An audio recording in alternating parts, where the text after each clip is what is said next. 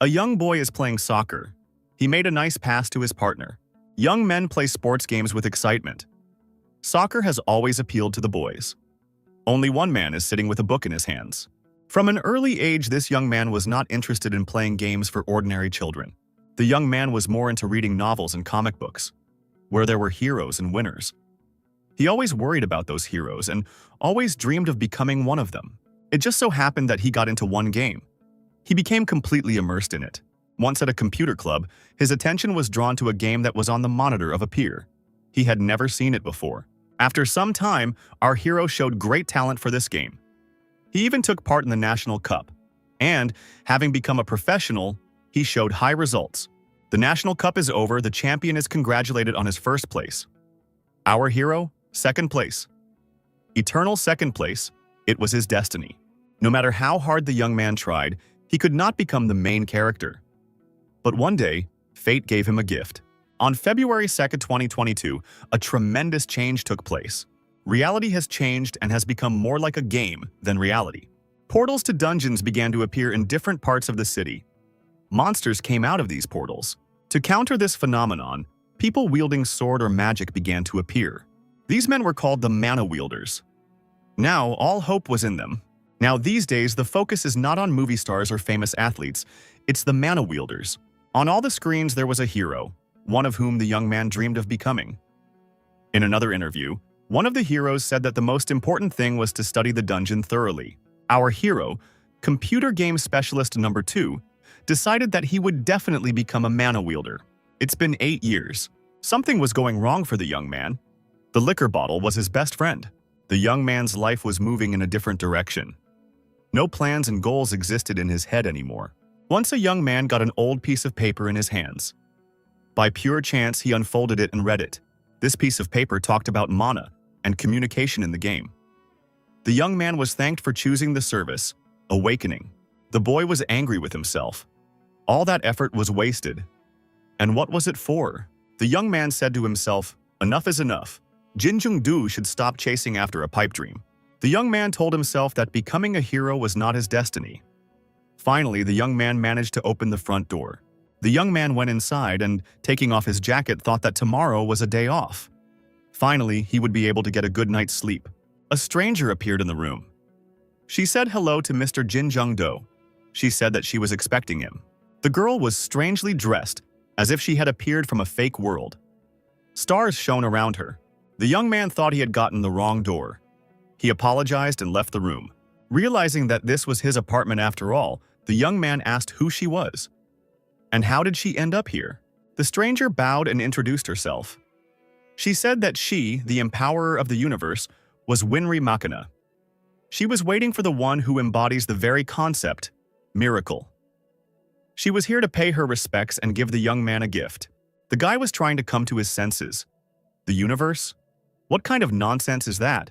Embodying the very concept of miracle? The young man thought he should stop drinking. He is so useless that the girl called his existence a miracle. Machina said that Mr. Jung-do is a very valuable person. He is the second person in the universe who has the third level of communication skill. The girl held out a glowing orb to the young man and told him to accept this gift, which the universe offers with its boundless respect for him. The guy bounced aside in fear and asked what was she doing. He yelled for her not to touch him. The glowing orb possessed the young man. His eyes lit up. The young man began to gain skills. With fear and surprise, he screamed. When the young man came to his senses, the girl was no longer in the room. Jung-do thought, what was it? The young man was on his knees and holding his chest. The young man felt that he had been successfully added skills. Hindsight, state window, resilience, infilauteria. The young man couldn't understand what these skills were and what was happening to him. He needed answers to his questions. The young man heard within himself the answer. The stranger answered him that that was it. That was it. She was honored to meet the second miracle. The boy shouted for her not to leave. After all, he still had many questions left. Jung-do held his head. Could it be a hallucination? Or did he drink too much this time? A virtual screen appeared in front of the young man. He remembered that one of the skills was the status window. The young man scanned this screen with his gaze. Many of the skills were clear to him. He wondered what the skill was, infolotharia. He poked his finger at that spot. A machine with multicolored balls inside appeared in front of him. The machine spit out a single ball and it landed in the young man's arms.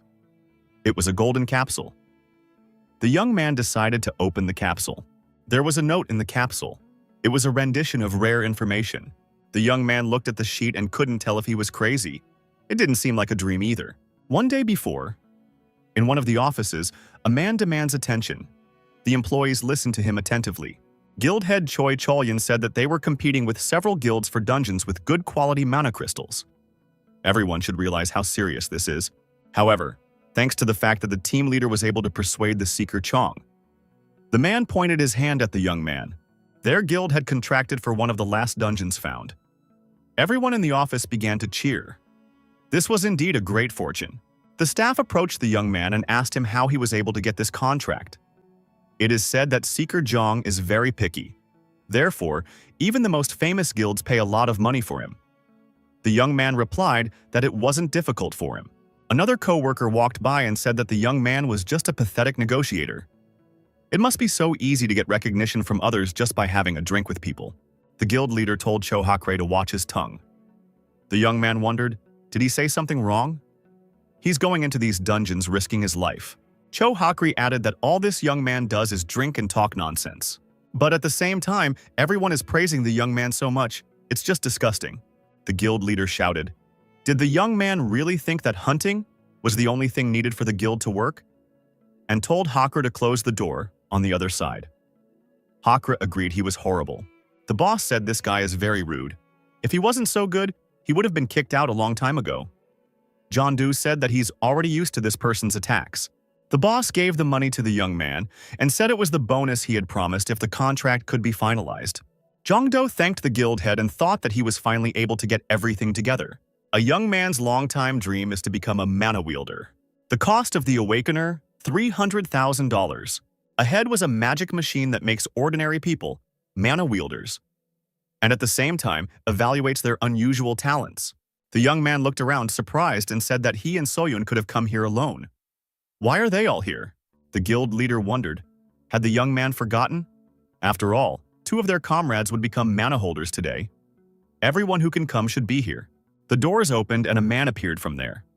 Someone shouted that the previous person had already finished. Next, it was announced that Ms. Yoon So-young could pass. The girl said she would go first. Everyone wished her luck. Jongdo saw his colleague and thought, why did he come too? Was it because of So-young? The way this guy was looking at So-young seemed very suspicious to him. He had a bad feeling about it. So he decided to be more careful. The young man looked at the scoreboard and thought that his mana wasn't very good. And everyone could see that.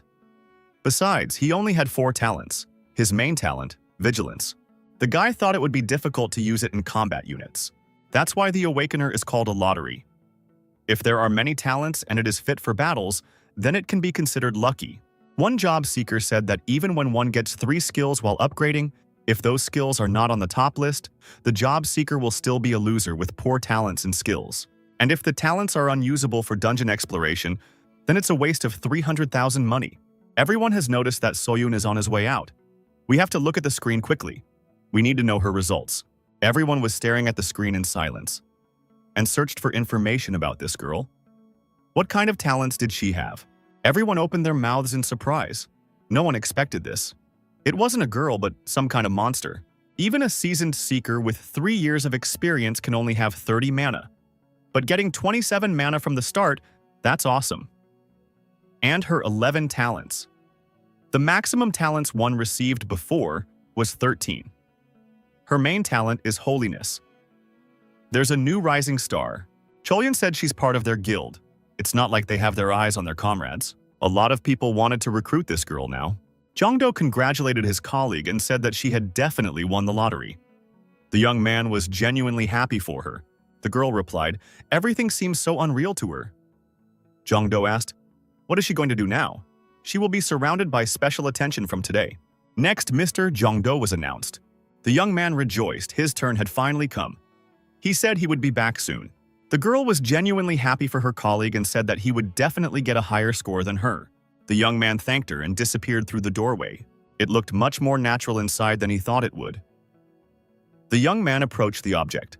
The young man was asked to relax and take a firm grip on the crystal ball in front of him. Jongdo realized that it was the famous Eye of Odin. The young man was told the approximate time, 10 minutes, and they added that he definitely had potential. The young man excitedly declared that he would finally become a mana wielder. He had been longing for this for so long. He'll be like the man he always wanted to be, and who he emulated in his heart. Everyone present, his guild members, looked at the screen. There was disappointment in their eyes. Cho Hakre said that he knew it. The Awakener couldn't show him how to use his talents in battle. The young man was not advised to join a combat unit. Jongdo walked out of the room. There was silence. The guild leader wanted to comfort the young man, but he didn't know what to say to him. Jongdo said that everything was fine. There was nothing to worry about. Failures can happen every day. The young men were given mana watches. Since they now have a license, the attendant on duty said that this watch contains information and details about the user. Therefore, it is recommended that you wear it at all times. So Yoon asked, maybe the young man should leave early and get some rest. Jongdo faked a smile and asked if the girl was worried about him. There's nothing wrong with him. Life doesn't end if you just don't get to join the battle group. The day was ending again for the young man with a bottle in his hand. So this is what it's like when everything goes to shit. The young man thought that his dream, which he had been working towards for 8 years after being a professional player, had been shattered. He had a bad talent. Jongdo thought so until he looked at the virtual scoreboard. He was amazed at what he saw. How could this be possible? Who is this woman anyway? Who came out of nowhere and passed on this incredible skill to him? Skills can be obtained after leveling up, or in dungeons with low probability of skill stone appearance. The young man didn't understand what was going on. His mind was a mess right now, but he was sure of one thing. If a young person has info lottery skills, they can get information about the future. Jongdo realized one thing. He needed to study this skill more deeply. The lottery machine appeared in front of the young man again. The cost of one attempt was 1 mana. The young man opened the capsules and read the information about what would happen in the future. He could not believe his eyes. There was even information that he would step on a caterpillar in the future. Jongdo was depressed. All those predictions were useless. The young man realized that this was a skill he had gotten from the talent game. But how could roulette be so unfair? The young man has only 1 mana left. That means one last try. Jongdo saw his real-time vitals on the screen. The mana clock will only show updated parameters when it receives an update from the Awakener. If he can use the status window to find out his stats, at the moment, he will be able to better strategize for combat. This has proven to be very useful. The young man regretted that he no longer had mana. Every human regenerates mana once every 24 hours. People with a maximum reserve of 100 would recover 100 mana a day, while he would only be able to recover 7. If he had another skill, he wouldn't be able to use it whenever he wanted. The same goes for this lottery. Jongdo could just increase his stock just a little bit at a time. He should be grateful for such an incredible skill. The lottery machine produced another capsule. It was an unusual shape. The young man rejoiced. A particularly rare piece of information had been obtained. He had received information about when and where the entrance to the dungeon would appear. Jongdo stocked up and equipped himself with everything he needed. He moved in the direction he had set out to go. The young man thought, how long would he have to go? After all, he should be there soon.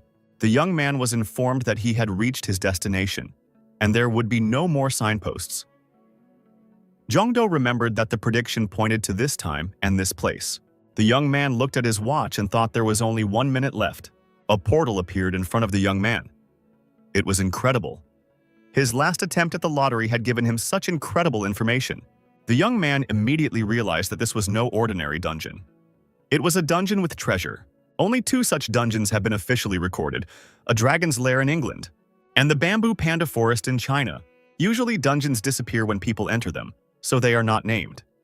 But sometimes dungeons get names and remain in the records even after they disappear. First, if the dungeon is destroyed, thus causing cataclysms. Second, if a legendary item was discovered in the dungeon. An Excalibur has been discovered in England. A crescent green dragon blade was discovered in China.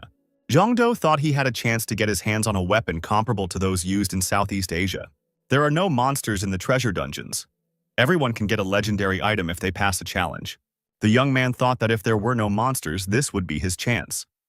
Even if there were other difficulties in the dungeon, he would have an advantage because of the exploration skill. Jongdo moved forward through the portal with a little apprehension, but with a lot of eagerness. The young man thought, if there are monsters in there, he has a chance to die. The guy thought it was funny. A game in which the stakes, his life. Turns out the young man was a gambler. He thought, would there be a hero who wouldn't go in with such a trump card up his sleeve? All or nothing. The young man was discouraged. Really? Again? The dungeon he had passed through here several times before? After all, he had walked straight ahead without turning around. How could he have gotten here again? Jongdo calmed down and realized what was going on here. It was an illusion, a magic that clouded the view. He's embarrassed to use his mana, but he applied the skill, research. The young man discovered hidden information. This wall was created with the unrivaled magic of illusion. It has been dispelled. The young man was astonished. He had unlocked the unrivaled magic of illusion. In simple words, it was dispelled. The guy thought it was very unfair at first, but he had at least one cool skill. Jongdo opened that door and walked to the other side of the wall. He decided it was time to deal with everything right here and now. The young man went inside and found himself in the company of strangers. The young man was told, "Welcome." There were only old people here. One of the old men said that the challenger looked terribly weak this time. But anyway, he was able to dispel the illusion and get here. It's certain that this young man must have some hidden talent. Jongdo looked around and realized that there were only dwarves around him. One of them looked at the young man and said, "No wonder those eyes were able to expose the illusion." He never thought that the young man would immediately recognize their race. There's no mistaking it here, the young man thought. Any way you look at it, they're dwarves. This dungeon was called the Dungeon of Mole Treasure. So dwarves are moles? And what were the dragons and pandas from the other dungeons? One of the old gnome men congratulated the young man on passing the first test and said his name was Giz. He added that in the second challenge, the young man would have to fight him. If the boy wins, you will reward him and let him out of here. The boy was frightened. The gnome stated that he would let the young man out of here anyway, even if he lost. So there's no need to worry. Jongdo asked, didn't he have to clear the dungeon to pass through? Giz asked why the young man was so surprised. There were 4 men before him that they had chased away after their failure. Giz added, hadn't the young man been told about it in the world?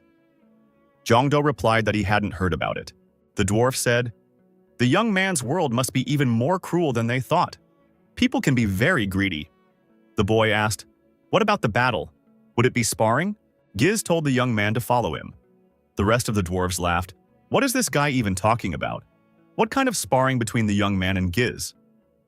People from the other world are so rude. They always want to settle things with their fists. They're 1,000 years away from that. Giz said the man before the young man attacked him with a knife. He then calmed down after Giz finished him off. The dwarf wondered if, in the young man's world, everyone attacked each other with a knife instead of a greeting. That's kind of barbaric. Jongdo thought that all these dwarves do is talk about how barbaric people are. It pisses the young man off. The dwarf said he fought humans as they wanted him to, but they always lost after the first blow. The young man was sure he was a barbarian too, with some 7 units of mana. Giz stated that they would fight by the rules of the dwarves. He was sure the young man would benefit from it. Jongdo asked why the dwarves kept inviting the barbarians over. The dwarf replied that they didn't do it because they wanted to. The young man thought it was a contract that limited their actions, in return for incredible power. A strong contract will lead to death if not honored. Giz told the young man not to slow down and to hurry up. The young man squeezed through the small-sized door. He wondered why this dwarf had such a nasty temper. The boy could not believe his eyes. In the room in front of the young man was an absolute masterpiece. The dwarf stated that it had taken the strength of each of them to create it. Jongdo saw a TV and a game console in front of him. The young man pretended not to care about it. The dwarf said, this is quite unexpected. The young man is not surprised to see such advanced technology. They will fight using it. The gnome said it would load soon and motioned for the young man to take a seat and wait. The boy thought, what chance did he have of winning at an unfamiliar game, even if he was a professional gamer? After all, this game was made by gnomes. The gnome said he would now explain to the young man how to operate the console. A lot of things seemed strange to the young man, but he had no choice. Jongdo said he thought he had seen it somewhere before. Giz replied that it was impossible. There are few places to see this kind of technology, even if you travel through a dimension. Jongdo thought that the dwarf had no idea that he was from just such a dimension. The dwarf was explaining how attacks and blocks were made. The young man thought that the character design was more close to fantasy. The arena design was also quite unusual. There were still some differences, but overall, it was the same game he had played all his youth, Legends of Legends. After a while, the gnome said he had taught the young man everything and asked if he wanted to try. The lad replied he hoped he could do it, and offered to get started. Giz wondered, was the young man really ready to give up yet? He was fine with starting. The dwarf said that people from other worlds have no stamina. To think he gave up before the fight even started. The guy picked up the remote control. The game will start soon. The young man activated the skill, Game.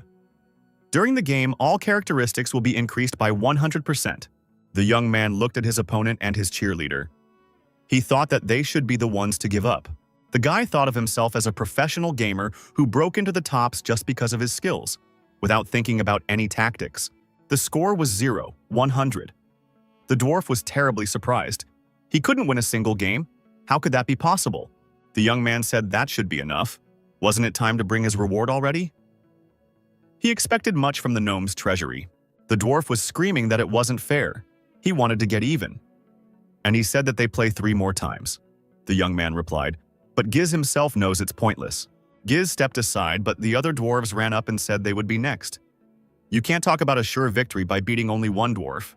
Jongdo thought, why does he have to do this?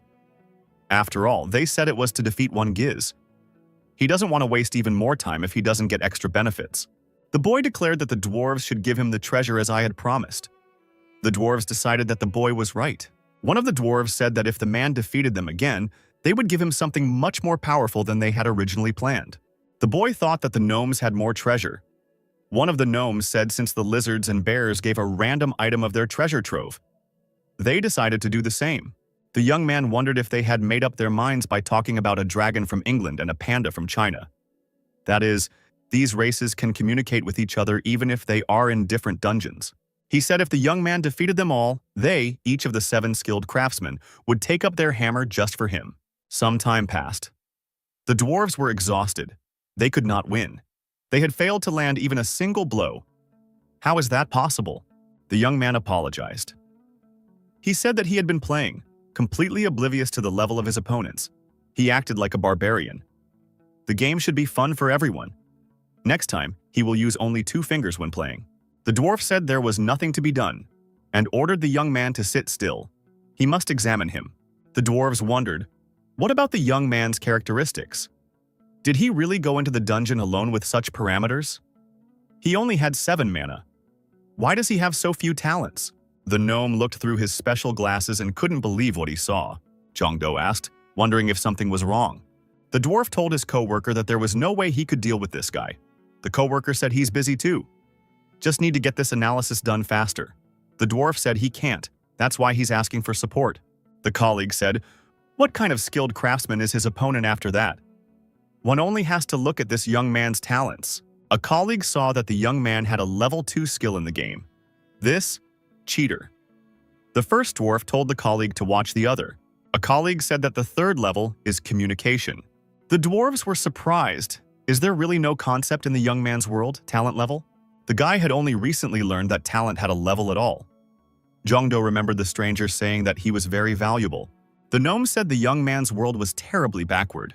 If his skills and talents are passed down in his family, he will be able to gain a 2nd level. The 3rd level has a completely different potential.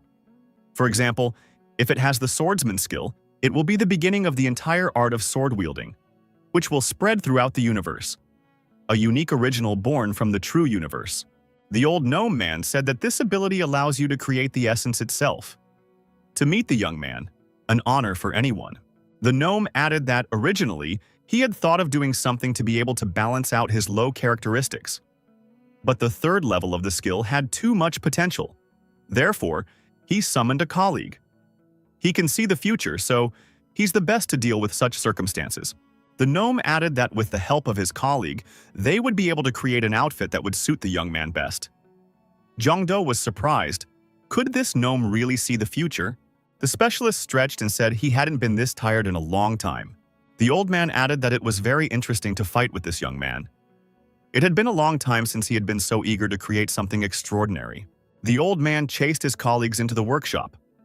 He said they should not stand around and pick up walls. The foreman did not let the young man into the workshop. He told him to stay where he was. If he went in with them, he would melt in a flash. The old man said it wouldn't take long. The young man would just have to wait. The boy wondered what the dwarves were going to create. Giz came out of the workshop and said they were finished. He tossed the young man a piece of jewelry in his hands. Jongdo held the bracelet in his hands. It was off the heat, so the metal part of it was still warm. The young man wondered if it was too fast. Maybe they had tricked him and just pulled something out of their vault. The old man said they had someone who could see the future. Did he really think they couldn't control time? The gnome added, "If a weakling like this young man takes the treasure with him, he will have to face evil mobs. If he doesn't like it, he can return this bracelet." Jongdo replied, "He didn't say he didn't like it." The young man thought, "Are all dwarves really that powerful?" The guy thought they were going to destroy him if he asked how to use the bracelet. He decided to use the research mode and find out for himself. The gnome, the seer, gave the young man a sack of something. He told the young man to take it. He was lucky enough to see the third level of the skill, so this would be payment. Jongdo looked into the bag and saw that there were mana crystals.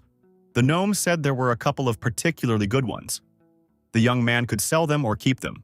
The young man decided that if he sold them for a very high price, he would get rich. He thanked the old man. Giz says they're letting the young man go because they're done. But first he has something he wants to say to the young man. The old man said he hadn't been this happy in thousands of years, and he suggested that if he could, the young man should come again. The boy didn't have time to thank the dwarf before he was hit hard on the head with his fist. Sparks flew from his eyes. In the next moment, the young man was lying on the grass. His backpack and a bag of mana crystals were beside him. Jongdo grabbed his head in pain. He wanted to say something to the gnome. The young man opened his eyes and saw that he was back at the foot of the mountain. He realized that he had returned from the dungeon. The young man had the feeling that he was dreaming it all, but the bracelet on his arm said otherwise. The bump on his head was real too. The young man thought that he even respected the dwarves, and how hardworking and skillful they are. Jongdo activated the virtual screen in front of him and started the research mode. He was interested in the bracelet. After studying the data, the young man was a little frustrated. Was this really it? The increase in performance was an incredible bonus, but the legend said that Excalibur and the Green Dragon Crescent Blade could cut monsters in half in just one swing. Is this bracelet too weak? The ability to change his form into any weapon he presents sounds kind of vague too.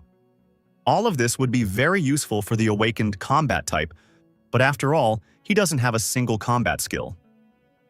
The guy remembered about his info lottery. The young man had used research twice, so he should have 5 mana now. If you also take into account the free try once a day, he has a total of 6 tries. The guy decided to try his luck. Jongdo was upset that he didn't get anything good. The next day came. The young man walked into the office and wished everyone a good morning. The head of the guild looked at the young man and said that he had deigned to come to work today. The young man found the office deserted. The young man saw that Soyeon wasn't at the place. The chief said that the girl worked yesterday, so he gave her the day off for today. He added that they were both awakened, but giving only one of them time off was a bit unfair. Jongdo asked the boss, "Where did the employees from the combat unit go?" The boss replied that he had also given them time off, so that they could get some rest before the expedition. There were only 6 days left before the expedition. Jongdo thought, did the boss do this on purpose to keep him away from Cho Hakre? The young man thought that his boss looked very stern, but inside he was very judicious. In any other guild, he would have been thrown out on the street by now, as he was a total zero as a mana wielder. The leader asked if Jongdo was going to participate in this expedition. Even if a young man has bad talents, he still needs to get his first skill. Once in a while, people get a good skill and become part of a combat unit. The boy replied that of course he would go. That's why he joined the guild. The boss wondered where the young man had gotten that bracelet. It looked pretty cheap. The young man squinted his eyes and said he had just been given it. The guy decided that no one should know that he had gone to the dungeon with the treasure. The young man thought that this would be a great opportunity for him to try out the Lord of all weapons, and to test the dwarves' gift in action. The day to start the expedition had arrived. The boss asked Cho Hakre if he knew what time it was already. Hakre replied that he had to deal with unforeseen circumstances. The guild leader said to have Jongdo check the analyzer to make sure of the information that Seeker Jong had given him. The young man said that everything was ready. A rank D, destructive-type dungeon for a maximum of 10 people. Everything was as they had been told. The guild leader said that thanks to someone, they're late, but he'll instruct them anyway. The boss reminded them that this is a rank D dungeon. Their goal is to collect as many mana crystals as possible. Also, they have to help the team leader, John Doe and Soyoung, level up. So we should let the youngsters destroy the mobs. Hakurei told our hero that he came even with such useless talents after waking up. Isn't he ashamed of himself? The guy replied that at least he wasn't late because he forgot to go to the bathroom. Hara noticed that the young man was a bit too talkative for an ordinary handyman. He seemed to expect a good skill once he leveled up. Jongdo replied that that's exactly what he's counting on, but until he tries it, he won't know. Boss said that the combat squad would include all 6 of them. That would definitely be enough for a rank D dungeon, even though this squad was larger than necessary during the expedition to the rank C dungeon. 2 of their rank B comrades died, and only Cho Hakurei and the 2 rank C guys were able to survive. This was something everyone should remember. Safety first, everyone must follow the captain's orders. The guild leader said, the most important thing was for no one to relax. The boss said the expedition is starting. Everyone must return alive. The young men entered the dungeon through a portal. Just as the group entered the dungeon, they were already expected. The young man said, did the lizard really get them from the start? Hakurei said, keeping out of the way and out of the way. Hakurei, using his skill and combat experience, immediately dealt with the enemy. Everyone was amazed at what they saw. This young man was certainly a brute, but definitely an expert in his field. Jongdo understood what it meant to have an A rank. Hakurei said that he let that monster live, and he told Ms. Soyoung to destroy it. Soyeon killed the monster, plunging her sword into its chest. Hakurei added that the mana crystals from the corpses would be collected by Jin Chongdo. He must not miss a single mana crystal. Soyeon remarked that she should take it up as the youngest. Hakurei replied that social hierarchy means nothing here. Once a group enters the dungeon, everyone is equal. Jongdo said that he would be collecting those mana crystals. Jongdo told the girl that it's okay, and he would do it. Hakurei told them to keep up and keep up the pace. Hakurei stood near another monster and called out to Ms. Soyeon. The girl replied that she had already destroyed the past 2 monsters. Let this monster and the next one be destroyed by Jongdo. That would be fair. Hakurei said that Ms. Soyoung doesn't understand something. They don't have to be honest. Soyeon was surprised. How could Hakurei say such a thing? The young man said that the girl had 27 mana and 11 talents. Such stars were rare, even in their region. And Jongdo only had 7 mana and 3 trash talents. Hakurei said, after all, it's obvious who he should give a chance to, for the sake of their guild's future. The girl objected. She said that the guild leader would never think that. Hakurei said that here he had the right to decide how this expedition would proceed. The young man recalled that the guild leader said for everyone to follow his orders. Or is he wrong? One of the contestants said that this Hakurei guy was pissing her off already. She has never liked him. A coworker added that he never uses any tactics or teaches beginners. They decided to complain about him as soon as they are done. It seemed strange to them. Hakurei was a scoundrel, but he respected the guild leader. Hakurei was ready to face the monsters coming at him. Jongdo realized that the squad members would complain about Hakurei to the head of the guild. Is he so stupid that he doesn't know the consequences? What the hell is he thinking? After another battle, a bunch of corpses of ruthless monsters were left in the room. Jongdo thought that Soyoung had gotten 10% of the required amount of experience. Maybe it was for the best. We should have followed Hakurei further. The squad arrived at the next room. All that remained was to open the doors. Suddenly, there was a roar and a huge monster with glowing eyes appeared. It moved straight towards Jongdo. Someone in the squad noticed that this boss monster was very different from the others. Hakurei fearlessly attacked the monster, and wielding his swords, he began to destroy it. The young men thought the young man was being extremely violent. The monster was destroyed. Hakurei noticed that he needed one decisive blow to do it. The young men thought that this Hakurei definitely deserved an A rank. Everything ended well. It was definitely better than standing in suspense waiting for another battle. The young man said, if Soyoung got all the experience points she needed, should let them finish off this monster Jongdo and get out of here. The young man added, after all, they should help newcomers level up. How can you give all the experience to one Ms. Soyoung? Hakre said he didn't care. That, in any case, none of them would leave here alive. Suddenly, Jong-do shouted for his colleague to dodge. The guy didn't react in time and found himself pierced through and through by the sword. With an icy stare, Hakre stabbed his sword at his colleague right in the chest. Hakre said he thought he was about to die of boredom. A member of his group fell to his knees. Everyone thought that Hakre, the madman's eyes lit up with rage. He began to spin his swords, and everyone realized that he was serious. Hakre pounced on his companions. They were confused and had no time to do anything. The villain was destroying them with his weapon. The survivors were Jong-do and Soyoung. Hakre asked, "This must be their first time seeing someone die." "I wonder why they aren't screaming," Jong-do asked with surprise. "What did he do?" Hakre looked around at his companions. They were lying there, defeated by the wretch. The rascal laughed and said that a pleasant feeling now visited him. Jong-do realized that every second was precious. He applied his research skill. Jong-do saw that the body snatcher was in front of him. It turned out that Hakre had been a killer all along. Last time, in that dungeon, he had also destroyed his two co-workers. Hakre headed straight for the young men and said that Jong-do was quick-witted, but not fast enough, because those two are about to die by his hand. Hakre added that he honestly didn't really want to rush things. But after Soyeon's awakening, he couldn't keep his temper any longer. The villain said that the girl had incredible powers. How strong will he become when he destroys Soyeon and absorbs her power? Hakre added that it was very difficult for him to hold back. Hakre added that he had nothing against Jong-do. No one would care about his behavior because he looks like a fraud. Hakre stated that as compensation, he would destroy Jong-do with one punch.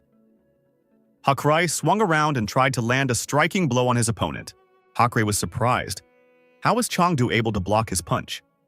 He didn't intend to throw a full-force punch, because he wanted to torture his opponent a bit. But that strength should have been enough to destroy the sword in his hands. Hakre noticed that his opponent's sword didn't look ordinary. He immediately noticed the Lord of all weapons. Suddenly, Soyeon ran up to her opponent. She threw a punch at him and asked him how he did it. Hakre fended off the blow and counterattacked the girl. He told her to sit still and wait for her turn.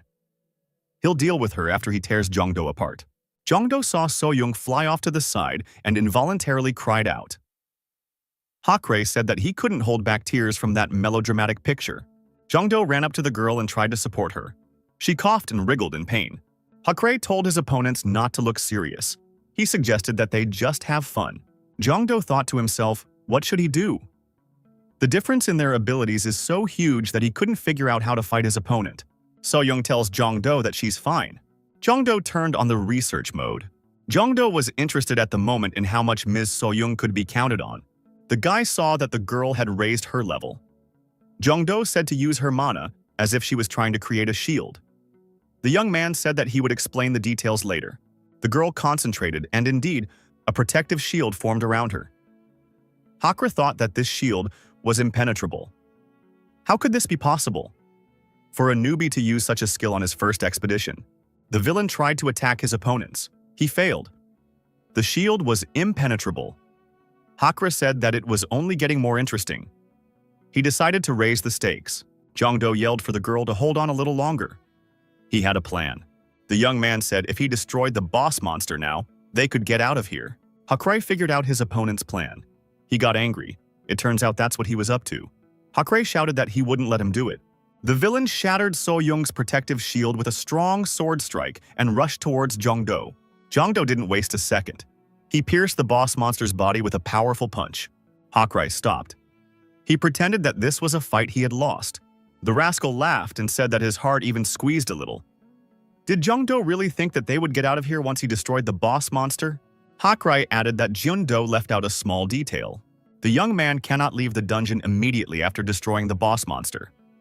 He will need to wait at least 10-30 minutes. Hakre added, it seems even a genius like Jong-do didn't know that. Jong-do muttered something. The villain put his hand to his ear and asked what the young man said. He seemed so frightened that he couldn't speak properly. Jong-do said that the villain miscalculated this time. Jong-do said that he wanted to level up. The young man was informed that he had reached the second level and obtained the skill, Linking Lottery. This means that he can borrow the skill of a randomly chosen person recorded in the true universe. Jong-do showed his opponent that he was using a skill he had learned. The young man stated that Hakre was now the victim. The villain saw his opponent transforming. There was a powerful energy emanating from him. Hakri couldn't understand what was even going on. After all, it wasn't even a skill. He had just given the mana a physical form. The villain thought he could not allow this to happen. He lunged at his opponent with the desire to destroy him. Before he could do anything, Jongdo repelled the enemy's attack with a weapon that appeared out of nowhere in his hands. Jongdo was pleasantly surprised. He had a heavenly halberd in his hands. It was a deadly weapon. The young man activated the status window. He needed more information. The boy realized that he was holding the weapon of the legendary hero Luibu. It was the weapon the man had wielded before his death. Guy didn't realize how hard he should hold the halberd in his hands, or at what angle to strike, or how hard to attack. The young man felt that his body knew it all. This is the linking lottery. Hakre shouted that his opponent is still trash. He can't overcome the limits of his abilities. However, Chongdu was skillful in wielding this deadly weapon. The opponent couldn't understand how he could do it. Hakri shouted for his opponent to stop pretending. Did he think he'd be afraid of a weakling like him? The rogue shouted that he was about to destroy the young man and swung his swords at him. Jongdo responded with a precise swing of his halberd. Hakre thought he had already reached his goal. His opponent stood uncovered in close proximity to him. Hakri decided that at this distance, even an S-class hunter wouldn't be able to dodge his strike. Suddenly, Jongdo swung his halberd sharply and chopped his opponent's swords apart. Jongdo told his opponent to burn in hell, and with a precise movement of his halberd, he struck the villain. Jongdo said that even an A-grade Cho Hakre was not his equal.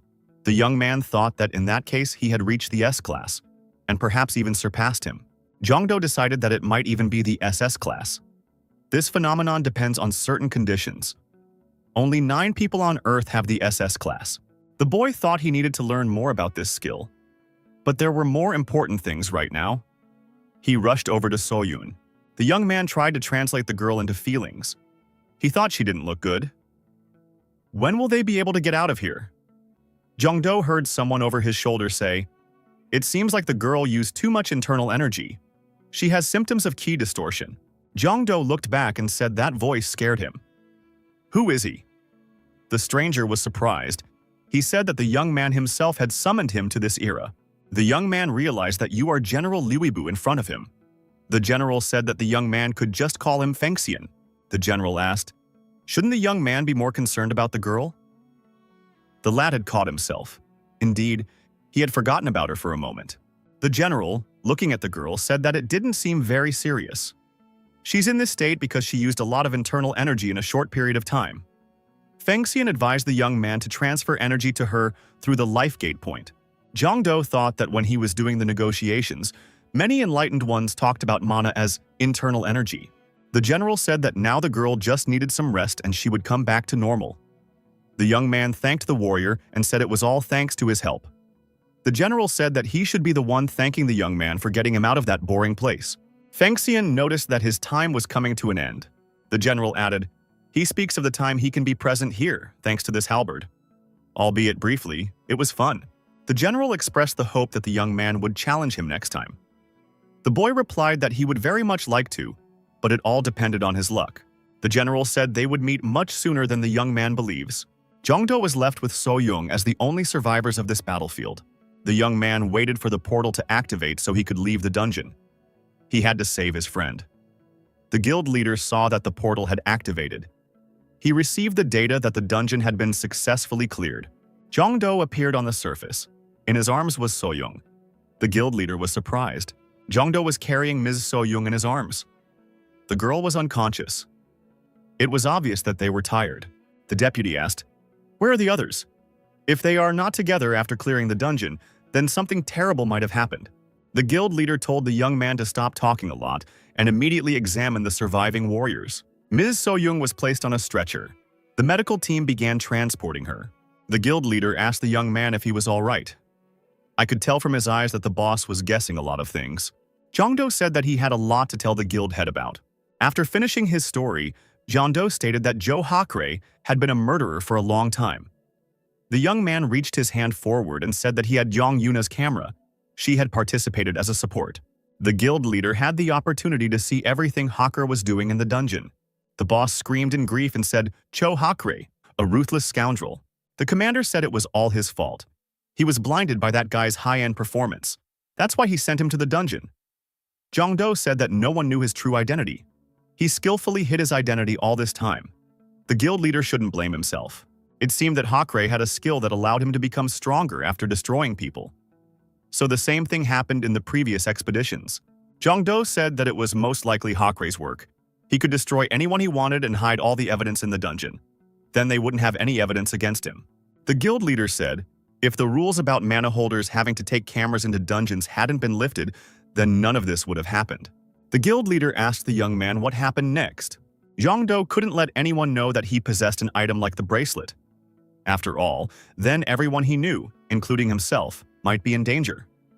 The young man said that the lizard they had defeated had mutated.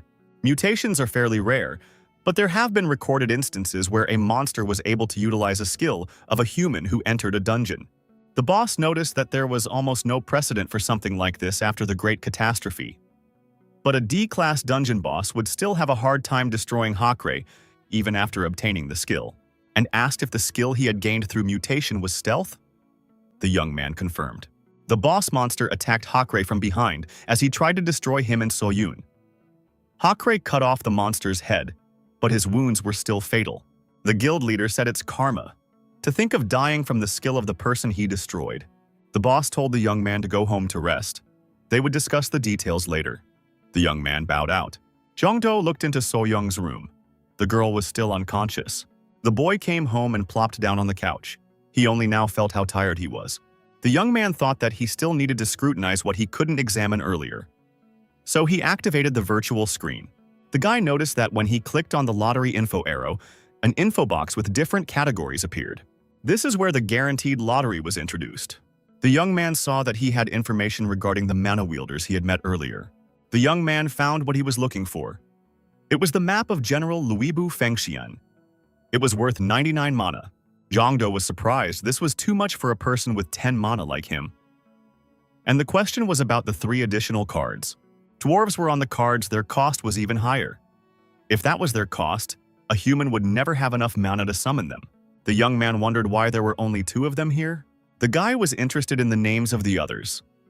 In order for their names to be entered into the database, he would have to meet them in person and find out their names. The young man realized that the true power of this ability was that he would be able to load the skills he needed depending on the situation.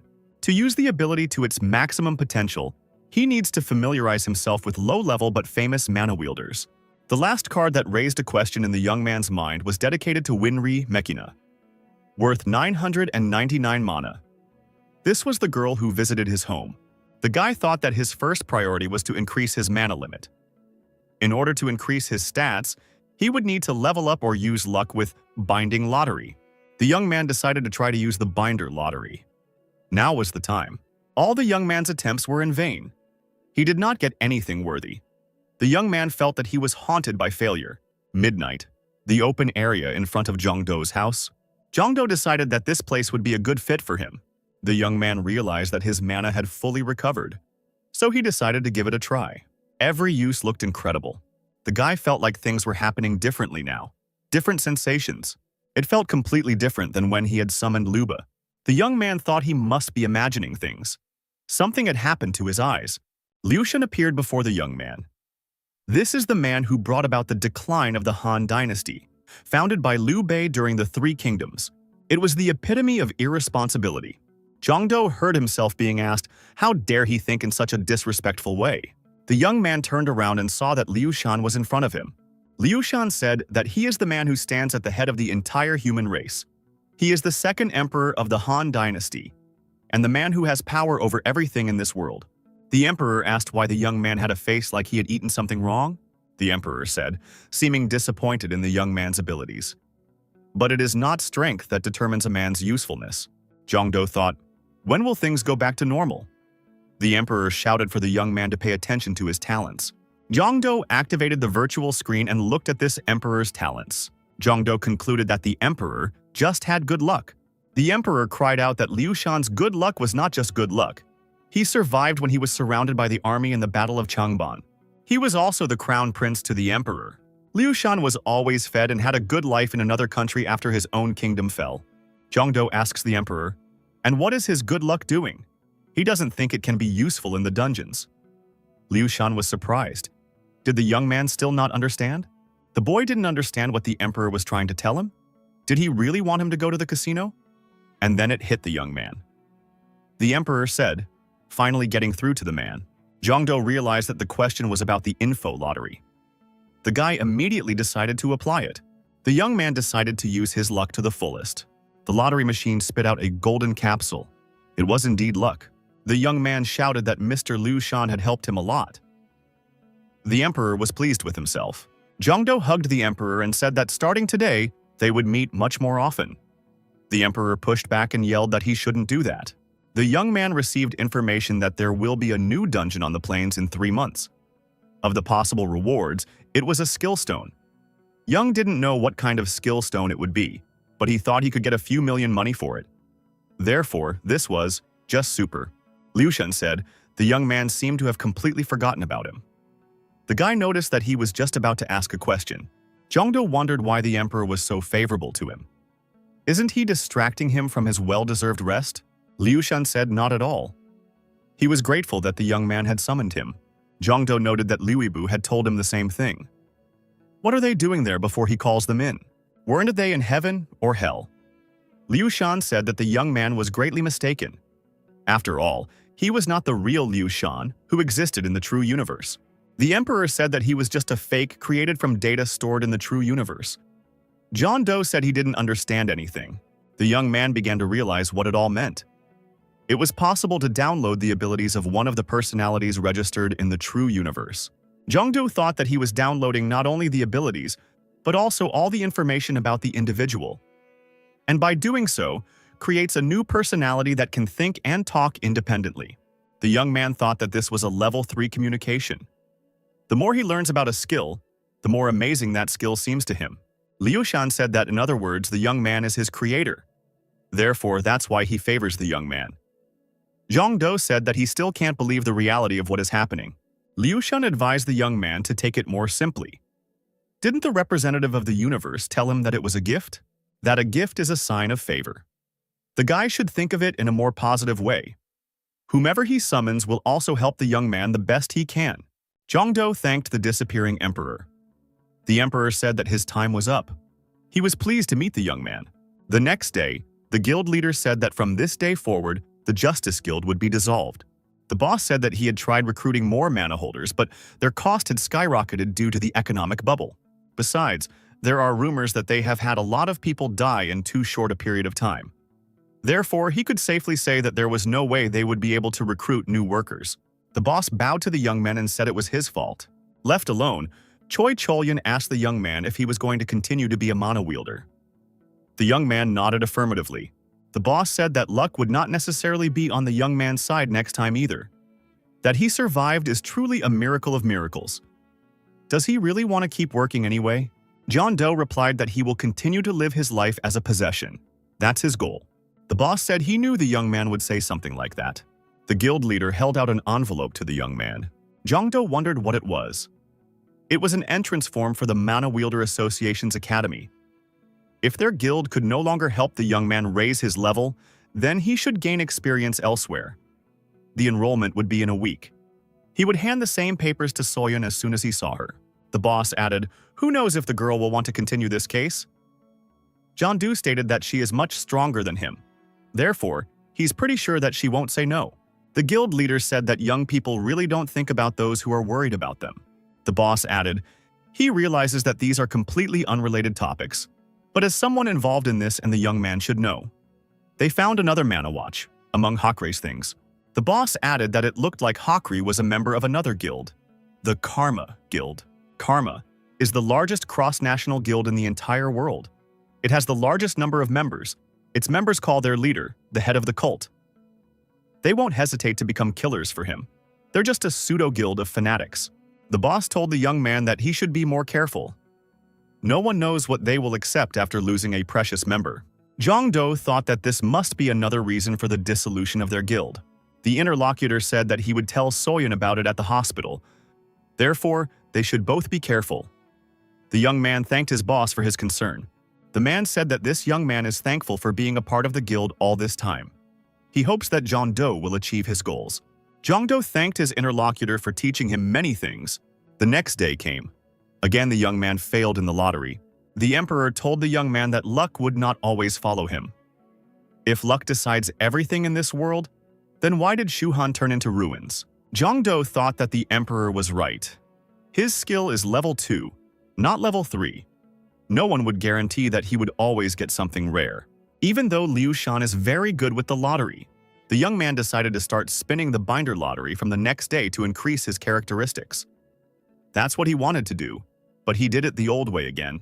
Jong-do excused himself and said he thought he would definitely get lucky today. The next day came. The boy decided that today he would definitely spin the binder lottery.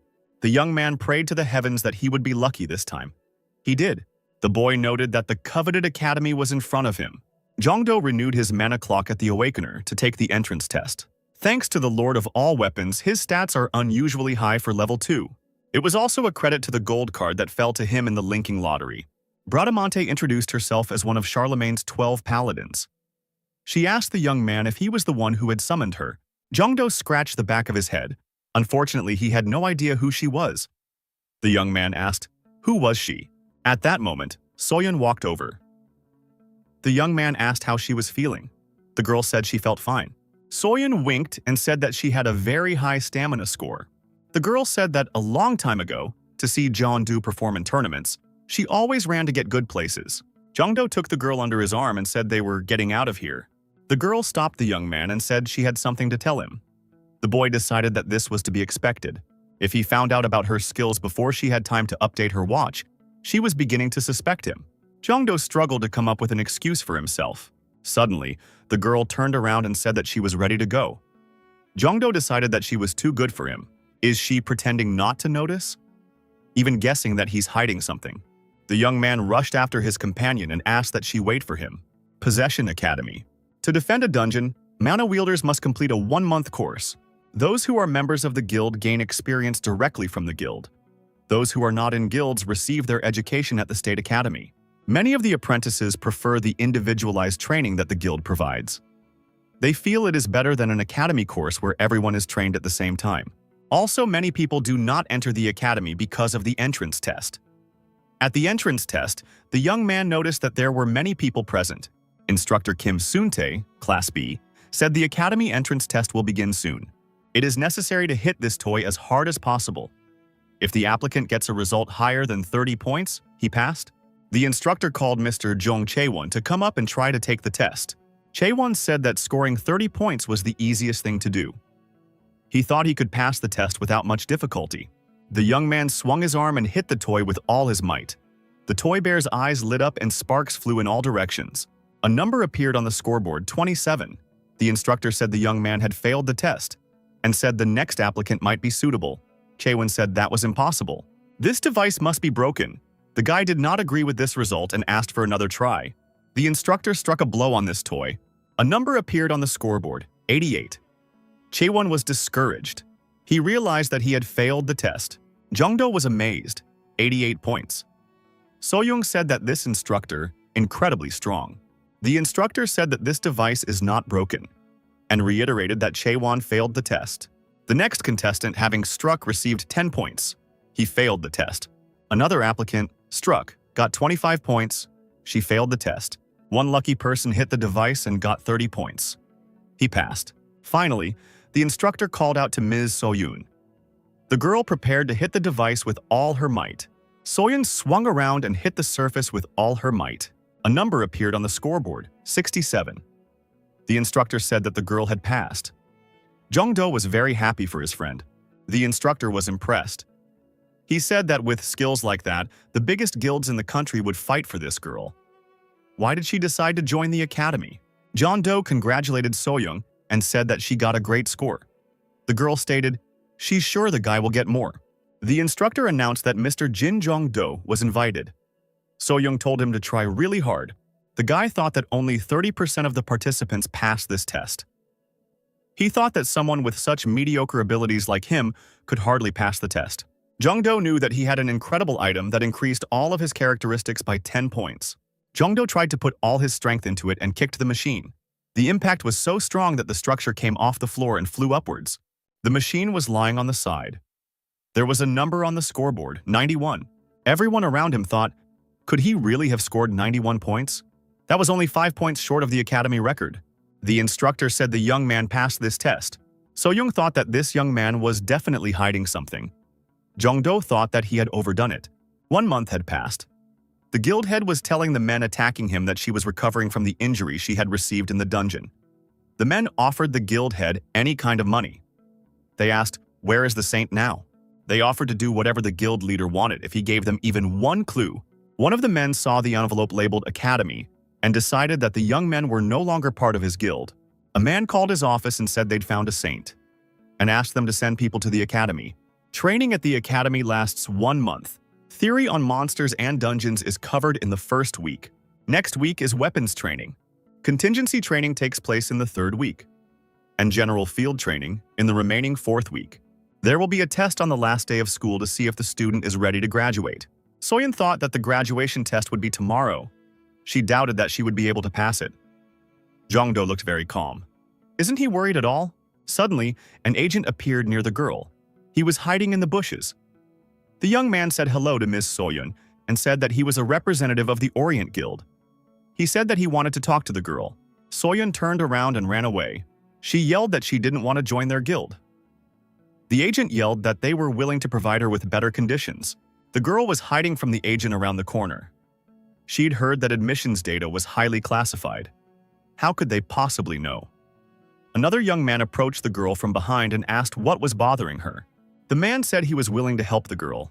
The stranger handed Ms. Soyeon a booklet and said he was a representative of the Rams Guild. Without a word, the girl turned around and ran away from the agent too. There was already a crowd of men running after her. The girl shouted that she wouldn't join any guild and asked to be left alone. Soyeon managed to run inside the building and locked herself inside. The agents shouted for the girl to come out immediately. So-young hid in the academy's dining hall. She took a seat at the table with Jong-do. The young man asked, really, are they inviting her again? They even snuck into the academy. The girl noticed that the day before, they followed her even to the training room. Jong-do noticed that she would be treated special wherever she joined. Why wouldn't she take advantage of this offer and choose the guild that provides the most favorable conditions?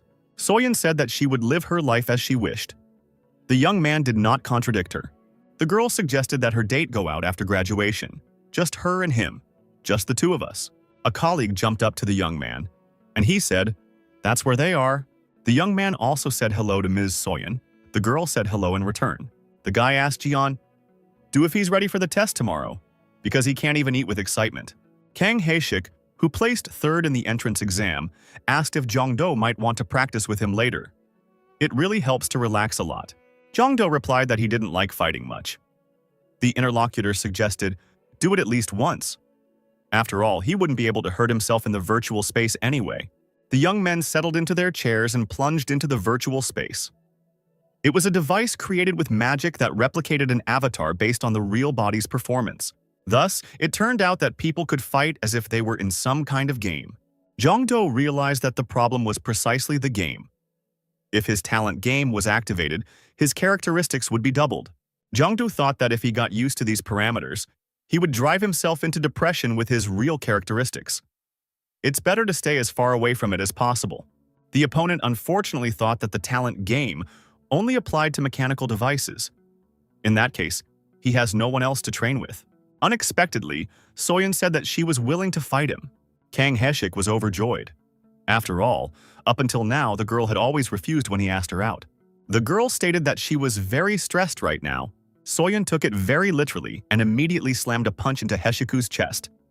The young man flew backward with a scream. He fell to the ground. The young man shouted, did she really want to destroy him? The girl, calming down a little, asked, what was he talking about? Soyeon added, after all, this is a virtual space. After all, Hae-shik himself had said that there was no way it could harm the real body. Hae-shik forgot that there was a girl in front of him and said that, in that case, he too would put his best foot forward. Soyeon struck with such power that her opponent could do nothing against her. He only had time to defend himself. The young man couldn't understand where she was a saint. Jong-do, watching this fight, decided that the girl was being very rude. Although So-young's attacks were definitely strong, But Hashika's ability to block all these attacks was also at a very high level. The guy was shouting that he wasn't in any pain at all. Soyeon dodges and delivers a very strong punch right to her opponent's jaw. The blow was so powerful that the young man threw his head back and flew upward. The instructor watching from the sidelines thought the young men were studying for tomorrow's test. The teacher thought he had very high hopes for Mr. Jongdo. It was all because of a strong first impression. When I took the placement test, the instructor recalled that it was exactly the same 3 years ago. There was a monster that broke the 90-point mark.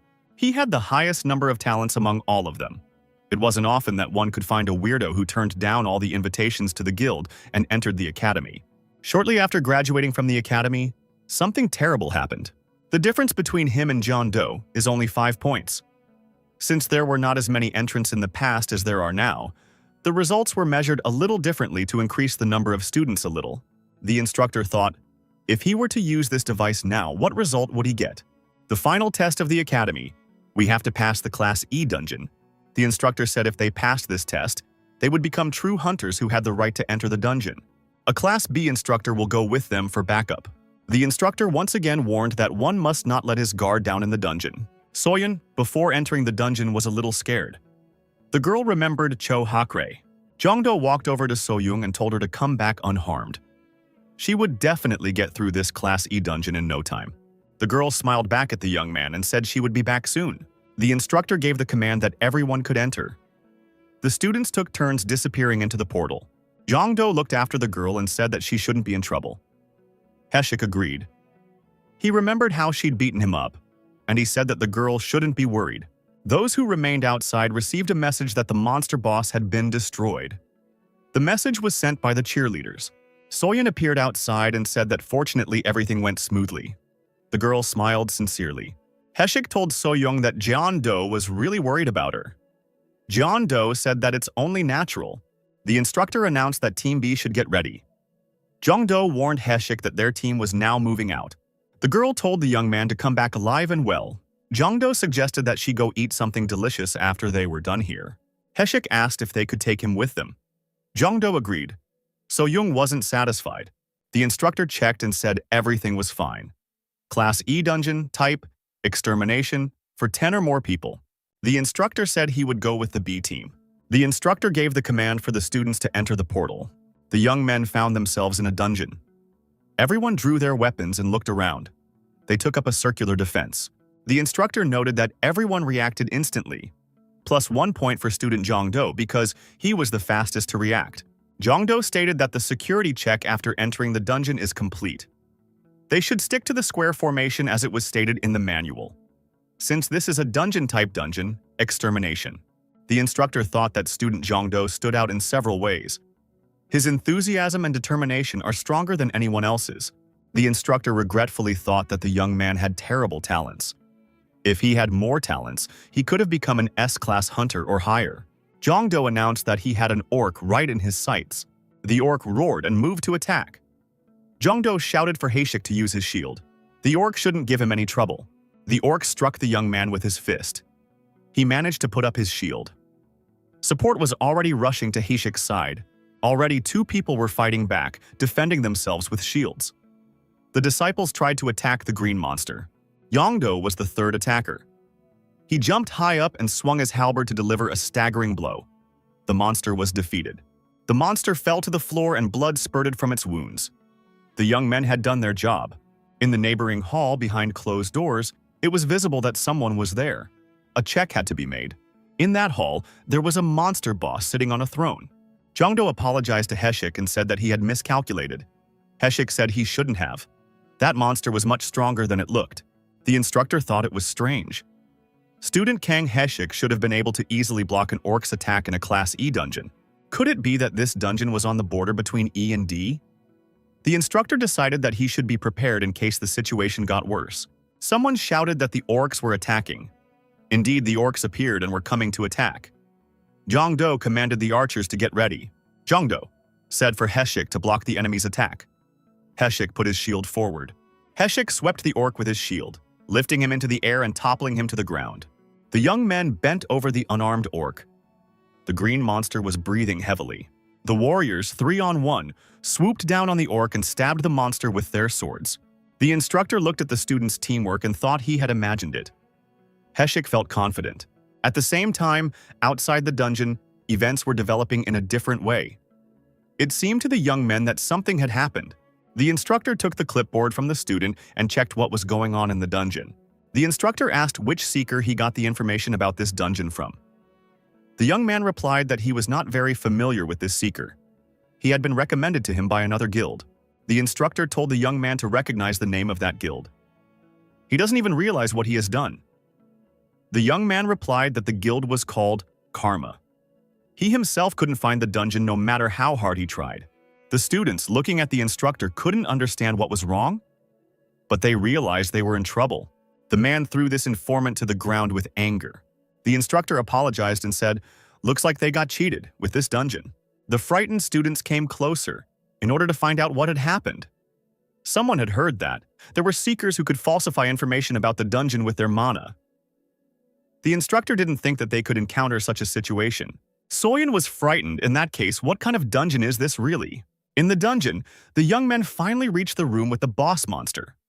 All that remained was to unlock the door. The warriors piled on the doors with the intent of swinging them open. Yongdo felt a frightening aura outside the door. He hadn't felt such an aura even with a D-class dungeon lizard. The door opened and the whole group decided to go inside. The young men were terribly surprised. They did not expect to see such a monster of a boss. The monster boss stared intently at the squad that had entered. His gaze spoke volumes. The young men choked. For the first few seconds, the instructor felt as if he had water in his mouth. He couldn't say a word. Upon regaining consciousness, the young man yelled that there was an emergency. They immediately stopped the test and returned. The instructor said that the class of this dungeon was not E. The monster jumped up from his seat and rushed towards the squad of humans. The monster was horrible. His eyes burned with hatred. It swung its axe and roared loudly. This was a Class A dungeon. The portal outside was cordoned off and no one was allowed to get close. There were guards around the perimeter. A special agent appeared and asked where the perpetrator was. The instructor said he fainted, and he's in shock now. The girl, a special agent, said that as soon as this young man came to his senses, he should be taken into custody immediately. She told her colleague to contact the Karma Guild, and she wanted information regarding the guild's rally point. This girl was the group leader of the S-Ranked Players Association, SEO sang he. The girl was outraged. How dare they give such a scumbag a job in the guild? How could the dungeon type be mixed up? Not to mention that it's a rank A dungeon. A colleague said that Kim Suntae, a top B rank instructor, accompanied this group. The dungeon had a boss type, not a sweep type. A dungeon with a rank A boss type is equivalent to, or even higher than, a rank S sweep type dungeon. The girl thought that the rank B players were already dead. There was no way to save them. Ms. Soyun refused to believe it. She hoped the young men would survive. The girl inquired if there was any way to save the people who were now in the dungeon. Sang-hee said that she didn't know that way. They can't get there yet. The girl added, all they can do now is avenge those who are there unfortunate enough to die. In the dungeon, Jongdo stood one-on-one against the boss monster. The young man had no other choice. The instructor shouted that he was using hypnosis slings and sent special putas to put them around the green orc. The orc found himself deactivated for a while. He was bound hand and foot by this hypnosis. The instructor said that from now on he would be the leader of the hike, and everyone must obey him. The young man told everyone to calm down and follow his instructions. The instructor said that he has managed to control this orc so far. The warrior should deal as much damage to the monster as possible during this time. The orc tensed up and began to tear those bonds. Everyone was very frightened. The young people thought they were finished. The instructor also noticed that the orc was starting to break free. If this continues, everyone here could die. The monster boss glared with his eyes and showed with his entire appearance that he was ready to destroy the opponents. The instructor got into a one-on-one confrontation against this orc. Jongdo came to his rescue. He jumped up high and damaged his opponent with his sword. The angry orc screamed loudly. He had lost some of his spikes sticking out from behind his back. Everyone noticed the sword in Jongdo's hands. Someone said, Hyungnim. 10 minutes before, the entire group had stood in indecision, staring at the orc who had broken the bonds of hypnosis. Jongdo thought that even that was useless against him. The young man decided that reinforcements were needed. An old friend appeared in front of the young man and asked how Jongdo was doing. The emperor asked if it was a monster. John Doe replied that the situation was very complicated, and he would explain everything later. The young man told Liu Shan that he believed they would win. Liu Shan said that he can't fight, and it is unclear what the young man believes. John Doe activated the merge. He had to do something urgently. The guy wondered if it would be possible to get the information when downloading. He should use merge. The young man was told that he had used the fusion 10 times already. Liu Shan said that the boy was using his favor very well. Suddenly, a pillar of light struck the ground from above, and Zhang Dou saw the coveted map. The boy shouted that this was it, the diamond map. At the same moment, the young man had a huge sword. Zhang Dou used the sword to strike the green monster with a devastating blow. The instructor was amazed. How could the trainee achieve such a result? Zhang Dou said that he was just very lucky. The young man changed his status. Level 99. Siegfried was the hero of Germanic mythology. Zhang Dou didn't expect it to be a dragon hunter, the man who managed to slay the dragon from the Scandinavian epic. The orc shook off the crushing blow and came to his senses. He was ready to continue the fight. Zhang Dou was surprised that the green monster was still alive. Come to think of it, even Cho Hakre wouldn't have been able to do significant damage to it. The young man wondered what level his opponent had. The boy received information that the orc had a level of 82. The young man was very alarmed. It turns out that this orc is at the peak of the S rank. Zhang Dou decided to take the fight. The orc moved to attack. He swung his huge axe. Zhang Dou dodged his opponent's attack. He swung his deadly sword and prepared to counterattack the green monster. The young man struck his opponent's axe with all his might. Sparks flew in different directions. The boy thought to himself as he was facing an opponent with a measly S rank. The young man said he was very interested to see how long the orc could last against SS rank skills. The orc was having a hard time. He was taking damage. The green monster lost one eye. The orc screamed in pain. The young man dodged, and the orc made a deep hole in the floor with his powerful axe. Zhang Dou struck his opponent's body with his sword several times. The orc continued to scream even louder with rage and despair. Zhang Dou, from a safe distance, asked, "Is this really all his opponent can do?" The orc, burning with anger, screamed and launched a reckless attack. The young man met his opponent with his deadly sword. The young man thrust his sword forward and said that it was time to end this battle. Zhang Dou rushed forward and thrust his sword forward. He was going to strike the orc and pierce through his body. Everything went according to the right script. The young man jumped up and his sword slashed through the green body of the monster like butter. The orc screamed and fell to the ground. The Scandinavian king told the young man that it was a great job. He congratulated him on his brilliant victory. The young man replied that it was all thanks to him. The students ran up to the young man and thanked him. They said that if it wasn't for him and the instructor, they would probably be dead by now. Zhang Dou said the most important thing was that they were all alive. The instructor said with admiration that Zhang Dou, well done. He has a lot of questions, but they have to get out of here first. Suddenly, the orc hissed. He pulled his hand towards Zhang Dou. Heshik yelled for Zhang Dou to be careful, and be more careful. Heshik managed to set up his shield, which took the brunt of the impact. The monster tossed the young man away and Heshik flew off to the side. The shield fell out of his hands. Zhang Dou shouted and jumped over the monster and swung his sword. The young man saw that this monster had blocked his strike. How could this be? Zhang Dou asked the instructor. Was this some kind of skill of an orc? The instructor said that an orc lord is basically a monster that uses a melee attack, shooting down with its scream. This orc should have no such skills. The instructor said that he had one guess. With a very low probability, the dying monster could use the new skill. This skill is called Mutant Anger. All the young men froze in place. They realized they couldn't move. The instructor said that the orc executioner. Zhang Dou activated the skill, Endurance. However, he noticed that this orc had become significantly faster. The orc decided to strike the young man from above with his powerful fist. Zhang Dou had time to put his sword up to block the blow. The young man held back the monster's onslaught. The Scandinavian king told the young man he thinks it's because of the Dragon Blood Awakening skill, which he has. The Scandinavian king said that this is a power he gained after defeating the evil dragon Fafnir. This skill restores all of the player's wounds, reflects attacks, and temporarily increases stats when health decreases. Zhang Dou remarked that this was a terrifying skill. The king warned the young man that the danger was behind him. The monster tried to hit the young man with his fist. Zhang Dou had time to turn around and block the blow with his sword. During the battle, the king told the young man that his time was at hand.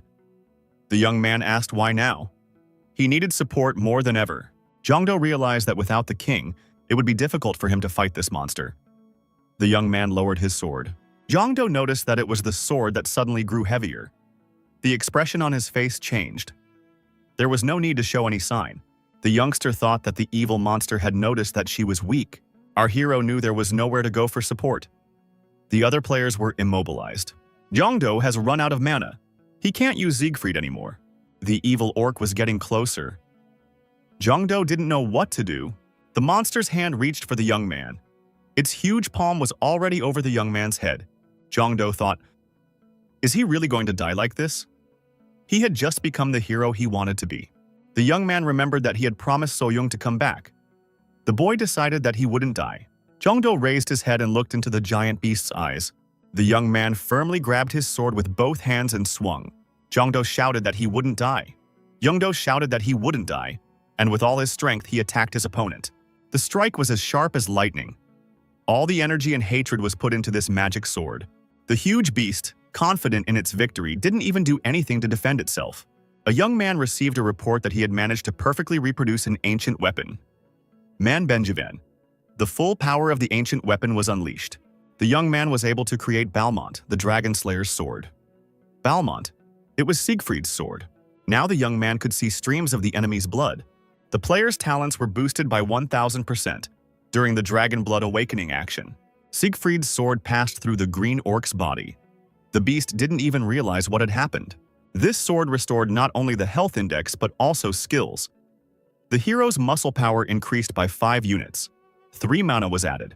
Jongdo thought that the dwarves had put their skills to work here as well. The young man received a prize of extremely high quality. His scores have been upgraded. Jongdo's skill, Blue Dragon Spear, appeared. You could only upgrade your skill level with a gold card. The young man realized that meant a skill could also be obtained from the diamond card. Anyway, he now has Dragon Blood Awakening. It's a perfect skill. It's like having another extra life. Jongdo told his friends that now we have to get out of here. The young man looked at his motionless comrades. They had regained their mobility. Jongdo asked, what's with their facial expressions? How is Heshik feeling? Is he okay? One of the warriors asked if the young man would destroy them. After all, he is actually a ranker who is hiding his identity. Isn't he going to destroy everyone to shut their mouths? Jongdo said that the young man is wrong. He's not going to destroy innocent people. Everyone breathed a sigh of relief. They realized they were saved. The young man shouted that he wasn't a ranker at all who was hiding his level. He was only level 2 before going down to the dungeon. The instructor asked, then why was Jongdo so strong? The young man thought that he shouldn't talk about himself right now. Jongdo replied that it's just that his first skill is a bit unusual, but he can't say what kind of skill it is. Heshik said that if that was the case, he could become as strong as Jongdo by getting his first skill. Our hero said that anything is possible. Outside, the portal was still cordoned off. Everyone was worried. It had been a long time. If a squad is scared and hides without clearing the dungeon, monsters may come out of the dungeon after 30 days. The young man asked, shouldn't the dungeon closing system be used now? The girl replied that it wouldn't happen as long as Sunta was there. The inspector added that he always fulfills his duties. Obviously, he wouldn't have challenged the dungeon if he knew he couldn't handle it. Everyone noticed that there was some commotion going on in the portal. Everyone grabbed their weapons. The girl shouted for everyone to get ready to enter the dungeon and avenge the squad. The next moment, the squad emerged from the portal in one piece. They were tired, but satisfied. The instructor reported that the dungeon had been cleared, and he announced the end of the exam. Everyone had done well. The girl wondered what he was talking about. And so calmly, the instructor looked around and only now saw the girl. There was surprise on her face. The instructor asked what Seo Sang-hee was doing here. The girl asked what happened to the dungeon. Seo Sang-hee couldn't calm down. How were they able to defeat an A-rank boss? The girl saw the trophy. It was an Orc Lord's battle axe. How did they get it? Sang-hee examined the axe and said it was a rare item that hadn't appeared in the country in 10 years. How did they get it? Sang-hee asked the instructor. Really, had he defeated the Orc Lord? The Academy representative Kim Min-jae clapped his hands and said that Sunte, it was the Academy's pride. Since the instructor is an Academy graduate, so of course it would be right for the Academy to take this booty. Sang-hee said that the instructor wasn't hiding in the back looking around. He had cleared the dungeon so he would take the loot. The academy representative held out his hand and said he would handle the shipment of the axe. Jong-do stopped the man and said it was his trophy, and he'll keep it for himself. The man wondered, what is the student talking about?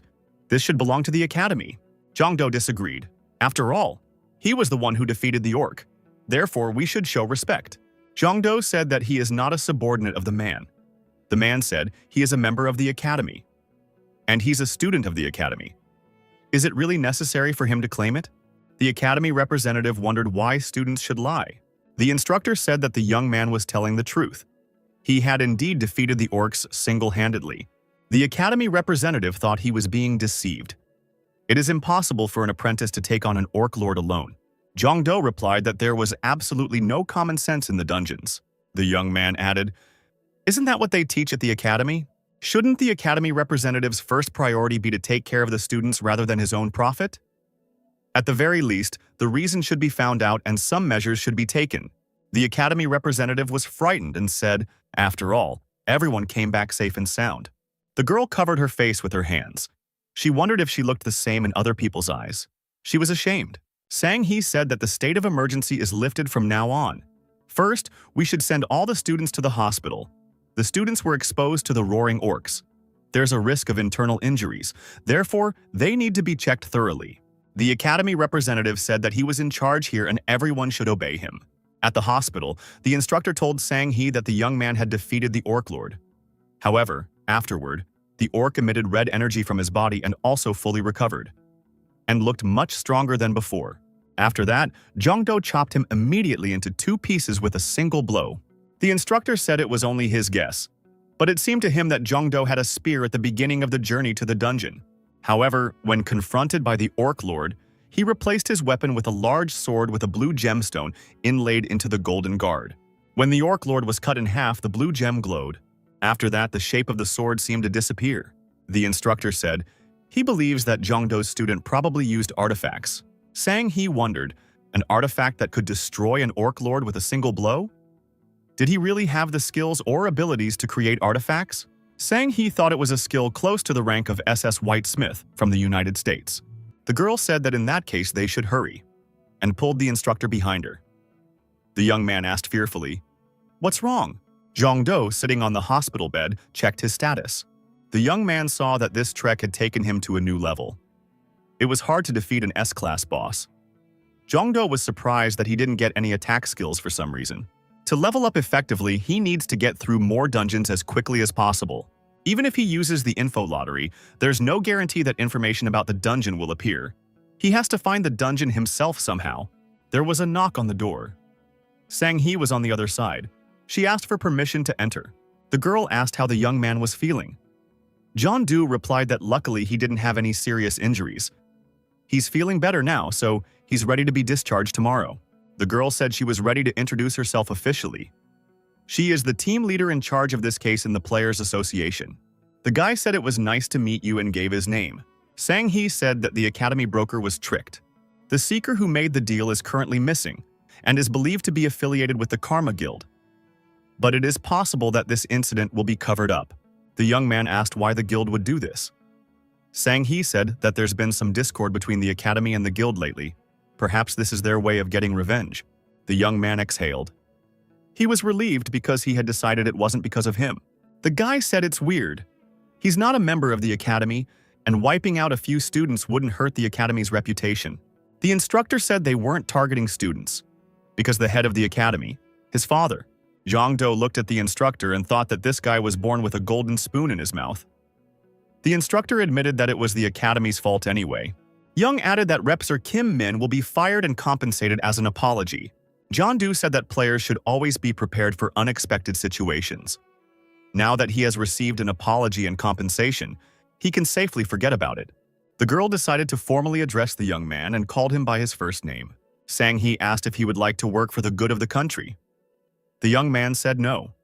Sang-hee suggested that he listen to her until the end. Jong-do replied that he wasn't interested. Jong-do knew that when one became a player in the service of the state, one must first work in the state for 3 years. That is, one must become a slave who belongs to the state. It was a shame for Jong-do to admit. but they were the last generation to serve in the military just before the disaster. The young man didn't want to be re-enlisted as a player. Sang Hee said there's a misunderstanding.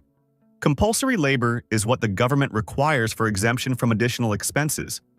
Since the young man has already paid this amount, he does not need to do this compulsory labor. Working for the state gives a great advantage.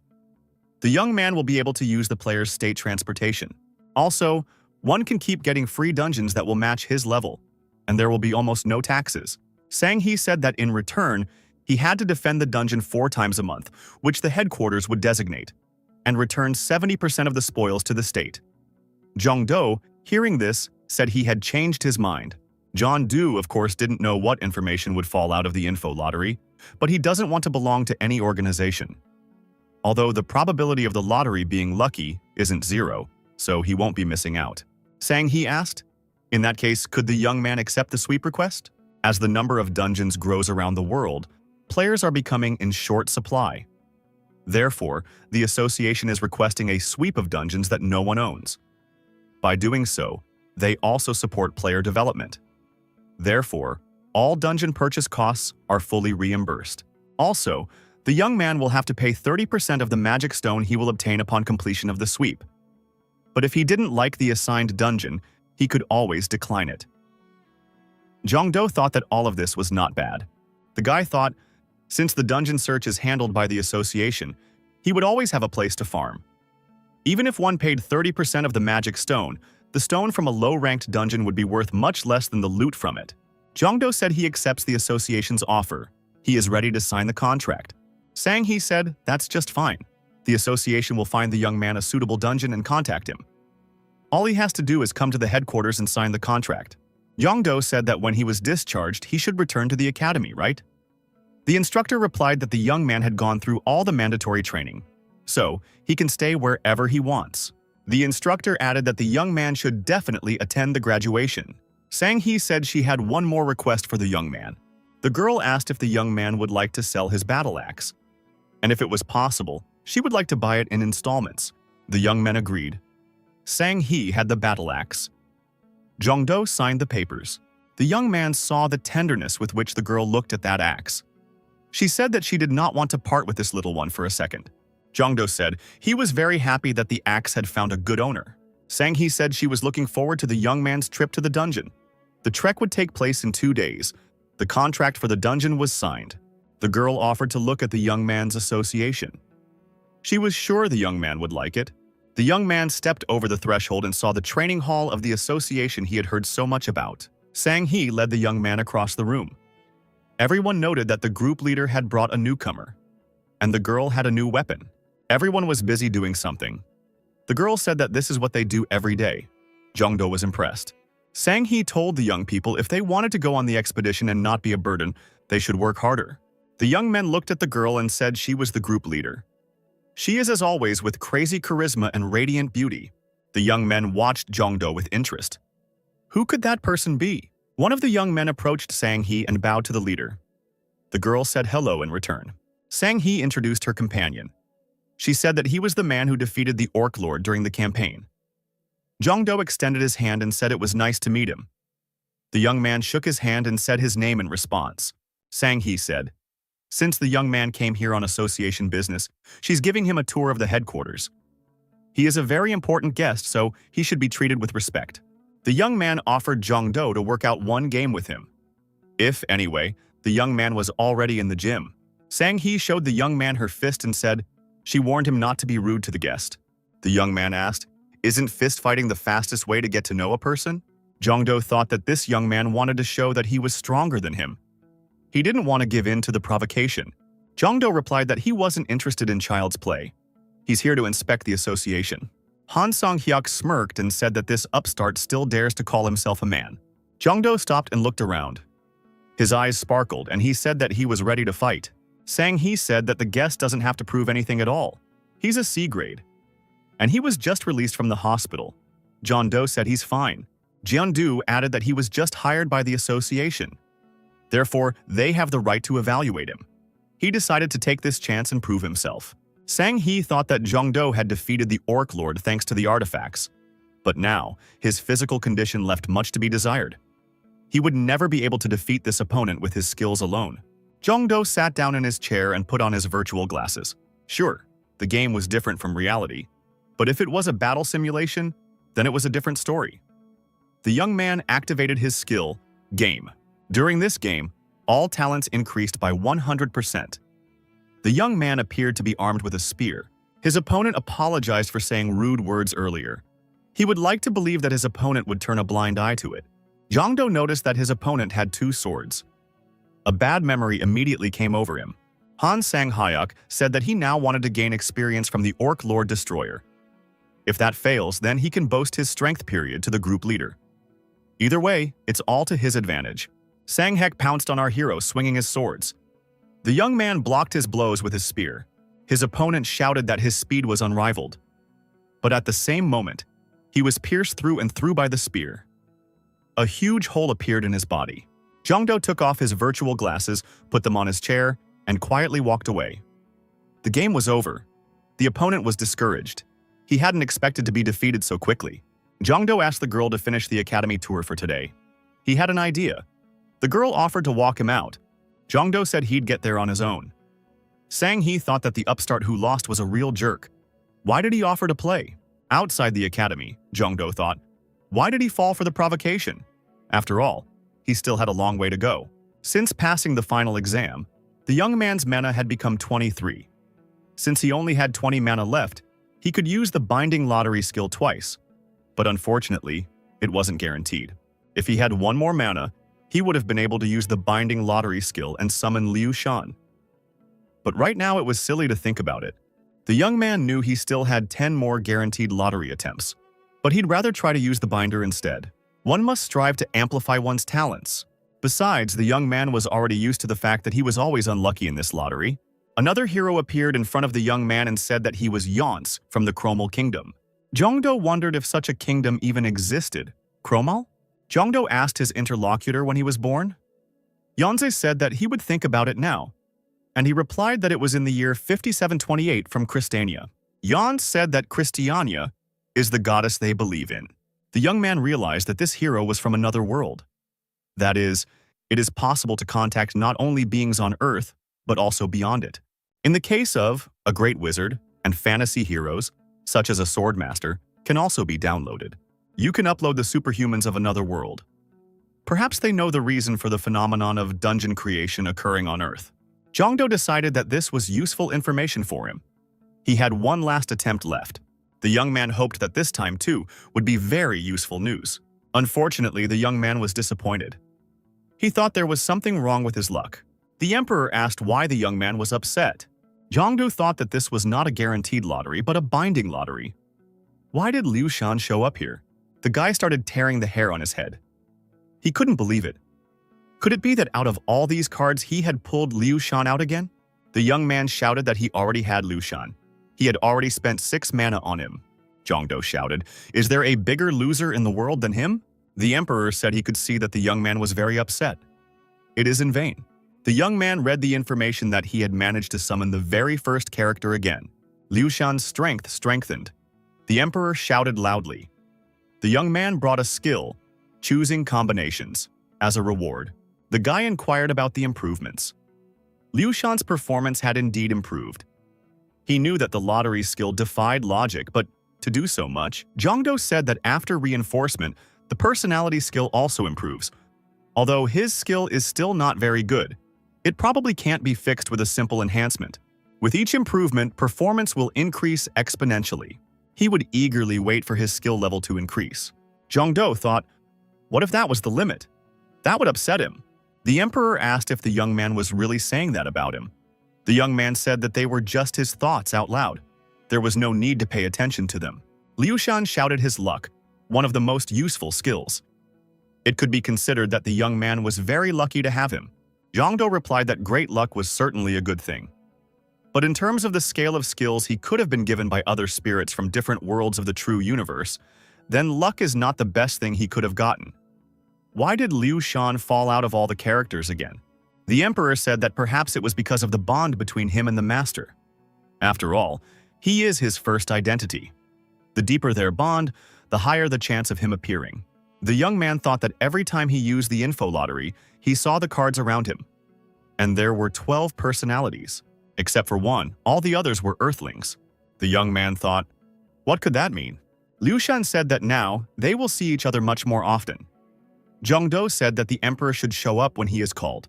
The young man agreed that there was nothing to object to the emperor, even if he pissed him off. Zhang Do decided to test the skills he couldn't try out earlier. Each of his characteristics increased by 10 points. Due to Liu Shan's improvement, not only his characteristics increased, but also the characteristics of the young man. Zhang Do said that he was taking it back. The young man decided to play the lottery again. He thought he would never get used to it. You can only use 2 personalities that are already in the skill album. This is a guaranteed linking lottery. Only personalities from the same era can be loaded. The guy thought if he put it together, Liu Bu and Liu Shan, Liu Bei, Guan Yu, Zhang Fei, you can knock out all the great figures from the same era. And if you open the scrapbook and move all heroes to this album, then when you choose a combination, the mana consumption will be 40. The first choice of combination required more mana. The young man realized that he needed to be patient, in case he didn't need them yet. Zhang Do, pointing his finger, realized that not all combinations were possible. The young man realized the point. The point of combining was to narrow down the area to create new personalities. If he combined Liu Shan and Liu Bu as he had wanted from the beginning, he would be able to knock out a character from the Three Kingdoms period. Finally, the day came when the association gave the young man a dungeon, all according to the signed contract. The person in charge said one person, Class E, type sweep.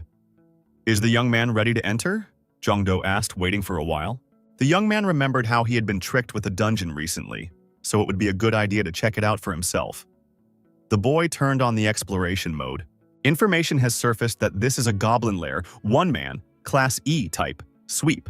The young man also managed to get some hidden information. There was a mana stone buried underneath the boss's room. Zhang Do was glad that he could even find out such a thing. The officer on duty asked the young man if something was wrong. Zhang Do waved his hand and said he was fine. Zhang Do thought that being able to know the types of dungeon monsters in advance would be an incredible strategic advantage, not to mention knowing about the hidden rewards. The young man said he was going in. The duty officer noted the time he crossed the portal and said the young man could go through, and wished him good luck. Zhang Do looked around once he was in the dungeon. He didn't have to be alone for long. From nowhere, small, angry goblins appeared. They waved their weapons and rushed at the young man. Zhang Do used his halberd and destroyed the enemies. The young man skillfully wielded his deadly weapon. Every swing of his halberd reached its target. The goblins tried to surround the young man. Zhang Do took it to the next level. He thought that he might cry now because of the thoughts of what he had experienced in the past dungeons. It was different now. These goblins must find out who was in charge here. Zhang Do got excited. He was destroying everything living and green moving around him. The goblins had no chance of escape. The young man went one level up again. He laughed into his opponent's eyes. The goblins decided not to mess with this warrior and began to scatter in fear. Zhang Do laughed and said that they wouldn't get far. The young man thought that this was happiness. Suddenly, the hobgoblin boss appeared. He roared loudly. The smaller goblins began to hide behind his legs. Zhang Do dealt with that monster too. He stabbed it through and made a huge hole in the monster's body. The young man thought that even though he was a C grade, he didn't expect to be able to defeat an E grade boss with a single blow. A pickaxe appeared in the young man's hands. He thought, where is he going to dig now? The young man hit the ground not far from the monster boss with his pickaxe and decided it had to be around here somewhere. After a short work with the pickaxe, the young man found what he was looking for. It was mana crystals. The young man left the dungeon and went through the portal to the surface. There was surprise in the eyes of the duty officer. The attendant told the young man that it had not been 2 hours and he was back. The young man replied that he was just lucky this time. Zhang Do asked if there were any other dungeons nearby. The duty officer thought that it wasn't hard for this young man to do this kind of work in a dungeon. The duty officer said there were no more dungeons controlled by the association nearby. The man said if the young man wanted to go further into the dungeon, he could look for commands in the ManaNet. It is said that the number of dungeons has increased dramatically recently, and members from different guilds have decided to gather in teams for effective mopping up. To register, you only need to enter the serial number of your watch. However, the young man could not find any bands nearby. The young man found the information he needed. Did they really not care about rank? Maybe they have enough hunters as it is and are just looking for a porter? Jong-do decided to call. When he got through, he said that he had come across an ad for a hunter and decided to give it a try. The young man was told that they had already found the man. The call turned out to be a waste of time. The clerk on duty, seeing Jong-do's disgruntled face, assumed that things hadn't gone as smoothly as the young man had hoped. Jong-do said that the place was already taken. He added that he's probably done for the day and will now go get his award. The young man was given the mana crystals he had gotten from the monsters. Jong-do was happy. After all, he found that big guy in the boss's room. He got a lot of crystals this time. Jong-do told the duty officer that, according to the contract, he could take anything that wasn't mana crystals dropped from monsters. And this stone is just as different from the ones from the monsters. The officer on duty said the young man was right. He has a lot of experience and luck. Finding such trophies in a rank E dungeon was rare. The young man thought that it was all thanks to his skill. Exploration. Jong-do was doing hand-to-hand combat training at the association's gym. After working for a few hours, he decided that he had enough for today. As he walked by, Jong-do noticed that everyone was looking at the TV. The news was on the screen. There was a report that monsters broke out of a dungeon outside the city today. Fortunately, no civilians were injured, thanks to the association's hunters who arrived in time. One hunter nearby died fighting the monsters. Everyone present wondered, how could he have died? Had he not heard the evacuation message? Someone noticed that there was no evacuation message this time. It seems that the public address system had failed again. The young man thought he had been in this place not long ago. But if monsters had broken out of the dungeon, then the mana emanating from the dungeon should have peaked. Why didn't he feel it? He should have noticed it if he was nearby. Could this really be the same dungeon from the recruitment ad? The boy dismissed the thought. Who in their right mind would recruit hunters to clean up a dungeon on the verge of breaking? The young man was again at the old place, not far from his home. He was checking the information. He decided it was time to call it a day. Liu Shan told the young man that they would meet next time. After all, they had much more reason to meet now. The general asked if the young man was going to spin the info lottery. The boy replied that he didn't have much mana left after going to the dungeons. He would spin until he had 10 mana left, and then he'll use the link lottery. Jong-do said that he was counting on Mr. Liu Shan. Liu Shan said that the young man can rely on him. All attempts were unsuccessful. The general was upset. The young man told Liu Shan not to worry. He knows that good luck is not enough to beat this silly game. Chong-du thought that maybe his luck was so terrible that it negated Mr. Liu Shan's good luck. The lottery machine spat out an ominous capsule. Liu Shan and Chong-du tensed up. This was something they had never encountered before. The young man received for the first time extremely important information.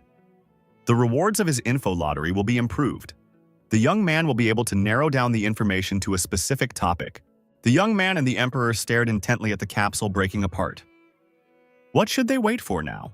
Jong-do received information that in 4 days, there would be an artificial dungeon rift at a certain location. Jong-do was at a loss. What does artificial rift mean? Could it be that someone could accelerate the rift process? Jong-do remembered the morning incident he heard about on TV and realized that it was for a reason. The young man said that's why he couldn't feel the signs of the rift, even though he was nearby. That's why there was no signal from the warning system. If someone artificially created the rift, then everything falls into place.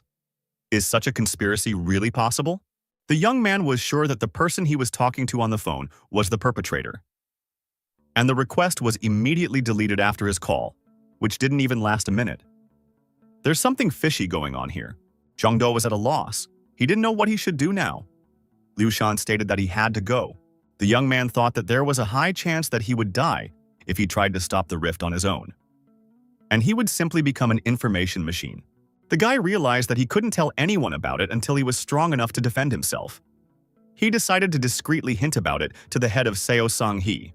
The young man had received another extremely important piece of information. He thought he had enough important information for today. If history changes, he will lose the ability to get information about the future from the info lottery. The damage caused by the dungeon rift must be prevented. If successful, the young man will receive a reward from the true universe. A young man must take part in a quest. Improving skills. Choosing a combination. And now, the quest. The boy remembered the moment when he first met Winry and received his skills. He couldn't understand then why she had appeared before him and handed over something so valuable. Now at last the young man understood everything. The universe can only communicate with him, and it wants to prevent history from changing in a disastrous way. Jongdo said, "It looks like they need each other." He decided that he would do it. The next day came. A portal appeared in a certain place. From that portal, monsters began to appear. At the association's meeting, the rapporteur said that there were 2 dungeons with a gap of 1 day. Both dungeons were not publicized. Accordingly, no one reported them to the association. All these problems appeared because of unwillingness to pay taxes. The head of the Hunters Association said that, unless he is mistaken, there were no hunters in the vicinity prior to the incident. The rupture didn't happen somewhere in the mountains, but in the center of town. Sang Hee reported as the boss ordered. They checked all the hunters who were near the scene, but none of them felt any signs of rupture. The head of the association said, "He doesn't understand what Sang Hee is getting at. Does she mean to say that the breakup happened in a dungeon whose time has not yet come to an end?" Sang Hee said, "That's exactly what she means." Everyone present was disturbed by what the girl voiced. This should not continue. The head of the association said it was impossible. Has the structure of the dungeons changed? Sang Hee said, "She assumes the likelihood of that is extremely low. It was extremely difficult to examine these bodies because of the damage caused by the monsters. It was confirmed that the hunters were killed by a sword thrust to the chest area. The head of the association said that these murders took place near the scene. That's very suspicious." What conclusion did the girl come to? The field team concluded that there was a way to artificially create a dungeon rupture. After the report, Sang Hee sighed. They still didn't know the identity of the culprit and his motives, so they can't reveal the real reason for the breakup. The only thing they could do was to increase patrols and keep the civilians under surveillance. The girl thought it was terrible to go home without any results. It would be better if the dungeon was cleaned up. Sang Hee thought it might be worth assigning the dungeon sweep to Mr. Jongdo. The girl was confident that the young man could definitely handle it. At the academy, at the graduation ceremony, the speaker said that student Jongdo was an example to everyone else. He graduated with the highest grade in their class. The young man was given a certificate for outstanding service. The young man wanted to finish all this quickly.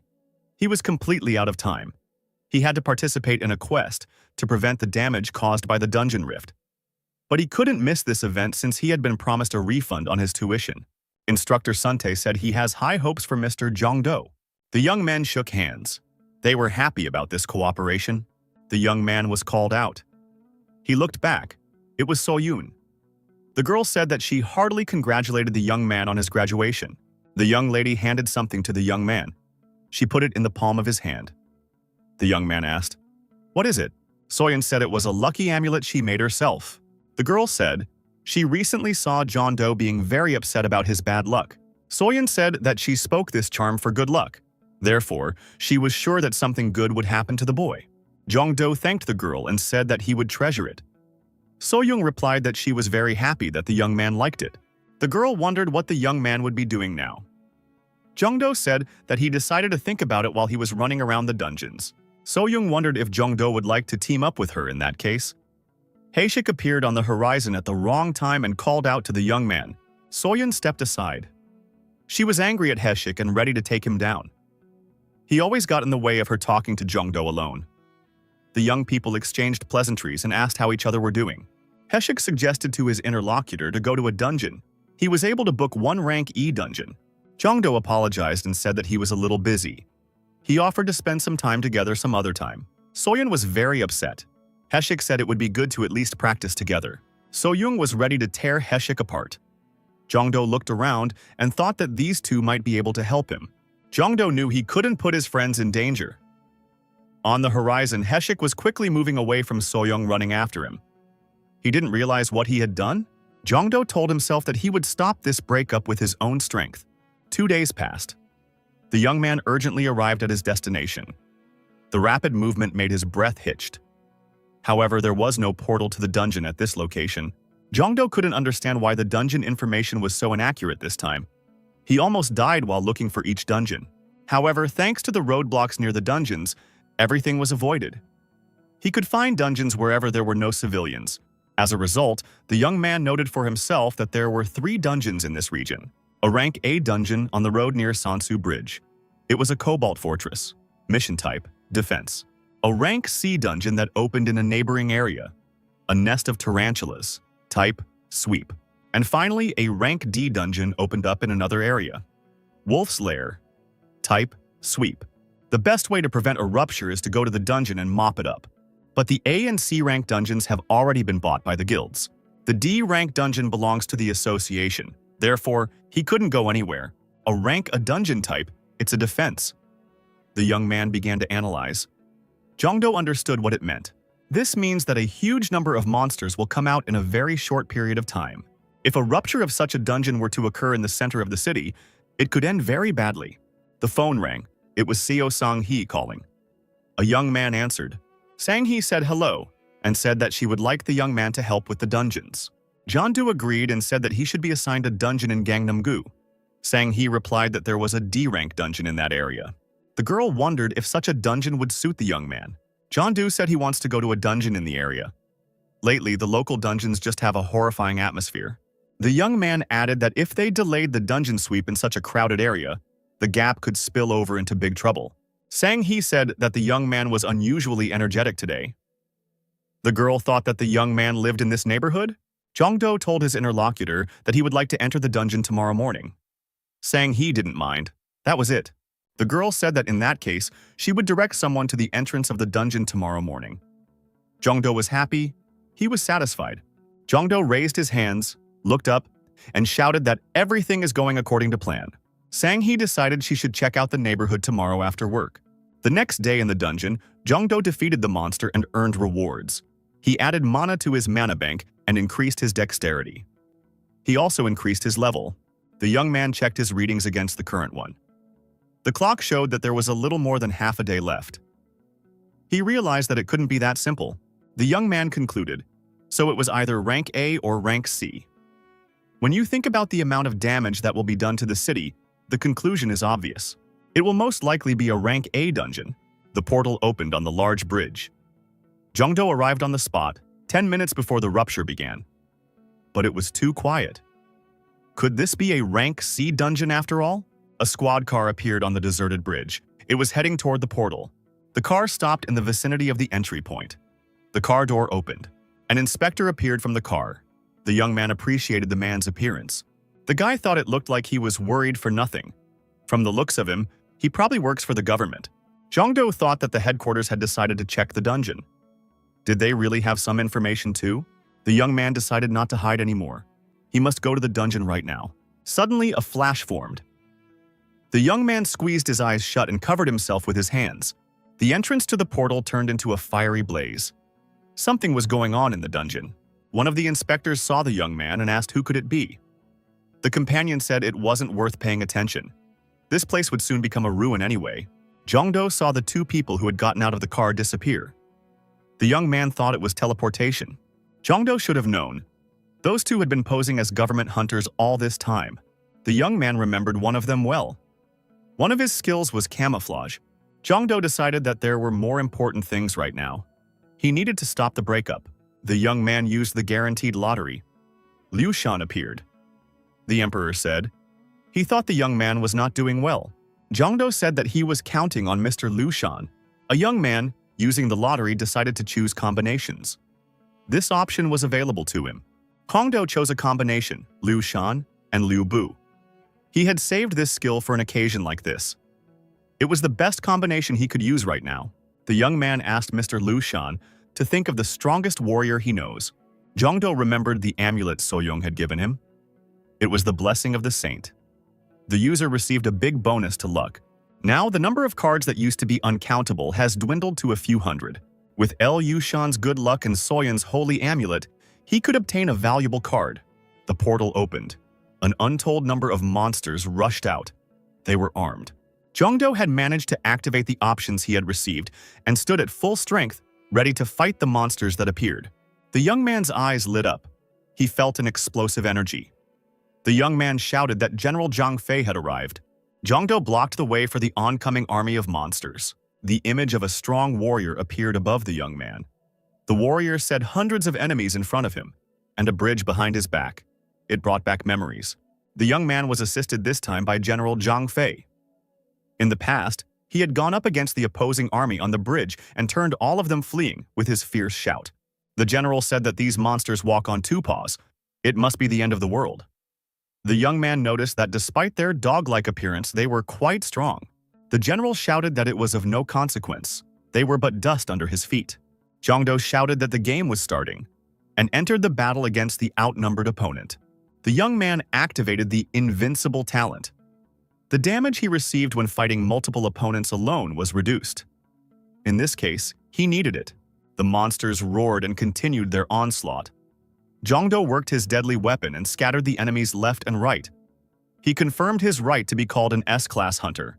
The young man used a hail of ferocious tiger attacks. The monster dogs scattered in different directions. Jongdo was invincible. The young man had an excellent weapon. The Lord of all weapons had recreated a perfect replica of an ancient weapon. The attacks dealt damage to the target area. The general said it was amazing.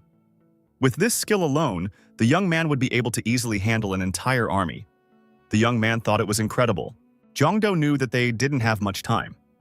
This wave of monsters was smaller than the previous one, but monsters kept coming out of the dungeon.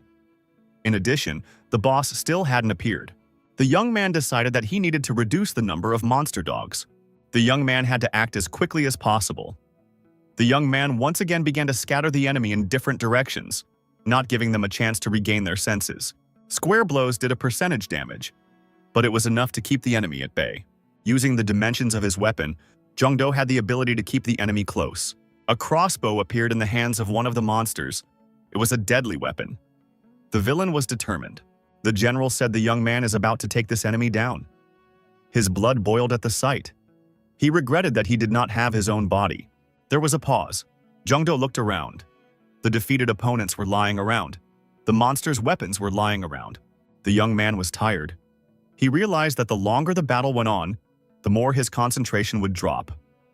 And most importantly, he lacked the skills to assess the situation sensibly. The young man realized that he still had room to grow. Jongdo thought that someday he would reach that level on his own without using personalities. Judging from the energy emanating from the dungeon, there was going to be an incredible battle. The general said that unfortunately his time had come to an end. The veteran asked if the young man could handle it. The young man said that he was not going to back down in front of weaklings. The general smiled and said he liked the young man's train of thought. He told the young man to try to win so that he could tell him of his exploits next time. The young man received a message that he had been given a portion of the abilities of the summoned individual. It was a reward. Jongdo thought it was time to try his luck a second time. Liu Shan said that he was happy to see the young man again. Jongdo thanked him for his help with the past combination. But something told him that he would have to thank Liu Shan again. Liu Shan wished the young man good luck.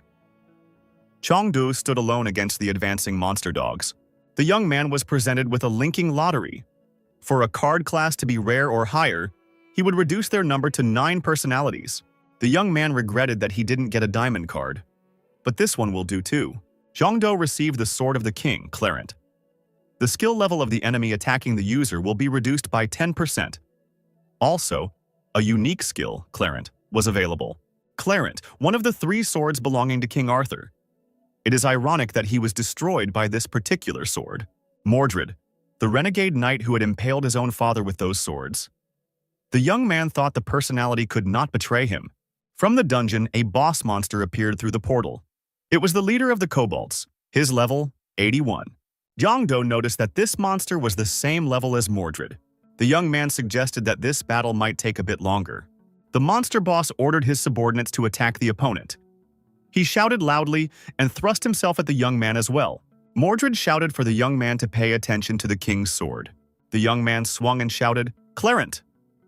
The sword was red-hot and it was incredible. The enemies were afraid to approach the young man. Every swing of that sword was a devastating blow to the monsters. The young man swooped down and slashed at anything he could get his hands on. After a short time, the bridge was strewn with the corpses of monsters. Mordred said that the young man had killed them with a single blow. Mordred said if the young man wanted to use the sword again, he would have to wait a little longer. The power of the sword is not infinite. Danger arose from behind. The surviving boss monster swung his sword and towered over our hero. Mordred shouted that there was danger behind him. At the last moment, the young man managed to dodge. He said that this boss was angry because he had destroyed his minions. John Doe headed towards his opponent and landed a devastating blow. No one could resist Clarinth. The young man swung his sword. The monster boss jumped back, unable to approach his opponent. The young man assumed that his and his opponent's strengths were about on the same level. He thought that he was in trouble. At this rate, he wouldn't be able to take down this beast within the time the skill was active. Besides, he didn't have much mana left. The opponent acted professionally. It was obvious that he had a lot of combat experience. Jongdo decided not to be ceremonious. He needed to deal with the enemy as quickly as possible. Time was running out. The young man knew that if he failed, he would surely die. He jumped up and struck his opponent with a stabbing blow. The young man didn't stop for a second. Mordred said that the young man should at least get some rest. Jongdo replied that when he had a chance to finish off an enemy, he should take it. Jongdo was in close proximity to his opponent. He swung his sword in front of his opponent. The monster was able to dodge, and the sword slid by his side. The villain's sword pierced the young man through and through. The young man thought it was the end. Jongdo fell to his knees in front of his opponent. Mordred shouted from behind his master. The monster was about to finish what he started. The villain swung his sword in anticipation to strike his weakened opponent. The villain's sword came down and was already near the very neck of the young man.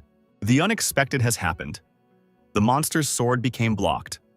It hovered in the air and could not reach its target. The young man created a protective field. The young man with glowing eyes got to his feet and thrust his sword forward.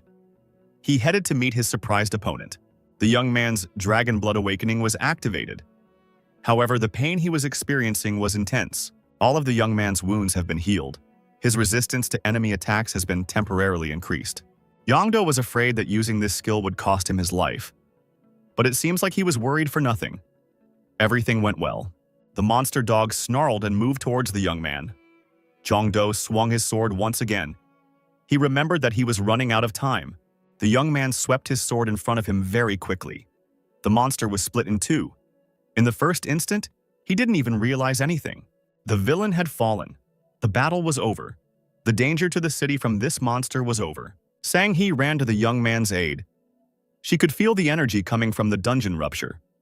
The girl was carrying her axe in her hands. Sang-hee hoped someone could buy some time and she would be waited for. The girl's astonishment was unbounded. She saw a strange picture on the bridge. It was quiet and not deserted. The bodies of monsters were scattered everywhere. Also, their weapons were lying around chaotically. Sang-hee saw Jongdo. Their gazes met. There was a mute question in the girl's eyes. How is this possible? The young man said that he had dealt with the breakup and asked the girl to call someone to clean up the place. The guy said he had something else. He had single-handedly dealt with each of the 311 monsters, and he didn't give up a single one to the girl. After these words, the young man fell at Sang-hee's feet exhausted. The girl was surprised that the young man was able to destroy all those monsters by himself. Sang-hee ordered the emergency personnel who arrived to help to take the young man to the hospital immediately. In the hospital, having regained consciousness, the young man familiarized himself with the information. He could not believe his eyes. Jongdo's parameters had risen to an unprecedented level. Looking at them, he could tell that he had reached rank B. In addition, he had gained another skill. This meant that he had a total of 10 skills. Some people find it difficult to perfect even one skill. He couldn't believe that he had 10 unique and powerful skills in his arsenal. Perhaps it was a side effect after using the Dragon Blood Awakening. But he barely restrained himself from starting to run around the room. Jongdo noted that he was getting stronger and stronger. The young man was delighted. There was a knock on the door. It was Sang-hee. She asked for permission to enter. The young man said the girl could come in. He was glad to see her again. At last she came in. The girl said she was very worried about the young man, the moment he suddenly lost consciousness. She was so glad that the young man was not seriously injured. The young man thought that the girl seemed to have been dealing with the aftermath of the incident all night. Her eyes were tired. The girl bowed on behalf of the association and told the young man that she was grateful to him. Thanks to this hunter, many lives had been saved, all because the young man was able to stop the rupture. Jongdo expressed his belief that anyone would do that in his place. It is the duty of every citizen. Sang-hee said she came here to talk about it. Jongdo thought he was about to be asked some uncomfortable questions. The young man said that Sang-hee could see the CCTV footage, but if she has any questions, he's willing to answer them. He will try to help in any way he can. Sang-hee asked if the young man remembered the faces of those criminals. The young man replied that unfortunately, he didn't. When he rushed to the scene, they had already used the teleportation scroll. Jongdo expressed his confidence that they were men. Sang-hee was taking her notes. The teleportation scroll, the men. Jongdo had figured out their identities, of course, but if he talked about it, the girl might start to suspect him. Sang-hee said she needed it, just to be sure. Why was the young man near the scene of the accident? After all, the young man was there at the worst possible time, as if he had been sitting there waiting for this incident to happen. Jongdo replied, "It must be fate. He was going to clean out the dungeon in Gangnam-gu that day." Jongdo added that he accidentally bumped into them on his way home. Now, if you check the CCTV cameras, it should be visible whether he was waiting somewhere nearby or not. Sang-hee apologized for being suspicious of the young man. The young man knew that such a thing could happen, so he tried to stay out of sight of the cameras. Therefore, no one could see him. Jongdo asked if he could ask the girl a question. Sang-hee said she would answer all the questions. The young man wondered if the girl was sure that the guild Karma wasn't behind this. Sang-hee said that they don't have proof yet. However, this guild, their main suspects. Jongdo said that in that case the previous two breakups were just experiments. Yesterday's incident could be considered a real terrorist attack. At least that's what he thinks. Sang-hee said, "Since this guild is one of the largest, they need solid proof. They reinforce the patrols to prevent any more incidents like this from happening." The girl added that the monsters the young man defeated yesterday was a good result for the hunters. 311 corpses and all the bounty received are now stored in the association. Since the number of items is quite large, why wouldn't a young man entrust their sale to an auction company? Monster corpses can be used in many different fields. In addition, they are so valuable that people will buy them outright. The association will cover all additional costs, so all the young man will have to do is sit on the mountain of money he will make. The young man said he was grateful for the care he received. Sang-hee said that it was nothing compared to what the young man had done for the city. The girl added that it was time for her to leave. She wished the young man a good night's rest. Jongdo was already dreaming of his mountain of money and thought of how he would spend it. Something incredible happened in the hospital room. The young man could not understand what was happening. A portal opened in the ceiling. Jongdo noticed that someone was coming down through the portal to him. He was frightened and wondered who it could be. Winry Makina appeared in the young man's room. Jongdo wondered what she was doing here. The woman said she had come to reward the young man, of course. The young man thought it would be a reward from the true universe. Makina asked what kind of reward the young man would like. She could not guarantee that his wish would be fulfilled, but she would try to find a compromise. The wish was ready at once. Jongdo requested that his mana limit be raised to 999, or make it so that his mana wouldn't be spent even when using a skill. Makina immediately replied that such a request was denied. Even if she granted the young man such privileges, his parameters would soon return to normal. The girl, smiling, said that she understood the young man's intention. The young man wants more mana so he can use the lottery more often. Jongdo replies that he does. He'll be able to increase his stats and gain new skills as long as he gets lucky in the lottery. Makina said that, in that case, she had a solution to the young man's problem. The boy rejoiced. Would she increase his mana limit after all? The girl said that she would give him this card. Judging by the expression on her face and her shining eyes, it was something supernatural. Jongdo inquired how he could use this ticket. With this ticket, the young man will be able to use the linking lottery once. Plus, he'll be able to buy that ticket. The guy asked how much he could buy it for. He was interested in the price.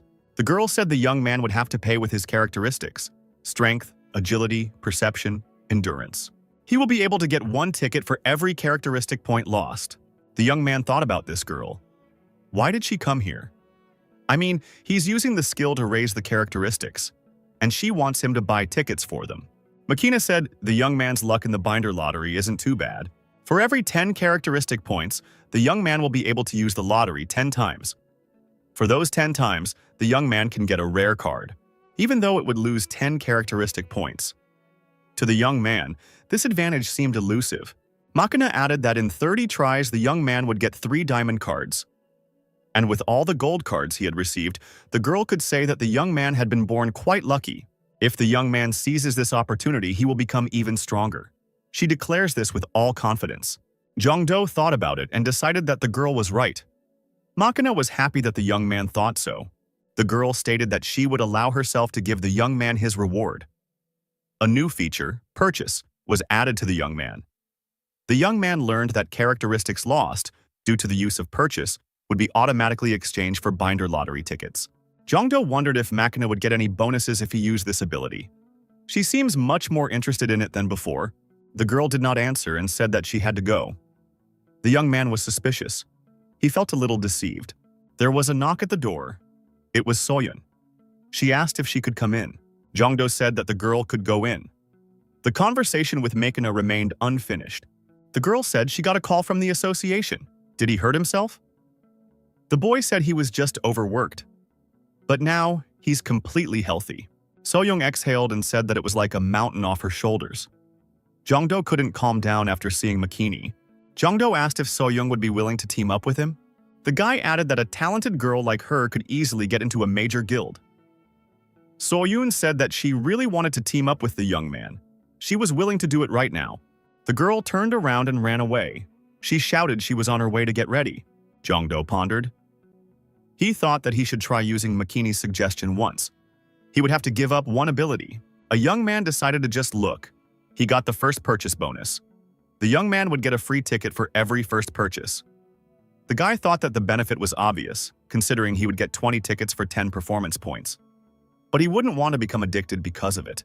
Jongdo began to be enticed by offering a rookie bonus. Within an hour, he would receive an extra ticket for every purchase. The young man gave in. He said that he would do it now. The man decided for himself that he would just try it. After the first attempt, the young man felt that luck had turned to face him. He had 30 tickets for the linking lottery in his hands. Jongdo looked around. There was no one nearby. He decided to start. After the first attempt, the young man thought, no big deal. This is just the beginning. After the 10th attempt, he thought he still had a lot of tickets left. After the 28th attempt, his nerves were frayed. How could this be possible? How could he not get anything of value? On the 29th attempt, Emperor Liu Shan appeared. He said hello to the young man. The emperor asked what had caused the young man to be so skewered. The boy kneeling on his knees said that without Liu Shan, he was just a loser. The emperor asked what happened to the young man. The young man thought that with Liu Shan's good luck, and considering that he should get a rare or more valuable card for his last 30th attempt, Jongdo was waiting for the diamond card. But the miracle didn't happen. In the morning, Sang Hee asked if the young man was definitely well. Jongdo said he was fine. He just had nightmares last night. The young man is over the limit. You can only purchase tickets 10 times a week. The young man demanded more spins to break even. The emperor said that the young man should stop. It was a good thing he could only buy 10 tickets a week. Otherwise, he would have lost all his features on emotion. Sang Hee motioned for the young man to follow him. The girl showed the young man where the corpses and loot from the monsters were kept. Sang Hee said that they have separated the damaged bodies that have no value. The equipment is stored in other compartments. Sang Hee said that they also separated the equipment that contains mana. The companions suggested that the young man take a look at this outfit and decide what to do with it, sell it or keep it. Jongdo picked up the gloves and turned on the research mode. These were the combat gloves of a Cobalt leader. Using them added mana, stamina, and perception to the young man. The young man realized that these gloves increased his mana limit. Items like this are very rare. Jongdo tried on these gloves. They fit him like a glove. It was his size. The young man decided he wouldn't sell them. A phone call rang. Sang Hee answered it. She told the young man that a representative of the guild that owned the dungeon where the breakup had occurred wanted to meet with him. Jongdo was a little surprised. Why do you have to go out with him?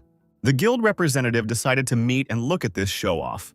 The young man asked his companion why the guild representative wanted to meet him. The girl assumed that they wanted to recruit him into their guild. Sang Hee added, they might want to claim the loot. The young man looked sadly at the gloves. He had gotten used to them.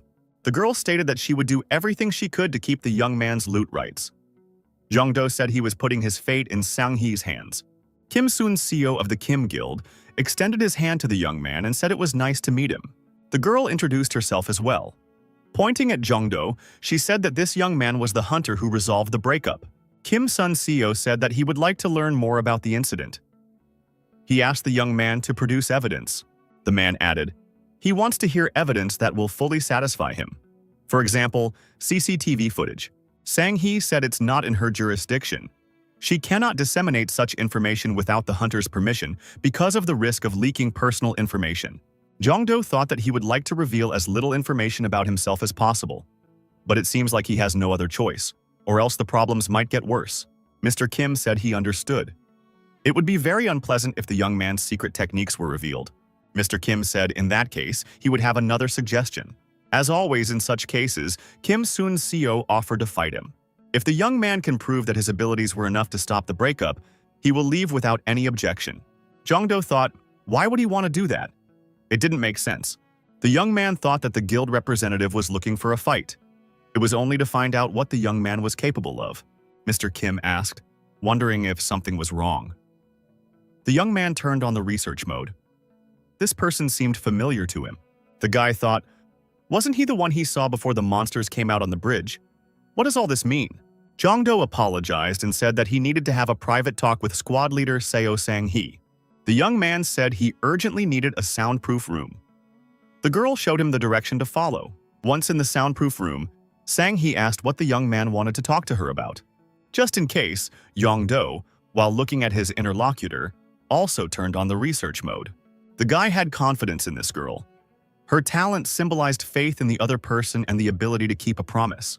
Jong-do said that he's about to share strictly private information with the girl and asked that she keep it a secret. Sang-hee said that this organization is committed to keeping information about the hunters secret. The young man said he was compelled to believe in the girl and her talent of trust. Sang-hee wondered, how did the young man know about this talent? Jong-do told about her other skills as well. The girl was amazed. When asked how he does it, the young man said he has a special skill. Its name, research. Jong-do added that this skill allows him to view information about other people. Name, level, talents, and even their skills. The girl was discouraged.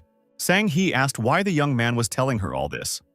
Jong-do replied that the person they just saw was not Kim Soon-seo. His real name is Sung Dong-hak. He was present when the breakup started. The guy admitted that he's not very comfortable giving out personal information about himself, but he can't sit back when a terrorist is standing in front of him. Sang-hee agreed that it was hard for the young man to decide to do that. The guy said to prove the fact that this man was a terrorist, he would have to reveal his skill to the organization. The girl said he shouldn't do that. The young man wondered why. Sang-hee replied that she was too embarrassed to talk about it. The girl noticed that lately she was beginning to think there was a spy among them. They were given no special instructions in executive session, despite the emergency. Plus, the start time of the burst coincides with the window in patrolling. Be that as it may, the young man cannot reveal this skill of organization. If this skill is as strong as he says it is, the young man is definitely in danger. The guy responded, meaning he needs to prove this person is a terrorist without revealing his research skill. The young men returned and Jong-do apologized for having to wait for them. Mr. Kim expressed his hope that their conversation was successful. Jong-do said they figured he was using his skill so he could avoid the duel. Thus, Mr. Kim will accept the evidence without any objection. Kim said that this is an extremely reasonable decision. The man thought it was fortunate that things had worked out so well. He just wanted to see how strong the young man was, but now he could see even his skills. Jong-do decided to use the guaranteed lottery. If they had already made the guest wait so long, he would present the evidence immediately. Suddenly, a strange woman appeared and greeted the young man. She said that he looked much better today than yesterday. One of the gold cards he got yesterday was the truthful Jaina. Her characteristics were not much different from Liu Shan, but her specialty was her skill. Jong-do said he's ready to start. Mr. Kim replied that he's already waiting. The young man said the conditions were met. The truth room skill was used. Sang-hee stated that it's already done. Mr. Kim stated that he has no idea what just happened. Jong-do asked the girl to repeat after him. He said the phrase, "I am a man." The girl agreed. Sang-hee tried to say the phrase, but she failed. She stammered half a word. Jong-do said it would look something like this. Mr. Kim tensed up. The young man said it was the guest's turn. The guy asked as Mr. Kim repeated his name. The man wanted to say that he was Kim Soon-seo, but he couldn't. It was like he had water in his mouth. Jong-do said that Mr. Kim's desire to fight might have caused him a lot of trouble. He thinks that compared to that, his request is nothing. If Kim calls his name, the young man will give him all the loot from the dungeon and do whatever he asks. Kim couldn't pronounce the name he wanted to say no matter how hard he tried. Jong-do looked into the eyes of his interlocutor and said that he couldn't say anything, because everything he said was a lie. The young man, looking into the eyes of his interlocutor, said his name was Sung Dong-hak. The imposter shouted that he was going to show the young man, and he rushed at him with his fists. Sang-hee shouted that she wouldn't let that happen, and rushed forward. The girl wanted to hit Mr. Kim, but he turned on his disguise mode and was able to avoid the blow. The man took out a hunting knife and shouted that for him to hide his presence from a S-rank hunter was a one-off. Sung Dong-hak swung his knife and shouted that he was about to destroy the young man. Jong-do was ready to take the fight. Sang-hee jumped up and delivered a crushing leg kick, driving her opponent in the jaw. The villain was deactivated. Jong-do asked. "He's not going to die from that punch, is he?" The girl handcuffed the criminal and took off his mask. She said that the rascal had completely fooled her. Since his mana, the watch also belonged to Kim Sun-seo. The young man asked what Sang-hee was going to do to him. The girl said that they would interrogate him and put him in jail. Or rather, the other way around. Put him in jail and then interrogate him. Jong-do said that he would be able to help the girl with that. A young man started the lottery. He said the target would be Sung Dong-hak. Jong-do and Sang-hee found out that Kim Sun-seo was destroyed 2 days ago by that scumbag. Sung Dong-hak is a member of the Karma Guild. The young man said what was to be expected. The girl replied that it was unbelievable. The young man can use his skill to find out things like that too. Karma Guild. The guild office is located in a small town at the foot of the mountains. The guild representative said that they had lost contact with Sung Dong-hak. The masked people that the guild representative was addressing were all around. They took this information silently. The guild rep said it looks like he's been captured. Does the association know anything about it? Mask said he can't get more information. Seo Sang-hee is handling it in the utmost secrecy. The hooded man said that Seo Sang-hee won't just say anything. But to be on the safe side, it's better to take him out quietly. The masked woman asked what they were going to do about the guy who stopped the breakup. After all, they had sent a man down there to get information on this guy. But all they found out was his name and that his rank, E, and also that he was able to stop the rupture all by himself. The masked men wondered, did a low-ranked hunter really stop the rupture by himself? Isn't he an S-rank hunter covered by the association? Come to think of it, isn't this the same guy who distinguished himself on the Academy's final exam? He was there by luck when they wanted to take out Kim Suntae, which has nothing to do with the breakup incident. Bear Mask said. He had information that someone was waiting nearby as if he knew of the impending breakup. Mask added, there's a possibility they have a rat in their ranks. He thinks we should concentrate on that now. The hooded man told them to stop this worthless talk already. They'll deal with Jong-do later. Another disgruntled masked man said they put a lot of hard work and time into this breakup. Is it really necessary to leave that young man alone after what he did? The leader objected. They shouldn't worry about what might have happened by accident.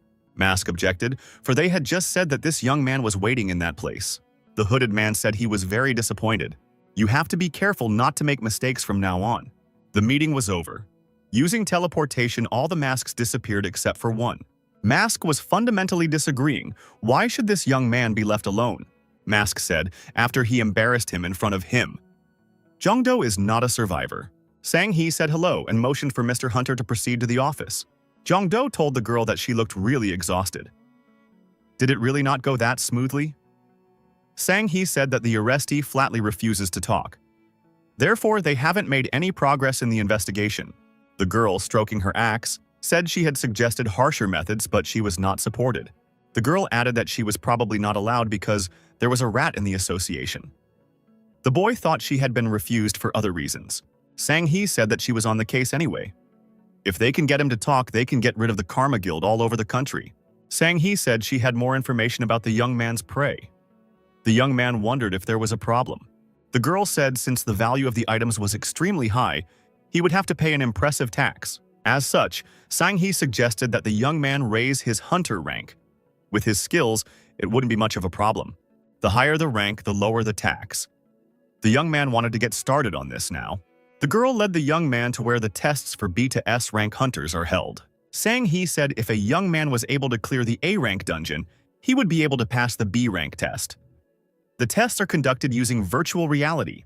If the examiner recognized the young man's strength, he would be immediately promoted in rank. Jong-do thought that he could compensate for his lack of characterization with the skill play. A man approached the girl and said hello. He said, "Is this the head of SEO's squad, the pride of their association?" The girl said she hadn't seen her teacher in a long time. There was no joy on her face. The man said that Sang-hee was his most talented student.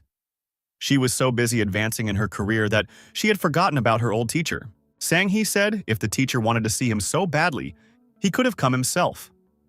The man said that his teacher pride wouldn't let him do that. The girl said that if it were her will, she would never have met him at all.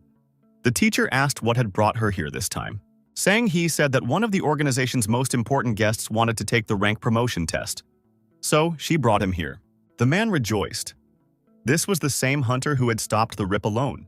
The big man extended his hand to the young man and said his name was Yang Chul-san. The young man also introduced himself and shook his hand.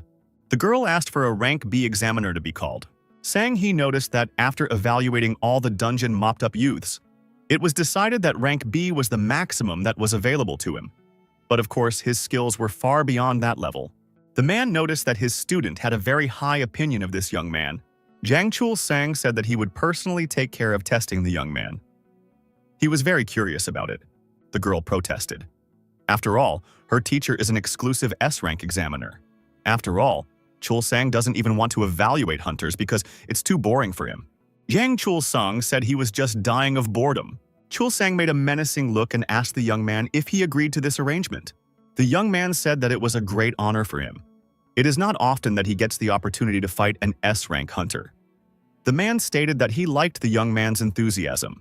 Jongdo activated his game talent. All of his characteristics were increased by 100%. Downloading the game for the test was complete. The young man found himself with a spear in his hands. The young man decided to check his status in the virtual space. Jongdo was a little disappointed by what he saw. Was it really the maximum that a level 2 game talent could provide? Or were there other limitations that he didn't know about yet? The young man decided to deal with it later. Right now, he should concentrate on the battle. The opponent had a huge hammer in his hands. Chul-sang said that the spear, it's a good weapon. The man smiled smugly. Chul-sang added, if a warrior considers himself a real man, he should use heavy weapons. The big man raised a huge hammer above him. Chul-sang lowered the hammer with all his might and struck the ground with it. The ground cracked in all directions. A sea of dust rose up all around. Chul-sang says he'll let the young man strike first, and he has to show what he can do. The young man said he didn't mind and went on the attack. He put his spear forward and bravely rushed into battle. The big man evaded the young man's attack and immediately contracted it. Swinging his hammer, he was about to strike. The young man put his spear forward to block it. After a short while, Chul-sang stopped the fight and said that the young man had passed. Even a rank A hunter wouldn't be able to react to his spear strikes in time.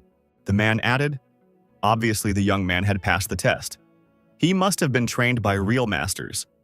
Jongdo replied that his masters are very skilled at what they do. Jongdo asked, is that the end of it? Chul-sang said he would like to say, of course, but that would be a huge letdown for both of them. The young man said that he agreed with his opponent. Chul-sang said that this is what a real man should do. The big guy swung his hammer and went on the attack again. The young man applied the green dragon maneuver. He dodged the hammer and counterattacked with his spear. The man noted that the young man was faster than he had been before. Jongdo thought if it wasn't for the game skill, he would have lost already after the first strike. The young man wanted to reach the same heights without using that talent. The young man blocked the hammer's blow with his spear. He held on with his last strength. The opponent said, the young man seemed to have too little experience for his characteristics. The man sized up the young man and asked if he possessed the talent of acting. Striking again, Chul-sang repeated his question. The young man remained silent. The man noticed that he made the young man nervous with his question. And at some point, the young man opened up. Finding himself at a disadvantage, the boy could not stay on his feet and fell on his back. His opponent stood over him, swinging his hammer. Chul-sang lowered the hammer near the young man's head, hitting the ground with it. The young man said as he admitted defeat. The big guy said he had fun, but he wanted to make it last longer, so he decided to cheat a little. He hoped for understanding. Jungdo replied that he still had a lot to learn. Jongdo wondered, how did his opponent guess? Chul-sang asked if the young man was referring to his talent. The man said that before the young man, he had met many who suddenly stopped strong in virtual space. But unlike those useless tykes, the young man was able to stop the gap all by himself. Chul-sang said they'll see each other outside. Sang-hee is already waiting for them. The young man thought he still had a lot to learn. The young man was awarded a rank of B and presented with a certificate to that effect. The young man said thank you. John Doe said that, in that case, he's leaving, and thanked everyone here for being a part of this event. Sang-hee asked what kind of evaluation her teacher would give the young man. The teacher replied that it had been a long time since he had met interesting people. He was sure they would meet again. Sang-hee said that she wanted to try to fight Mr. Jong-do too. Chul-sang said he had a lot of fun. I think he's going to leave now. The girl stopped the teacher. Wasn't he the one who had grumbled a few minutes ago that she hadn't visited him in a while? Sang-hee said that it's been a long time since they've practiced. Why don't they fight so the teacher can check how much his student has grown? The man thanked for the offer, but said he was tired. Sang-hee noticed that didn't sound like him. Since when did the teacher start running away from a good fight? The girl took her axe and told the teacher to get ready to fight. The teacher's eyes went to his forehead. Jong-do went out for some fresh air after receiving the certificate. He needed a rest, and he wanted to gather his thoughts. The young man stepped closer, and the young man was called out by Soyeon. The guy apologized and asked how long had she been waiting for him. The girl said that she herself had just arrived. Soyeon was very happy that she was going on a mission with Jong-do. She hoped that the young man wouldn't notice how worried she was. It was like some newcomer, Soyeon asked. When are they moving out? The young man looked somewhere in the distance and said, finally he came too. Haeshik appeared on the horizon. He waved to the young men, smiling. Haeshik was touched. He said he was very happy that Jong-do had written to him. The young man had finally accepted him as his junior assistant. Jong-do said that Haeshik shouldn't make a drama here. They'll work together, and if he doesn't like it, Haeshik can leave the group. Haeshik said that would never happen. Haeshik said hello to Ms. Soyeon. He said they hadn't seen each other for a long time. The young man expressed his hope that they would make a good team. The girl said she was glad too. All her dreams of two people's company were shattered. Jong-do said since everyone is gathered, we can go to the dungeon that Haeshik found. Soyeon asked where it was. The young man said it was Hwashong Fortress in Suwon. The portal was closed to the public. Strange monsters were in this dungeon. They were like nothing else. The young man handled the creature very easily. He thought, is it really that easy? Was it because the dungeon was a rank E dungeon? He would have cleared it alone in 10 minutes. Jong-do watched his partners fight. After all, he knew that he didn't come here to clear the dungeon alone. Jong-do wanted the two of them to gain combat experience. Fighting such monsters, finishing off another monster wasn't too difficult for the young man. The young man looked at Soyeon and thought that she was not only good as a priestess but also as a battle monk. Haeshik turned to the young man with a question. The young man said he was always happy to help. Haeshik noticed that Ms. Soyeon always looked at him angrily. Had he done something to make her angry? Jong-do said that Haeshik was a little tactless. In truth, they were both tactless. The young men, having cleared the approach, said they had reached the monster boss room. Jong-do said that he would try not to interfere with the young men's battle. So they have to put all their strength to put this boss down. The young man added, he hopes these two will definitely handle him. Haeshik said they wouldn't let their boss down. The young man said they were going forward and swung the doors open. A strange monster boss with glowing eyes stood right in front of them. Surprisingly, this monster was very agile. It shouted something and jumped up high. Haeshik was a little scared and hid behind his huge shield. Jong-do told the young man to be more confident. The monster shouted something incomprehensible and struck his opponent. Haeshik had time to put up a shield to defend himself. The young man thought, if Haeshik could block the monster's attack, it would be possible to hit his opponent on the back. Soyeon connected and with a deft move, using the forces of her opponent's inertia to send him into a knockdown. Jong-do praised the girl and told her to keep it up. Haeshik was upset that he hadn't been praised yet. After the sweep, the young man praised his team. He said that the guys had done a great job. Haeshik asked if the young man would go with them to the association to test his skills. The young man said no. Jong-do said he had some urgent things to do, so they can go without him. Jong-do gave his friends a look and thought that he was finally rid of them. Liu Shan looked up and said, this is a very unbelievable castle. Is the young man really going to spin the lottery here? Jong-do reminded the emperor how he had asked him to remember the strongest general. Liu Shan replied as he said earlier. General Zhao Jilong immediately came to his mind, not Zhang Fei. General Zhao was the strongest general he knew live. Jong-do thanked the emperor for that. The young man decided to play the linking lottery. The young man knew that on that night at Songsu Bridge, he had summoned Zhang Fei specifically not because Lu Shan thought he was the strongest general. This was because he himself was on the bridge. Of course, the first thing that would come to mind in such a situation would be Zhang Fei's battle on Jiangpanpo Bridge. This means that the identity a young man summons with a link lottery must be related to his location and their lore. A young man was dealt a diamond card. It was quite unexpected. Zhongdo spun to the left and right. It seemed strange to him. Why didn't he feel any change? A new personality appeared in front of the young man. The man said it was Huasheng. What nostalgia? Zhongdo replied that it was nice to meet you. He said his name. The young man thought that this character's stats were too low for the diamond card. The hero said that the young man's name translates to straight path. He liked that and said it was a great name. Zhongdo thanked him for the compliment. The character said they were very lucky to be in Huasheng specifically. The interlocutor asked the young man if he would like to get the treasure he had hidden in this place. Zhongdo closed his eyes in pleasure and said that he was very eager, which was to be expected from a diamond card. The character said when the king ordered him to build the place, he was so enthusiastic that he added a lot of all sorts of structures and secret rooms in different places. The young man had to find the brick on the right side of the main gate. 7th from the bottom. The young man should use this brick as a starting point, counting 616 bricks to the right. He should direct his QE energy to the last brick. After that, the young man should count out the 7th brick from the bottom on the left side of the gate and count out another 922 bricks to the left. Zhongdo thought, is there some special meaning behind these numbers? The interlocutor replied that it was his birthday and the king's birthday. Zhongdo said that he had finally found the right brick. Now he has to direct his qi there. After the young man fulfilled all the requirements, a portal appeared near him. It was a portal to a treasure dungeon. The scholar said if the young man went inside and could pass his test, he would get the treasure. Zhongdo asked, because the interlocutor left them for his successor, right? The young man doesn't think anyone else would be able to figure out such a convoluted scheme. The man said everything would be all right. After all, the young man had managed to find the treasure after all these years. He told the young man not to be shy and to enter the dungeon faster. Waiting for the young man in the dungeon was a huge giant with a sword on his shoulder. The scholar said if Zhongdo can pass the test of knowledge and the test of his guard's strength, he can get advice and treasure. The hero's helper disappeared. He said if the young man succeeded, he should summon him again.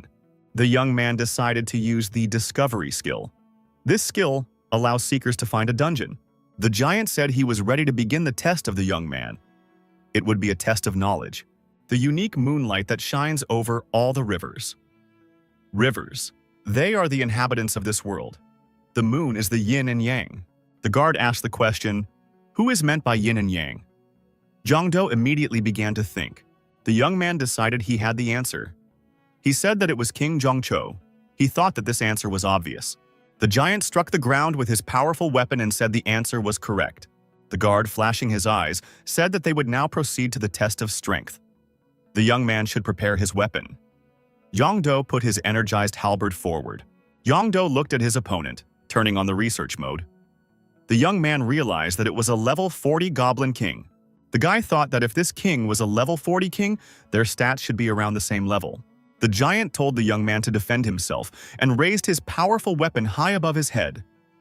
His eyes continued to glitter. Zhongdo repelled his opponent's attack and prepared to go forward himself. The young man shouted, hoping to scare his opponent. He moved forward. Zhongdo's mental attack failed. The Goblin King was not afraid. The opponent's damage was reduced by 10%. The young man thought that his skill didn't work on this goblin because of the difference in levels. The Goblin King said that this opponent is very fast, but he can see right through him anyway. Zhongdo put his halberd forward and told the opponent to try to dodge the next strike. The young man used the Green Dragon's maneuver. The Goblin King dodged it. He only gave a sly shout in response. The giant said that this time his opponent was very close. But still, he is not good enough to win. Zhongdo shouted that this wasn't the end. With his eyes flashing, he jumped high up and gave his opponent a staggering blow from the top. The giant had time to react and blocked the young man's blow. He raised his powerful weapon in front of him. Preventing himself from being attacked. The young man, looking directly into his opponent's eyes, came close to him. He kept his spear at his side. The enemy said that the young man was a fool if he was going to attack with a spear at close range. Suddenly, the giant noticed that the young man was no longer holding a spear but a sword. He had underestimated his opponent.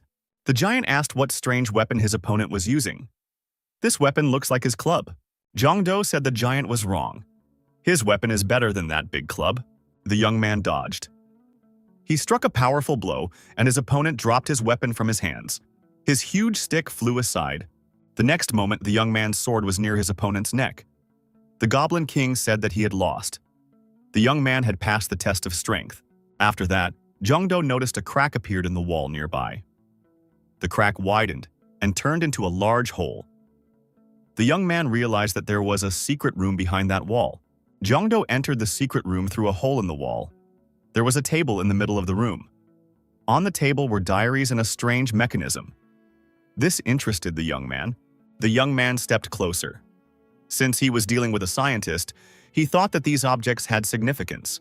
Jongdo remembered, after all, this scholar had asked to call on him when the young man found the reward. He noticed that he could summon it with his amount of mana. Even though it was a diamond card, the scientific assistant said it looked like the young man had passed the test after all. He added that he had no doubts about the young man. The interlocutor told the young man to take the Chronicles of Medicine with him. He would need those notes. The young man was asked to comprehend the skill of chronicling medicine. The young man was surprised. The scientist said he lost 6 children to smallpox. So he spent a long time doing research, and as a result, he wrote this book. To alleviate people's suffering. The young man received a message that he had learned the skill Chronicles of Medicine. He became the owner of the skill Resilience. The young man felt the two skills merge. A message appeared that he had learned the skill Full Immunity. Now the young man was immune to all diseases and poisons. The young man was glad that now he would not die in the dungeon. The next subject is a study of the territory of the whole state. This is a book on the geography of the country, which the scholar wrote while traveling through different parts of the state. The scientist said that this book would help the young man in orienteering. The young man was told that he had studied a survey of the territory of the state. Jongdo received the skill Detection. The two skills merged due to the game talent feature. The young man has learned the skill Dungeon Map. All dungeons within a certain radius will be marked on the young man's mini-map. Jongdo jumped up and down with joy. Now he wouldn't have to agonize to find the dungeon. It was the turn of the last item. The young man was getting the skill Loading Crane. This skill was changed for the convenience of the user. Jongdo studied the skill Inventory. It was a game inventory. The young man immediately decided to test how it worked. The young man took the stone in his hands. Jongdo leaned the stone against the digital panel. In the section, Inventory. At the same moment, the stone appeared on the scoreboard. The object was digitized and became virtual. The young man now had the stone available in the game. The young man understood how it worked.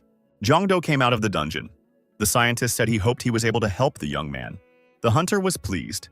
He said that his interlocutor had no idea how much he had helped him. And he thanked the scientist. The young man and the hero scientist said goodbye.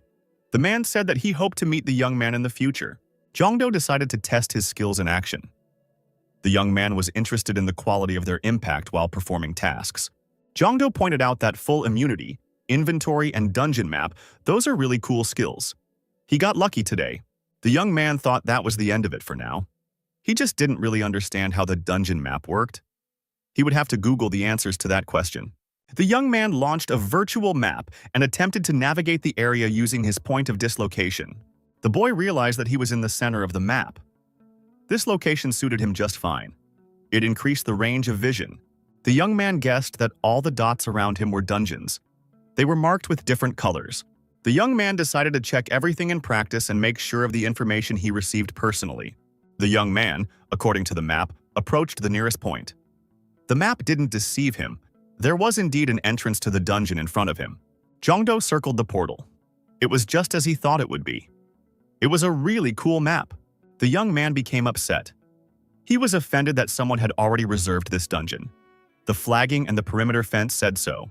Jongdo looked at the map again. The green dot was the rank C dungeon he had checked on the way. The yellow dot he was near now was a rank B dungeon. The young man once again assumed that most likely each rank of the dungeon would correspond to a different color of the rainbow. The young man didn't want to disappoint himself by stumbling into dungeons that were already occupied. He decided to open the notification window and customize it. The young man received a message that from now on, he would receive notifications when a new dungeon appeared. That was what he needed at this point. The young man was glad. Jongdo emotionally said that all the dungeons in the neighborhood would now belong to him. In yet another dungeon, a young man fighting a monster defeated it effortlessly. Soyeon was amazed at her boss's skillful actions. The green monster was lying at their feet. A bloody sphere of poison appeared near the monster. It was a well-deserved reward. The young man thought that he certainly had full immunity, but he would take this orb just in case. Everything would come in handy in the household. After the operation was completed, Soyoung said that not only could he easily defend a rank E dungeon, but a rank D dungeon was no problem at all. Jongdo replied that it was all thanks to his colleagues. Haeshik asked if the young man had any other plans for today. Jongdo replied that he was going to practice for a while, but that's it. Soyeon said that she didn't have much of a plan either. Haeshik suggested his friends to visit his house in that case, since he also has a training room with a VR machine at home. Jongdo was very surprised. There are so few of these machines in the world. You can count them on the fingers of one hand, and Haeshik has one of them. The young man knew that Haeshik had bought several dungeons for them. How much money did this guy have? Haeshik said he's a little embarrassed to talk about it, but his brother, who he lives with, makes a lot of money. Haeshik thought that Jongdo was talking about wanting to meet Soyoung in person. Jongdo stated that as the leader of the team, he wouldn't mind meeting the families of his subordinates. Haeshik clapped his hands happily. Haeshik said he would order a car now, and as soon as everyone was ready, they were on their way. Haeshik ordered a huge limousine. When the young men arrived at their destination, they were very surprised. When they saw the house where the young man lived, Jongdo asked in surprise, "Does Haeshik really mean to say that he has an apartment in this building?" Haeshik said that's not quite true. This whole house belongs to him. As the young men rode up in the elevator, Jongdo wondered what Haeshik's brother was doing if he could afford all this. The young men went into the apartment. Haeshik's brother met them and said it was nice to meet him. The young man introduced himself and said he was Kang Hae-chun, and he's Haeshik's brother. Jongdo said it was nice to meet him and gave his name. It hit the young man. Could it be that he had now met Kang Hae-chun? Images of legendary hunters flashed before the young man's eyes. It turns out that this young man is one of the 8 hunters, SS rank. Haeshik confirmed and said that his brother is exactly that person. Jongdo wondered why Haeshik hadn't told him before. Haeshik replied that his brother had told him that there were people who would feel uncomfortable around him if they knew about it. Jongdo couldn't believe that he had personally said hello to a SS rank hunter. In front of him was a living legend. Kang Hae-chun said he felt like he and the young man had met somewhere before. Jongdo was surprised. Where could he have met this person before? It was a duel of glances. The young men stared intently into each other's eyes. Jongdo couldn't remember the person he was talking to. Kang Hae-chun shouted that he remembered. After all, in front of him, a professional player, and called out the young man's nickname. The young man was happy to see Jongdo. Jongdo was surprised. How did the interlocutor know his nickname from a professional game? The interviewer said he was a huge fan of the young man. Haeshik and Soyoon watched the dialogue between the two hunters with interest. They stood silent, their mouths open. The landlord invited the young people to pass and make themselves comfortable in the living room. Kang Hae-chun recalled during the 3rd game of the Spring Split Finals, where he vanished his opponent when his team was on the verge of defeat after a bad fighting game. Soyeon picked up on this and said that this game was very great indeed, but personally, she thinks the young man's better games were during next year's summer split. The landlord and Soyoung began to heatedly discuss Jongdo's games from past seasons. When the young man was performing well, Jongdo covered his face with his hands and didn't understand why they brought it up in conversation. Haeshik asked if Jongdo was really a fighter in virtual games. He didn't know that detail in his boss's biography. Jongdo replied that when he was younger, he was a little-known player in a professional league. Kang Hae-chun disagreed. What do you mean he's not well-known? Everyone knew about that player. Unlike the other players who used strategies with the maximum chance of winning, Jongdo won brightly and epically, mesmerizing all the spectators. That's how this player was. The host stated that he was moved by the young man's acting, so he was among the first to join his fan club. Jongdo blushed and asked the two to change the topic of conversation. Soyoung said that she was the one who created this fan club. Jongdo jumped up and yelled for them to stop talking about the topic. The girl looked at her watch and said it was getting pretty late. Soyoung apologized and said she had to leave. Heshik asks Jongdo to sit still. He's about to call a cab for Soyoung, so that should take her home safely. Kang Hae-chun bowed to the young man and apologized for still not thanking him for saving Heshik's life. Jongdo said that he shouldn't be grateful. He was just lucky. The interlocutor said that Jongdo is very polite, just like they say he is. He will personally see to Heshik's training so that he won't be a burden on their next trips. Jongdo didn't think he would ever be able to meet Kang Hae-chun. The young man turned on the research mode. He was curious about the characteristics of an SS rank hunter. Jongdo was terribly surprised by what he saw. The opponent had an option available, a third-level game. The young man received a message that his level 3 talent communication had reacted with the level 3 talent game of his interlocutor. Contact between the talents has begun, and a forced reset of the game talent. Jongdo didn't understand what was even happening. Suddenly, Machina appeared in the portal that opened from above. Jongdo was once again surprised. The girl said that she hadn't seen Mr. Jongdo for a long time. Machina stated that she stopped time briefly to be able to talk to the young man. And indeed, time had been stopped. The owner of the house sat without moving. Machina said she was very glad she made it on time. The girl said if she had been even a second late, the young man would have been torn apart. The boy was terrified. With a level 3 communication skill, the young man had begun the process of forcibly raising the level of his game talent. The young man couldn't believe it. Was his talent level really increasing right now? Jongdo wondered if that wasn't a good thing. He couldn't understand what was the cause of the problem. Machina said that talents are given at birth and will accompany him until his death in old age. However, the fact that his talent is changing means that his fate is also changing as they talk. The human body cannot endure such a thing. The young man didn't know how to react to what he had heard. Machina said that's why she's giving the young man this necklace. As long as the young man wears this necklace, it will take all the damage of overloading his body. Machina added that also this necklace will give the young man the needed boost in luck. Jongdo asked, so all he has to do is just wear that necklace? The girl replied that it was exactly that. In addition to that, it has a few simple spells on it, so the young man doesn't have to worry about it being stolen. The girl bowed and said that for now, she would look for a safer way for the young man to increase his talents. Machina disappeared. Kang Hae-chun continued and said that as a fan of the young boys, he couldn't dream of something like this. Jongdo assumed that the person he was talking to also had a talent for video games. He knew that he had a third level. Jongdo asked if his interlocutor had thought about playing in a professional league. He thought that everyone would have such a desire if they interacted with professionals. Kang Hae-chun said that he has tried playing before, but he likes watching others play more than doing it himself. Even now he's forced to play a tedious RPG. It's a sad irony. Did Jongdo notice that his interlocutor probably has a SS level character? The interviewee said that, in any case, he believes that playing games and liking them are different things. Jian-du agreed with this statement. Chongdu brought it to Liu Shan's attention that he had gotten 2 gold cards in a row. The young man kissed the necklace and said he knew that this thing was very useful. Liu Shan was surprised. Why is the young man thanking the necklace? After all, it was only his merit. Chongdu agreed and said that he would now kiss dear Liu Shan. The emperor shouted for the young man not to do so. Sister Charity Nightingale appeared and said she apologized for intruding on this personal relationship. Jongdo took the emperor aside and said that he was very happy to see the woman. The young man said that the Sister of Mercy's healing skill will be very useful when he is in any dangerous situation. This skill doesn't require much mana, so he's sure he can use it. The young man thought that in this case he was out of luck. He didn't have any more mana for the binding lottery. The young man thought it didn't matter in this case. He would just take the opportunity to exchange the ticket for his power. Jongdo said that he has faith in Liu Shan again.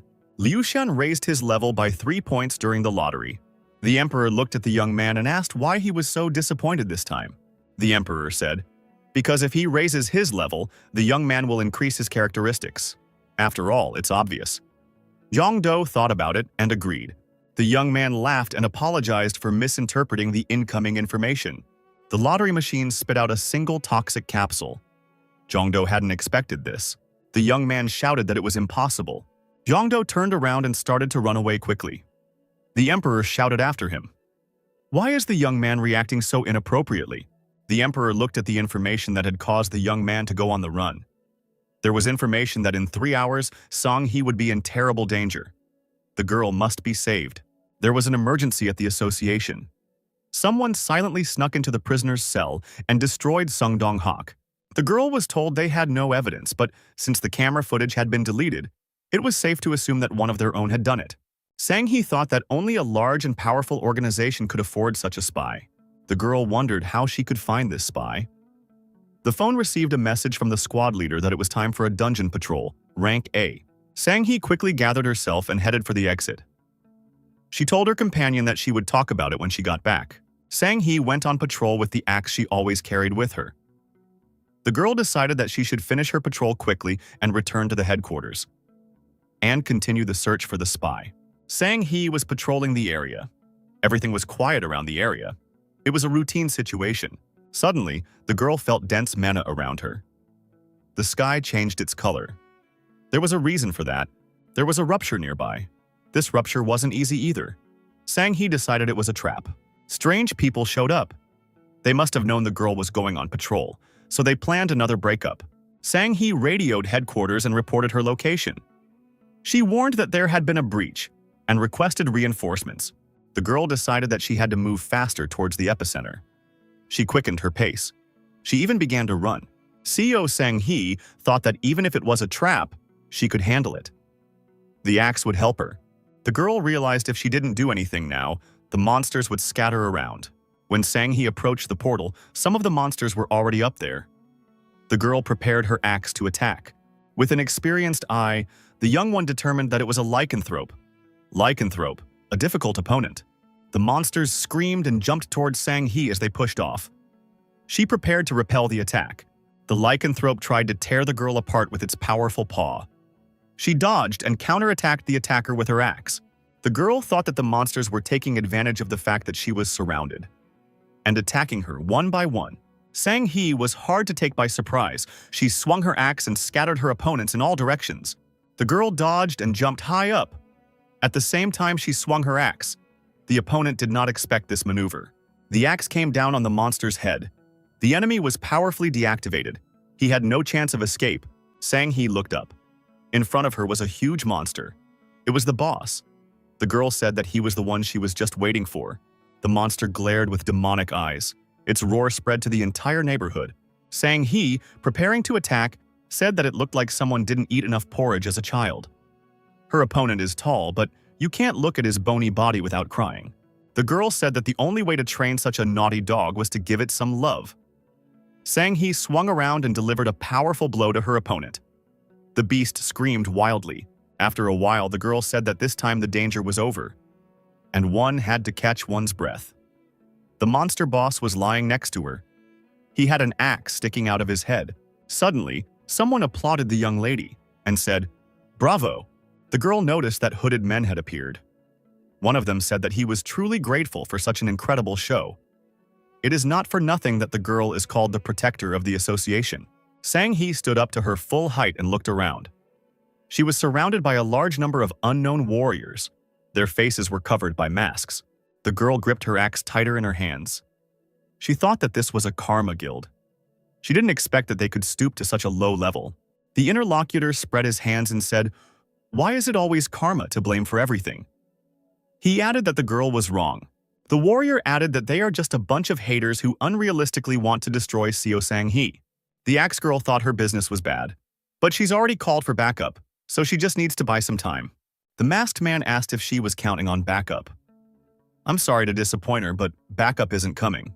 The man showed the walkie-talkie in his hands and said there was someone in the association who didn't like her either.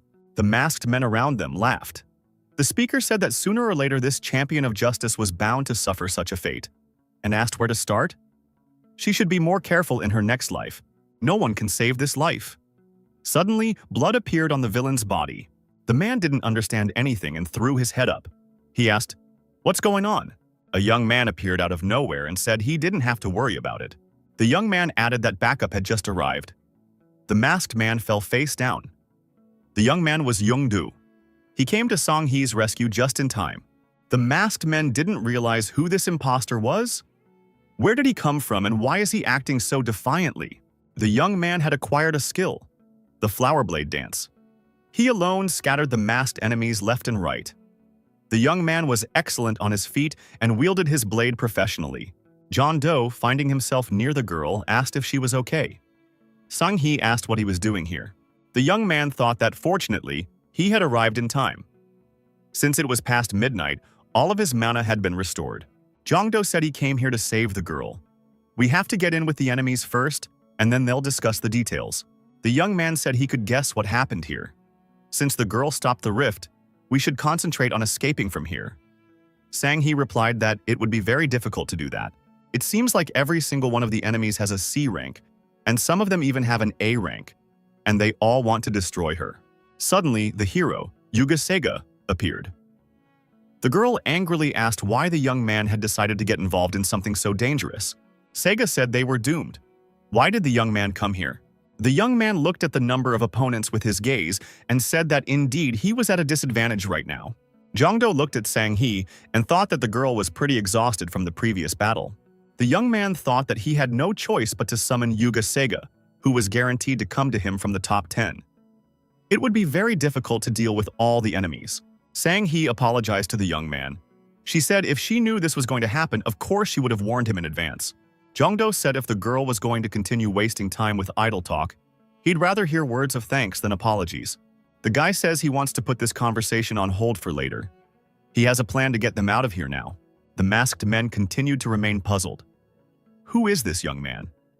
After all, they had cut the girl off from the reinforcements. They assumed that there was a spy among them. The leader told everyone to be quiet. He took off his hood and walked over to the man who lay motionless beside him.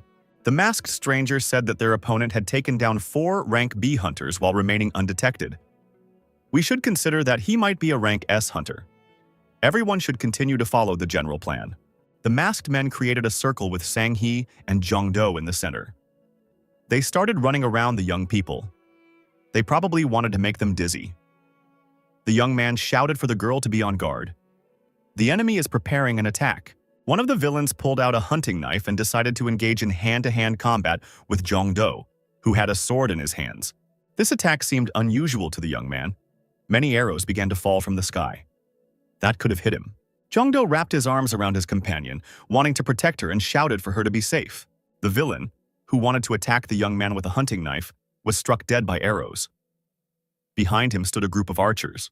Jong-do, grabbing the girl in his arms, instantly left the target area to avoid being injured by the arrows.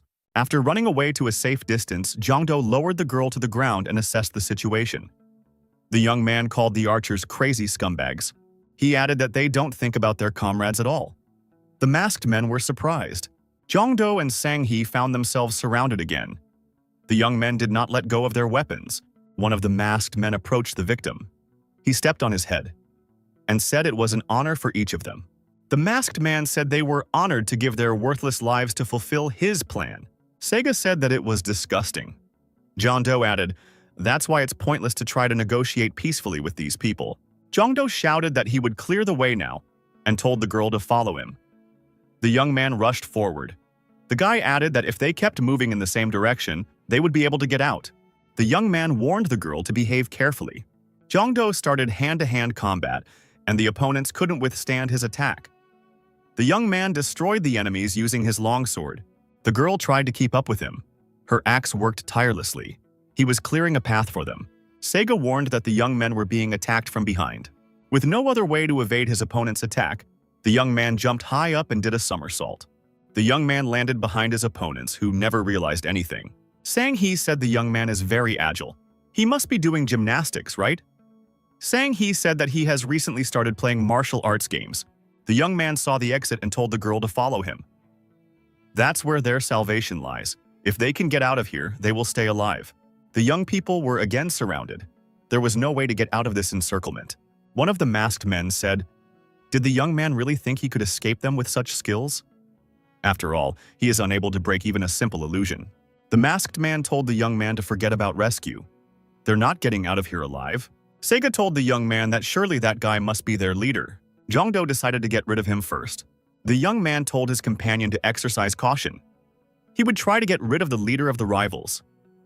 The young woman told the young man not to worry about her. The young man used the blitz skill. He became faster than lightning. The enemies didn't even have time to blink their eyes before they fell to the ground. Those of them who were in his way. Just a second later, The young man was already standing near the leader of the enemies with a naked sword. The villain, frightened, shouted for help. The leader kept yelling for his accomplices to attack the young man while he was busy and unable to answer them. It wasn't easy to attack the young man. The young man activated the skill, Hovering Cloud. The next technique was the sword dance of the floating cloud. The young man struck a stabbing blow at his opponent. The opponent was able to react in time and blocked Jeondo's punch. Sega said that the young man wasn't that strong anymore. It looks like his strength is also running out. The opponent asked the young man, did he really think he could save Sang-hee and handle him at the same time? The girl found herself shot in the leg and stumbled and fell. The villain was right on top of her. He swung his sword and said that he was going to finish the girl with his own hands. In the same instant, Jeongdo jumped up to the villain and threw the villain far back with a blow of his sword. The young man picked up the girl and asked how she was feeling. He apologized and said that he had a hard time overpowering their leader. Sang-hee said it was her fault. She couldn't buy him enough time. Sega stated that she was running out of time. She asked if the young man had a plan. The young man replied that he had a plan. He was not going to die. The villains considered the option in which they attack their opponents at the same time and tear them apart. After all, they have plenty of time to straighten them out. Whatever the young man is up to, they must keep attacking to corner the young men. The ring was shrinking. Though there was no angle, the young man's room for maneuver was shrinking. Jeongdo stated that it looks like he only has one choice left. The young man summoned Emperor Liu Shan. He had to pay 4 mana for it. Liu Shan turned to the young man. He has a talent for getting into trouble. Or is he getting into it of his own free will? The young man can't go a day without an incident. Jeongdo said, it seems like the emperor has sinned in something in his past life. The young man added, however, he needs the emperor's help. He asked him to name the strongest general he knew. The young man said that Liu Shan, his last hope. The young man had to choose a combination. The young man had 2 cards, Zhang Fei and Liu Shan. Zhang Fei and Liu Shan. They already have a very strong bond with each other. He would most likely be able to summon someone from the Shu realm. The girl thought they needed someone to protect them while they dashed through the crowd of enemies. Jeongdo stated that he only knew one person who could help them. The young man hoped for his luck. The masked men couldn't understand what was happening. An explosive cloud appeared in the air. One of the masked men said he had a bad feeling about it. We should get away from the young man. The archers attacked this strange cloud and fired many arrows at it. The arrows, having lost speed, descended into the area where Sang-hee was standing. The girl figured she wouldn't be able to dodge all the arrows. She would have to try to avoid hitting her vital organs. Jeongdo was not satisfied with this arrangement. He swung his weapon and destroyed all the arrows flying towards his companion. The masked men were astonished. How was this man able to deactivate all their arrows? The young man thought that the Lord of all weapons had perfectly recreated the ancient weapon. The user's characteristics increased when he was attacked from afar. This time, the young man was assisted by Jin Chong-do, Zhao's sleeping dragon. The young man turned to the girl and told her to rely on him. He would be able to protect her. The user's characteristics increased when he protected other targets. The masked man called out to his companions. He said there's no need to be afraid.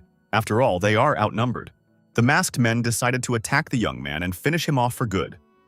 Jeongdo was ready to face the enemy in an unequal fight. The young man decided to act differently. He said that sometimes the best defense is offense. The young man went on the offense. The boy once again began to scatter his opponents, wielding his cold weapon. His spear was destroying all the opponents he could get his hands on. The opponents were getting smaller, but they still dominated in numbers. The enemy came so close that he was at arm's length. The masked man said that the young man was now surrounded on all sides definitively, and he was about to be destroyed.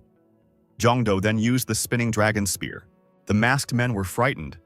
They had not seen such a reception before. Now they wanted to run away from the young man, but they could not do it. The enemy was almost completely destroyed. The leader could not understand how the young man could do it. The young man would disappear and appear elsewhere. It was impossible not only to attack him, but also to see him. His opponents didn't know how to fight him. They couldn't destroy him. The leader of the masked men said their mission was more important than a few lives. The villain said that his associates must destroy Sang-hee now, because their main target is this girl. He sees every move they make. The leader added, so they must die, but fulfill their task. He turned around and rushed at the girl to attack. Sang-hee was immediately confronted by Jeongdo. The young man figured out the enemy's plan. He decided to protect the girl no matter what it took. Jongdo put Sang-hee on his shoulder and ran away. The young man decided to save the girl and himself by all means. The young man reasonably assumed that taking the sword would be better than holding the spear in one hand. A King Hun sword appeared in the young man's hands. He ignores the certain value of defending opponents. Jongdo suddenly stopped and turned around to face the enemy.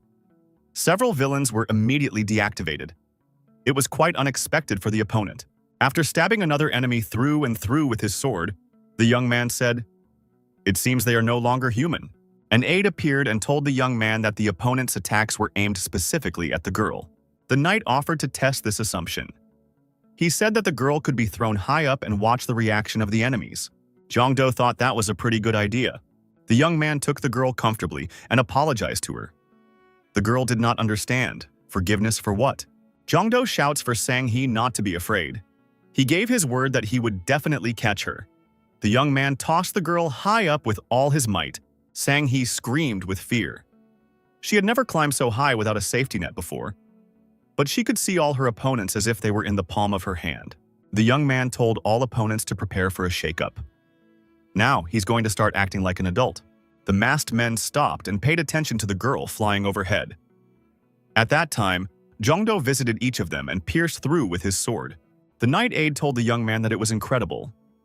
The young man himself had not expected such speed from himself. The young man was assessing the result of his work from the sidelines, but he still had to catch the girl. The knight warned the young man that the girl should land somewhere in this area. The young man adjusted his location, stepping back a little. The young man reached his hands up and successfully caught the girl who landed. Neither of them were hurt. The knight helper said that his time had also come to an end. Jongdo thanked the old man for his help. Jongdo asked Sang-hee if she was okay. The girl, swaying, said something like that. She understood that this was necessary to overpower the attacking opponents. Although she wasn't entirely comfortable with the fact that the young man had thrown her upwards, the young man pointed his hand around and said that he was able to dispose of all the remaining enemies. Sang-hee said she couldn't believe the young man was able to do it. The boy thought he couldn't have done it without help. The young man said he didn't know how to do the right thing. So he just decided to knock out the man who looked like the leader of these criminals. Jongdo asked his companion if she was able to find out anything about the Karma Guild from Song Dong-hak. Sang-hee said she was sorry, but he was destroyed by someone from the association. The young man didn't expect such a turn of events. Sang-hee added, considering everything that had happened, she could safely say that there was a spy of this guild in the association. The young man saw the message he received earlier that he had to rescue Sang-hee. He realized that the task was not completed yet. The guy asked to leave the spy issue for him to solve. As the girl remembers, after that incident with Sung Dong-hak, he has a great way to figure out the spy. The young men came to the office of the association. The young man had his own plan of action. The head of the association said that it had been almost a year since they had had an emergency meeting. What is the matter now? The girl said that while on her patrol, she was attacked by a group of 200 assassins. There was an uproar in the association. Everyone asked indignantly, what kind of lunatic had thought of this? The girl explained that they had artificially created a gap. They also blocked the radio signal of her walkie-talkie, so she could not request reinforcements. Sang-hee continued, when she thought she was about to part with her life. This young man joined the battle and saved her. The girl pointed at Jongdo. Sang-hee requested that this young man attend this meeting as a witness. One of the people present asked, so this was the reason why Sang-hee decided to call everyone together and discuss what happened. Sang-hee noticed that there was another important detail she wanted to discuss. Sang-hee said the real reason she called this meeting was to find a spy among them. There was a heavy silence. That was a very brave statement. Many shouted for the girl to take responsibility for her words. What is she trying to say? Sang-hee said she had a sure way to find the spy. That's why she started it. The girl continued. In order to use this method, you have to do two things, which she will now tell you about. If someone thinks they cannot fulfill their conditions, they can refuse. Someone in the audience said that no one would refuse. The head of the association said now he understood why the girl had called this meeting, and asked what they should do. Sang-hee said that, first of all, everyone should swear. Swear that they will not spread the word about what will happen here. The young man called out to Jaina for help. The woman had been here for quite some time. Jongdo used the skill, Vow of Silence. If people in a certain area have sworn to silence in any events, the skill will not allow the sworn to talk about them. And secondly, she wants her and the young man to be allowed to use her skills. The girl said, "Of course, these skills won't cause any mental or physical harm to anyone. Therefore, there was nothing to worry about." Some of the people present were worried. What were these skills? The girl's teacher stood up and menacingly asked, "What does it even matter? Are they really cowards?" After all, Sang-hee had said that the skill was not dangerous. The man added if Sang-hee causes any harm, he will personally take responsibility for her actions. The head of the association said he was interested. He would agree because he was curious about what would happen next, and he gave permission. The other members of the association also gave their consent. The girl was supported by a majority of votes. All the conditions for using the skill were met. The skill, Truth Room, was activated. Everyone waited silently for what was about to follow. Sang-hee thanked everyone for their trust in her. Her last request would be quite simple. The girl asked that each person present say just one sentence, that he, not a spy. Everyone present wondered, is that really all there is to it? The association leader immediately said that he was not a spy. Teacher Sang-hee said that he was not a spy. Someone in the audience also repeated this phrase. After almost everyone repeated the phrase, someone noticed that Yang Ki-seo was silent. The man was asked to hurry up and say that phrase, so that they could finish with this buffoonery as soon as possible. Sang-hee noticed that the man still hadn't uttered a single word. The girl approached the silent man and told him he couldn't say the words. This is the effect of the skill Truth Room. All on whom this skill was used can speak only the truth. Sang-hee said, so he is the spy who sent people to destroy her. It was the head of the information department, Yang Ki-seo. Yang Ki-seo shouted, he couldn't believe that someone possessed such a skill. Everyone present was shocked that there was a spy in their ranks. The head of the information department took out a pen, which he immediately turned into a sharp quill. The man shouted in the name of him and thrust the pen forward and attacked the girl. Sang-hee's teacher, a big man, knocked the feather out of the spy's hand with a swift movement of his hand and knocked the rascal to the floor. The man shouted angrily, how dare this rascal attack his student? The young man was informed that the assignment was complete. He exhaled with relief and said, not even realizing how he had managed to sort it all out, Jong-do said that it was an emergency because they needed to find the spy as soon as possible. But he never thought he wouldn't have enough mana to summon Jaina. Besides, the young man would have to wait until midnight for his mana to recover. Jong-do thought if it wasn't for the association ring that squad leader Seo Sang-hee had given him, this would have all been much more complicated. Even the Lord of all Weapons can't restore his mana. And this ring raised it by 2 points. That's how he was able to summon Jaina. The young man remembered that Sang-hee had warned him to be careful with that ring, and it was not to be lost under any circumstances. Jaina asked if she had been able to help the young man. The young man thanked her and said she had helped him a lot. The young man couldn't believe that Jaina, with such an imbue skill, was only honored with a gold rarity. Shouldn't her card be diamond? Jaina remarked with a smile that the young man was just lucky. The woman explained that she couldn't control the skill once it was activated. For example, that girl used Truth Room as if it was her own skill. In other words, anyone can use it to their advantage. Plus, he can't prematurely end the skill action if he activates it. If someone decided to seize the moment, she wouldn't be able to help the young man in any way. Jaina asked if he knew how she died. When she had activated the skill, a woman she thought was her friend had called her a witch. Jaina couldn't say anything against it, so she was burned. The young man thought that it looked like he should be more careful with this skill next time. The mysterious hooded man, the leader of the masks, said that Seo Sang-hee survived. He added that this girl didn't just survive. Their assassination squad was defeated and destroyed. Masks didn't believe it. There was no way that could happen. How had she been able to put them down after stopping the rupture all by herself? Wasn't she supposed to be squeezed like a lemon? One of the masks said they could have calculated everything if their information was correct. Their plans could easily have been disrupted by even one unforeseen factor. Butterfly Mask wondered, was the association capable of something like that? And after all, they had taken away this girl's connection to headquarters. It looked like someone had come to her rescue as soon as she was done tearing up. And it looked like it was a person today. The man said he could not identify the man because he was too far away. However, he was proficient with a spear and a sword. In addition, at some point he had become much stronger. It sounded like an S-ranked hunter. Only one person with those characteristics comes to mind. It must be Kang Hae-chun, a man with many weapons. Someone noticed that Kang Hai-chun was not a member of any organizations and worked alone. There was no doubt that only high-ranking members knew the plan. Bear Mask said he didn't believe it. It seems to him that that young man was just taking a walk near Mount Toban. Can anyone really think it's a coincidence? I mean, they had every chance of success. The hooded man said that no one dared to doubt him. The Bear Mask immediately apologized. Butterfly stated that what's done is undone. She was more interested in what this Sang-hee would do next. What were the chances that she caught one of the attackers and would interrogate him? The opponent replied, he could say with certainty that the blood seal had been activated in the battle. If all the assassins lost their minds, Seo Sang-hee wouldn't be able to get any useful information. However, it was extremely unfortunate that they had to show the blood seal.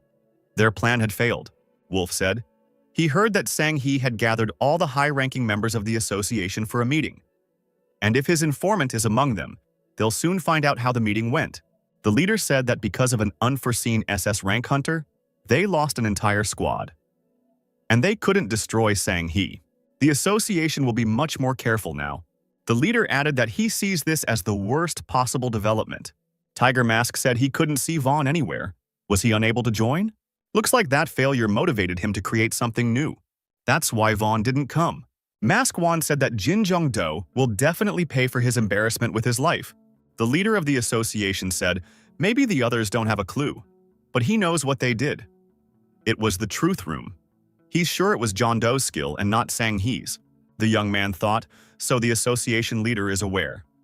It seems like everyone in the association has a different role depending on their predisposition.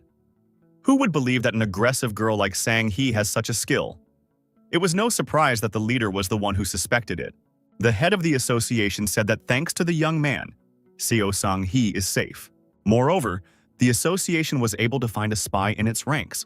The head of the association bowed to the young man and said that he was thanking him on behalf of the entire association. The man asked how they could thank the young man. Jong-do said there was no need to thank him. The man saw the ring on the young man's finger. Jong-do apologized and asked for forgiveness. He forgot to return the ring after using the truth room. The boy started pulling it off his finger and said that he would return it right away. The head of the association said it was all right. The young man could consider it a thank you for today. The young man was confused. Is it really true? He certainly agrees, but is the head sure of it? The head said that in truth, he didn't think the ring was enough to thank the young man. The man said anyway he wants to thank the young man again. He hopes they will continue to help each other. The men shook hands. The young man scrutinized the ring on his hand. He couldn't believe that he could get such a useful thing. The boy remembered that he hadn't yet received the reward for his assignment. He wondered what he'd get this time. The young man came home. The room was waiting for him. Winry greeted him and said, "Welcome home." Jong-do replied that he was happy to see Winry. How long has it been since they've seen each other? It's been a whole day already. Winry said, truth be told, she wasn't happy that they were seeing each other so often. Jong-do asked, wondering if he had done something wrong. Winry said that materializing in this world takes a lot of energy from her. Jong-do said that he didn't know that. Winry noticed that in Kang Hae-chun's house, she had no choice but to appear in front of him. The true universe acts as an observer. Usually, it appears to people only when absolutely necessary. The boy remarked that in that case, they do see each other too often. Winry noticed, it's because the young man finds himself in such rare situations too often, including today. The guy thought that important information represented something that was really important, according to the true universe. Maybe she would tell him about it if he asked now.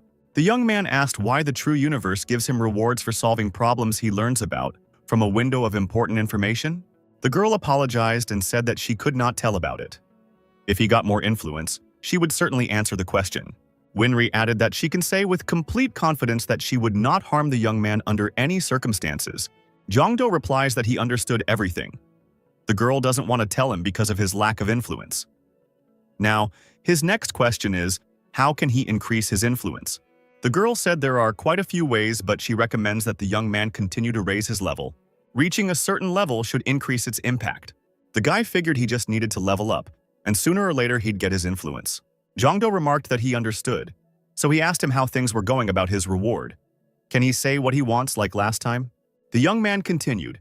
If possible, he would like to get something that would not require currency for its use. The purchase system certainly allows him to increase his mana level in the long run, but it stresses him out that it requires a lot of characterization. The young man continued. Of course, he liked the fact that every dozen cards would be guaranteed to have at least a golden rarity. After all, it was because of this that he was able to get Sega. Jongdo said he'd still like something without such severe restrictions. Winry replied that she understood the young man. She would take that into consideration when giving his next award. The girl remarked that she would have one condition before doing so. Would the young man care to see what she was willing to offer him for such a heroic act? Winry added, this should definitely please the young man.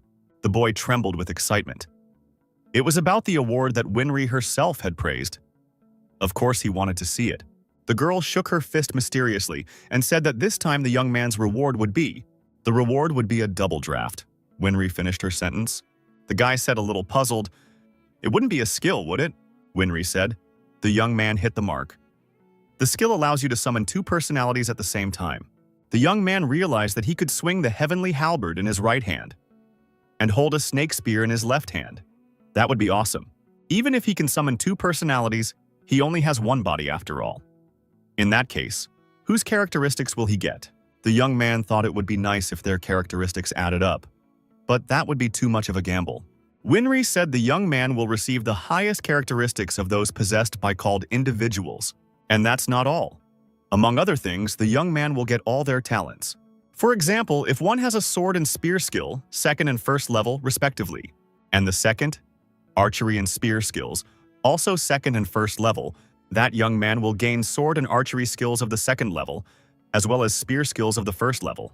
The girl added that the same was true for the young man's skills. Jongdo was horrified. The guy realized that he could have as many talents as he wanted. However, even just getting the highest characteristics of each of the duplicities already sounded good.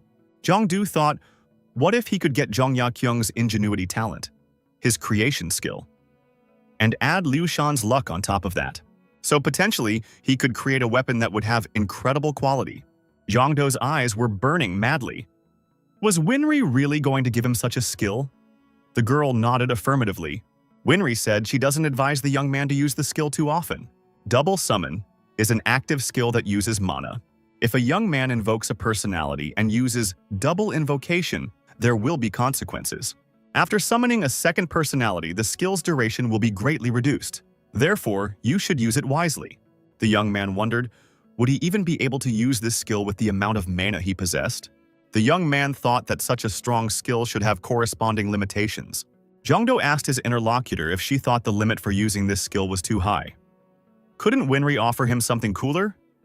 Winry replied, unfortunately, it has to do with the balance of energy in the universe and its conversion. The girl added that this is currently the best thing she can offer the young man, and added that she hoped he would understand. Does the young man agree to accept the double draft as a reward?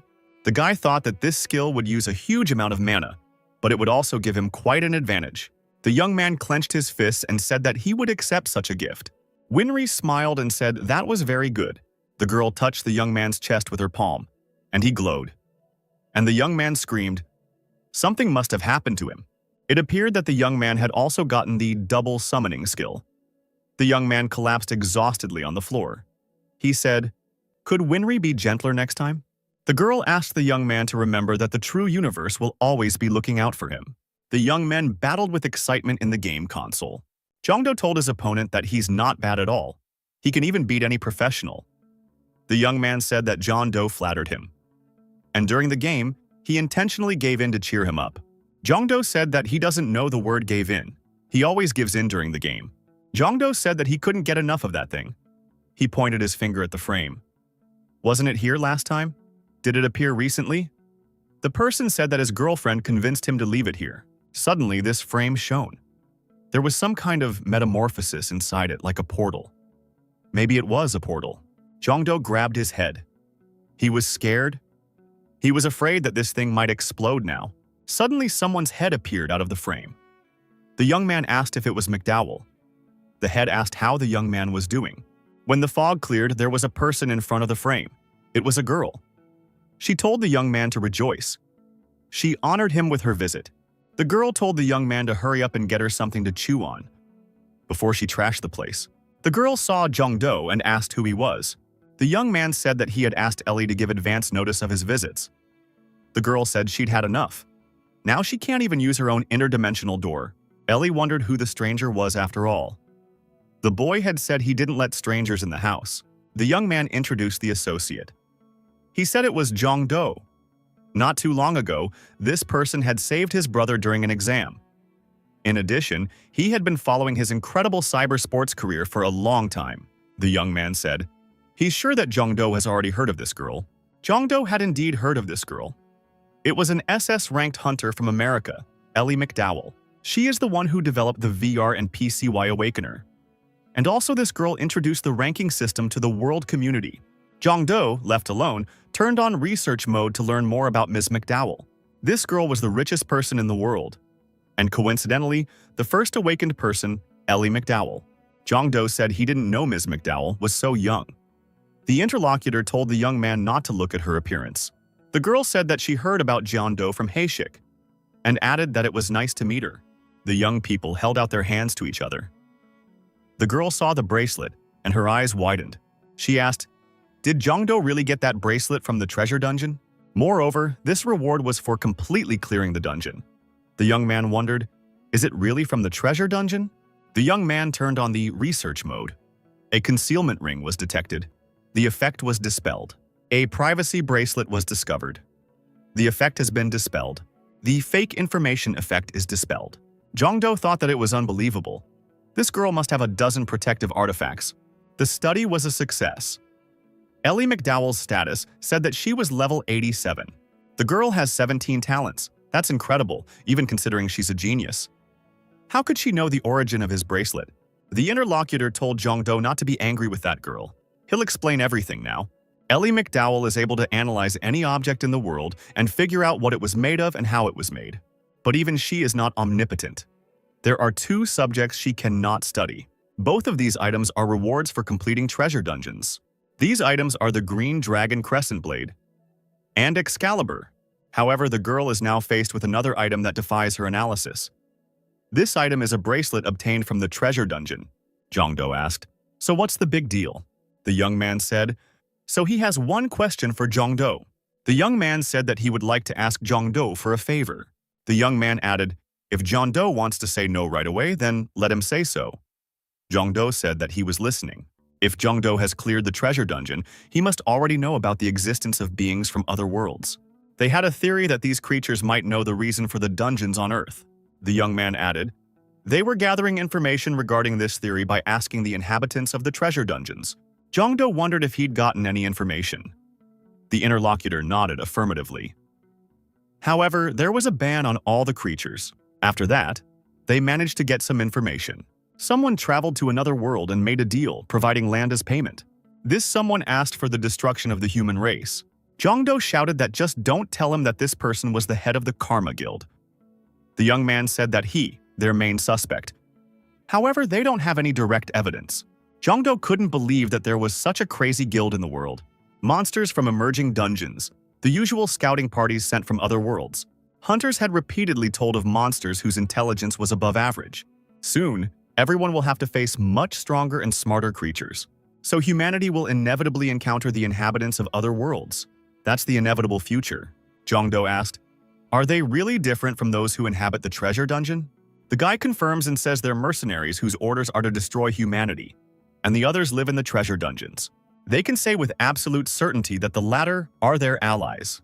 Jong-do asked, why did those two decide to tell him such important information? Ellie McDowell said they need Jong-do's help. Artifacts from treasure dungeons are weapons that are beyond their imagination. If a young man possesses such an artifact, he certainly possesses an incredible talent that would be recognized even by beings from another world. The young man could be a SS rank hunter like the other artifact wielders. Ellie added, she was sure the young man could even surpass them. The girl said again, they need the young man's help. Jong-do asked what that help was. The young man said about them wanting Jong-do to keep improving his skills. Even though they're dealing with monsters now. In the future, they could be attacked by a much stronger species, or maybe even creatures from other worlds. The young man added that, in that case, they would need the help of strong hunters. In this case, Jong-do's help. Ellie McDowell said the young man can also feel free to come to her for help. She will help in any way she can.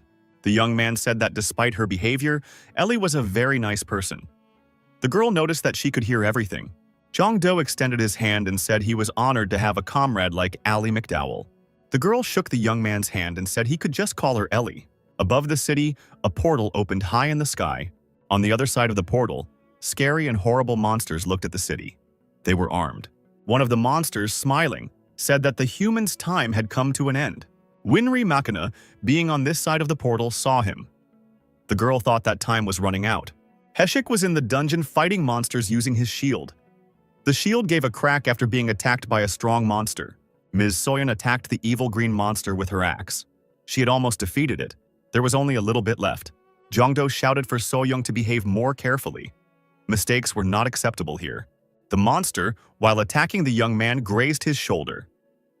Jong-do's defense was slightly damaged.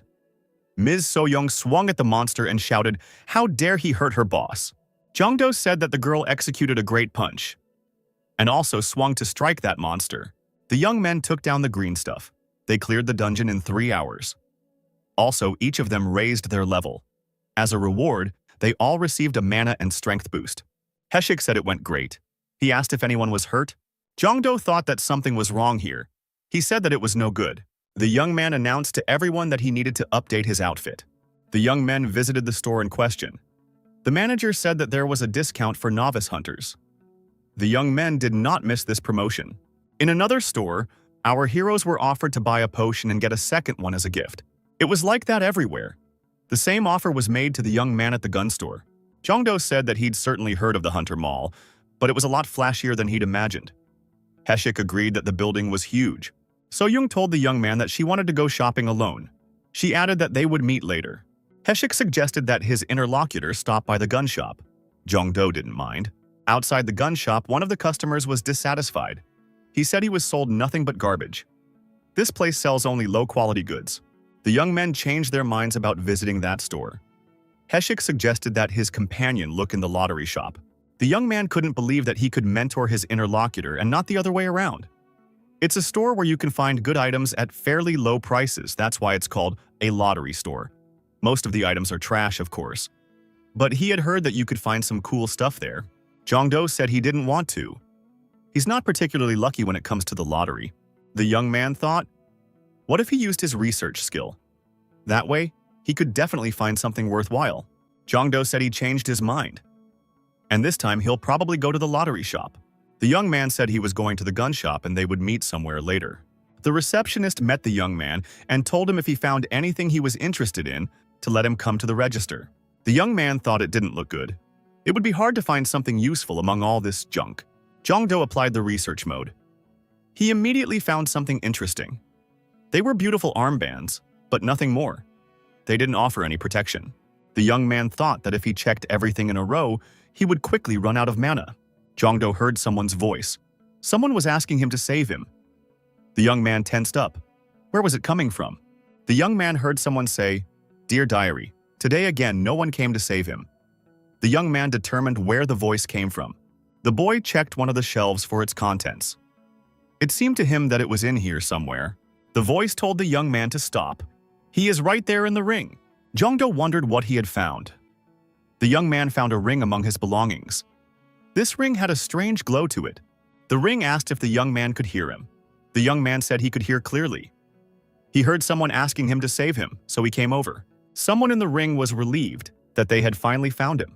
After that, a small creature suddenly appeared from the ring. It was a girl who jumped for joy. The creature introduced herself and said her name was Ixia. She is one of the 13 pieces of armor created by the golden dragon, Lord Ixia. Jong-do couldn't believe his luck. She's one of those animate objects he read about in fantasy stories. Bingo. The young man was, of course, aware that they did exist, but he didn't think he would find such an item himself. The young man heard her thanks to his communication skill. Jong-do asked why she called him great. "What does it mean?" the girl replied. "Because the young man is God's gift to this world."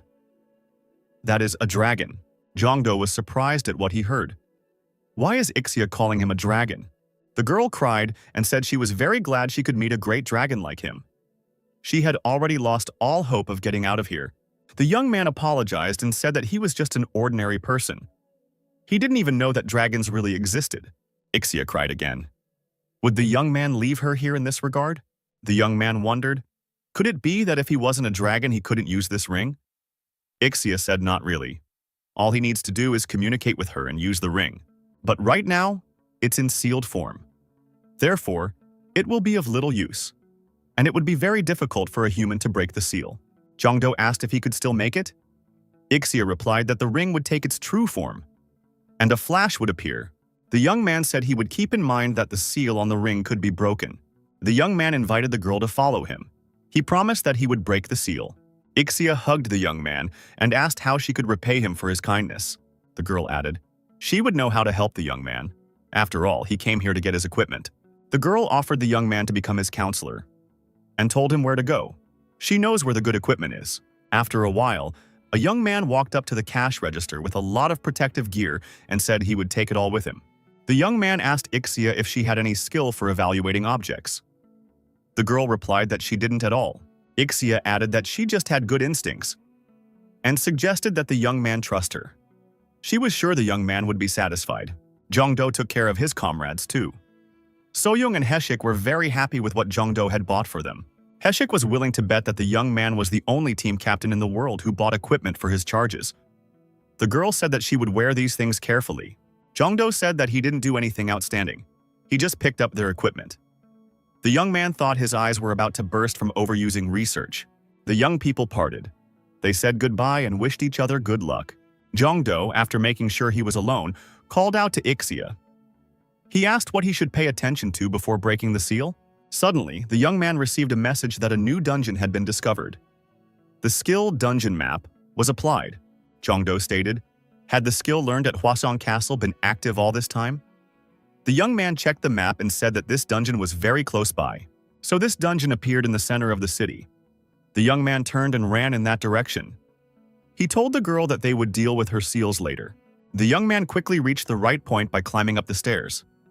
He saw the entrance to the dungeon. The entrance to the dungeon was in a closed area. After turning on the research mode, the young man realized that he was facing a prison of the dead. Rank B. The monsters are ghoul prisoners. The young man's characteristics will be increased for the first 2 hours. The boy thought that it would be good to deal with this dungeon soon. Ixia said her master would be fine.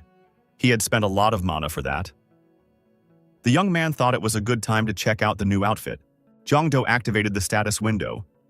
He noticed that he had become much stronger. If one took into account the characteristics obtained from the items, he could very well go for rank A. The young man thought that with this amount of mana, he could clear a rank B dungeon by himself. Therefore, the young man decided to deal with Ixia's seals first. After that, he would head to the dungeon. The young man asked again if he had to be careful when breaking the seal. Ixia said not really. It would be difficult for a normal person to break her seal, but someone equal in power to the Grand Mage would definitely be able to do it. Jongdo said he was willing to give it a try. Turning on the research mode, the young man discovered the seal of the Sage of Ixia. He began the process of breaking the first seal. Judging from this inscription, the young man realized that there would be more than one seal. It wouldn't be easy to remove all the seals with his research skill. The young man received a message that he had successfully unsealed the seal. The young man discovered the second seal. The process of breaking the second seal began. After that, the same thing happened with the third seal. Something went wrong and the young man was unable to break the third seal. A special condition must be met in order to break the seal. The young man noticed that his research wasn't omnipotent either. Either way, Ixia was thrilled. She never thought the young man would be able to break 2 seals in one go. She said he was an incredible host. The young man looked up the characteristics of Sage Ixia. He said that they were very strong characteristics. The guy thought that she was as good as the cobalt gloves and the association ring taken together. And given that she was constantly evolving, one would assume that she would become much stronger over time. The young man saw the talent of intuition. Is it really an item that gives an extra talent? The girl said the young man couldn't use it, because it's her own talent. Jongdo wondered if her intuition was something like a sixth sense. The girl replied that the young man had guessed. She used this talent to help select outfits at the store. The young man decided that he really needed to check out the outfit. It looked good on the outside. Now he had to check the quality. Ixia said that her sixth sense was rarely wrong. Jongdo decided to check and turned on the research mode. In total, all the things the young man bought could be worth $5 million. However, the ring was worthless. The young man threw the ring away. The girl apologized and said that sometimes this happens. The guy thought that her talent is not perfect.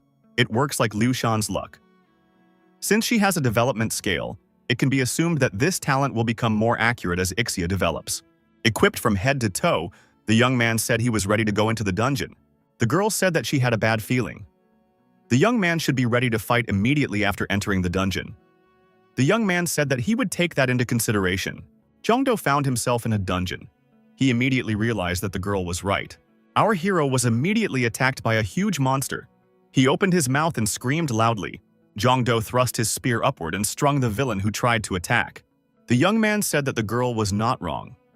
Ixia commanded that the young man could go forward. The young man thrust his spear forward and began to charge at the vicious monsters attacking him. Jongdo declared that it was time to use his new skill, and he swung his spear. The young man struck the roaring tiger and threw a spear at the enemy. The monsters were destroyed immediately, all of them at once. The guy was really surprised. Where did so much strength come from? It was all thanks to a new skill. Ixia, observing the bodies of monsters scattered everywhere, said that a lot of goodness was going to go to waste. The girl turned to the young man. She said that, if he didn't mind, she had one request. Ixia asked if she could eat this defeated monster. Jongdo didn't mind. He used his ring to test the monster for sterility. The young man said to the girl, "Enjoy your meal." After dealing with the monster, Ixia said it was delicious. How nice to eat for the first time in a long time. After a while, the young man noticed that Ixia had killed all the monsters. Not even a bone left. The girl noticed that she wasn't full yet. The young man decided to check on the progress of Ixia's development. The process was moving very slowly. The girl said, "When the development progress bar fills up completely, then the young man will be able to remove the third seal. And then it would become even more useful." The young man, smiling, said that in that case he would feed Ixia to his heart's content. Ixia asked, "So what were they waiting for?" The young man went into battle with an even more bloodthirsty monster. The young man was not afraid of hardships and hardships. The guy stabbed his opponent and said his nose was going to fall off from the smell of rot. Attacking once again, Jongdo finally struck the horrible monster. He repeated that it stinks badly.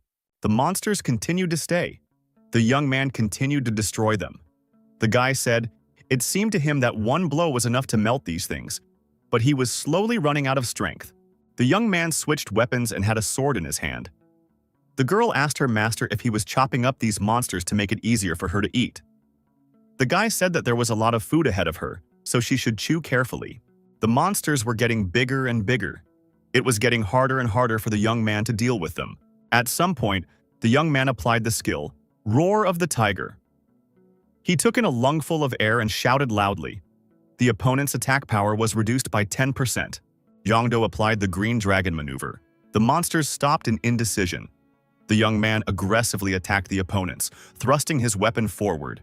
The Roaring Tiger Kick was also applied. After that, the unfortunate monsters flew away in different directions. The young man noted that combining skills made him much stronger. Ixia helped the young man clean up after him, leaving no trace of the defeated monsters. Thus, the young man approached the boss monster's room. Ixia's mouth watered. She wondered if there was anything tasty for her to munch on. Emperor Liu Shan appeared.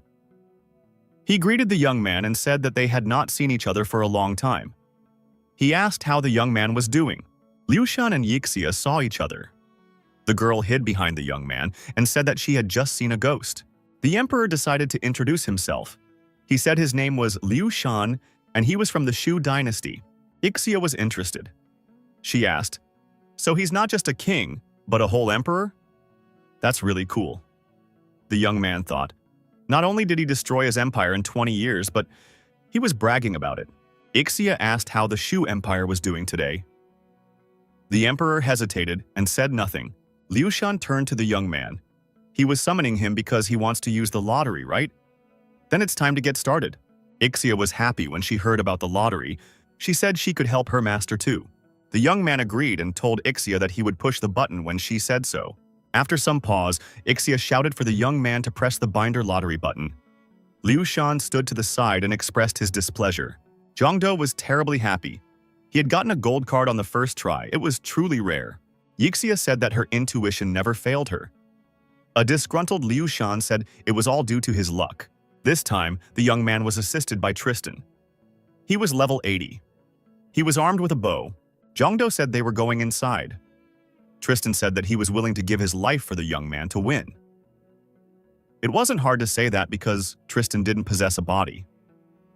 Ixia said that she likes Tristan more than Liu Shan. He is a real knight. The door opened and a monster boss stood before the young man. The monster boss roared loudly. Zhongdo released an arrow at his opponent. The arrow struck the monster in the chest, and having pierced it through, it flew further away. The stricken monster fell to the ground. The battle didn't last long. Zhongdo raised his level and was rewarded with 1 strength and 1 agility. The young man thought that he had summoned a hero too strong for such a dungeon. After Ixia dealt with the boss monster, it was the first time she said she was full. The young man had an incoming call from Soyun. The young man answered and asked how the girl was doing. After clearing the dungeon already on the surface, Ixia asked the young man if he was going to meet someone. The young man replied that he was going to meet the man who helped him get back on his feet. Therefore, he is like a father figure to him. He was the one who got him a job in the guild sales department when he quit the professional stage. The young man stopped in the middle of the square. Xia asked, "What happened?" Zhongdo asked the girl, "Did Li Ixia feel it?" Ixia asked, "What is this about?" The young man said he imagined it, probably because he had just come out of the dungeon. Ixia said that if she felt anything, she would tell her master right away. The young man came to the man's house with a gift. He apologized and said he should have met much earlier, and wondered why the man was meeting him with such an unhappy face. The man said that the young man could have written to him at least in a letter that he had become a hunter. It turns out that the young man has assembled a team. If even Soyun is part of his team, he just had to meet up with him earlier. But instead, he went to some heshik. The young man began to explain that he would like to meet the man first, but his team was so busy that he had no time at all. Zhongdo suggested that they just drink champagne on the occasion of their meeting and relax. Zhongdo said that his interlocutor himself knows how talented Soyun is. She's just a rising star. Plus, she has helped him out a lot.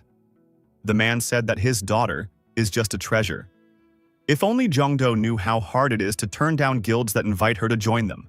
The man said even if the young man wasn't a decent guy who once bailed out their family, he would still reject their offer. The man asked Zhongdo if he was still dating his daughter. The boy looked away in embarrassment. The interlocutor said that his daughter is not a little girl anymore. As a parent, he should support his daughter and not condemn her decision. Zhongdo said that he's known this girl for 10 years, since she was a child. She's like a little sister to him. The man shouted, "Wasn't his daughter good enough?" Soyun and her mother appeared on the threshold of the room. The woman said, "That man seems to have had too much to drink again." She would try to calm him down, and Soyun should go for a walk with the young man. On a walk, on the waterfront, the girl said that her father sometimes got carried away. The young man apologized and said that he should have visited them much earlier, so it was probably his own fault. Zhongdo took out the necklace and gave it to the girl. He told her to take it. The young man added, he thought this necklace would suit the girl. It's quite nice and also increases perception by 2 points. Soyun thanked and said she would treasure it. The girl was very happy about the gift. The young people started talking about their relationship.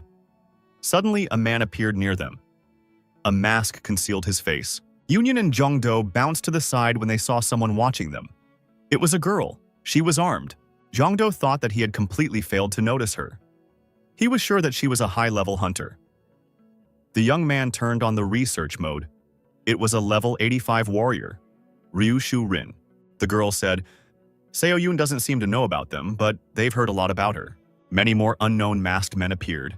They surrounded the young people. The girl said that Soyun would go with them. Zhongdo said for Soyun to give him his hand, and he grabbed it. The girl was scared and asked why. Zhongdo received information that the saint's blessing had been discovered. The luck was greatly increased. The young man decided to use the binding lottery and thought, as long as he was lucky. A golden card fell out. The unknown masked men felt that the young man's chi suddenly became stronger. They decided to destroy him. Zhongdo confronted the unknown men. Using his physical strength, he began to throw his opponents in different directions. This time, the young man was assisted by Dearmaid Ua Duabne, a 92nd level warrior. He said that he was at the young man's service. He is the strongest warrior in Fin McCool's service. Jongdo asked the attackers, "Are they from Karma?" The masked girl told the young man not to compare them to those fanatics. They have nothing in common. Jongdo said he felt weird hearing her say that. Aren't they doing the same thing right now? The masked woman said they needed the saints' help. If the young man didn't want anyone's blood spilled here, he should put down his weapon. The young man thought that there would be no peaceful solution. The blessing saint skill was used. The physical stats were increased. The young man engaged in resistance with the attackers. He fought alone against several warriors. The attackers didn't count for anything and were willing to destroy Jongdo to achieve their goals. The young man successfully repelled the attacks. The young man, thanks to his additional option, was able to inflict incurable wounds on his opponent. The enemy decided to surround the young man. It was getting harder and harder for Jongdo to repel the attacks. The young man had to do something. Two swords appeared in the young man's hands. Moraltach and Bageltach. These were the legendary swords with which the young man was going to deal with the enemy. The attackers were surprised. What kind of monster is he? Why was he impossible to defeat? The young man gained distance with the red and yellow beams of energy that followed him. But as soon as they got close, he immediately attacked them with his two blades. The opponents could not find any weaknesses in the young man. The young man was impregnable and invincible. It seemed strange to the young man. Shouldn't there have been at least one person passing through here all this time? Had they set up an ambush beforehand? But a trap this big would need a powerful catalyst, or a person to keep it going. Who could this person be? The young man thought he had found it. He thought she was waiting for the moment to pop out of the bushes and take Soyun away. But in reality, she was maintaining that barrier. The companion shouted to the girl that he had discovered her, and she should be more careful. The young man said it was too late, and he rushed off in the right direction. The young man broke the barrier. Jongdo grabbed So-young's hand and told her to run away from here right away. The girl was at a loss. The attackers decided that someone should stay behind and rebuild the barrier. The others should go in pursuit of the young men. The young men thought they had scurried away to a safe distance. Jongdo needed to catch his breath. So-young was also tired. The young man couldn't understand what it was. Jongdo noticed that they had been running for an hour and still couldn't get out of the park. These people must have set up another barrier on top of the first one. The young man asked the girl, "What kind of guild is this? Did she have any guesses?" They spent a huge amount of resources to catch the girl. Soyun said that she didn't have any guesses. It was already dark outside. The young man heard someone from above say, "Found it." The young man looked up and saw a masked man sitting on a lamppost. That unknown person jumped to the ground. Jongdo said, "If they want Ms. So-young, why not invite her officially? I told the masked man that he doesn't know who So-young is. He doesn't know what he's talking about." The unknown man said he came for Jongdo's head. He laughed wryly. Soyun told the young man to be careful and activated an impenetrable shield. The unidentified masked man tried to attack the young men. However, Soyun's impenetrable shield prevented it. The attacker wondered if the girl was able to block his strike. Jongdo turned on the research mode. He saw a dark aura around the attacker. This person was definitely from Karma. The research mode helped a young man discover a mythical artifact. However, due to the artifact's interference, some information would be hidden. There was nothing else the young man could find out. However, he was able to detect the unauthorized use of the skill. The enemy's characteristics were greatly increased. Jongdo noticed that this artifact worked. Its owner seemed to have some sort of intelligence skill. The young man noticed with annoyance that the skill time was almost over. The opponent's aura was much scarier than Ryu Sirin's. Jongdo thought that this masked man had a rank of at least SS. The masked man said that the young man's aura had become much weaker. The unknown man continued. He said he intended to test it now, and he attacked the young man. Liu Shan yelled for the young man to do something about it. Jongdo replied that he had absolutely no time at all. Jongdo noticed that So-young had activated her protective barrier again and repelled his opponent's attack. The young man discovered the blessing of the saint. The luck was greatly enhanced. Jongdo told So-young to leave immediately. It's too dangerous for her. The attacker was able to break down the girl's defensive barrier, and with his attack he threw her far back. Jongdo saw that the girl was hurt and was terribly angry. He set his mind to destroy the masked man. He noticed that the young man's aura had become much stronger. Jongdo took out his bow, drew an arrow, and took aim. The arrow was red hot and ready to burst into flames. The young man activated the explosive arrow mode. The opponent didn't realize it.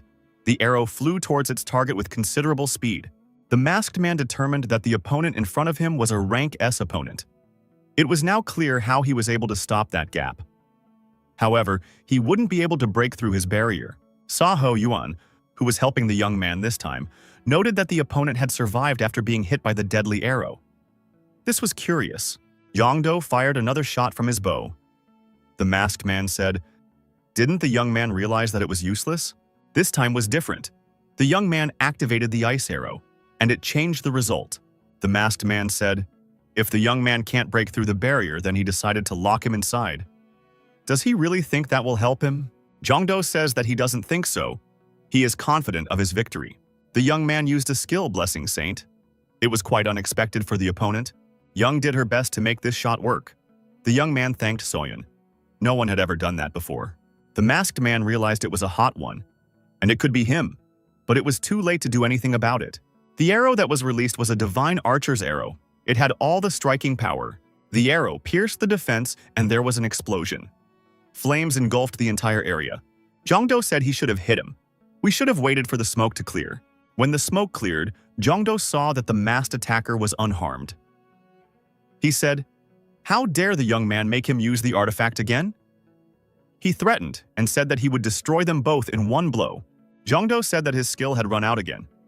Soyoung wasn't feeling well either. The girl was exhausted. Suddenly, a masked girl appeared in the park at this place. The one who wanted to kidnap Soyoung a short while ago. She shouted that she would destroy the masked man. She shouted, "7-star swords." The 7th form, the Great Bear, and struck a devastating blow with her sword. The masked stranger cried out, jumped, and fell. The masked girl asked the young man, pointing at the masked stranger, "Who is this rogue using dark magic?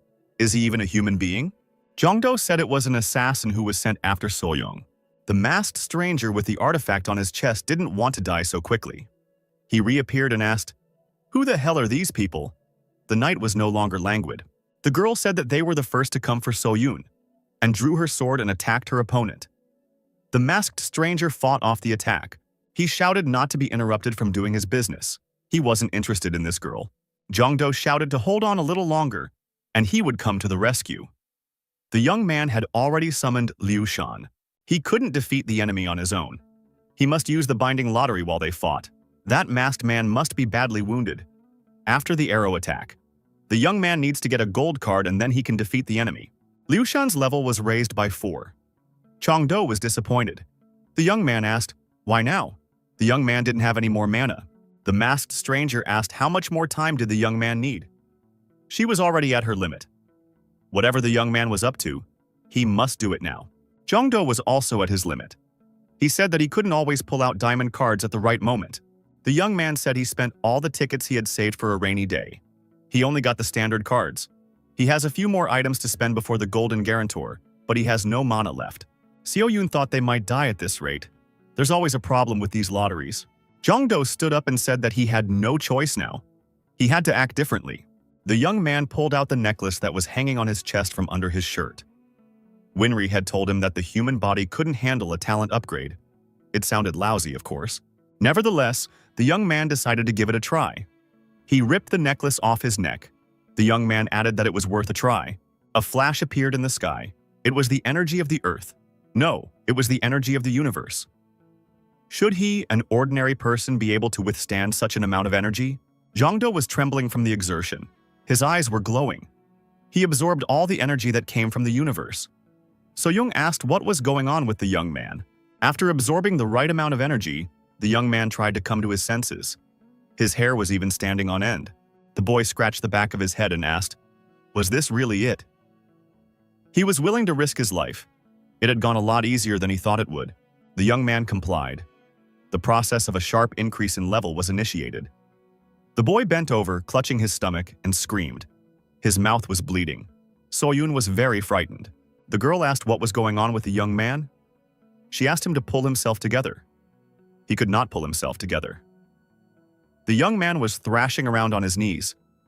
He felt terribly bad. The boy couldn't understand. Was this really the energy of the universe? Winry's necklace was supposed to mitigate this process, but he had no idea how much. If Winry hadn't given him the necklace at Hee-chun's house, he would have been torn apart by now. The freak in the wooden mask said it was a side effect of the black blood. He must have gone mad if he had forgotten his goal. The masked girl and her companions, swords drawn, were on the offensive. Everyone realized that something strange was going on with Jongdo. His inner energy was out of control. The masked villain thought the young man was trying to use something like black blood. But something went wrong. That was to his advantage. The villain, holding a blob of strange structure in his hand, swung at the young man and told him to die. Soyeon, who was kneeling beside the young man lying next to her, saw something dangerous approaching. The girl turned to face the danger and tried to block it, using all of her holy energy to do so. The masked girl, siding with the young men in this case, shouted for Soyeon to use her shield. Jongdo got to his feet and said that he was fine now, and suggested that the girl take a break and gain strength. He used the Dragon Blood Awakening. To activate this option, one had to be in a critical state. In doing so, all characteristics would increase manifold. The young man's talent level had been successfully raised. Now he felt much more confident. Jeon-do has been informed that his achievement has been recognized as one of the rarest phenomena in the history of the universe. He will be given a reward. The young man received a ticket to summon a black card. The personalities summoned by black cards have a higher rank than the personalities of diamond cards. Now, the young man can summon a mythic-level personality. The masked villain noticed that the young man's aura had changed. It was unstable, but very strong. What was he using? It was urgent to report this to the guild. The masked girl screamed. Had this villain already forgotten about her? She swung her sword, but the masked frick had time to activate his protective dome. The sword didn't reach its target. The masked girl continued her attack and said that the opponent's time was up. She tried to break the protective dome. Jongdo drew his bow again and tried to launch another arrow. The masked villain laughed, "What's with the shabby bow?" and added that he was mistaken. The young man didn't get any stronger. Jongdo didn't listen to his opponent. He released the arrow, and it went straight into the villain, into his protective dome. The opponent in the dome said, "Does the young man really think he can defeat him with that stick? That's so naive.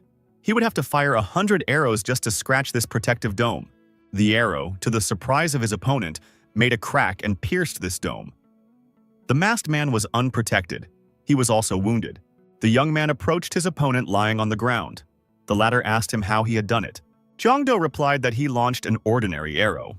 The young man's assistant in this operation said that he could now shoot even a monkey with his eyes closed. It was Lee Songa. He was a level 178. Jongdo, aiming another arrow at his opponent, said that the latter has no chance of winning and he should lay out who he is and what he wants.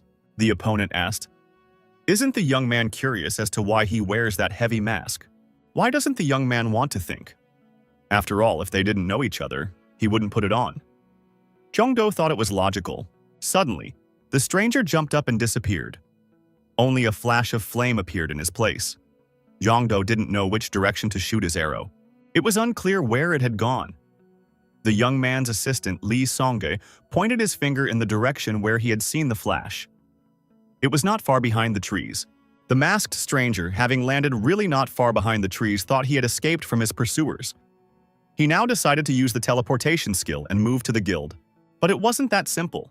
A deadly arrow appeared from above. It flew straight at the masked man. The arrow hit the target. There was an explosion at the masked man's feet.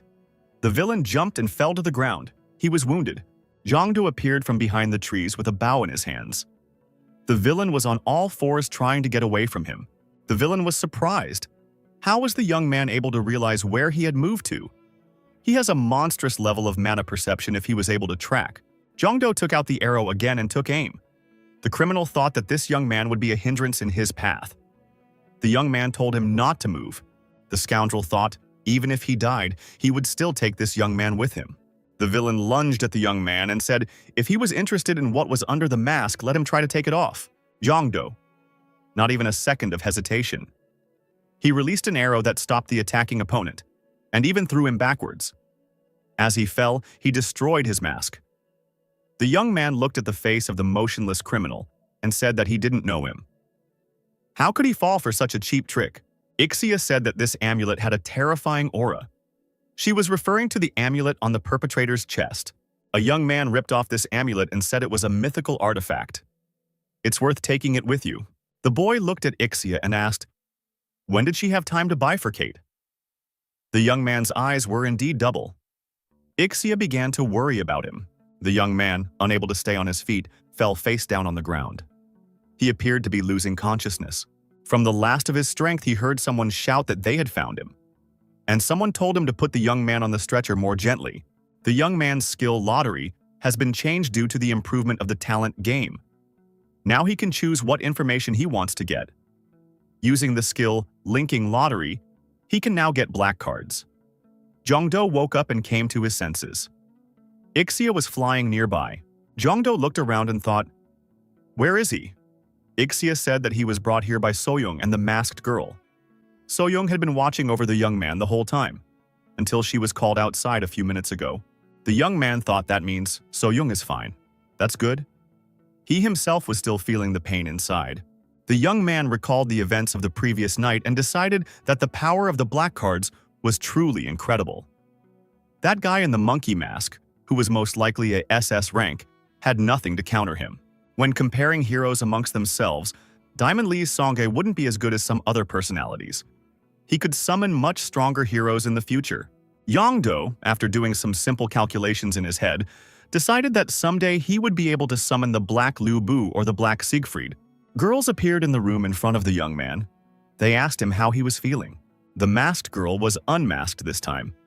She apologized for not having the opportunity to introduce herself earlier. She is a member of the Big Bear Martial Arts Association, Ryu Sai-rin. The young man weighed the pros and cons and decided she was enlightened. Guy thought the enlightened lived far away from human society.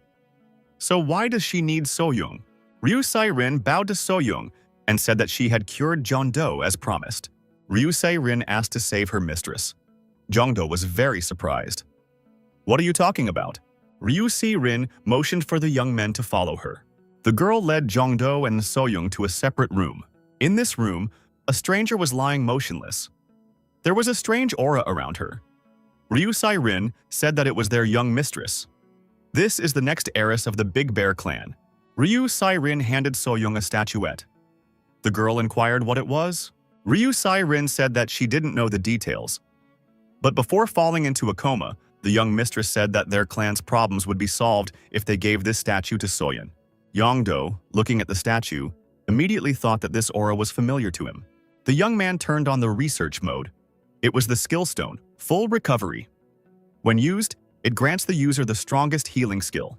From the expression on his face, it seemed like Jongdo was very surprised. Full recovery? That's why they needed Soyoung. Yongdo received information that a hunter with the talent Holiness had been discovered. The skill has been transferred. The young man asked, had their mistress always been sick? Did she ask to find Soyeon while she was bedridden? She said that her mistress was known for her excellent health.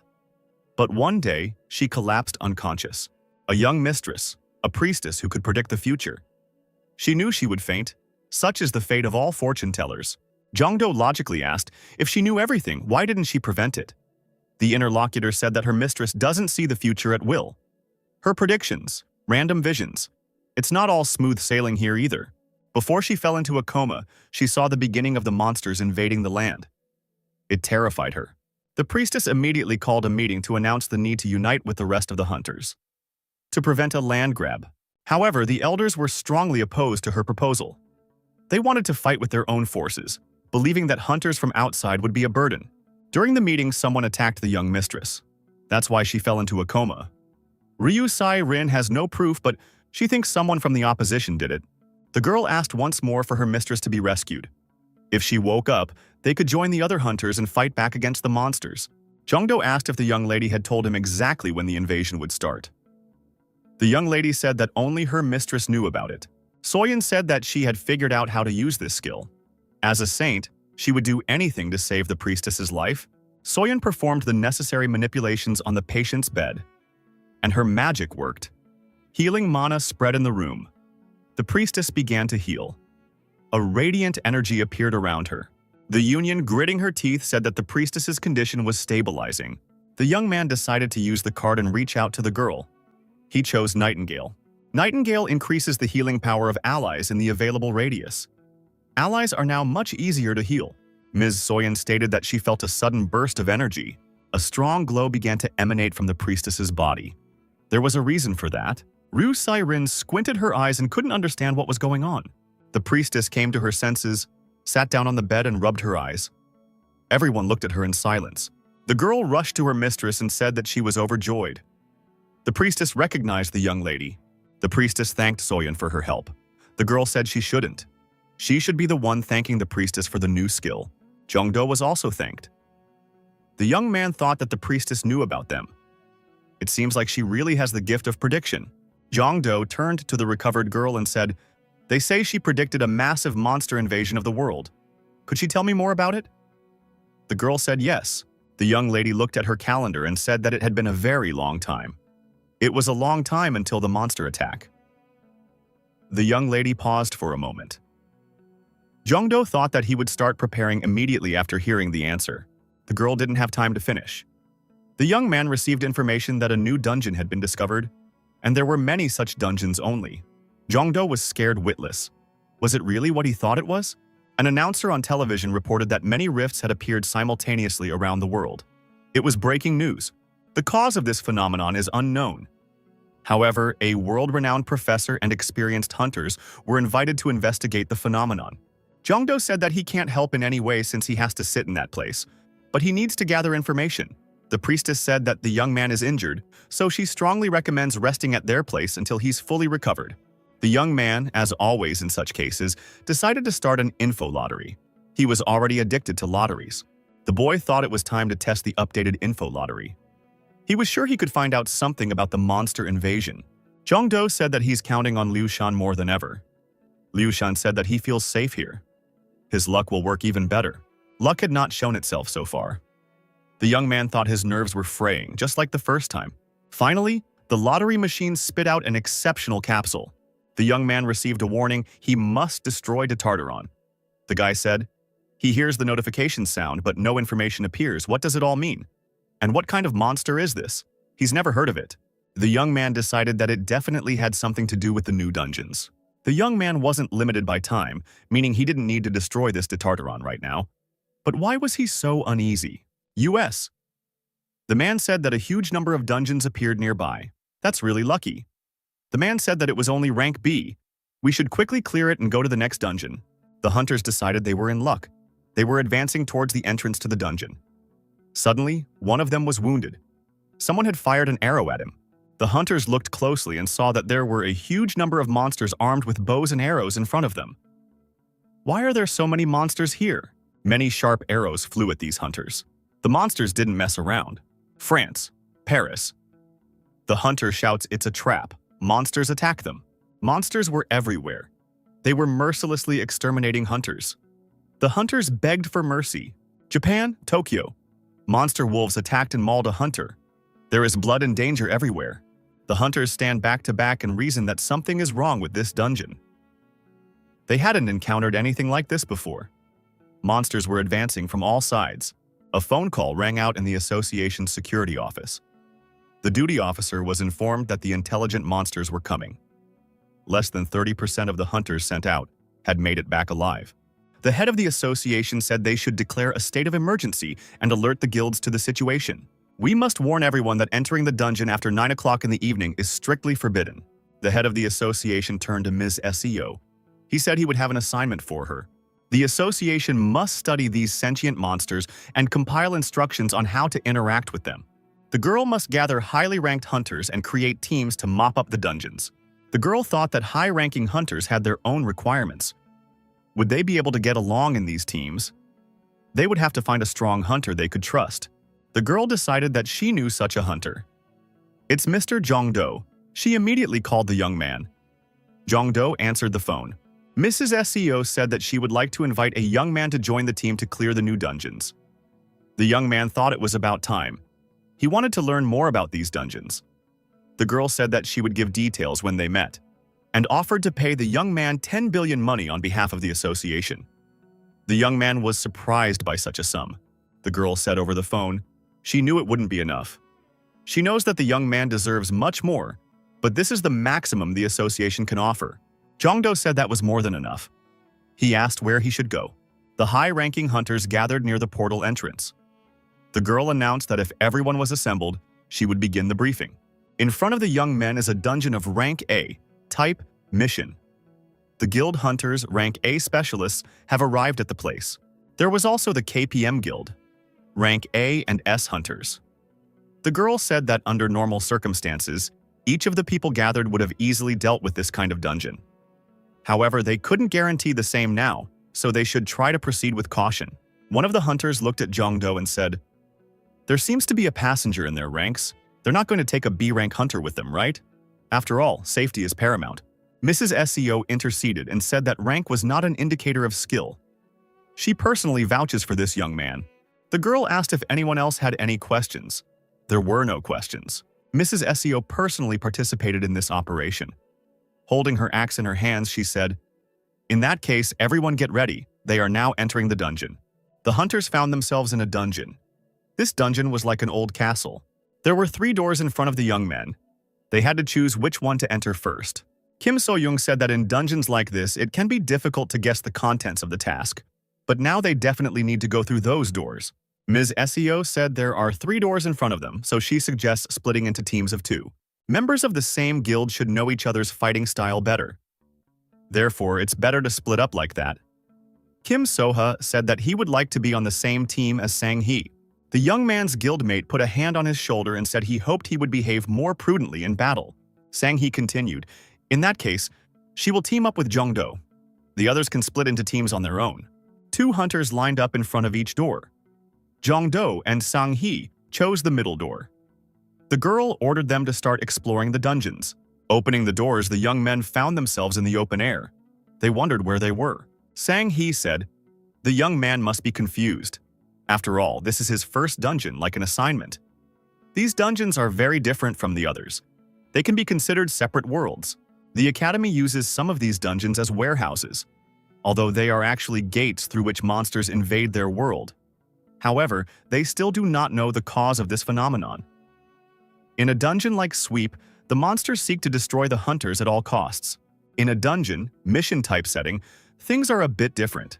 It seemed that the monsters from here were not looking to take over the land, but to prepare the hunters for battle with others. The young man thought that the type of dungeon was something similar to a treasure dungeon, whose inhabitants were eager to bestow weapons on the hunters to resist the invasion. Sang-hee continued, "That's why these dungeons look so unusual. The most important thing here is to be prepared for everything and make informed decisions." It didn't take long for the monsters to show up. The monsters appeared in front of the young men. They were ape-like monsters. Sang-hee told the young man to prepare for battle. Despite the purpose of the dungeon, the monsters here are not the least bit unfriendly. Jongdo turned on the explore mode. They were warriors of a small tribe living deep in the forest. They loved to fight and honor the gods of the sun and moon. The monster turned to his warriors. The monster warned his brethren that a battle to the death awaited them. He was screaming that it was time to get his hands on everything and cast off the shackles. They must have what they want. Sang-hee assumed that there were indeed intelligent monsters living here. They were trying to say something. Too bad she couldn't understand them. The monster urged its brethren to begin a deadly battle. Jongdo asked his opponent what they mean when they say they will definitely get what they want. Sang-hee wondered, did the young man really understand their language? The young man scratched the back of his head and said that it looked like it. Could it be because of his talent for communication? The monster was surprised too. The human understands their language. They came here to gain power. She was ready to tell how to do it. The young man received information about the mission. The first step was to defeat the Kumka tribe. The second item was to collect the souls of the sun and moon. The third item was to destroy the shackles of the Kumka souls. Jongdo put it down that the upcoming battle was parts of their assignment. The young man rejoiced. He said because working with his head, it was his weakness. The young man went on the attack. The monster put his shield forward and said, "Let the young man try to defeat him." Jongdo performed the Green Dragon's maneuver. The monkey monster was surprised at his opponent's trickery. The meaning of this maneuver was unclear to him. The young man launched a hail of attacks from the ferocious tiger. The monster repulsed the attack. Monkey monster said the opponent has fast and heavy punches, but he's much faster. The young man came up with another attack. A legendary sword appeared in his hand. He said, wondering how the opponent would be able to block it. The monster called the young man a foolish warrior. He added that he had never faced death. He would now repel all of his opponent's attacks with one simple spell. Jongdo advanced forward and did not negotiate. His sword pierced through the monster's shield and stabbed into the monster's body. The monster thought, "How is this possible?" The young man said. "It seems the opponent is very proud of his shield, but his weapon is also magnificent. Strong green sword attacks have a chance to ignore the opponent's armor." The monster said he was relying too much on his shield and fell to the ground. The shield flew off to the side. Jongdo said that he would take the shield for himself. He shouted to Sang-hee that he was coming to help her. Sang-hee didn't wait for anything. She used her unique axe to smash the opponents and scatter them in different directions. Young-do, looking at this, thought that his help wouldn't be needed. Jongdo turned to his assistant Ixia. The girl said that she was always at her master's service. The young man noticed that Ixia was nervous and asked, "Why is this happening?" If she wanted to, she could eat all those defeated monsters. Ixia said that she wasn't too hungry right now. Jongdo noticed that if she wasn't hungry, it looked suspicious. Besides, she's being very taciturn today. Jongdo decided to check her characteristics. Her development progress was greatly increased. The young man said that the development progress, more than 50%. Last time, it was barely up 1%. The young man told Ixia to confess immediately. The girl apologized. Ixia admitted that she ate that guy in the monkey mask. Jongdo called her a cannibal. She claimed it wasn't like that. She felt a strange aura from that person. That's why she wanted to try some. Before she knew it, she had finished the last piece. The young man thought that guy had an inhuman aura. It was the same demonic energy that the priestess was talking about. If Ixia was able to absorb his body, then there really was demonic energy involved somehow. Jongdo said it was even better. Now the Karma Guild won't be able to get their hands on his body. But why doesn't Ixia want to eat the monsters now? The girl said that she will eat them all immediately now. Ixia wished herself a pleasant appetite and pounced on the destroyed monsters. The young man saw that there were some interesting crystals left over from the monsters. The soul of the sun and moon is the crystallized energy of the sun and moon. It's found in the bodies of the Kumka tribe. So we just have to destroy everyone in the Kumka tribe. Then the souls will reassemble themselves. Jongdo thought that things would go faster this way. He decided to leave all the dead bodies to Ixia. The young man was informed that they were approaching their destination. Jongdo stated that they were on the spot. The young men were at the top of the mountain. At the bottom was a village of the Kumka tribe. Sang-hee said that it was unbelievable. A young man was able to find this village so quickly. She wouldn't be surprised if he actually turned out to be a dungeon specialist type. Mission. Jongdo said that they got here so quickly due to the girl quickly dealing with all the enemies standing in their way. Apparently, this obelisk was the soul shackles that needed to be destroyed. Sang-hee agreed. There weren't many monsters down below, but there might be traps set up around the village. We should take a proper look around. The young man suggested destroying the obelisk before they went down to the village. Sang-hee wondered, how could it be done? The young man said he could handle it himself. He swung his spear. The spear flew down and hit the obelisk with precision. It was shattered. The shards flew in different directions. There was panic in the camp. The monsters did not understand where the danger was coming from. Jongdo was informed that he had successfully destroyed the soul shackles. In one shot, due to the successful completion of the task, the young people will be moved to the next location. That's what happened. Jongdo and Sang-hee found themselves back indoors. The girl drew the young man's attention to the fact that there were 3 spheres in front of them. In 2 of them, they could see other hunters fighting monsters. Sang-hee noticed that the hunters from the other teams were surrounded by monsters. It seemed that after finishing their part of the mission, they had gotten a chance to observe the others. Jongdo turned on the research mode again. The altar of the Kalumka tribe. Applying magic or spell on the altar can affect the dimension inside the crystal ball. The young man didn't understand anything. He said that fortunately he had an acquaintance who could figure it out. A young man summoned an identity. It was Jong Ya-kyung. He said that he was very interested. Jong Ya-kyung suggested that the young man channel his energy into the altar, and then do the same with the crystal balls. The assistant said that after that the young man could influence what was happening inside the balloon. The young man did not succeed. The man added, he feels like they're missing something. Apparently, in order to make changes, some kind of catalyst is needed. Jongdo said he had something in mind. The young man took out a crystal. Information appeared that the talents, communication, and play were activated. The information was turned on for the user's perception. Information about the altar of the Kaumka tribe appeared before the young man.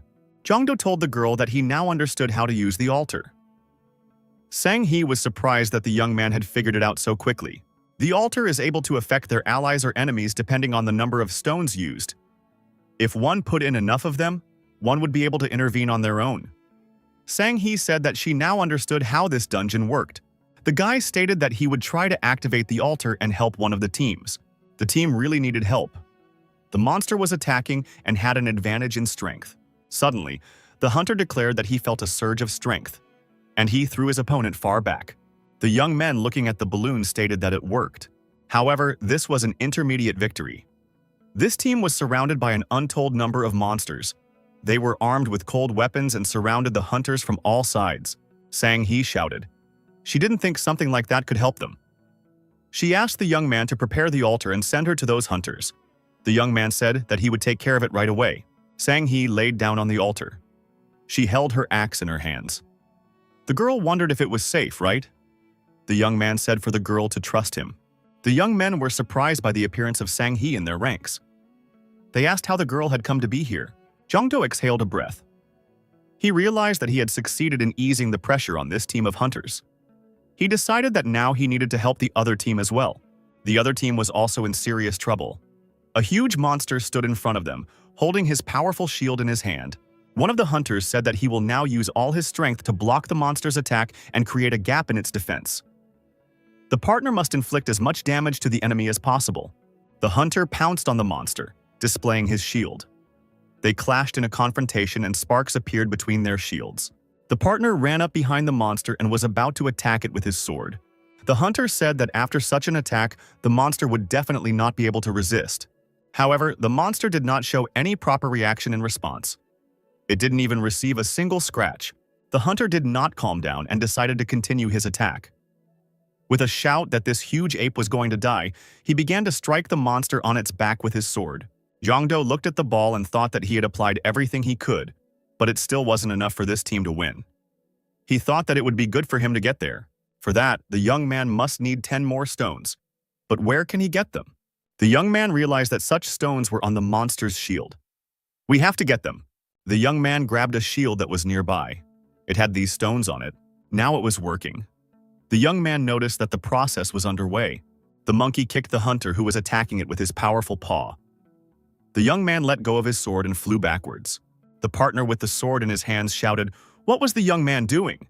After all, he was supposed to stab the monster in the heart with his sword. The young man responded by saying that he was just a rising star of the guild. He's not good at everything yet, but he would keep trying. The young man shouted that there was no way some A-rank monster could defeat an S-rank hunter. The monster raised his huge shield high above his head. He was about to bring it down on his opponent. The young man, seeing the danger that threatened him, shouted that he shouldn't do it. Suddenly, Jongdo appeared on the battlefield. He swung his weapon and used the green dragon maneuver, plus the attack of the ferocious tiger. The young man successfully combined skills. The monster was discouraged. Jongdo used a double lunge of dragon and tiger. It was a powerful blow. The probability that the monster could withstand it was minimal. The monster was crushed and slumped to the ground. He dropped his huge shield. It was decorated with many crystals. The hunter was surprised. How could this B-ranked youth manage to deal alone with this bloodthirsty monster? The hunters thought it was an incredible blow, and wondered why the young man was still not a member of the guild. They offered the young man a place in their squad. With their help, he would be able to reach his full potential. Jongdo thanked and said that he had to decline. He plans to start his own guild.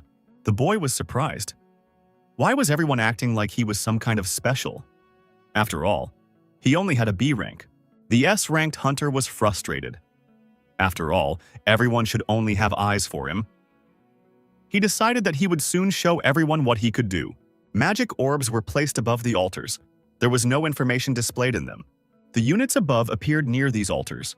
They had accomplished their first missions. One of the hunters asked if these were the altars and crystal balls the young man had spoken of. Jongdo looked into one of the orbs and realized that the team of hunters who were still fighting didn't have much trouble. Still, he decided that it would be faster if he provided assistance. The young man disappeared from the altar. He moved into range of the hunters. The S-class hunter thought that with every new encounter, Jongdo managed to prove that he was much stronger than he looked. He must be recruited for sure. Finally, everyone was gathered in front of the altars. Sang-hee stated, "It is very good that no one was injured." She asked if anyone had any comments. No one had any comments. Sang-hee asked Jong-do what their next move would be. The young man was frankly surprised. Why was his opinion being asked? The guy noticed that they were looking at him as if they were expecting something special from him. But he really didn't know what to do next. He wondered if he should explore the altar again. Suddenly, a bright glow appeared above one of the altars. Everyone became alert. What could it be? Sang-hee said to prepare for battle just in case. When the glow disappeared, everyone noticed that the boss's room became visible in the wall. Everyone moved there. Jongdo thought that everyone was getting tired. He thought that everyone was getting tired. He suggested that they camp and leave the battle with the boss monster for tomorrow. The young man noticed that there was another altar. The guy got the information by studying this altar. The level of the boss monster can be both raised and lowered. In connection with this, the rewards will also change. Jongdo reported to the girl as he checked the altar that had appeared. They could use the souls of the moon and sun to change the level of the boss. Sang-hee said, she's sure that everyone present wants to take risks to get better rewards. However, their main goal is to gather information, so they should avoid unnecessary trouble. The girl said if there were no objections, they would fight the boss monster tomorrow, lowering its difficulty. In that case, it was time to decide on the order of the guard, and that was it for today. The hunters made a halt. They built a fire to keep warm. To regain their strength, they all fell asleep. Jongdo was the only one who couldn't sleep. He thought that he was just not used to sleeping in dungeons. The young man looked around. He said it was amazing that the other hunters were asleep. They don't even want to be woken up. The young man decided to practice a little with his spear off to the side. It seemed strange to the boy that he didn't see the guard. Where'd he go? Jongdo saw that everyone was asleep except for one person. Where did he go? Jongdo noticed one of the hunters standing near the altar. He had his hands on the altar. Was he thinking of moving? The young man called out to him and asked him what he was going to do. He must take his hands off the altar immediately. The hunter turned around and answered our hero. He said he could do whatever he saw fit. Besides, he was higher in rank, Hunter replied. He was a little nervous at first, but if he lowered the level of the boss, he would be able to take him down alone. This conversation caused all the other hunters to wake up. The rebellious young man said that now he would show everyone his true strength. He drew his sword from its sheath. Suddenly, someone threw his weapon at this hunter and he dropped the sword from his hands. He was deactivated for a while. Someone dragged him around the corner, and from there came the monster's voice. He respects the hunter's desire to face a test to gain great power. However, hunters unable to distinguish between recklessness and bravery were unworthy of his power. Everyone saw a terrifying monster that was ready to attack everyone present. One of the hunters shouted, "How dare the monster attack his comrade? He would never forgive him for that. Now they would have to fight." The hunter put up his shield and went to attack the monster. He was going to hit the formidable opponent with his shield. The monster used his mace to throw that hunter aside. Sang-hee ran up and jumped up and swung her sword. She said that they were left with no choice. They would have to defeat the boss monster now. The monster boss shouted for everyone to put aside fear and fight bravely and selflessly. He is only worthy of strong opponents. Sang-hee was similarly cast aside. The hunters were shocked. This monster easily blocked the attacks of two S-rank hunters. How could they fight it? After all, it's monstrously strong. Jongdo got the information that Kim So-ha used the altar, and instead of lowering the difficulty, he made the boss stronger. Even Liu Shan and Yixia didn't know what to do. The young man was holding an amulet confiscated from his opponent during one of the past battles. He said that now they could only hope for luck. If this locket could repel negative energy, then maybe it could ward off bad luck from him as well. It was Gashina's blessing. It repels negative energy. The monster, looking at Jongdo, said that it was excellent. He senses the spirit of a warrior in the young man. He's ready to fight him. Jongdo didn't mind fighting this monster boss either. The young man gripped his halberd tightly and stepped forward. This time, the young man was helped by Loi Bu. He said that they had not seen each other for a long time. As a reward to the young man, a black card skill was unlocked. It was the summoning of a red hare. The young man looked at the horse that appeared in front of him and thought, "Is it really a red hare?" Jongdo jumped up on his horse. The user's characteristics were enhanced. The riding skills were greatly enhanced. The young man and the horse felt each other confidently. Monster Boss said that he feels an incredible aura. This fight should be a pleasure for him. The horse pounded its hooves and shot sparks. The monster told the great warrior to attack him fearlessly. The young man, without a shadow of a doubt, pounced on his opponent. The monster was ready to meet the enemy with dignity. The young man struck the halberd with a staggering blow. The blow was so strong that the monster flew backwards, hitting its back against the wall. One of the hunters confidently suggested that this horse had the summoning skill. Sang-hee thought she knew it. 10 billion money wouldn't be enough. Jongdo, this is truly a great hunter. The monster got to his feet and said it was a great hit. The wall behind him cracked considerably. The boss said that the young man was really strong. He suggested that the young man attack again and show his fortitude. Then he would be able to free them. Jongdo accelerated on his horse and attacked again. He swung his halberd once again. The monster boss stood there and waited to see what would come out of it. The gun lord of the perfect gun reproduced the relic. At the last moment, the monster dodged the rider. The young man sped past it. The characteristics of the riding animal and the user were increased. The monster said he would get rid of that pesky horse first. He started swinging his weapon. At one point, the horse stepped a hoof on the monster's budawa. The villain wondered how this was possible. After all, he is so agile. Having disarmed his opponent, the young man decided to repeat the attack. The monster backed away. Smoke was coming out of the animal's nostrils. The monster boss has suggested that this horse is unusual. We should take that into account when organizing the next attack. Jongdo jumped at the monster again, and this time, he gave it a devastating blow with his halberd. The monster lost one arm. The villain said it wasn't over. And in that instant, he grew a new arm. The monster acted like the real Venom. The monster jumped high up and shouted that it hadn't lost yet, and it wanted the young man to keep fighting, and showed him his fighting spirit.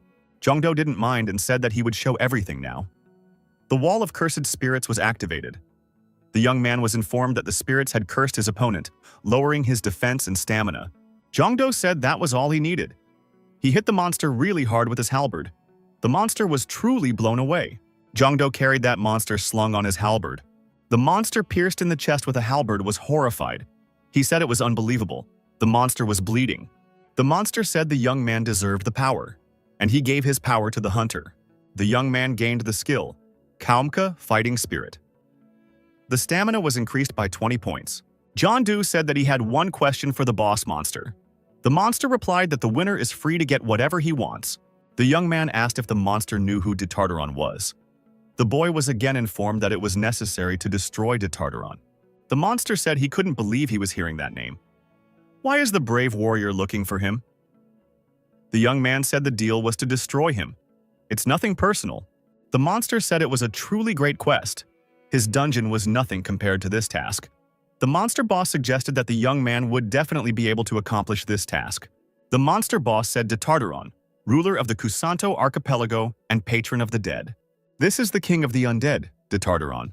After everyone had reached the surface, Sang-hee declared the mission complete. She thanked everyone for their help. She said it had been a great job. A hunter with a colleague on his shoulders approached Jongdo and thanked the young man for saving him. He also apologized on behalf of the guild and himself personally. The young man said, the most important thing was that they were able to avoid any casualties. John Doe turned to the injured hunter and hoped that he would recover soon. The hunter said he was very sorry. Sang-hee asked the young man to come to the association the next day and said that it would be necessary to update the mana clock. The girl added that they also need to reconsider the reward for this quest. This dungeon was ranked AA, but she thinks that they should pay the young man the same as for completing the highest rank S dungeon. Sang-hee said that the young man had been promoted to rank A. The young man couldn't believe such luck. Lucky, so lucky. The girl remarks that before that, the young man needs to rest properly. She assures him that they will have everything ready for tomorrow. Jongdo thanked the girl sincerely. The girl said to have Kim So-ha write a letter of apology to the academy after he's released from the hospital. The next day came. Jongdo was receiving congratulations. He was promoted to rank A. The young man received a new watch, according to his new rank, as required by the regulations. Jiandu thanked everyone, but said that next time, the event would be held in a more private setting.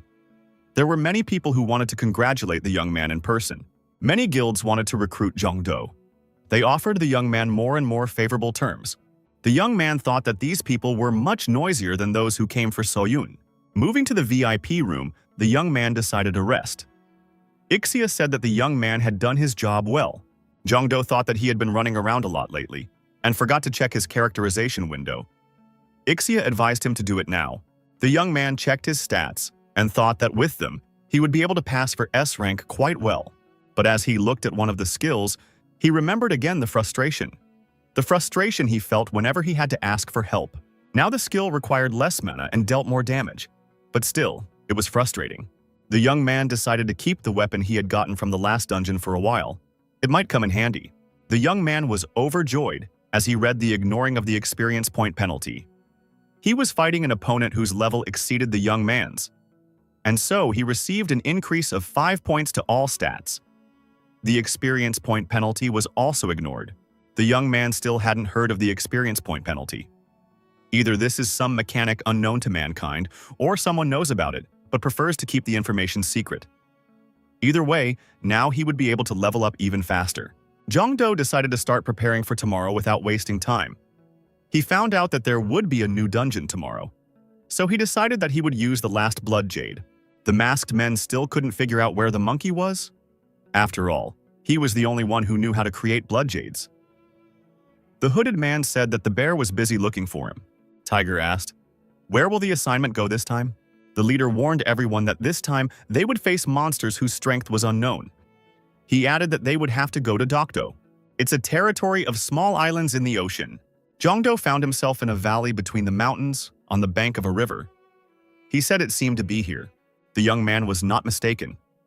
Looking around, he saw the portal, the entrance to the dungeon. It was Doppelganger's lair. A one-man mission. Type, boss fight. Doppelganger. It's a monster that can completely copy the abilities of its opponent. Zhongdo had never heard of hunters encountering such monsters. It's most likely a new monster that appeared after the second disaster. Zhongdo asked Ixia if this monster could copy his equipment. The girl said that in her world, they could only copy skills. Zhongdo said, "That's great. In that case, it will be a battle between the A-ranked hunters and the S-ranked hunters." The young man found himself in a dungeon.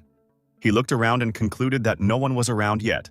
The girl told the young man to look under his feet. The young man lowered his head and saw a reflection. It was Doppelganger. Zhongdo, with the words, "There you are," thrust his weapon straight into the ice beneath his feet. Doppelganger appeared in front of the young man. He said, "Welcome to his lair." He looked just like our hero. The monster said he had already looked up the young man's information. Now they are equal to each other. Zhongdo jumped and swung his halberd.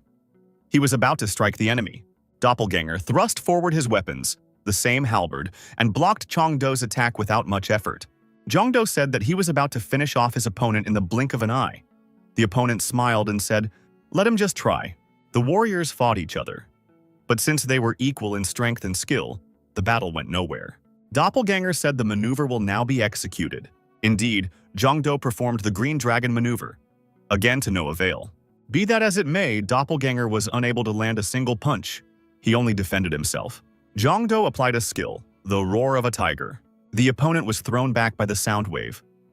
Zhongdo said, it looked like the opponent hadn't realized anything yet. Zhongdo said that Doppelganger could verify everything himself with research. The opponent replied that he could have guessed it himself. Doppelganger didn't understand the communication. Zhongdo said he knew it. The opponent couldn't copy his talents. The monster asked, how dare the young man mock him? It had never happened before. Zhongdo couldn't understand why his opponent was so mad. This talent doesn't even help him in battle. Ixia assumed it was because of his pride.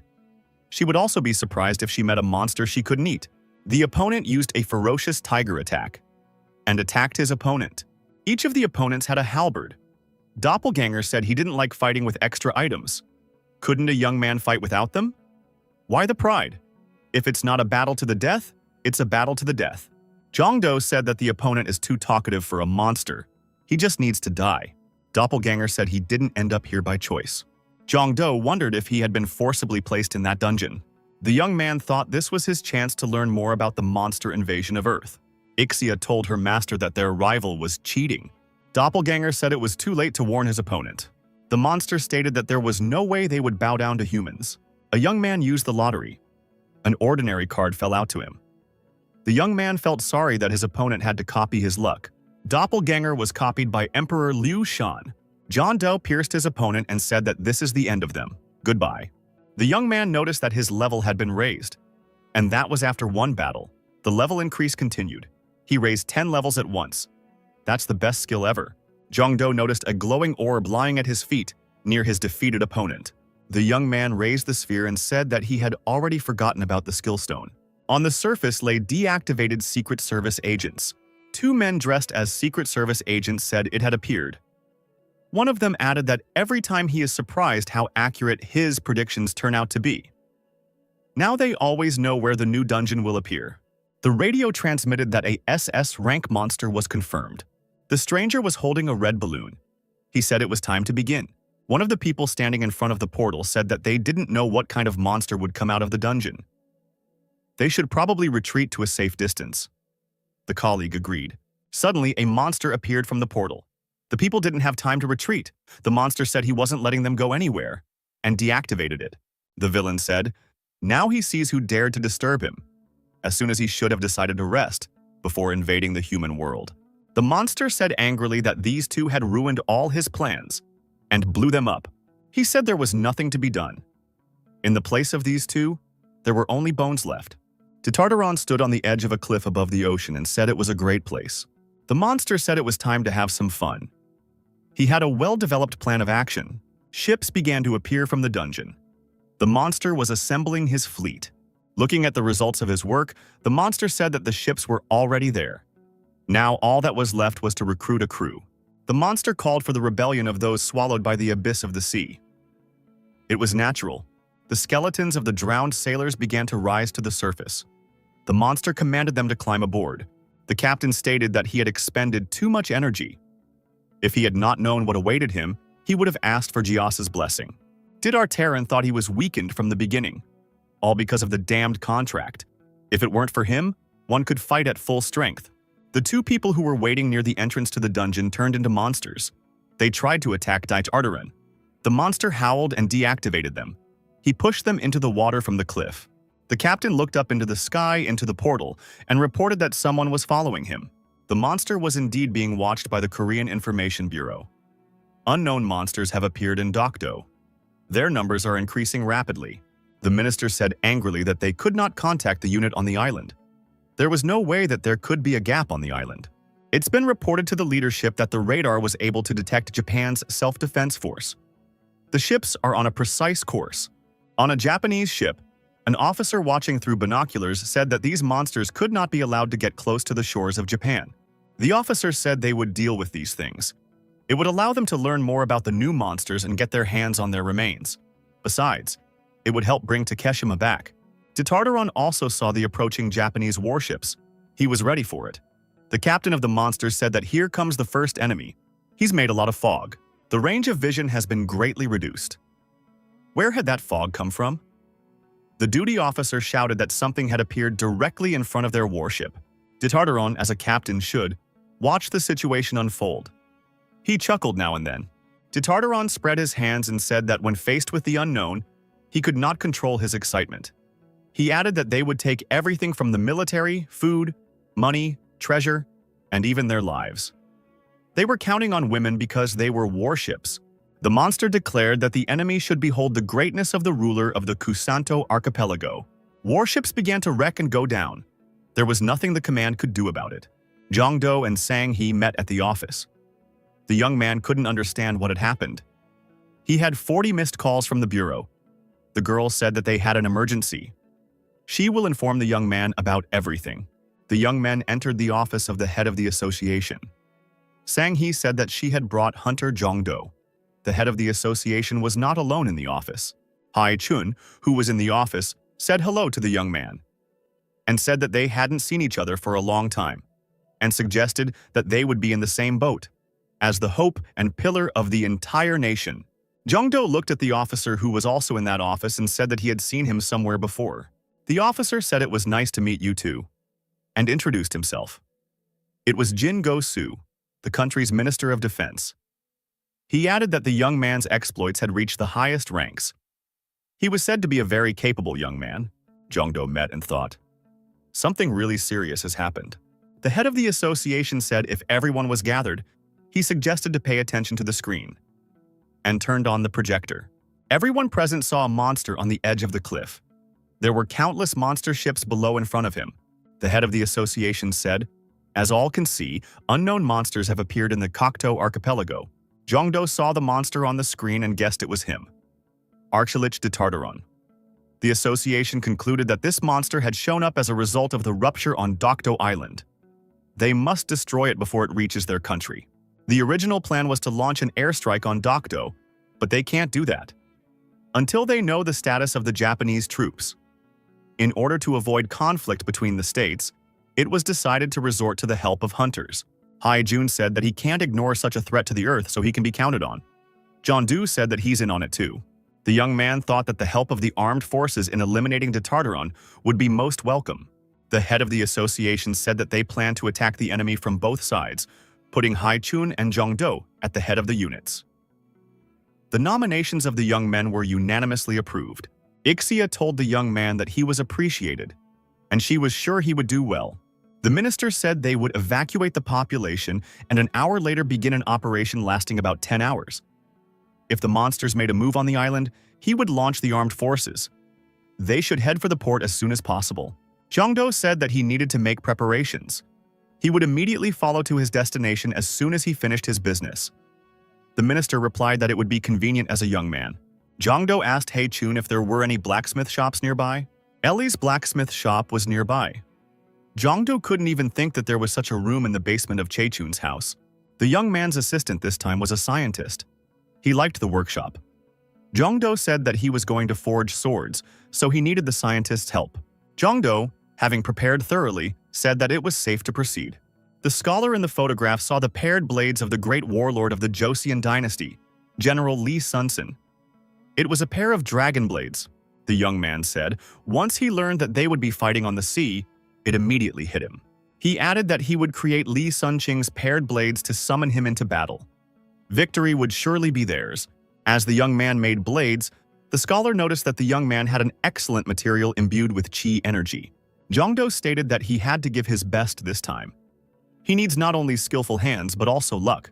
This time, double summoning was applied and Emperor Liu Shan also appeared. The scholar sighed. The young man was informed that this was the first time he had used double summoning. The mana expenditure was cancelled. The scientist asked the young man, "Who is this second assistant?" "He looks very majestic." Jongdo said he would explain later. He has more important things to do right now. The advisor scientist told the young man that he has only one chance, and he must not make a mistake. The young man replied that he understood everything and would try his best. At some point, Ixia said the weapon was ready. The young man stopped working. After that, the sword had to be dipped in water. Jongdo dipped the sword into the water and tempered it. He followed all the rules of blacksmithing. Liu Shan said that the young man is helped by his luck, and he has faith in the young man. The weapon was ready. Its steel reflected the light in the sun like a mirror. The scientist said the young man should engrave something on the blade. The dragon's paired blades contain a powerful spirit. He once swore to protect the land and seas of his homeland, and he has carried that vow unwaveringly through the centuries. Jongdo was informed that he had successfully forged a legendary artifact. The young man was the first to create a legendary item. He would be given a reward. Jongdo's assistants cheered. They had succeeded. Air Force planes were approaching the target. They had weapons on board. They were ready to begin their missions. The pilots were talking among themselves. One asked his partner if he had been able to spot the targets. The partner replied that the fog was too thick. He should lower his altitude. The squadron commander says he's forbidding the descent. You can't descend until the target is secured. De Tartaron, sauntering across the deck of his ship, said, "Do they really think he can't get his opponents in the air?" The monster added that no one was allowed to part the skies as long as the king lived. He increased the amount of attack mana that bound the aircrafts. One of the pilots, sensing something wrong, reported that they were caught. He can't get out. The monster looked up. There were 2 explosions. Both aerial targets were destroyed. The monster said the sea was the only way. His ships, crashing through the waves, continued on their established route. Tartaron squinted one eye and said, it was time to test which was stronger, these metal troughs or his ghost ship. The ship's captain reported over the radio that the number of dead men was only increasing. They can't stand idle any longer. We need to eliminate the threat as soon as possible. The young man on the radio continued to listen to the officer's report. He said that they were starting a fire suppression. When it came to a direct confrontation, they would use hunters. The hunter said he understood. The captain has ordered all ships to set course for Dokdo. That means the military has begun the operation. The ships entered the fog. Visibility dropped to 0. We had to keep moving, navigating by instruments. A sailor in the deckhouse reported that the radar had stopped working. He noticed that, in addition, the communication had been interrupted. The captain ordered us to slow down and keep our distance. He also gave permission to fire at anything that moved. The sailor reported to the captain that an unknown ship had appeared directly ahead. The sailor even pointed his finger in the direction of the unknown ship to make it more convincing. The captain said it was the enemy and ordered them to open fire. The gunners practiced the order and fired in the direction of the unknown vessel. The captain looked through his binoculars and stated that the stricken ship was going down. After the fog cleared a bit, the captain realized that a Japanese ship had been struck. Tartaron watched from the sidelines, standing on his ship, as the warships destroyed each other. The monster laughed and said they were stupid humans. They had fallen for such a simple trick. Tartaron added that the humans had amused him enough. It was time to take their lives. A ghost ship rammed a ship of the country's navy. There was panic among the military. Hunters appeared on the deck of the warship. They said they would fight to the last man and would cover the retreat of the military. Tartaron, observing what was happening, said that it was very noble. They decided to fight to the last man, and he decided to give a command to his subordinates. The captain of the monsters ordered everyone to prepare for battle. The monsters, all as one, decided to follow their commander's orders. Tartaron ordered to take no prisoners. Observers saw a pirate ship attacking a military vessel and preparing to board it. The hunters shouted that their ship was being boarded. We must help them. To do that, we must get closer. Explosions were heard on the warship. A sailor reported that they could not get any closer. Enemy ships have opened fire. They are now in range, so there's no way to get any closer. First, we have to get out of the fog. The hunter, gritting his teeth, said they had to get closer at all costs. Then they could provide solid support. A bloody battle has broken out on a warship. The pirates who had boarded the ship clashed with the hunters. Blood was everywhere. Tartaron ordered his men to sink the flimsy vessels.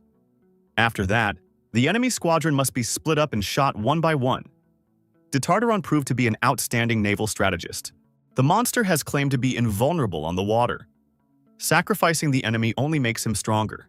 The assistant captain, looking through a telescope, reported to his boss that he had spotted the dinghy. The monster looked in that direction and agreed. The lifeboat was coming closer. He declared that, in any case, he had already won. This lifeboat would not turn the tide of the battle. We could forget about it and get busy watching the other ships.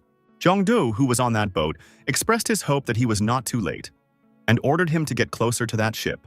The young man, using all his athletic qualities, pushed off and jumped up. He landed on the deck of the ship. The sailor asked the hunter who he was. The young man introduced himself and said he was the squad leader. He apologized for the delay but said there were unforeseen circumstances. Jongdo announced that he was taking command of the ship. Since the young man was armed, no one tried to argue with him. The hunters and sailors on the ship looked at the young man and wondered, how did he have such a powerful aura? The warriors felt that this young man would definitely lead them to victory. In addition, he had twin swords in his hands. That gave them confidence. John Doe's assistant in this battle said that these are the waters of his homeland. He added that he missed them very much. The warrior saw the monster ships and said that before him were barbarians who had encroached upon his native seas. Admiral Li Sun-Xing, who was helping the hunter today, said that he would not allow the monsters to enter the land either alive or dead. This was the call of the black card. Zhang Do was informed that the sea battle had been activated. During the water battle, the attack power, armor, and mobility of the ships are increased. The damage received will be halved. Tactics activated. Enemy intelligence is disabled. It becomes more difficult for enemies to realize that they are acting against their allies. The young man noticed that the dragon's paired blades had come into resonance with the leadership talent. The characteristics of the allies were further enhanced. Admiral Lee Soon-shin said that the enemies are already close. The young man must attack immediately. Ixia said it could be a trap. The young man thought that apparently, after obtaining the 3rd level, Ixia had learned to anticipate the intent of her opponents. The admiral says he doesn't care about the trap. He intends to destroy the enemies anyway.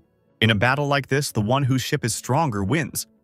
Lee Soon-shin was determined. The admiral added, "If a young man wants to win, he must believe in his ship." The young man squinted his eyes. He noticed that the ship shimmered. The watch monster reported to its commander that an enemy vessel was rapidly approaching them. De Tartaron was very surprised. He didn't expect anyone to want to attack him. The monster decided to attack this vessel. Kobuxon's call was used.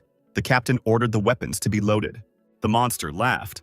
So humans have a taste for hand-to-hand combat after all. De Tartaron ordered his warriors to launch an attack on the enemy's board when the ships approached. Suddenly, a cannon shot rang out, and De Tartaron's ship was hit. The monsters began to fall overboard. De Tartaron had to abandon his ship to save himself. The ship was destroyed. Jongdo reported over the radio that they had sunk an enemy ship. He was interested in the location of the other enemy vessels. The young man was informed that he was ignoring the communication restrictions. The 3rd squad reported that they could see no one. 4th squad radioed that they were under attack, but the enemy has managed to hide in the fog. He's out of sight. Unit 5 reported seeing the enemy and asked the battle commander what instructions he would give. Jongdo said he should be given the coordinates. The military captain reported that it couldn't be done. Their radar had failed. The admiral told the young man to quiet his mind and concentrate on the allied energies. Jongdo turned on the mode about searching for the location of the allies. He radioed for Squad 5 to increase its distance from the enemy ship. After that, they began firing their main caliber guns. The young man warned that they were about to arrive at the battle site. The sailor reported to the commander-in-chief that he saw the 5th squadron. There were 2 whole enemy ships in front of him. Jongdo ordered the sailor to swim directly between them and warned everyone to prepare for a collision. The battleship commanded by Jongdo rammed into the opponents here. A fire broke out on one of the monster ships. There was panic in the enemy ranks. Jongdo's ship also came under enemy fire. The young man ordered all the hunters aboard to board the left ship and dispose of the remaining opponents. The hunters set about the task at hand. They moved to the enemy vessel and began to destroy the monsters. The enemy's judgment continued to flare up with renewed vigor. Orders have come from both sides. No one was to be spared, no one was to be taken prisoner. The battle was not for life, but for death. The hunters acted with determination.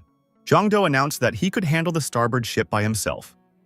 The young man resolutely stepped aboard the enemy ship. The young man was alone in an unequal confrontation with the entire crew of the enemy vessel. He was hoping for help from the twins' new swords and the admiral's support. The young man called to heaven to hear the oath of his blade, whose sweep shook rivers and mountains. The admiral urged the young man to crush his enemies by sprinkling his land with enemy blood. The enemy's ship was getting more and more heated. The monsters had no chance of escape. De Tartaron shouted that these little brats could not defeat him.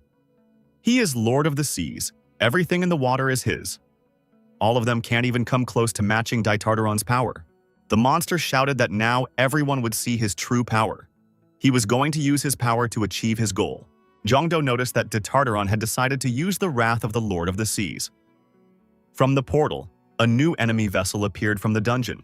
A pirate ship of unimaginable size flew straight at the ship our hero was on. De Tartaron was once again confident and shouted that there was no way he would lose the battle at sea. The monster captain assumed that if he could sink the ship that Jongdo was on, he would basically win the whole battle. The enemy vessel has landed. The monster had only to get closer. It was preparing to crush its rival's small craft. Ixia thought this was some kind of madness. The sea was stirring up a great excitement in her. The young man replied that the same thing was happening to him. The young man thought, if it were a turtle ship, it would be easy to sink it, but it would be impossible to sink such a huge ship with one salvo.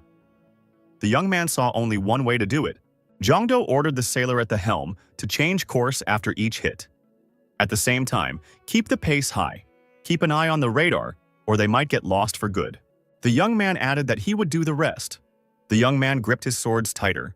De Tartaron stated that it was useless to flee. If the enemy wanted to hide in the fog, he would chase him until he lost his spirit. Even if he has to swim to the end of the world.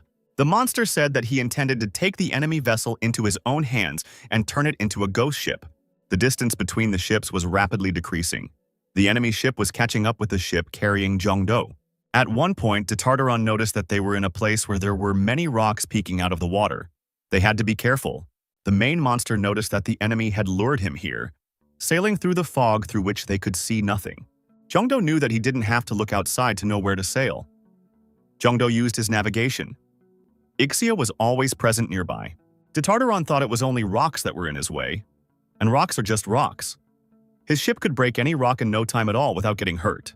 The young man knew there were many reefs in this sea where he could have led his opponent, but there was a special reason why he had chosen this particular spot. Tartaron noticed that his ship was stuck after all. He was unable to pass where his opponent's small ship had passed through. The monster noticed that the current in this strait was particularly strong because of these rocks. So his adversary had planned this from the beginning. The villain shouted that he would destroy his opponent even if he had to use all his strength. The sailor reported to Jongdo that the enemy ship was about to break out of the trap. The young man replied that he had taken that into consideration. The young man ordered the current to change. In this case, it was within his power. Turns out the young man had a skill, changing the current. In this case, he used it to its full potential. Tartaron was enraged. Could it really be possible for his rival to change the current? Now, he would be sure to finish him off for real. The admiral told the young man that his time had come to an end. Jongdo said that it was an honor to fight shoulder to shoulder with the admiral. The great warrior wished the young man good luck. Ixia asked her master, what should they do?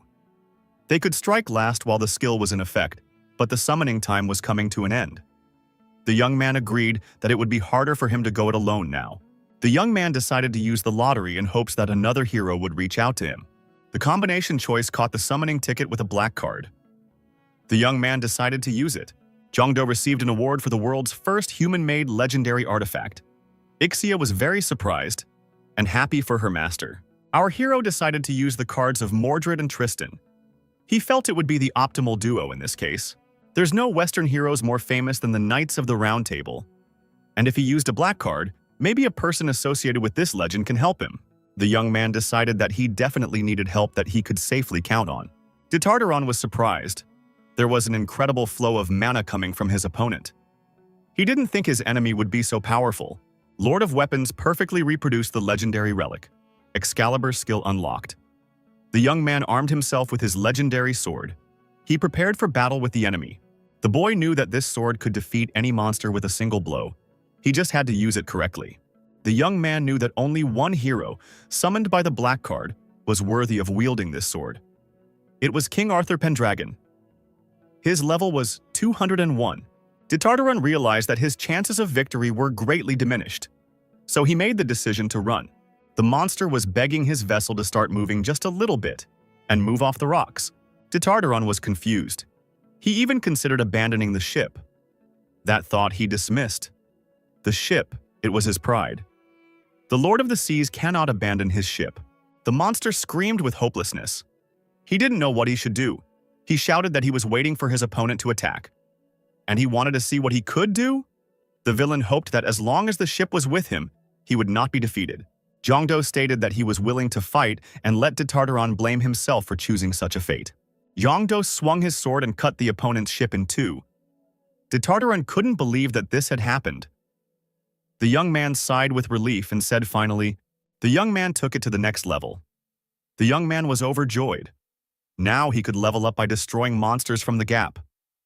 This was all made possible by Kumka's fighting spirit. Ixia told the host that the ship's summoning time was about to run out. It's important to keep that in mind. Jongdo shouted, couldn't she have warned him beforehand? From the naval warship, cheers of joy could be heard that they were alive and that they had won. Jongdo said they were so happy that they didn't even notice him falling into the water. After the ship disappeared, the young man was on the water, thanks to a small raft. A young man fished Tartaron's hat out of the water and received a prize for it. His mana increased. Perception also increased. The boy thought that was not a bad performance. But he can't walk around with a hat like that. The young man used an effect capable of taking the shape of any headdress or neck accessory of the user's choice, and turned the hat into a bandage. Suddenly, a girl appeared beside the young man on the raft. Winry said hello to the young man. The boy bounced aside in surprise. The young man said hello to Winry Makina. The girl smiled in return. Using his athletic skills, the young man climbed aboard a military vessel. Jongdo asked how long Winry had been here. The girl replied that today was a special occasion, so she didn't take her eyes off the young man for a second. The girl said she was very surprised that the young man hadn't noticed his precious pendant was missing when fighting such a formidable opponent. The young man thought he had dropped it during the battle. The girl said it was an extremely difficult fight, but the young man performed well. Winry said, if the talent level game had risen to the 3rd talent level, she should return the pendant to the young man. Makina added that the pendant will come in handy for the young man in the future. Therefore, she insists that he keep it with him. Winry said if she wasn't mistaken, the young man had not yet been rewarded for summoning the black card. Theoretically, the reward for summoning a black card is no different from the reward for a diamond card. But on the occasion that the young man completes an extremely important task, she will give him a special reward. Makina told the young man to pay special attention to this award. Winry Makina told the young man that he had an opportunity to get a new talent. With a little luck, he could get a 3rd level talent. Makina warned that there would be only one attempt. The talent received will depend on the panel the arrow points to. Jongdo said that of course he understands everything, but why is the 3rd level panel so small? What kind of luck do you have to have an arrow pointing to it? Makina said that the young man should realize for himself how much difference there is between 1st and 3rd level talents. The girl added if the young man wasn't happy with it, she could give him the standard reward. Jongdo shook his head and said that he was choosing the wheel. The young man stated that the reward would depend solely on his luck. In that case, the young man decided to summon Liu Shan and Yixia. They gladly decided to help the young man. Jongdo told them to listen to him carefully. They must gather all their luck and get the 3rd level talent. The young man spun the wheel with all his might. Yixia said that the wheel should be released now. The young man folded his arms in front of him and looked at the wheel, praying that everything would work out. Liu Shan and Yixia also watched without taking their eyes off the wheel, and while clenching their fists in front of them. The wheel stopped and the young man received a 3rd level talent. He was given an additional reward for hitting a negligible percentage. Liu Shan contentedly said that he was the one who warned the young man to believe in his luck. Jongdo said that he didn't doubt her one bit. We should check the character window soon. The young man looked at the characterization window, his face twisted with discontent. Why did this happen? The young man grabbed Liu Shan's chest and shouted for this thief to return his talent. Liu Shan shouted that he didn't understand anything. Jongdo told Makini that there was some kind of bug. Why did his talent end up with Liu Shan? The girl suggested that the young man cancel the call of identity and check again. Jongdo did just that. He said that he didn't understand anything. Not only did he get the talent, but Liu Shan also got the talent. Could this really be the extra reward?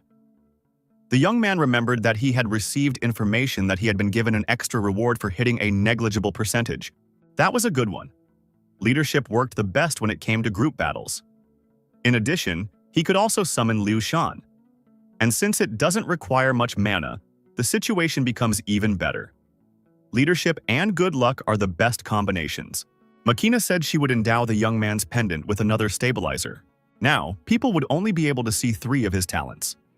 The young man thanked the girl. Over the speakerphone, the bosun thanked everyone for a job well done. The bosun added that the ship would soon arrive at the port of destination. The monster boar, flashing its eyes loudly, roared. He showed his huge fangs. Heshik put his shield forward and said he was ready to show what kind of results he had achieved through his training. The boar crashed into the young man's shield. The hunter stayed on his feet and tried to push the boar aside. Jongdo said that in the time they hadn't seen Heshik, he had raised as many as 20 levels. His efforts had not been in vain. It was now level 38. Heshik noticed with horror that 2 more monsters were approaching him. Already 3 beasts were attacking the hunter. The young man, unable to cope with his opponent's onslaught, shouted for Soyoung and Jongdo to help him immediately. Jongdo called out to Liu Shan. The emperor appeared and happily said that this would be his first battle. Leadership has been activated. The bond between the young man and his allies was strengthened. Allied characteristics have been upgraded. Heshik couldn't understand what was happening. He suddenly felt a sudden surge of strength. Soyeon stepped into the fray and with a powerful kick to the body, knocked one of the boars to the ground. The boar only screamed pitifully in response. The girl said that she too felt a sudden burst of strength. And it was as if her body had become lighter. Jongdo noted that the result was immediately noticeable. He was satisfied. The emperor said that no one could stop him now, and demanded that the next opponent be served. The emperor commanded that his soldiers go on the attack. He provided them with strength and luck. Without waiting, Soyun and Haeshik went to attack the bloodthirsty monsters themselves. Haeshik scattered the monsters to the sides. Working his shield, he told them to get out of the way. Soyun was not lagging behind. Using her hand-to-hand combat skills, the girl dealt with the monsters very effectively. Jongdo noted that there's a reason they call Soyoung Saint. The undead are killed literally by her one strike. He feels that they will clear the dungeon much faster today. The young man allowed that it might be the synergy effect of the new talent and the paired dragon blades. If the user had a level 3 leadership talent, the characteristics of the allies were further increased. Jongdo thought that his team had already raised their level. Just in case, he decided to check. Soyun was a level 27 owner. This was a very noticeable improvement. Haeshik kept up with the girl. He was a level 45 hunter. He had raised as many as 7 levels in just one day. Jongdo couldn't believe his eyes. He double-checked all the outgoing data once again. There could be no mistake. His team had strengthened their position very much. Haeshik and Soyun looked at their boss and asked if something was wrong. Jongdo asked the young men if they had checked their characterization a long time ago. Haeshik asked, "What happened to them?" The young man asked them not to be surprised after they checked. The young men were already surprised. Jongdo said they'll find out for themselves soon. We have to take out the remaining opponents and head for the boss. Haeshik and Soyun reached the boss monster and engaged in battle with it. The young men acted like a well-coordinated team. After destroying the boss, the young man saw that his team had moved up another level, and mana and agility were added. The young men had reached the limit of their characterization development. Jongdo said that this message threw him into a stupor. Maybe the lottery will give him a solution to this problem. The system reported that the young man had reached his destination. In front of him was the entrance to the dungeon. The young man turned on the research mode. This was a class trial, a special dungeon created for one person. The boy thought that apparently this was the dungeon for class upgrade. In order to upgrade, the young man must take part in this class trial. The young man put on his wristwatch. He thought he hadn't done that in a long time. He doesn't know how long he'll have to spend in this dungeon, so it would be better to leave the electronic watch at home. The young man noticed that his heart was about ready to jump out of his chest. Jongdo was ready to enter the dungeon. However, the unexpected happened. He flew into the air and began to climb upwards. At some stage among the clouds, the young man met with some bird. He asked who was in front of him, and he pointed his cold weapon at the bird. Bird said it perfectly. Pointing a weapon at a suspicious creature in an unknown place is the right decision. However, the young man has nothing to fear. He can lower his weapons. She is ready to tell the young man everything he needs to know. Ixia, who happened to be nearby, said she didn't think the bird was lying. She can be trusted. The bird introduced himself and said his name was Fast Runner Grandel. He was instructed to give the young man a briefing before he began his trial. Jongdo asked what kind of place is this. Grandel said that they are above the heavens. At the moment, they are flying to the Delapar Holy Ridge where they will be tested. Only those who have reached the limit of their abilities and met certain requirements can take part in this challenge. They are gathered at the Sacred Ridge to find out who is worthy of an upgrade. Grandel gave the young man the crystal and said he would need it in the future. Jongdo asked what the challenge was. The bird said that they had already reached their destination. The young man will see everything now. Grandel pointed ahead and said that the Holy Ridge of Delapar was in front of them. The bird pushed the young man down from the cloud and said she wished him good luck. The young man rushed down with a shout. The young man landed successfully. However, he was scared. He thought he was about to die. He held a red crystal in his hands. Jongdo assumed that this red crystal had put a protective barrier on him. That's what saved him. A young man has been given a special assignment. Delapar's challenge begins. All users who have completed their tasks will be awarded a special title. The title awarded will have a huge impact on the user's further development. Only one will be honored with the title. The young man said it would be a battle royal. The game has begun. The third level, Game Talent, is activated. All the characteristics were tripled. The young man thought it was getting much more interesting, and the stakes are getting higher. The young man made his way forward with his weapon in his hands, following a set route. The mountain he was looking for appeared in front of him. Thanks to the dungeon map, he can see his location. But since the others don't have such abilities, they will most likely go to the nearest hill. Jongdo decided in that case to just stay at the foot of the mountain. The young man thought if his characteristics weren't limited by the system and tripled, he wouldn't even need to use tricks. The young man had reached the limit of his characteristic development. Ixia reported to her master that she felt someone approaching him from behind. The guy looked around and didn't see anyone. He said he couldn't feel anyone. Ixia told the young man to trust her intuition. Suddenly, a huge wolf appeared among the trees. Jongdo said he was worried sick, but it turns out it's just a wolf. The common wolf accelerated and lunged at the young man. The young man managed to dodge. The wolf flew past. It stopped and turned around. The animal was preparing for another attack. Jongdo put his weapon forward and prepared to defend himself. Jongdo turned on the research mode. It was Tinya, 92nd level. The wolf eyed him, preparing to attack. The young man said he was too naive. But who knew that beasts could also take part in the test? Wolf said the young man had pretty good intuition for a human. The other members would have just waved their hands when they saw a beast like him. If he had just let himself be bitten, things would have been much easier. But now, he can't even expect mercy. Jongdo asked the wolf if he had ever heard of Dog Day. Young added. Now they will both see how he can quickly undress his opponent. The wolf and the young man rushed towards each other. Jongdo applied a double lunge and Dragon Tiger. The wolf just ran forward. The young man shouted, "Gay bide!" and swung his weapon. The wolf grabbed the young man's spear with its sharp teeth. He wouldn't let go. The wolf couldn't break free from his opponent's grasp. He couldn't understand what kind of power he had. Was he really human?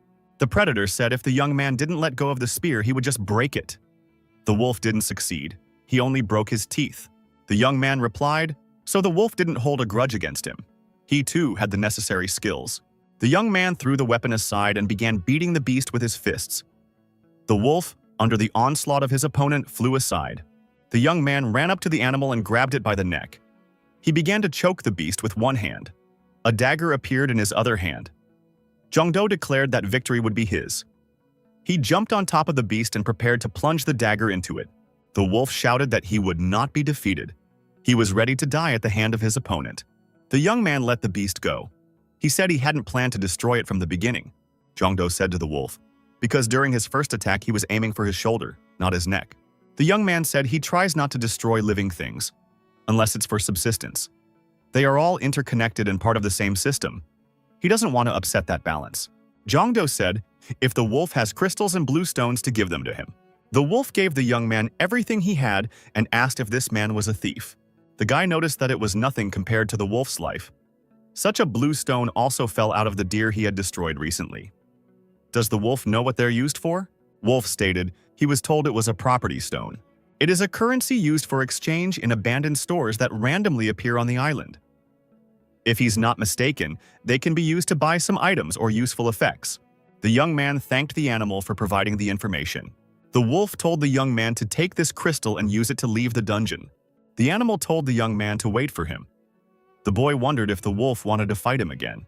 The wolf offered the young man to join forces and said that he would give him the victory.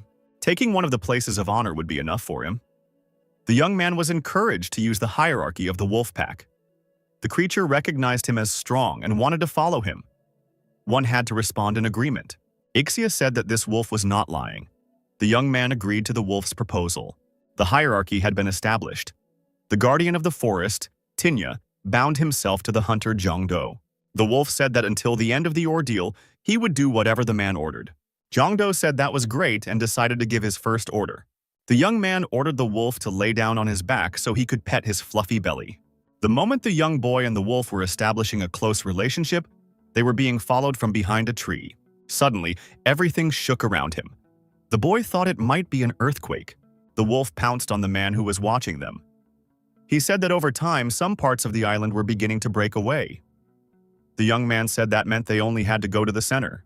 Just like the poor guy who's climbing up the mountain right now. The wolf offered to attack the man.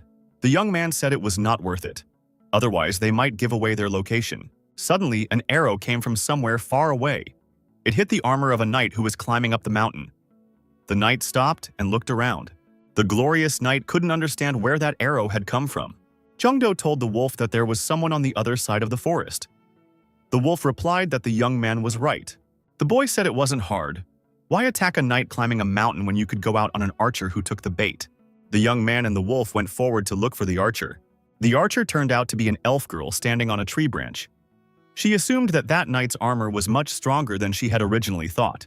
The girl let another arrow fly. She said that this knight was just delaying the inevitable. Suddenly, from behind, a wolf pounced on the archer. He jumped from somewhere above. Apparently, he had climbed a branch even higher than the one the girl was on. The archer and the wolf flew downward.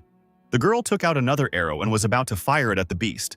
At that moment, Jongdo decided to help his partner and hit the girl with his spear. The girl couldn't get a shot off. She sat on the ground coughing with a black eye. The young man pointed his weapon at the seated girl and said, if she valued her life, she should give everything she had. The archer asked Mr. Hunter to take pity on her and wanted him to let her go. Jongdo didn't agree. He told her to empty her pockets or she would go for wolf food right now. The wolf growled intimidatingly. The girl cried and called the young man a bad word. She took out her crystal. Jongdo took offense and said that there would be no mercy for the elves now. The wolf assumed that the girl had made the young man angry. Defeat devices flew at the knight on the mountain. The warrior screamed and was deactivated.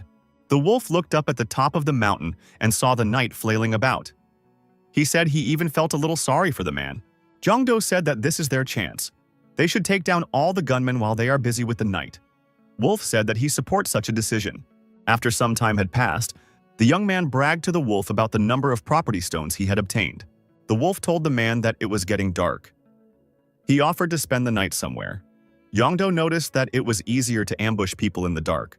The wolf said that man is truly strong, but a hunter who is constantly stalking his prey falls off his feet before he can catch up with his prey. The young man replied that this made sense. The wolf noticed that he had a good place in mind. He invited the man to follow him. The beast led the young man to a cave. Jongdo agreed that it wasn't a bad place. The animal said that he had been living here as a wolf for more than 100 years. Therefore, finding caves wasn't a problem for him at all. Jongdo stated that the passage to this cave is a bit small. Since the wolf is bigger in size, it will be even harder for him to get in. The wolf replied that he had thought of everything. The wolf turned into a man. The man had a hat on his head in the shape of a wolf's head. The man was a girl. She was wearing only a hat made of a wolf's head. The girl asked, "How is the young man like this?" In this guise, she could easily crawl through the cave. The young man turned his head away in embarrassment. The wolf asked why the young man was panicking. After all, she had always been naked. Did wolves in his world wear clothes? Jongdo gave the wolf girl some clothes and told her to just wear them. The young man said he didn't know about her polymorphism. Morning came. The wolf came out of the cave and stretched. He asked how the man had rested. The wolf saw the red spots on the ground and asked the young man what they were. The guy answered. He wanted to know where the other participants were headed. So he spilled some paint beforehand. He looked at the map and at the tracks to see where they led. The tracks led straight to the river. The wolf said he could smell the water. There were several creatures gathered there. Jongdo suggested catching them off guard. The young man said that they should be quieter now. They should detect the enemy and immediately ambush him. The wolf showed the young man that there was a store near the river. Now it was clear why everyone was gathered here. In the store, you can find items that can turn the whole game around. Suddenly, the wolf growled. The young man gripped his weapon tighter. There was no one around. He thought they were imagining it. There was an earthquake again. The wolf said that the island began to collapse. It wasn't really an earthquake.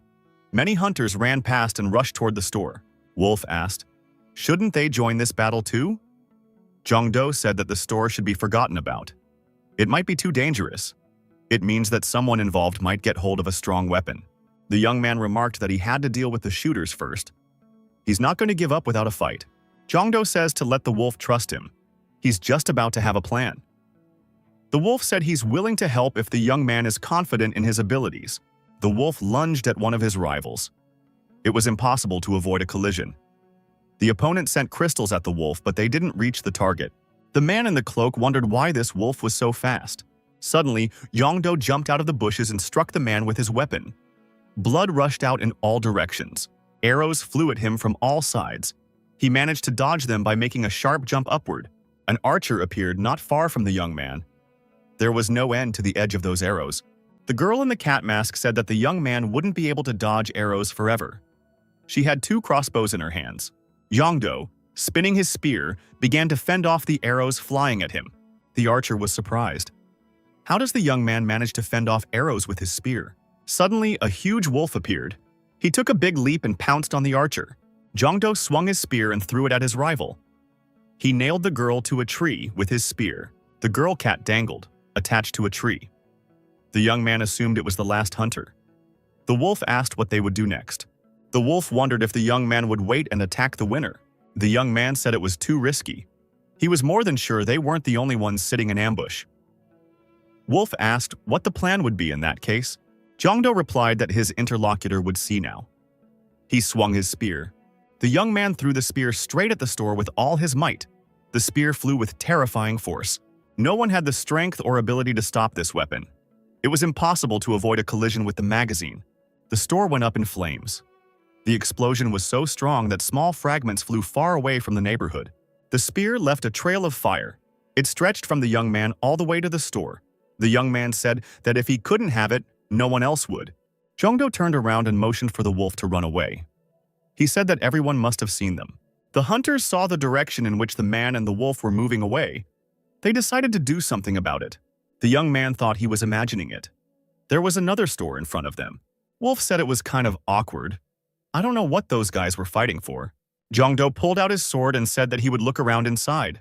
The wolf outside would guard it. The guy broke into the store. He concluded it was a little empty. Where's everybody gone? The young man saw an altar that was similar to the altar in Kumka's dungeon.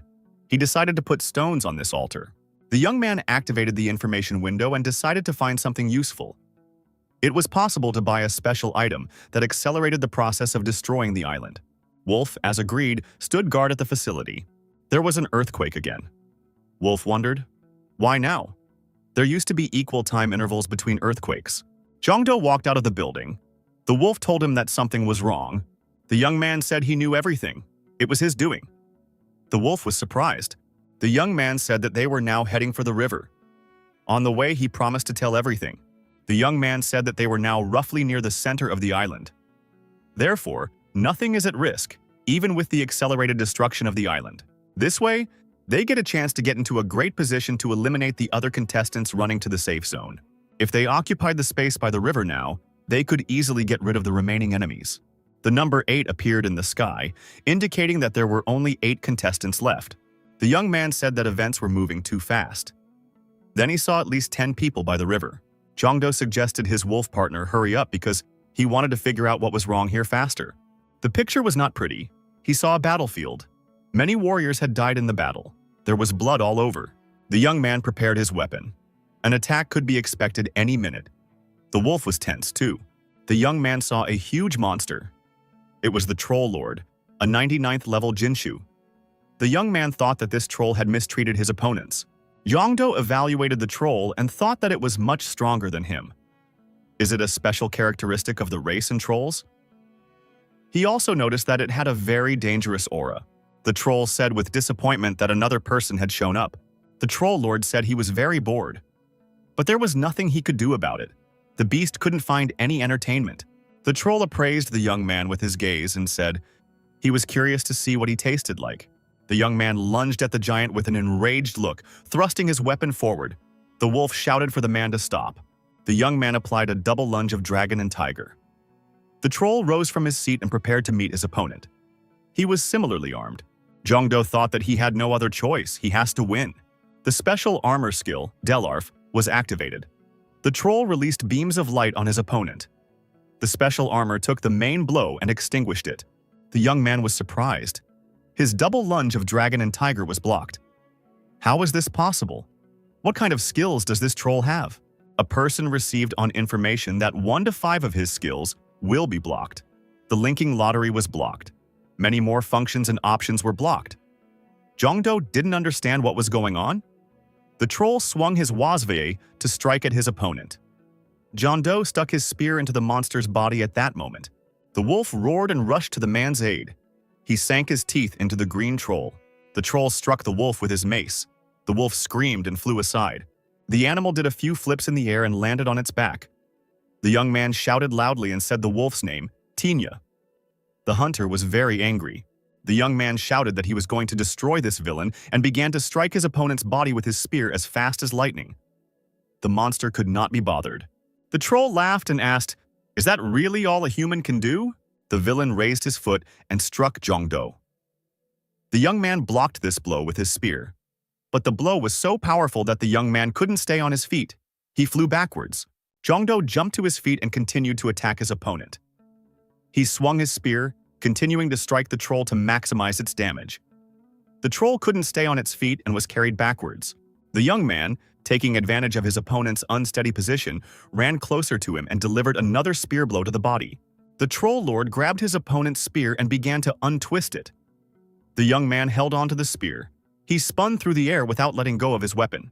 At some point, the troll let go of the spear. The young man flew away and hit the ground. His opponent went towards him, saying that a man must fight and not give up until the very end. Jongdo took out a life-saving crystal. He hoped that this thing would help him, the troll asked, wondering if the man had decided to give up after all he had been through. It is a disgrace. Wouldn't he be ashamed to look into the eyes of his comrades after such a battle? Jongdo, confident in his abilities, said that he would definitely defeat this troll. The young man was informed that the crystal had been destroyed. Added map view and return functions. The young man was currently absorbing Grandel's fast runner essence. The troll said approvingly, "So this opponent has decided to fight on. That's commendable." The troll swung his mace and said that in any case the young man would regret it, because he had made that decision. Jongdo applied the green dragon maneuver and supersonic speed. He combined these skills. Our hero stood before the troll lord. The forces were unequal. However, the young man didn't flinch and decided to see it through to the end. The troll wanted to strike. However, the young man teleported away. The troll noted he didn't realize that his opponent, a mage. Jongdo appeared in a different place and swung his spear straight at his opponent with all his might. The spear did not do much damage to the monster. The monster swung his mace once more and said he was beginning to like this battle. Jongdo raised his spear and applied the mountain dragon maneuver to his opponent. The spear rushed into the monster's body with a new all-striking force and struck it. The monster screamed. The villain fell on his back and dropped his mace from his hands. Jongdo was not going to stop there. The young man was informed that he had developed a speed that could not be achieved with his current characteristics. As a reward, the skill, Divine Speed, was unlocked. Jongdo, taking advantage of the small respite, walked over to the wolf and asked how Tinya was feeling. The wolf said that he was fine. It was very risky, but his body recovers in no time. The young man asked why the wolf had done that. He meant such a reckless attack. The wolf said that the man was very strong, but even he would not be able to defeat the troll lord alone. The wolf saw a troll approaching the young man from behind, but the animal shouted for the man to run away. The young man did not react in time and the opponent's blow hit him on the shoulder. The young man, tumbling, flew far to the side. The troll did not calm down and continued to move toward his opponent. Jongdo had made a hole in the stone when he fell. The young man lay there without moving. The wolf stood opposite the troll. The green one had a hole in its body. This can't be happening, the wolf thought. No amount of regeneration could heal such a wound. Where did the troll get that kind of strength? The troll said the beast had discerning eyes. If it weren't for his partner's skill at manipulating time, his life would be over. With this skill, he could roll back his body's time to a point where it had not yet taken damage. The troll put his hand on his wound, and a very fast healing process began. Wolf thought it was some kind of crazy skill.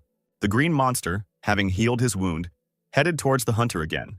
He said, taking back what he said. This was a truly strong warrior in front of him. The monster added, strong enough to eat him. The beast shouted that it was about to tear the young man apart, and the troll swung his mace again. The wolf shouted to the man to leave. The young man thought he still couldn't move. At the last moment, Jongdo blocked his opponent's mace with his hand. He wondered what the troll had just said to him. The young man repeated, "Does he really want to tear him apart and eat him?" The troll started to get nervous. The young man was informed that his stats had been increased due to breaking the speed limit. The level 3 play talent had been activated. The young man tossed his opponent's mace aside. He jumped to his feet and launched a series of striking blows at the green opponent's body. The troll, not expecting such an onslaught, was forced to retreat. The young man, emitting a huge amount of energy, said that he was ready to see what would come of it. The young man's characteristics were tripled. The troll lord's face became sad. He thought it was impossible. What kind of energy did his rival possess? Jongdo, holding his spear in his hands, asked where did the troll who wanted to eat him go? The young man swung his spear and inflicted a huge wound on his opponent. The troll's blood spurted in all directions. The monster coughed and screamed that he couldn't see anything. Had something pierced him? The troll fell to its knees. Jongdo turned around and continued his attack. The young man asked, "Did the monster still want to eat?" The young man gave another hard blow with his weapon to his opponent's body and said that the troll would not succeed this time. Jongdo continued to deliver blow after blow. The troll lord shouted non-stop. The young man shouted that he would make this villain regret his time management skill. The young man thrust his weapon into his opponent lying on his back. The battle was over. The troll was stunned. Wolf said, "It looks like this is the end." He walked over to the young man. The man and the wolf asked each other how they felt and recognized that it had been a difficult battle. Tinya said as he surrendered. The wolf held a red crystal in his teeth. The young man said he would not admit defeat. The wolf must sit here and rest. Jongdo stated that he would deal with the remaining enemies on his own. It wouldn't take him much time. He pushed himself off the ground and jumped high up, heading to resolve the matter. One of the competitors, looking out from behind a rock, thought that there were only 6 competitors left. He thought so because he saw the number 6 burning in the sky. Hunter decided to go ahead after someone else flew out. Suddenly, a young man appeared in front of the warrior. Jongdo suggested his opponent to surrender. After all, he must realize that it was useless to fight. The hunter, holding the red crystal in his hands, said with anger that he would never forget this disgrace and the favor of his rival. Our hero's opponent instantly disappeared. Probably, he teleported away. The young man noted that there were even fewer opponents left. On a tree branch stood a young man, another adversary.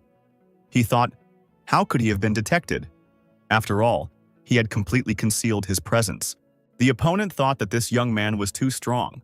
He had to run. He was ready to strike when a good opportunity came. Jongdo did not allow his opponent to retreat and run far away.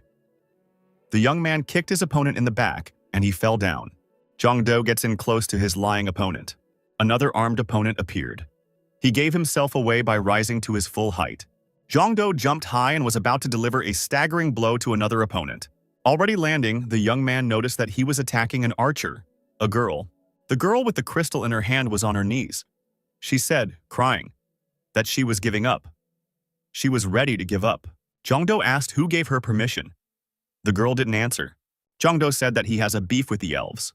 If anyone was to blame, it was only one of her kin. The girl cried out in fear. Tears sprang from her eyes. The number 2 glowed in the air. It said that there were only 2 contestants left. Jongdo said, "It's done." Wolf stated that it was unbelievable. The wolf asked, what kind of unthinkable power allowed the young man to commit such madness? All the young man's characteristics were tripled. The young man waved his hands and said that he did not know. The wolf thanked the man. Thanks to him, he was able to take second place without too much trouble. The young man said they would see each other outside. There he would give his name. The wolf and the man said goodbye. The young man saw fireworks in the sky. I wonder what the occasion was. Jongdo received the message that he had passed the class test. A young man has won first place. This was an incredible achievement for which he would be given an additional award. Jongdo couldn't believe that he had won. So far, the young man has only taken second places. The young man should be moved to the hall with the award. Jongdo now understood how the winners felt. The fireworks in the sky continued. The young man should be moved to the hall with the award. Jongdo found himself in front of a huge, majestic building. There were knights standing at the entrance. Suddenly, Grandel appeared and said that it was unbelievable. Did the young man really win? Bird said the young man is the first contestant from his family who managed to prevail in the challenge. Jongdo said that he had already passed the test, and now he's getting some kind of reward. Grandel said that only the winners are honored to be in this place. The bird claimed to be the young man's partner, therefore, will also receive an award. Grandel invited the young man into the hall and told him to rejoice. The bird added that a reward awaited the young man behind that door. The young man climbed the steps, approaching the coveted door. Grandel stopped the young man for a moment and said that there was a time limit in this hall. By all means, the young man must return before the birds sleep. Behind Grandel's back was a cuckoo clock. The cuckoos were peering out of their houses and singing their songs. The young man asked, "What is a bird's dream?" Grandel replied that it is the time according to Delarf. The bird explained that in human language it meant 10 o'clock in the evening. The young man looked at his watch and said that meant he had 3 hours and 20 minutes. Bird repeated. The young man must remember. Return before 10 o'clock in the evening. Jongdo asked what would happen if he was late. Grandel said that in that case, he would have to pass the test. Of course, if he passed the test, he would have great power, but he couldn't do it now. The man and the birds said goodbye. They agreed to see each other later. The young man entered a huge room. He found himself in a large cage. There were glowing birds flying around. The young man noticed that his characteristics were improving. The boy said that at this rate, his stats would exceed 200. If he had known what awaited him in this hall, he would have come here much earlier. The young man realized why there was a time limit here. It wouldn't be fair to give so many characteristics to one person, and even so, they only grew rapidly for the first time. Now the growth had almost stopped. Jongdo thought that this kind of chance doesn't come often. That's why he doesn't want to leave right away. Each bird, it was an additional gain. But there were very few birds at the end. They practically ran out. Jongdo increased another characteristic. Perfect timing, he thought. He just had 10 minutes left. The young man saw the exit doors closing. The boy was indignant, for it was not yet 10 o'clock in the evening. The young man received a message that there was an emergency situation.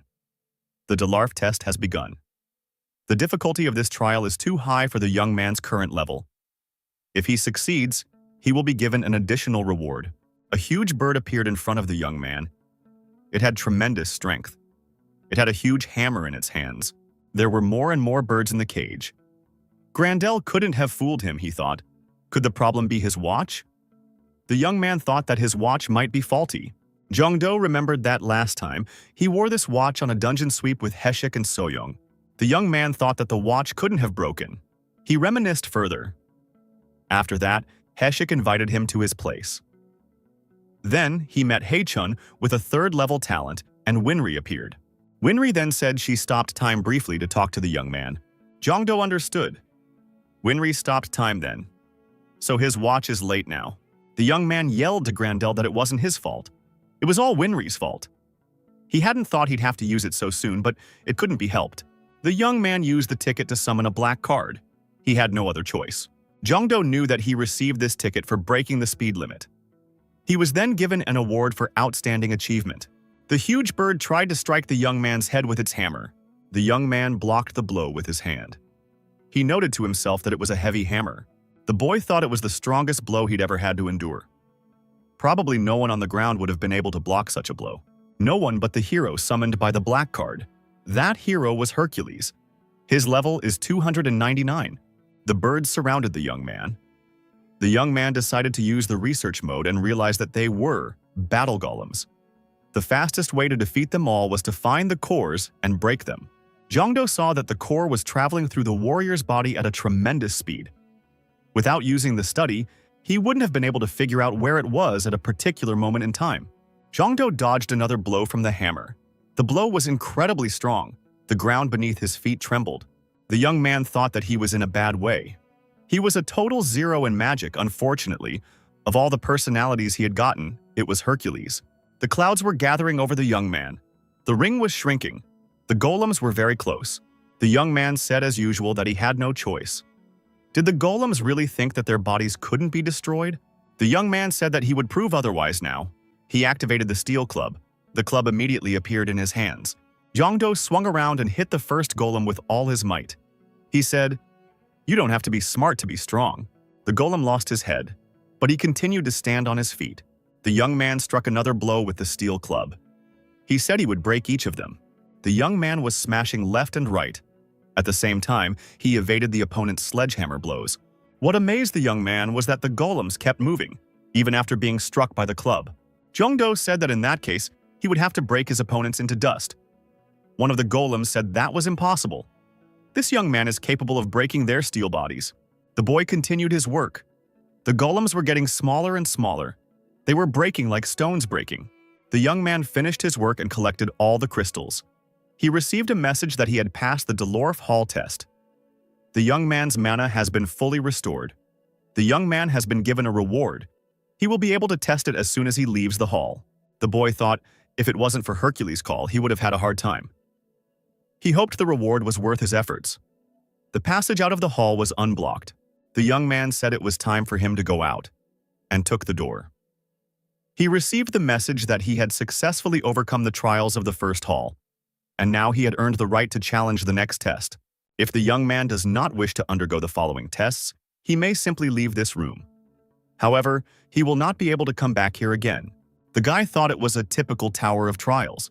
This is a game mode where you have to pass the trials one by one until you reach the last floor with the main boss. And there is a different reward for each challenge. Jongdo thought it sounded tempting, but he wasn't sure if he should take that risk. The young man had barely passed the first trial with the black card, and now he was facing a much more difficult battle. His own strength would be enough for 5 golems at most. The boy was plagued by doubts. Maybe this was his only chance. Besides, the reward should be proportional to the suffering he would have to go through. Jongdo thought that if he didn't get the diamond card, he just wouldn't go any further. That was an idea the young man liked. Ordinary cards fell to the young man 9 times in a row, and the 10th card was gold. It had been a long time since he had been so lucky. Liu Shan and Yixia were present by his side. Jongdo said with a smile that in situations like this, just like normal games, you just need to donate a little. Yixia said. Master, on the other hand, promised to continue until he ran out of mana. Jongdo reminded Yixia that he had promised to surrender if he didn't get at least 1 diamond card. At that, the young man didn't say anything about mana. Apparently, Yixia was confused. The young man was sure that with 5 cards, he would definitely get lucky. The young man increased his characteristics by 6 points. He told the young man that it would still benefit him in more ways than one. Yixia alerted the young man that another necessary card had appeared from behind. It was the Diamond Expected card. Huang Jung Hanshin, a 99th level warrior.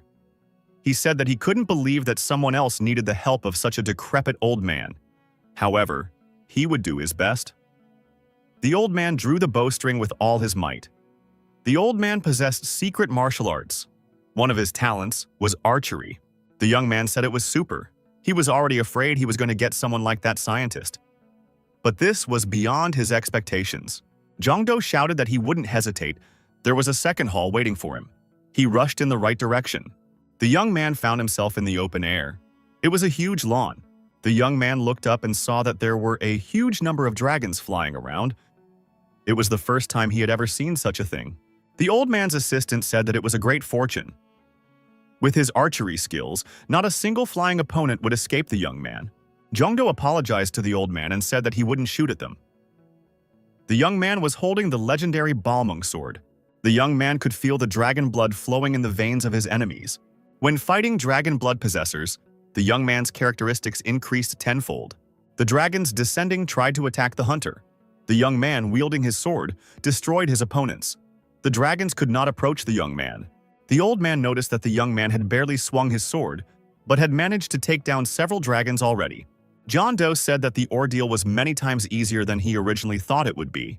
Yixia remarked that the young man was destroying dragons with such speed as if he was fighting pitiful gnats. Jongdo incredulously replied that such was his strength. The old man decided that he was completely useless. The young man disagreed. His success was entirely due to the characteristics the old man had lent him. Jongdo once again swung his sword and said that it was the last dragon. The dragon was destroyed. The unfortunate beast fell to the ground. Its severed limbs fell to the ground. The young man decided that was the end of it. Yixia disagreed and suggested the young man look in that direction, where she pointed her finger. It was strange, but the dragon corpses were gathering in one place. How could that be possible? Suddenly, a huge monster formed from this pile of remains. It was of incredible size. Jongdo didn't unreasonably assume it was their boss. It's going to be more difficult this time. The young man added, however, that it was the only worthy foe that had the honor of falling by a Balmung. The young hunter got close to the monster and gave it a staggering blow with his sword.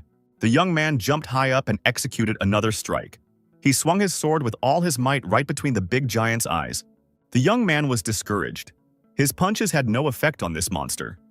The monster turned around and ran away. The young man was surprised. Why is Balmung's skill not working?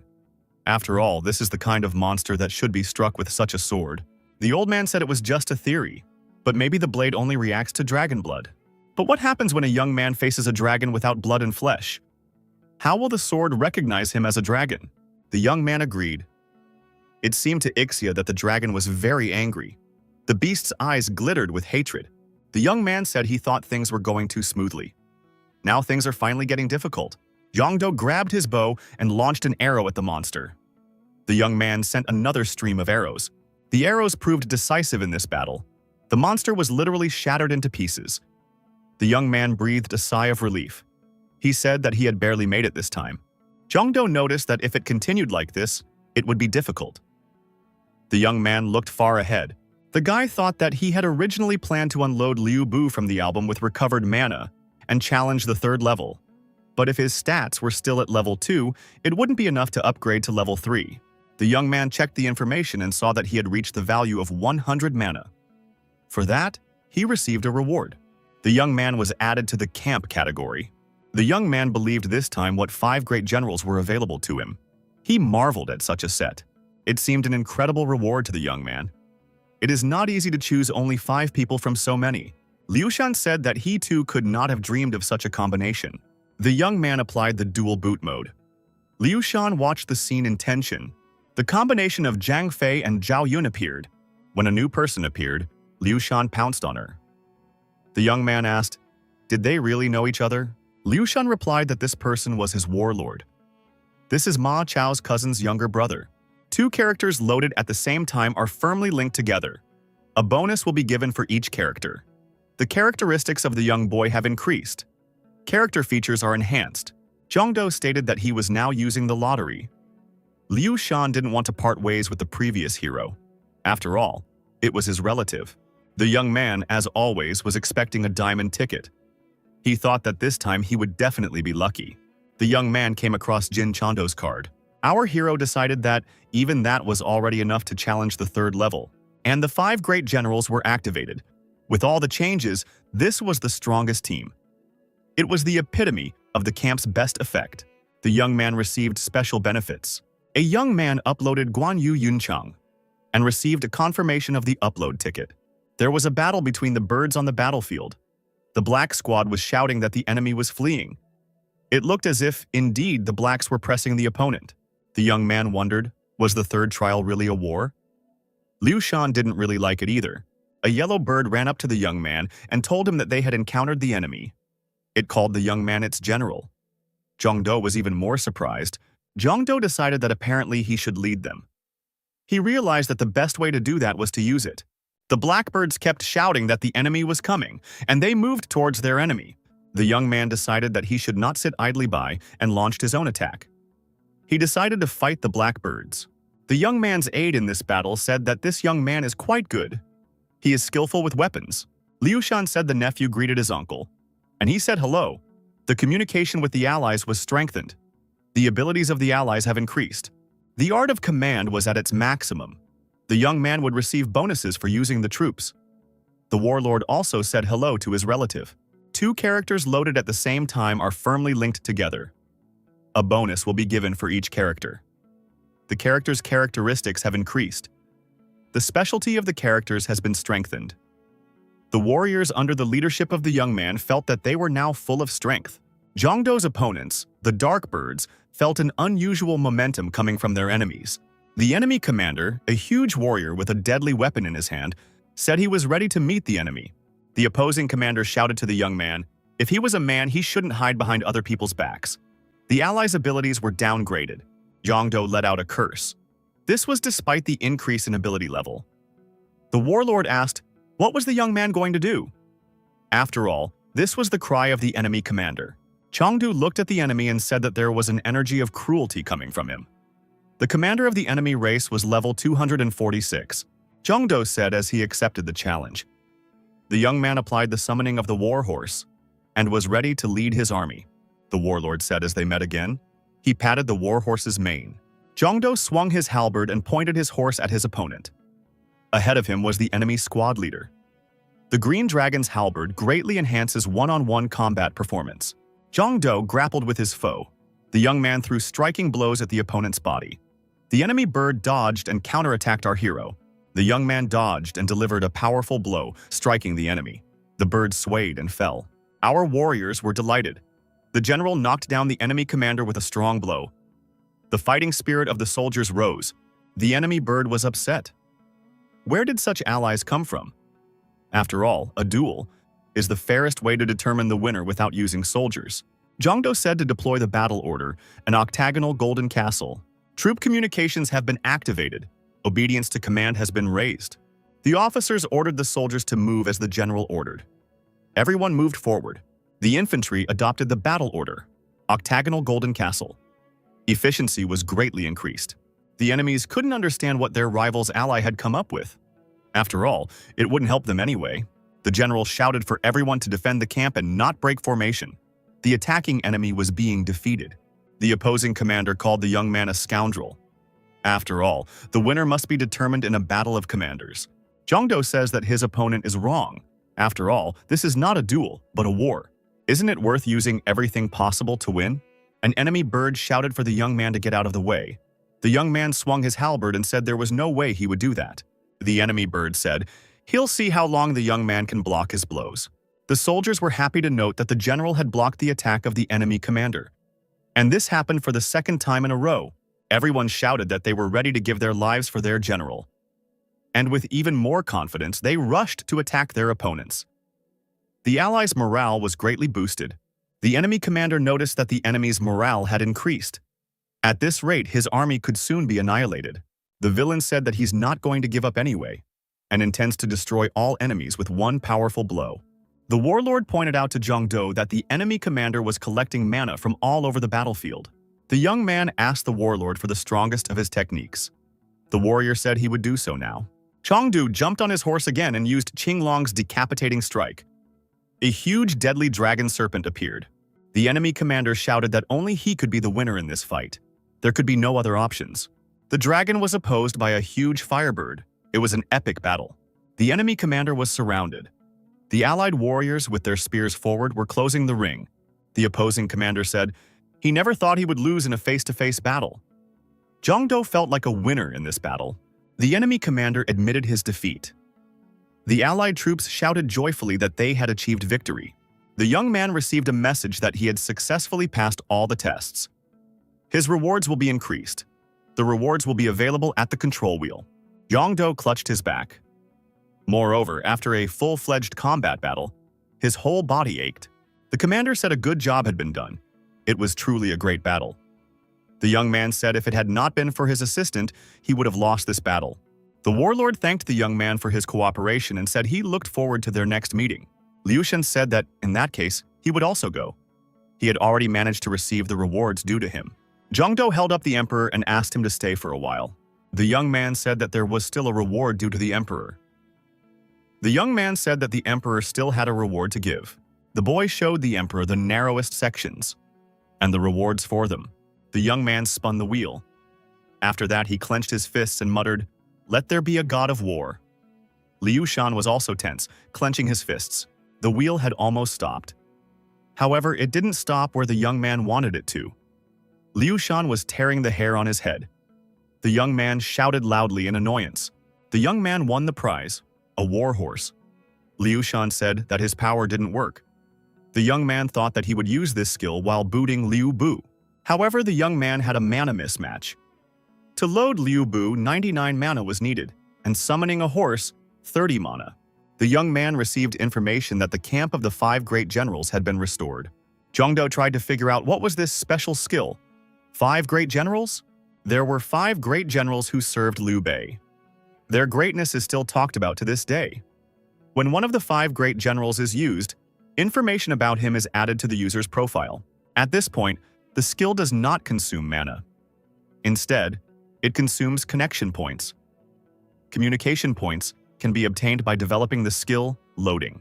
The higher the level of the character being uploaded, the better the connection to that character, the more connection points you can get. Jongdu thought, if information is added to a user's profile, it means that the abilities of the character being uploaded become their abilities. That's some kind of cheating skill. The bird was nervous and paced from side to side waiting for the young man. The deadline had already passed. Finally, the doors opened and a young man appeared. The bird asked if he was all right. Time was running out. He stepped out to meet him, and the ordeal was still going on. The boy has no idea how worried he was. The bird added that he was nonetheless incredibly pleased. If the gate opened, it meant that the young man had successfully passed the first-level trials. The young man said that he came out after the last trial. The bird didn't believe it. Wasn't the final test not a battle with the enemy commander Jolden? Jongdo noticed that this commander was incredibly strong. The bird was terribly surprised. How was this possible? To pass a test in such a short time and not receive any reward? The young man said he was told he could get his reward from the wheel manager. What should he do now? The bird said he should come to his senses. He should take the young man to a place where everyone is already waiting for him. The warriors greeted the young man with honors.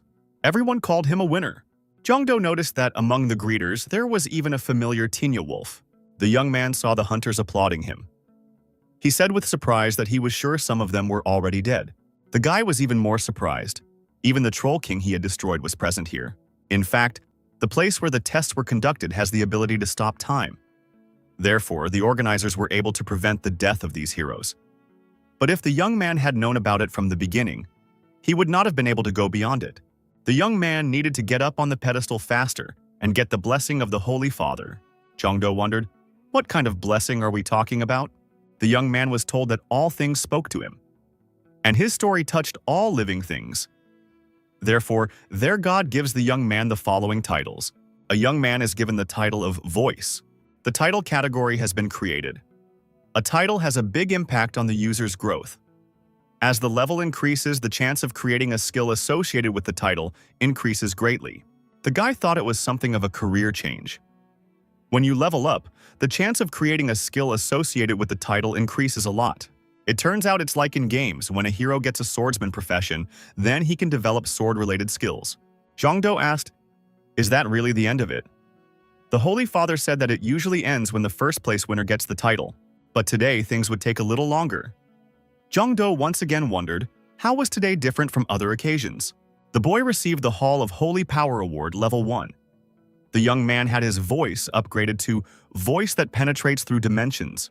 The young man received a message that he had learned the skill Summoning. This is a skill that summons an object, with which the user has exchanged promises.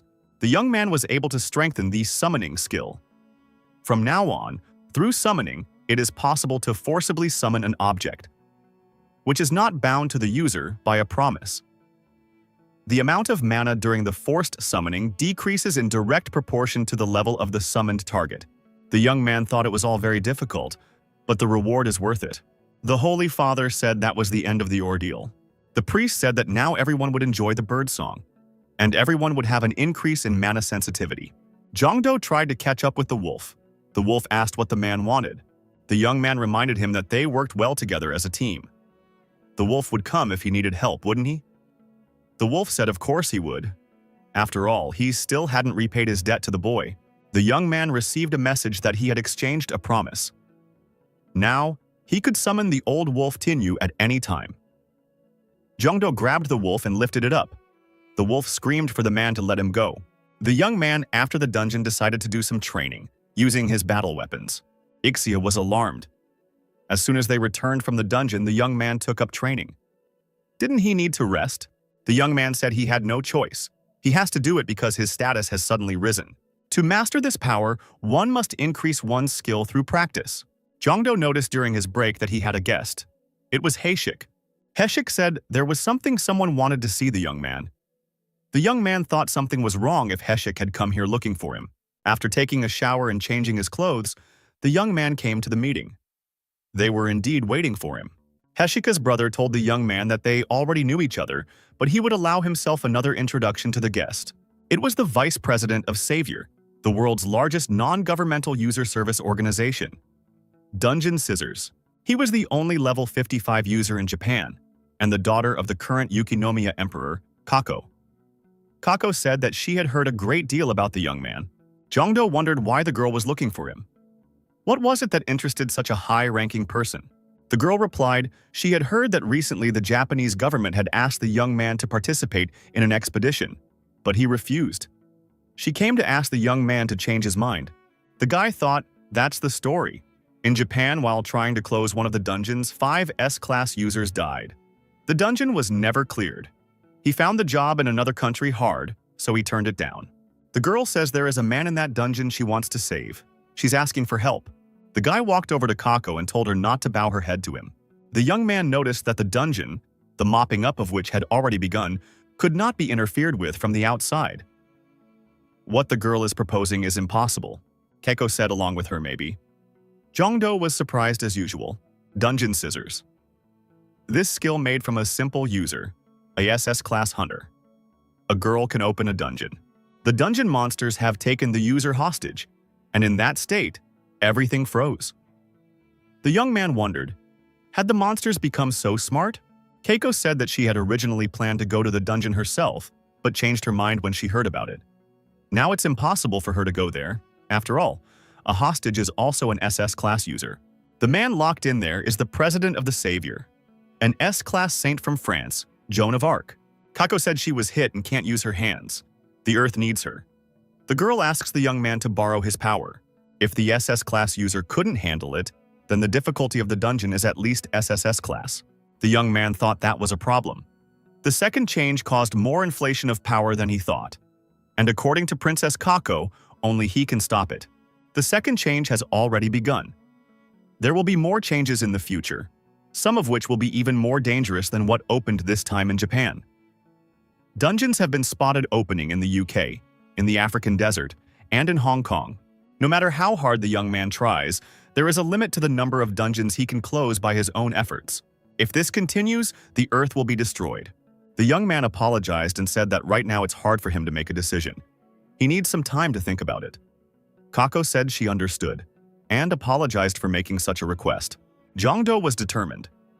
If the Earth was really going to be destroyed, what about the information about the future from the info lottery? The young man wondered if Princess Kako's words were true, or had he gotten it all wrong. Looking at the information board, the young man determined that he had misunderstood something. And since this was a user skill, he thought that there would naturally be information here that directly or indirectly concerned him as well. The young man decided that he had misunderstood something after all. Could it be that the Earth is partially destroyed in the future, excluding areas within his reach? Otherwise, how would he get information from the destroyed areas? Jongdo thought that he urgently needed to meet with Winry. The young man burst into the office. Winry Makina said hello and said that she had been waiting here for the young man. Jongdo asked if Winry's arrival meant that she was willing to answer his questions. The girl nodded affirmatively. Makina said the young man has learned a lot and increased his rank. The girl said to Jongdo to think, most of this world might die in the near future. In this world, the young man experienced battle after battle. The young man was reborn into a being greater than a mere man. Jongdo asked the girl apprehensively, couldn't the destruction of the world be prevented? Makina said he could, but it would be an ordeal incomparable to those he had been through so far. The girl said she would not recommend it. She would prefer the young man to move forward in a quick and safe way. The guy thought, could the destruction of most of the Earth as a fine be called a trifle to become a god easily and quickly? Young said that for Winry, who has long lived as a representative of the universe, the demise of Earth might not be such a big deal. John Doe convincingly said that he is a human being who lives on this Earth. Those he loves, those he's friends with, who he cares about, and those who care about him. From Winry's perspective, this relationship, and the Earth in general, means little more than mere dust. But it matters to him. Understanding each other without words is a very important accomplishment. That is the essence of communication. He wants to prevent the destruction of the world. Makina said if that is the young man's intention, she will support him in any way she can. It was a great decision. The young man left the path of business and chose the path of asceticism. Instead of being afraid to live alone, he chose to laugh with his loved ones. His path would lead to an even better place. The guy exhaled and said he was lucky. If the girl hadn't listened to him, he doesn't even know what he would have done.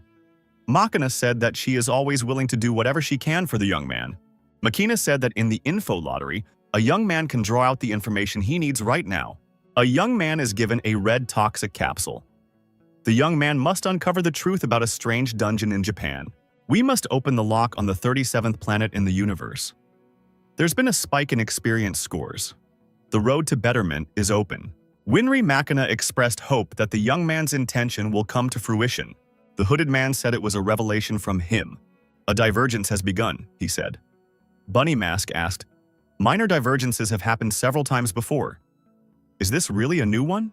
Hood said it's not insignificant this time, They are losing the future. Masks asked what to do in such a case. The hooded man said with a smile on his face that he warned that it was even for the best. A divergence began, but it was even good for them. He said that from now on the universe will help them. They only need to continue to fulfill their missions as they always have. Bear and Butterfly will travel to Japan to test a technology they've been developing for a while. If the testing is successful, the destruction of the Earth will accelerate. Japan, Mount Fuji. A portal to enter a dungeon appeared not far from the mountain. This portal has been taken under guard. Kako thanked the young man for his help. When the young man was done, she would be sure to repay him both stateside and personally. The young man thought that it was fortunate he was in a position where he was obligated to go through this dungeon. The girl said that 3 people would enter the dungeon: Jongdo, her, and Haejun. The young man turned on the exploration mode. This dungeon is too powerful, so his skill is limited to 3 hunters. Complexity, SSS class. Less than 10 people. The monsters of the 7th Legion of the Demon Army may appear. The complexity of the dungeon has increased too much due to outside interference. The young man thought that this was a dungeon of SSS difficulty and annihilation class. He had never seen such a thing before. The option is a complete sweep of the dungeon. They have to help Saint Joan of Arc escape from there. She's the Messiah who will save the Earth. Haejun asked the girl, was it really because of the difficulty that a maximum of 3 hunters could get inside? Isn't it the same with escaping from the dungeon? The girl replied, if that happens, she will stay in the dungeon. Joan of Arc is much more important to Earth than she is. The young men resolved all the issues and began the process of entering the dungeon. The dungeon became even more powerful. If it continued like this, no one would be able to enter at all. Jongdo stated that they just need to widen the rift. The young man tensed and widened the rift. Kako helped him as much as she could. The boy said if the process was already underway, they just needed to add a little more force. Jongdo said that everything is ready and they can go in. Saint Joan of Arc is waiting for them. The young man looked around and realized that Haejun had gone somewhere. It was right after they entered the dungeon. Keiko said that it always happens after opening a dungeon. Even though she had already used the skill many times, this was the first time someone had gotten separated from her. Jongdo answered the girl. He's sure that all 3 of them entered the dungeon. So Haejun is somewhere close by. By the way, with Haejun's level, he can reach the boss room by himself, so there's no need to worry about him. The young man assumed that the princess couldn't use her skill continuously. Kako confirmed. Depending on the dungeon, it usually took her a day or more to reuse the skill. Horsemen appeared in the distance. They were approaching rapidly. The young man held his halberd forward. He was ready to use it. The young man looked at the riders and said that they were monsters. They are very strong and you should be careful with them. The monsters thought if they caught the humans, the others would no longer be able to enter the dungeon. One of the monsters said this girl reminded him of someone. Jongdo decided not to be ceremonious and attacked the opponents first. He struck the head of one of the monsters with his halberd. The unfortunate monster fell. The young man swung his weapon with the desire to finish off his opponent. The young man managed it. The other monster suffered the same fate. Jongdo said if he handled it, then Haejun definitely doesn't have to worry about Haejun. More monsters showed up. They were armed from head to toe. One of them, the commander, ordered the men to be captured. Jongdo stated that reinforcements have arrived for the enemy. Kako said that there were a lot of them, and suggested that they run away from the battlefield to begin with. The young man told the princess to step aside, and now to stay out of the way. The young man was determined. He shouted that he alone would kill all the enemies, and fearlessly moved into battle. The enemies were indeed flying in all directions. The monster commander was surprised. How is this possible? Just one man can handle an entire army. He could even cut the shield into pieces. Keiko watched the young man's actions from the sidelines and admired him. She knew the young man was strong, but she had no idea how strong. Jongdo cleared the way and they approached the boss's room. The girl confirmed that this was the room. The guy thought that this was where they would meet the monster boss. But an SSS class dungeon can't be that easy. The monster boss was the captain of the 7th Legion of the Demon Army. His level was 199. The young man, after studying the enemy's parameters, said that it was strong. It's somewhere between the diamond and black levels. Behind the monster boss's back, the young men saw Saint Joan of Arc crucified on a cross. Kako couldn't contain her emotions and screamed loudly. The young man noticed that another portal had appeared. It was another rift to another dungeon. Jongdo assumed that was why the SSS class dungeon. It should be finished as soon as possible. The young man used the skill summoning a warhorse. He also summoned the wolf Tinya. Jongdo went on the attack and attacked the monster boss. The wolf on the other side also attacked the monster. Tinya shouted that he didn't have time for a greeting. There was important work to be done. The wolf jumped on the monster and bit its head. The monster screamed in pain, but there was nothing he could do about it. The boss screamed, "How dare this animal pounce on him?" He tried to throw the wolf off his body. The wolf continued to bite his opponent furiously. Jongdo praised the wolf and said that he was doing a great job. In turn, he struck his halberd with all his might right into his opponent's body. The warhorse helped the young man move quickly. The young man and the wolf worked as a coordinated team.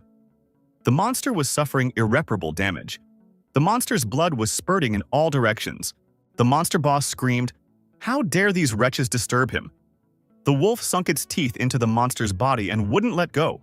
Suddenly, the monster was able to hit the wolf. The wolf whimpered in pain. He had to let go of the monster. The wolf told the young man that he was out, and added that they would see each other next time. The call of Tinya was cancelled. The villain grabbed his deadly weapon. With a mighty blow, the monster cut our hero's horse in two, and said it was too obvious. The monster was surprised. Why was only the horse hurt? After all, he was aiming at the rider. Jongdo laughed and asked if the monster was looking for him. The young man took advantage of the surprise and pierced through the monster with his weapon. The young man was hit right in the heart. The monster screamed in pain. The monster continued to flutter. Jongdo was naturally surprised. Wouldn't his opponent die if he was stabbed in the heart with a single blow? It was actually the death agonies of the monster boss. He collapsed to the ground and gave up the ends. A young man approached the cross and said that he was about to save the saint. He asked Joan of Arc to wait a little while. Jongdo took the blindfold off the girl's face. He said that first, he had to pull the gag out of her mouth.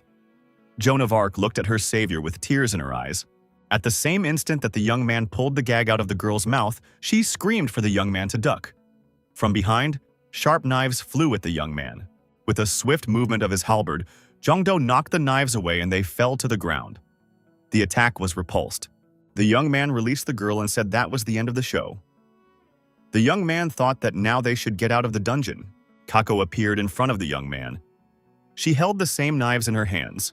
The girl said, she got the feeling that the young man had prepared in advance. How could he know everything? The guy replied that he has a very effective lie detector.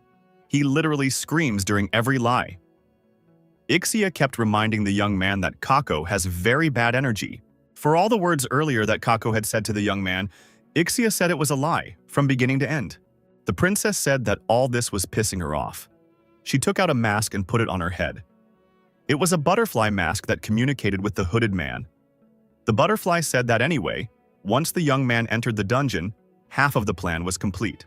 The young man saw the mask and remembered another masked villain he had recently destroyed. The boy asked if she was from the Karma Guild. Her opponent was willing to admit that the young man's strength was beyond imagination. Butterfly added, she can see that the young man is already exhausted. Will he be able to defeat a monster that is many times stronger than this devil? No one will be able to stop it. She held a red ball in her hands. The young man was indeed discouraged. Butterfly asked, had he gone mad with despair? What had happened to his facial expression? Jondu replied that he just couldn't believe it. He couldn't believe that he was so lucky. Butterfly was surprised. What does he mean by that? A huge number of monsters burst out of the portal. They waved their weapons and shouted at the people. Jongdo stood with his weapon in hand ready to fight back against the oncoming enemy.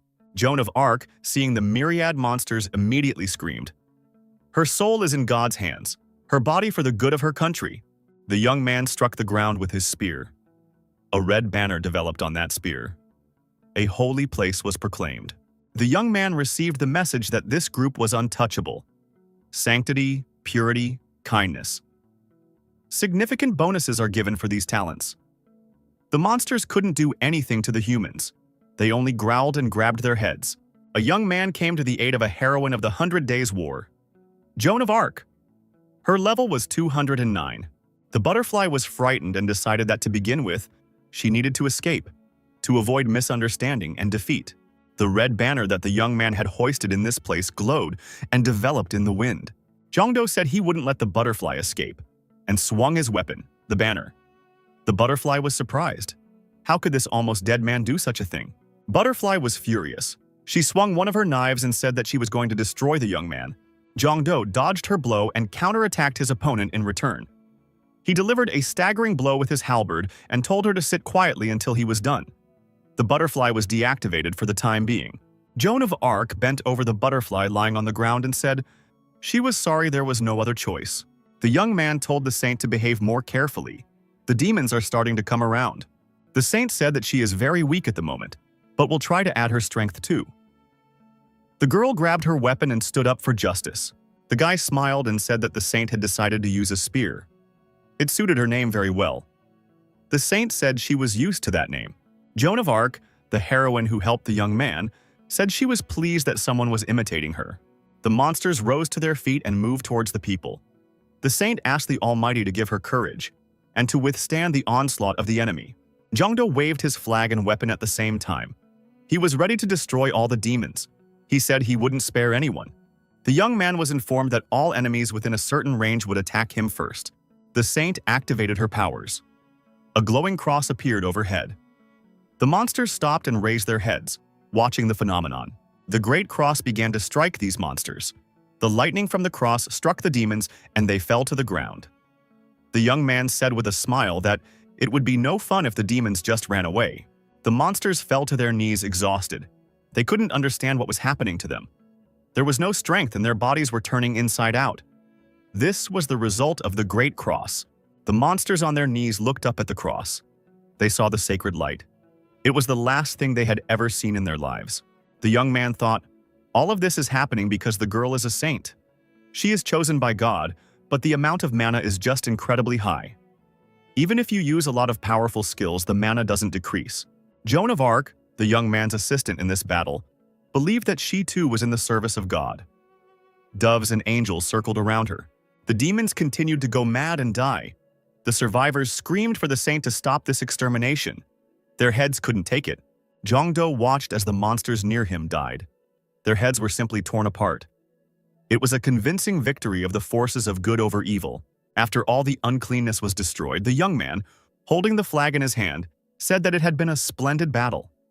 He had enjoyed the battle very much, Saint thought, as she tried her best to take down at least one monster. But she did it perfectly, and she had achieved the desired result. Suddenly, the young people saw a bright flash of red color. It surprised and puzzled them. What could it be? Jeanne d'Arc, the young man's assistant, thought it was no good. The young man turned on the research mode. The young man realized that it was in the dungeon with the boss type. Saint fell to her knees and grabbed her throat. Jongdo was frightened and asked what was happening to the girl. The saint said she couldn't breathe because of the demonic energy coming from the rift. Jongdo thought that this really wasn't very good. The saint hasn't even seen the boss yet and already she can't fight. The young man looked at the rift and thought, what could come out of there? The proclamation of the holy place paled in comparison. Jeanne d'Arc didn't have much time left. The young man realized that something had to be done. But the only power here was his and Saint's. The saint didn't seem to be in very good condition. He turned on the explore mode and decided to check her out. Jongdo saw that the girl had many talents. He tried to use them all at the same time. The young man has been informed that communication between the talents has begun. Forced synchronization is being performed. The young man fell to his knees and raised his head to the sky. Luminous energy began to emerge from their eyes and mouths. They screamed. Forced synchronization, that's what it is. The conditions were met, and the user class was upgraded. Communication between the talents began.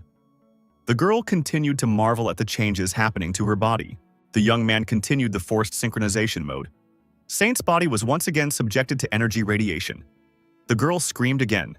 The boy thought that trouble might happen. Without the stabilization necklace, the body might not hold up. Jongdo noticed that a demon's shadow had appeared from the gap. This was something that could have been predicted. It was the captain of the First Legion of the Demon Army, Khalid of the Hellfire. The saint activated her holy shield out of her last strength. And holy healing. It was hard for the girl to accomplish this. Jongdo thought that they were lucky. Thanks to her patience, her body had held up. The young man, looking at the difficulties the saint faced, thought that it meant that he too could safely obtain a third-level talent. The only question was, would he be able to live to that moment? The demon stood near the portal, and he was ready to communicate with our hero. The demon who appeared said that distorting a space and connecting it to another was an unprecedented skill. Jong-do turned on the research mode. The demon said that there weren't many beings in the entire universe capable of such a thing. So why did the young man come here? Jong-do saw that this Khalid's level is 299. He's on the same level as Hercules. Khalid asked, "In the world where the second injury happened, are there more like it?" The demon added that he would make them die. The young man thought. He didn't even have time to notice his opponent moving. The opponent used the skill Third Eye. Information about the user is disclosed. Geshen's defenses blocked the psychological effects. The demon laughed. Did the young man really want to block? That's even interesting. The young man thought it might be worth attacking now, while his opponent had lost his guard. Khalid asked the young man if he was the protector of this world. The proclamation of the holy place was cancelled. The demon said it was very good. And he added that he had a business proposal for the young man. Suddenly, the butterfly reappeared. She screamed that she would never forgive this. How dare he humiliate her like that? Butterfly kept screaming that she wouldn't forgive until she destroyed him. A necklace glowed on her chest. Butterfly directed her emotional energy directly at Khalid. The demon looked at the girl calmly. He didn't understand her aggression. How dare she let it happen? Butterfly didn't stop. She shouted her orders to destroy Jong-do. The demon heard her and turned around and drew his sword. The young man was startled. Did the butterfly really have a monster control skill? The satisfied butterfly shouted that now Jong-do would ingloriously die. The demon swung his sword and swept it in front of the stroppy butterfly. Butterfly looked at Khalid disconsolately. The demon's sword had left a mark on her body. The demon asked with undisguised surprise why this butterfly was so noisy. He chased it away. Jong-do watched in amazement as the demon and the butterfly's relationship became clearer. The demon turned to the young man and asked him where they stood. Khalid remembered and said, "The young man has proven his ability." So he had a suggestion. He offered the young man a pen and a piece of paper. Khalid offered Jong-do to become the captain of the 7th Legion of the Demon Army. If the young man agrees to receive the new title, the history of the land will be changed. The young man has two options: become the captain of the 7th Legion, or die here by his hand. The young man said he thought there was another option. The demon immediately said that he loved such unexpected thoughts. He wanted the young man to share it with him. The young man picked up the paper the demon handed him. He said that the captain of the first squad of the demon army, Khalid, will die by his hand. The young man tore up the paper. The offer was rejected. He shouted that in that case things would get much more interesting. He swung his flaming sword. Joan of Arc, the young man's assistant, applied an aria of martial baptism. Khalid attacked our hero. The young man defended himself. The demon, advancing, asked if his opponent had eaten so little porridge. Why was he already out of breath? Jong-do was not going to retreat. He stopped his opponent's attacks and went on the offensive himself. The young man shouted that he was offering the demon a taste of his own attribute. The demon laughed. The young man's attacks had no effect. He asked, did the young man think he could defeat him with this? Jong-do turned on the research mode. The opponent's cloak, Inferno, reduces physical and magic damage. It blocks direct and accelerated attacks. The demon shouted for the young man to try harder. The young man thought that, in this case, holy power wouldn't help. Jong-do decided to maximize his physical strength and fighting skills. In this battle, no one could win. Khalid said if the young man still had something stashed away, it was better to show it now, because he might die soon. The young man once again tried to attack. The demon shouted that it was useless. He really was like an unsinkable ship. The sparks from the contact of the opponent's swords were flying in all directions. It was a fierce battle. The young man attacked. The opponent's magical defense was ignored. The boy didn't understand how this was happening. After all, he was putting in maximum effort. The demon was smiling the whole time. He felt his superiority. He kept repeating that he was very interested. The young man tuned up and decided to try and end things with one punch. The guy applied the special skill of the 5 great generals. Diamond ability was added to the user information. This time, the assistant and consultant was Zhang Fei Yidi. Another counselor, Joan of Arc, said she was overwhelmed with strength. The girl was on the upswing. The demon was startled. Where did his opponent's blow get such power from? The young man's blow involved the holy power of Joan of Arc and a magic spear from Celtic mythology. plus the ancient art of spear-wielding. All of this combined to produce a staggering result and the greatest earth-shattering blow of all time. The young man unleashed a crushing tiger attack. Everything around him flew in different directions. The demon screamed in frustration. The validity time of the special skill has been expired. The skill has been deactivated. The young man made it. Jongdo said that he definitely felt everything. He only had 30 seconds, but he managed to pull it off. Fortunately, thanks to the barrier with Saint, everything ended safely. Saint was safe. The Saint still felt ill. She was still having trouble breathing. The young man thought that the remaining download time could be spent on her treatment. Jongdo decided that he had to heal the girl as soon as possible. He put his hands on the protective dome. The next moment, the young man noticed that on the other side of the dome in front of him was Khalid. How is that possible? The demon laughed and said that was very cool. Doesn't his opponent find that funny? The demon grabbed the young man by the neck and said that he himself had never imagined that he could one day die in such a place. Jongdo began to choke. The demon said, the young man could be proud. It had been almost 1,000 years since anyone had destroyed him.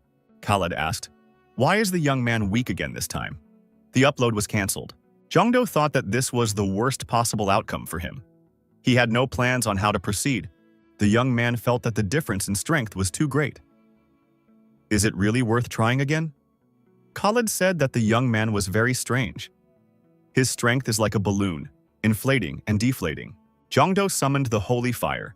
The young man had nothing else to hope for. A miracle happened. The holy fire came to his rescue.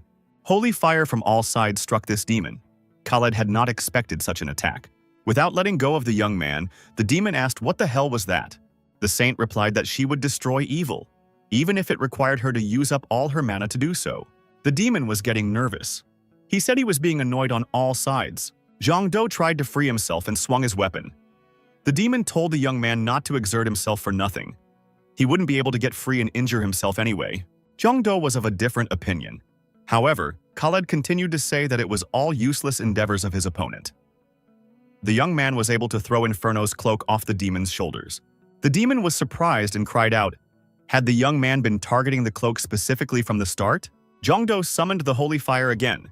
The holy fire struck the demon again. This time, there was no defense on it. Khalid said there was no end to these mosquito bites. He decided to finally break his opponent's neck, and he squeezed his hand tighter. The young man replied, if the demon wanted to break, it should have done so when it had the strength. The holy fire continued to strike the demon, and weakening it. Jongdo said with a smile on his face that Khalid lost this time. The young man added that luck was on his side today. A look of horror appeared in his eyes.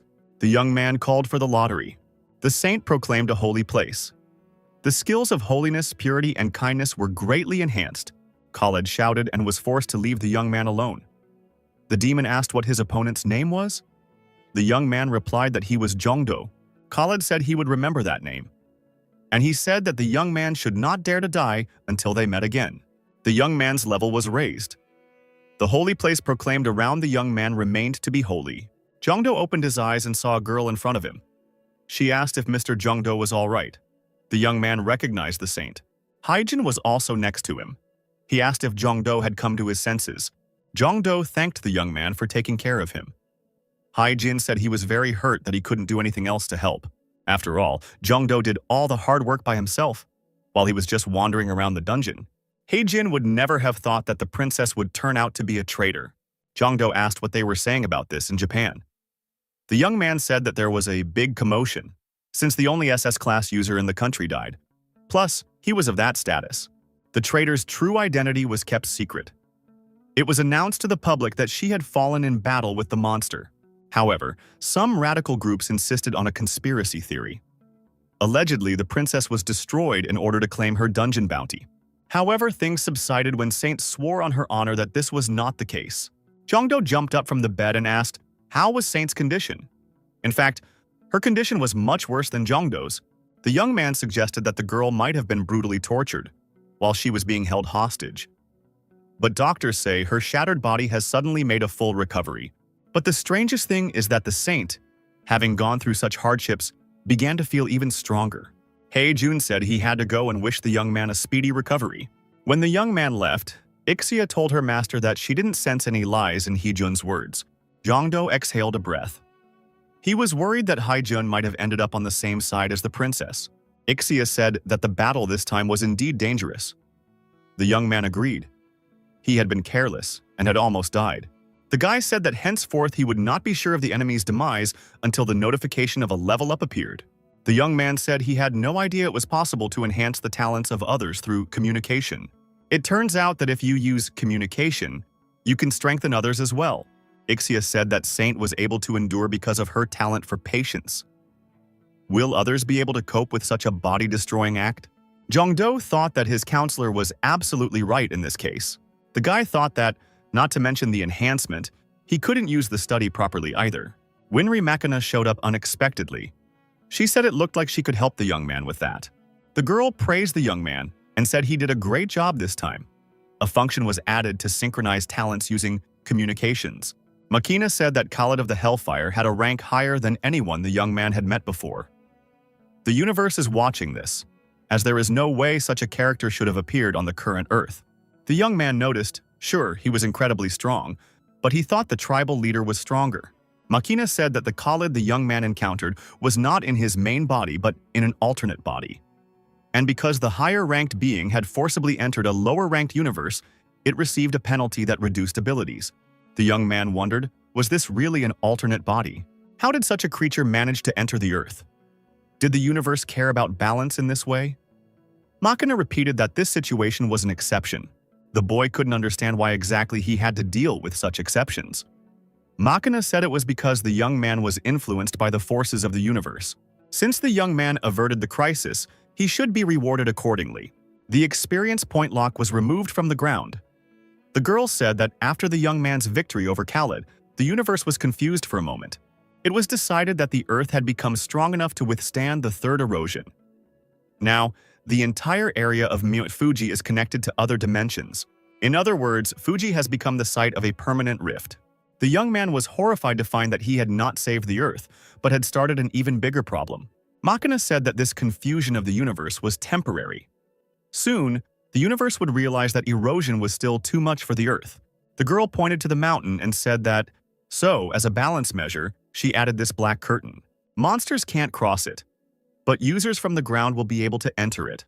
The monsters that will appear there will be weak and undeveloped in the beginning. This rift can be thought of as a training ground where monsters constantly appear. Winry Makina added that the owners of the place will be Zhongdo. The girl gave the young man an orb and said that it was the master key to control the training ground. If you pour mana into it, you can do anything. From disabling the curtain to completely blocking the rift.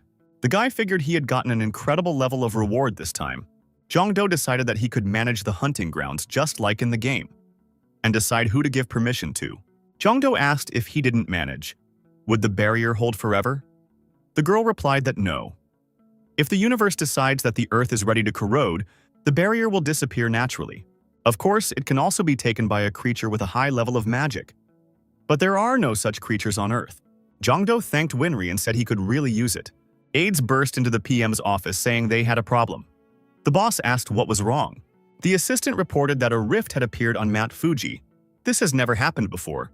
The deputy said that the cause is unknown, but the monsters can't get out of there because of the translucent wall. But nevertheless, it's a real emergency. The Prime Minister immediately thought, why did this have to happen during his reign? The aide said the armed forces have been sent away, and asked what should they do. The Prime Minister said that it definitely must have something to do with that dungeon that appeared on Mount Fuji last time. That means that the people who defended it must know everything. The Prime Minister said to try to bring that hunter, Zhongdo, to him. We need to consult with him. The monsters inside the sphere were trying to break free. They tried to break the sphere. They were not successful. However, there was a crack in the sphere. The Prime Minister was scared. When are they going to bring that Zhongdo to him? We have to do something. Zhongdo showed up outside Fuji. He said that everything was fine and he was in control of the situation. Everyone should move to a safe distance. The young man took Winry's gift in his hands. The young man directed his energy at the monster on the other side of the sphere. The monster stopped its predatory attempts to escape. Zhongdo said that after clearing the dungeon, he had the skill to control the barrier. The assistant minister said that in the current situation, they couldn't just leave the monsters alone. Is it possible to send hunters inside to deal with the monsters? Jongdo replied that only a few people can go inside. Also, you can't open additional doors while inside. The Prime Minister's aide remarked that, in that case, it could take a long time. A young man remarked that manipulation in politics is not an integral part of their work. The young man had no intention of sharing the gold mine with others. First, he wanted to have fun there himself, like a master. Then he would slowly open up access as the world eroded. Hunter said that, no need to worry. He's taking responsibility for the barrier. He'll keep the monsters out. The official said they will spare no support, hence asking that the young man defend this country. The Prime Minister's aide couldn't calm down. As recently as this morning, everything was fine. The driver of the company car was surprised. How could you put the fate of the country in the hands of a foreigner? The official said he fully shared that view. The driver asked what if there is another way to manage the barrier. The official agreed. He said that the territory of a country should be ruled by the people of that country. It would be very strange if Mount Fuji was ruled by a foreigner. This should be corrected. The Prime Minister's aide said it was a great idea and asked what the driver's name was. The driver was putting on a bear mask at the time. The man turned to his interlocutor and told him to call him Bear. Jongdo, not to sit idle, decided to go on a reconnaissance mission. While scouting, the young man saw a monster. It was the exact monster that had recently tried to smash the sphere from the inside. The monster screamed like a madman. The young man said that thanks to him, the local government was scared. And the case went on as usual. As the monster tried to attack the young man, he had no way to keep him alive. The monster was cut in two with his sword. Jongdo continued onward with his reconnaissance. Parts of the monster remained lying on the road. The young man thought that he had definitely become stronger. With a single blow, he had defeated an orc that even an S-class would have a hard time fighting. The young man noticed that a huge ball was flying in his direction. The young man had no time to dodge. The boy swung his sword and split the orb just like the orc, 2 pieces. The young man saw a huge green orc, who was surprised himself this time. How did this hunter handle such a huge ball? Hunter said that because of people like this monster, he had suffered a lot in the academy. The young man swung his sword. The orc attacked the hunter. The hunter jumped up and evaded the monster's attack. In response, the young man counterattacked his opponent. The monster was split in 2. The guy thought he was making good progress inside, and he's raising his own level. More green orcs came across the hunter's path. The young man stopped and listened. Judging from the sounds, monsters were gathering around. And indeed, a bloodthirsty monster with glowing eyes appeared from the bushes. Jongdo put his sword forward and said that he was fine with it. He's not going to retreat and run away. In the same instant, the orcs and other foul things pounced on the hunter. They attacked him simultaneously. The young man handled them all. All the assailants had been destroyed. The boy was pleased. Experience points and weapons were pouring out of them. Ixia was pleased with her master. The young man said it was a very sweet place, and he doesn't want to part with it. After a while, the young man said he had hunted enough. Now it was time for him to do some proper reconnaissance. The hunter summoned a familiar wolf. Tinya appeared immediately. The wolf looked up and said that a spot in the young man's world was beginning to appear as well. Wolf added, "If the spot is left, more and more powerful monsters will appear here. Therefore, it is important to clean up the spot as soon as it appears. There is a hidden space called the core of the stain. If you close it, the stain will disappear immediately. The core is well hidden and not easy to find. But with the body of a wolf, that's a different conversation." The young man answered. He knew that there was no equal to this wolf in the world. Tinya agreed to lend the young man his power. Cloning mode was turned on and wolves appeared in myriad numbers. Jongdo grabbed his head. There were now 100 cute dogs in front of him. The wolf told the young man not to touch them, because he's interfering with the search. Jongdo apologized immediately. The wolf heard the howls of his fellow wolves and said they had found something. Tinya rushed in the direction of the sound and told the young man to follow him. The wolf and the man arrived at the spot they were looking for. It was the core. The wolf thought that was odd. He didn't see a guard near the core, and after all, the young man must defeat him to close the place. He thought it might be because Winry had given him the master key. The hunter said to start by focusing on finding and destroying the monster that would appear first. The wolf warned that the young man should be careful. A very strong monster could very well appear as well. The wolf added that he had another request for the young man. The boy replied that he was all ears. The wolf said if it was okay with the young man, he would like to settle here. In the place where he lives, the war is already over, so there is no need for guards. Jongdo said that he would be very happy. But at the sight of such a huge wolf, people would go crazy with fear. Tinya said he had a solution. He was thorough in his approach. The wolf turned into a puppy and asked if this image would work. The young man grabbed the puppy in his arms and said that now it was just a cutie. The wolf snapped at him and told him not to touch him without permission. The young man wanted to get the card he wanted, but the wrong card kept falling out.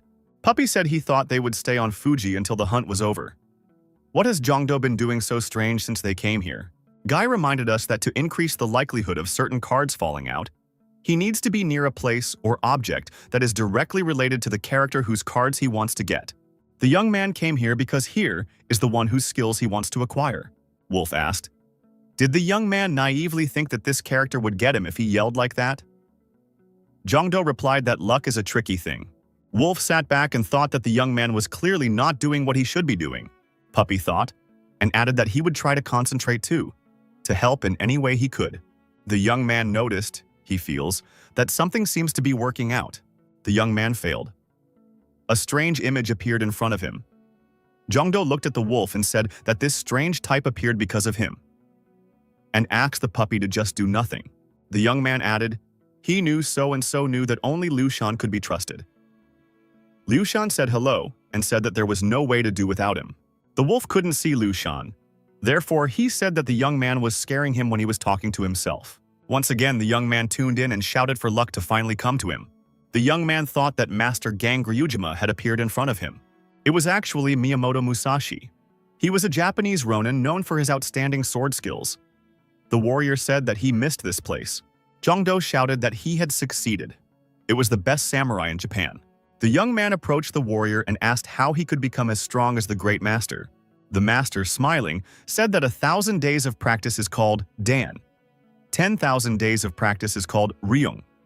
Some people are born with talent. People without talent have no choice but to follow the path of Dan Ryung. The warrior told the young man to take the sword and he would personally show the young man the way. Jongdo asked the master to personally take care of him.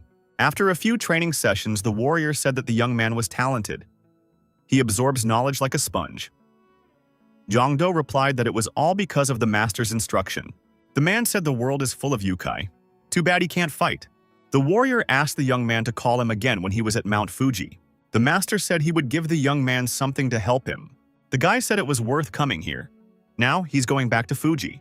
The young man was informed that he had successfully collected 10 diamond-class characters. The young man discovered the evolution category. This is the ability to load a higher-level character into an album by removing a lower-level character from the album. The guy realized that cards could evolve. If everything was like a normal game, the worst probability of evolution would require a lot of resources and materials. The universe has a gigantic scale. If evolution with 100% success is possible, the guy realized that he could just expend heroes for the sake of evolution. When special characters are gathered in the album, a camp is activated. If at least one of them is used as evolution material, the camp effect disappears. As long as the camp is not activated, you can't check which hero which enters. Using evolution in such a situation is quite risky. To begin with, he needs to recruit as many characters as possible. Eventually, with the help of Mana, he will be able to collect a black class. Heshik reported to Jongdo over the phone that he and Soyoung had arrived in Japan. Jongdo reminded his interlocutor of the place he had talked about earlier. He said that they would meet there. Jongdo asked how things were going with the guild formation he had asked for. Heshik replied that the registration had been completed. Jongdo, the head of the guild. The young man said that there were 4 people registered in the guild. He wondered who the 4th person was. Heshik said he had hired someone to help with office work. He would introduce the young man when he was in the country. Hunter said it was time for him to go back to Fuji. The young man saw that the Prime Minister's aide was standing in front of him. A man with a gun was standing beside him. What are they doing here, the young man thought. The official said that Jongdo showed up just in time.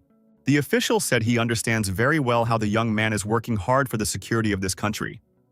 But people are very concerned about the current situation. The official said if the young man was okay with it, he could go behind the barrier too. Of course, next to the young man, he would be perfectly safe. But just in case, he would be accompanied by 1 bodyguard. The young man thought, wouldn't if he personally went behind the barrier and showed that it was safe? Wouldn't that reassure people?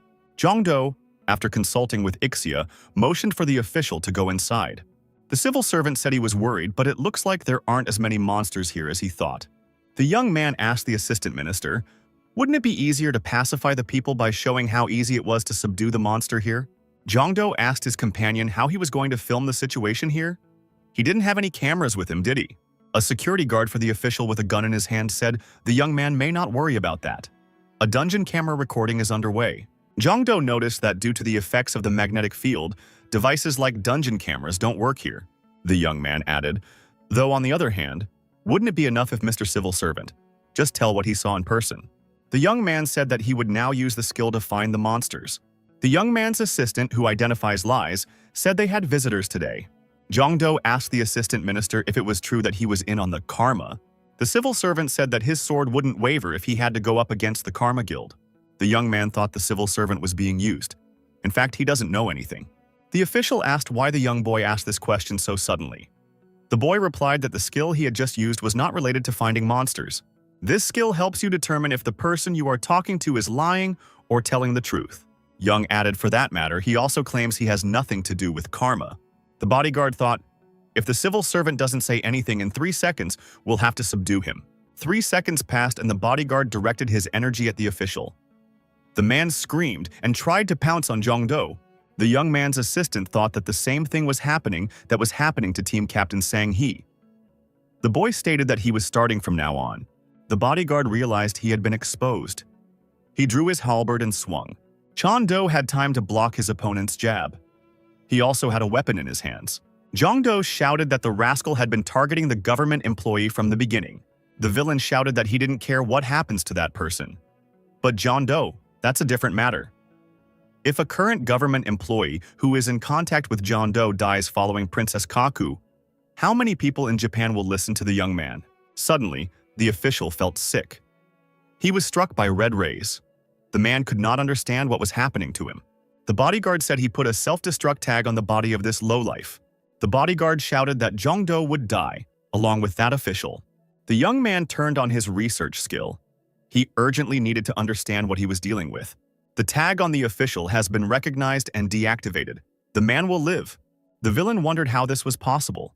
After all, he had everything under control. Jongdo realized who he was dealing with and attacked the villain. The young man told that rascal that they weren't even trying to find a way for humans to survive. The guy stated that he has a need to find their base and destroy it. He is going to catch every last one of them and won't miss a single cockroach. The pseudo-bodyguard was in a panic. There was nothing he could do to the young man using only his own strength. He decided that this guy was a serious danger. The villain's eyes turned red. He said that he would not give up his goal even if he had to burn his body to the ground. The villain continued. He said that his opponent, this hunter, would die along with him. The villain's body was really about to burn. He shouted that Jongdo would burn with him. To prevent unnecessary victims, a wolf leapt up to the villain and grabbed him with its teeth. The villain's head ended up in the predator's mouth. The wolf shook his head left and right to reason with the man. The villain's body dangled from side to side. The next moment, the wolf tossed the villain high up. The wolf and the man looked at the upward flying villain. The villain exploded safely in midair. Jongdo couldn't calm down. He said that those scoundrels from the Karma Guild would be very sorry. At the regular Karma Guild meeting, the members stated that it was a failure. They put so much power into Mount Fuji. Is there no way to remove the barrier? There's no way to remove it, because it's a magic more advanced than anything known on Earth. The interlocutors stated that the butterfly had already died. And who will now control the savior? The hooded man stopped this debate. He said it was time to get down to business. The barrier and the butterfly, that's important. But much more important is the existence of that young hunter, Jongdo. All of their recent failures have to do with him. The hooded man said that only one thing was important at this point. Confronting that hunter, Jongdo, the greatest enemy of karma, whose appearance was once predicted. But he who can foresee everything is unable to intervene. Because this creature brings them doom. If he really is the greatest enemy, there's nothing they can do to him with just their own strength. We have to stop tracking him, or he will be able to track them back. The hooded man is done. As long as he comes back, they should avoid Jongdo. Heshik used his indispensable shield to deal with the next monster. The young hunter saw Jongdo and exclaimed happily. He asked what the boss thought. Did he raise his level after that monster? Jung-do replied, "Does Haeshik think that you can raise your level with just one monster?" Haeshik said. It was good that Jung-do explained what a cool skill he had. "Now you don't have to go to the Awakener to check your level." Jung-do said, "His skill consumes mana, so it's better to use the Awakener whenever possible." The wolf pup made an angry look on his face. He told his master to stop that human female. "She keeps climbing up to cuddle." The wolf turned to Soyun and said if she continued to harass him, he would deal with her immediately. Everything he said didn't seem aggressive, but sweet. The girl, smiling, offered the wolf cub some beef jerky. The wolf said he would never forget this humiliation, but he couldn't help himself from eating the treat. Jong-do said, he's very happy to see them getting along with each other. The young man was informed that he had reached the 99th level. Until he accomplishes a special feat, he can no longer increase his level. The young man decides to use the info lottery. He also needs to look around to see if there are any monsters nearby. A young man drawing a raffle received a green capsule. Jong-do opened that capsule. It was empty.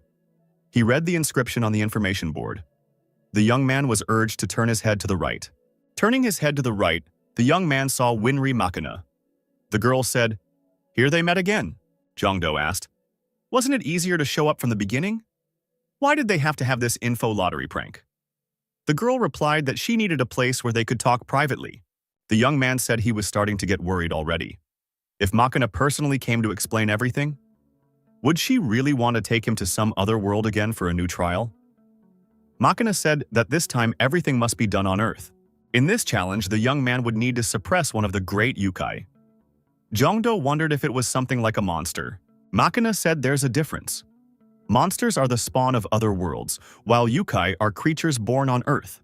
Most of the yokai disappeared naturally as science progressed. However, some have lived to see these days. Some of them, which are the most harmless, decided to coexist with humans. But there are some that are too strong. They cannot be destroyed, only sealed. Makina said that the young man should overpower just such a yokai. Yokai are sealed all over the world, including in this country. You can choose anyone to do your test. But personally, she'd recommend the Korean. He's just recently had a weakened seal. Jong-do happily said that he's ready to go and doesn't want to waste any more time. He's ready to head out right now. The young man asked what would happen to Mount Fuji while he was gone. Makina said if you give the master key to the people who stay here, they can hunt, even if he's not here. The young man handed Makini the master key and said that he would do so. The user who takes the master key must pour his mana into it to register. Makina added that the great yokai he will meet this time is no weaker than Khalid, so one must be cautious. The people living in that area tried to prevent the yokai from going outside. They held the doors shut with all their might. The head of the local family inquired what was going on. Why did the seal suddenly weaken? Someone said there was an intruder in this place. He destroyed the guards and broke the seal. People were still trying to hold the doors open. And on the other side, someone was banging loudly and trying to open them. The doors flew open with a crash, and the people flew apart too. Someone's eye appeared through the ajar door, and there was a menacing growl. The warrior girl asked, "Since when has that monster been here?" She asked the head of the family what was going on. The head of the family asked her interlocutor what she knew about Pulgasari. It's a monster with the face of an elephant and the body of a hippopotamus. Yokai, also known as a metal-eating monster. The monster burst out and roared loudly and stamped its feet. The head of the family grabbed her head and said to be more careful. The warrior girl asked why it wasn't destroyed but sealed here. The head of the family replied, because he is immortal.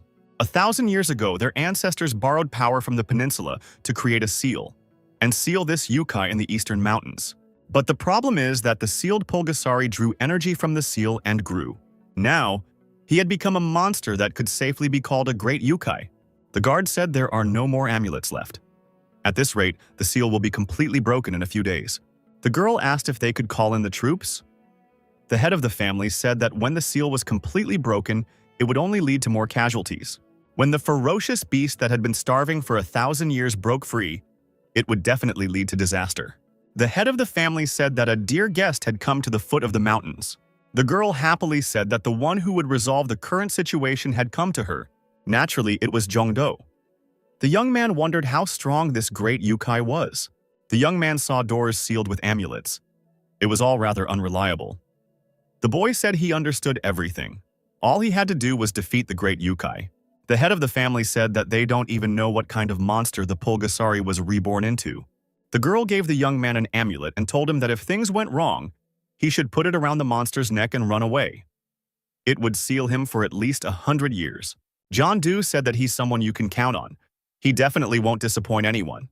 The young man decided to use a heavy sword and downloaded a personality to help him today. The assistant was Lancelot Dulac. His level is 222. His skills are noble, sword dance, and combat intuition. Yokai punched through the wall and burst out. Jongdo came in handy. Lancelot told the young man to climb on the monster's back. Jongdo jumped high up and did a somersault. He was going to land right on the monster's back. The young man swung his heavy sword. He was going to deliver a devastating blow to that giant yokai after landing. Jongdo brought his deadly weapon down on the giant's monster with all his might. Yokai cried out in pain. The young man couldn't even penetrate the skin. He said that this yokai was very strong. The young man activated the option for the sword to arbitrarily ignore the opponent's defense. Jongdo heard about the yokai being weak in front of fire. He prepared something for that monster. The young man had red crystals in his hands. The guy said the monster could enjoy it to the fullest, so he made fire out of the crystals with his sword. A huge pillar of flame erupted on the monster's back. The beast roared loudly in pain and surprise. Jongdo said he wasn't wrong with the fire. Now, he's going to try a targeted strike from his back to his heart. The young man could not pierce the skin of this beast a second time either. The beast shook its head and Jongdo was forced to jump to the ground. The young man said that the monster was quite agile for its size. It was suggested to the young man that the danger might come from above. The young man raised his head. The young man used his sword to shatter the crystals that dangled above his head and posed a danger. Now, danger was ahead. Yokai walked up to the young man and got in close proximity to the young man. It was very dangerous. Jongdo jumped up again and once again tried to attack the monster with his sword. The young man swung his sword in front of him and the yokai was forced to step back. The hunter tried to keep his distance so as not to let the huge beast close to him. Lancelot said regretfully, "Too bad there was no magic. It would have been much easier with containment and fire element." Jongdo remarked that there was always a way out. Jongdo used the skill double summoning. Liu Shan's summoning. Chongdu asked Mr. Liu Shan if he had evolutionary skills. Liu Shan interjected, "Does the young man mean credit of luck?" The emperor agreed to test its effectiveness. Jongdo said that he had been waiting for this for a long time. The partners watched the result of the activity. Liu Shan repeated the phrase, "Good luck credit." Jongdo lost a few points in status. The young man was offended by this. But he said that for a great result, sacrifices were inevitable. The skill of combination was applied. 2 cards fell out, Arthur Pendragon and Lancelot Dulac. Jongdo said that the right person was needed. When it comes to magic, he's the only one left. There was a new hero. It was Merlin. He said there was a rather interesting situation. Merlin said hello and said he hadn't seen Sir Lancelot in a while. The 2 characters are tightly bonded. Bonuses are given for any talents and skills. Merlin, looking at the yokai, said that this immortal creature was insignificant in front of the bend. But first they must stop its swift movements. Merlin created an ancient confusion and the monster was deactivated for a while. The mage said to use the most powerful technique while the yokai was trapped. The young man shouted with all his might, "Arendite!" That should have confused the beast. Merlin used the heavenly flame spell. Flames of all-consuming flames appeared everywhere. Jongdo tried to pierce through that monster's skin again. Fire was blazing everywhere. The heat was unbearable. The young man shouted that he had succeeded. His level had been raised. Outside, the head of the household was worried about how noisy it was. She hoped that Mr. Jongdo was fine now. The girl warrior said that there was no need to doubt this hunter's abilities. At the end of the operation, our hero came out. The girls rejoiced. Thank God the young man was alive. Now, for the next 100 years, everything will be calm, if the Pulgasari is sealed again. Jongdo said he's guaranteeing calm, because the Pulgasari had died. The young man held the mythical essence of Pulgasari in his hands. The head of the family took this ball in her hands and couldn't believe it. Was it really Pulgasari essence? Jongdo asked the girls if they knew a master who was capable of processing this. The head replied, "She doesn't think a person is capable of doing that." The young man remembered about the dwarves and thought, could no one else do it? Jongdo decided that he clearly needed better armor for fighting tough enemies. The young man asked the girls if they knew anything more about the great yokai. The head replied that they were not in this country now. The closest place to find them is Japan. The young man may have heard of him before, Yamato no Orochi. It's a nasty snake, better known as Orochi. The young man thought it would be the next material for his future armor. The young woman, the head of the family, said that it looked like the young man was going to make something out of the great Yukai's offal. Jongdo replied that he had some thoughts on the matter. The head of the family called the assistant and said that he would provide the young man with an appropriate reward for the work he had done. As a reward, the young man received a fire goblin heart that was used to suppress Pulgasari flame energy. The girl said that they were no longer able to process it themselves. She hoped that the young man would find a useful use for it. The young man thanked the lady of the house and said it was time for them to leave. Now the young man could use as many as 2 wheels of luck. Liu Shan clenched his fists as always and said to let the talent come out. One of the wheels showed the young man that he had acquired the skill analyzing the battlefield. Jongdo stated that it was not a bad skill either, and asked Liu Shan if there was another attempt. The young man had one more wheel left, so there was one more try. The boy was looking forward to another result. The young man had acquired the beauty skill. Heshik was in his house. Jongdo told him that there was no better place to create different things. Winry Makina was present in the house. The girl greeted Jeon-do and added that she had been waiting for him for a long time. The young man was not happy that they had met again. Makina noticed that the young man had become considerably stronger. The girl said it was the first time she felt proud, ever since she had her own ego. Jongdo didn't understand what he was saying. The girl said she had prepared a special reward this time. The white tickets were unlocked. The young man rejoiced. First there were black tickets, now white tickets. The young man got white tickets for the draft. It was a trial run. With these tickets, the young man will be able to summon beings called gods. Makina said that's not all. There was another gift. An extra ticket was unlocked. The young man asked what it was. Makina replied, if you summon a character with an exclusive rank, you can get a lot of feints. The chances are very low though. Still, they are special. The young man asked what was so special about them. Makina replied if the young man was curious about it, he could play the lottery and find out for himself. The young man scratched the back of his head. Would he be able to pull something worthwhile with the odds so low? The guy thought it was pointless to worry and worth the risk after all. The young man used a combination lottery. The target was the dwarves. This combination was possible. The young man rejoiced. He decided to continue the lottery. He thought that he would not have been able to do that with a low rank.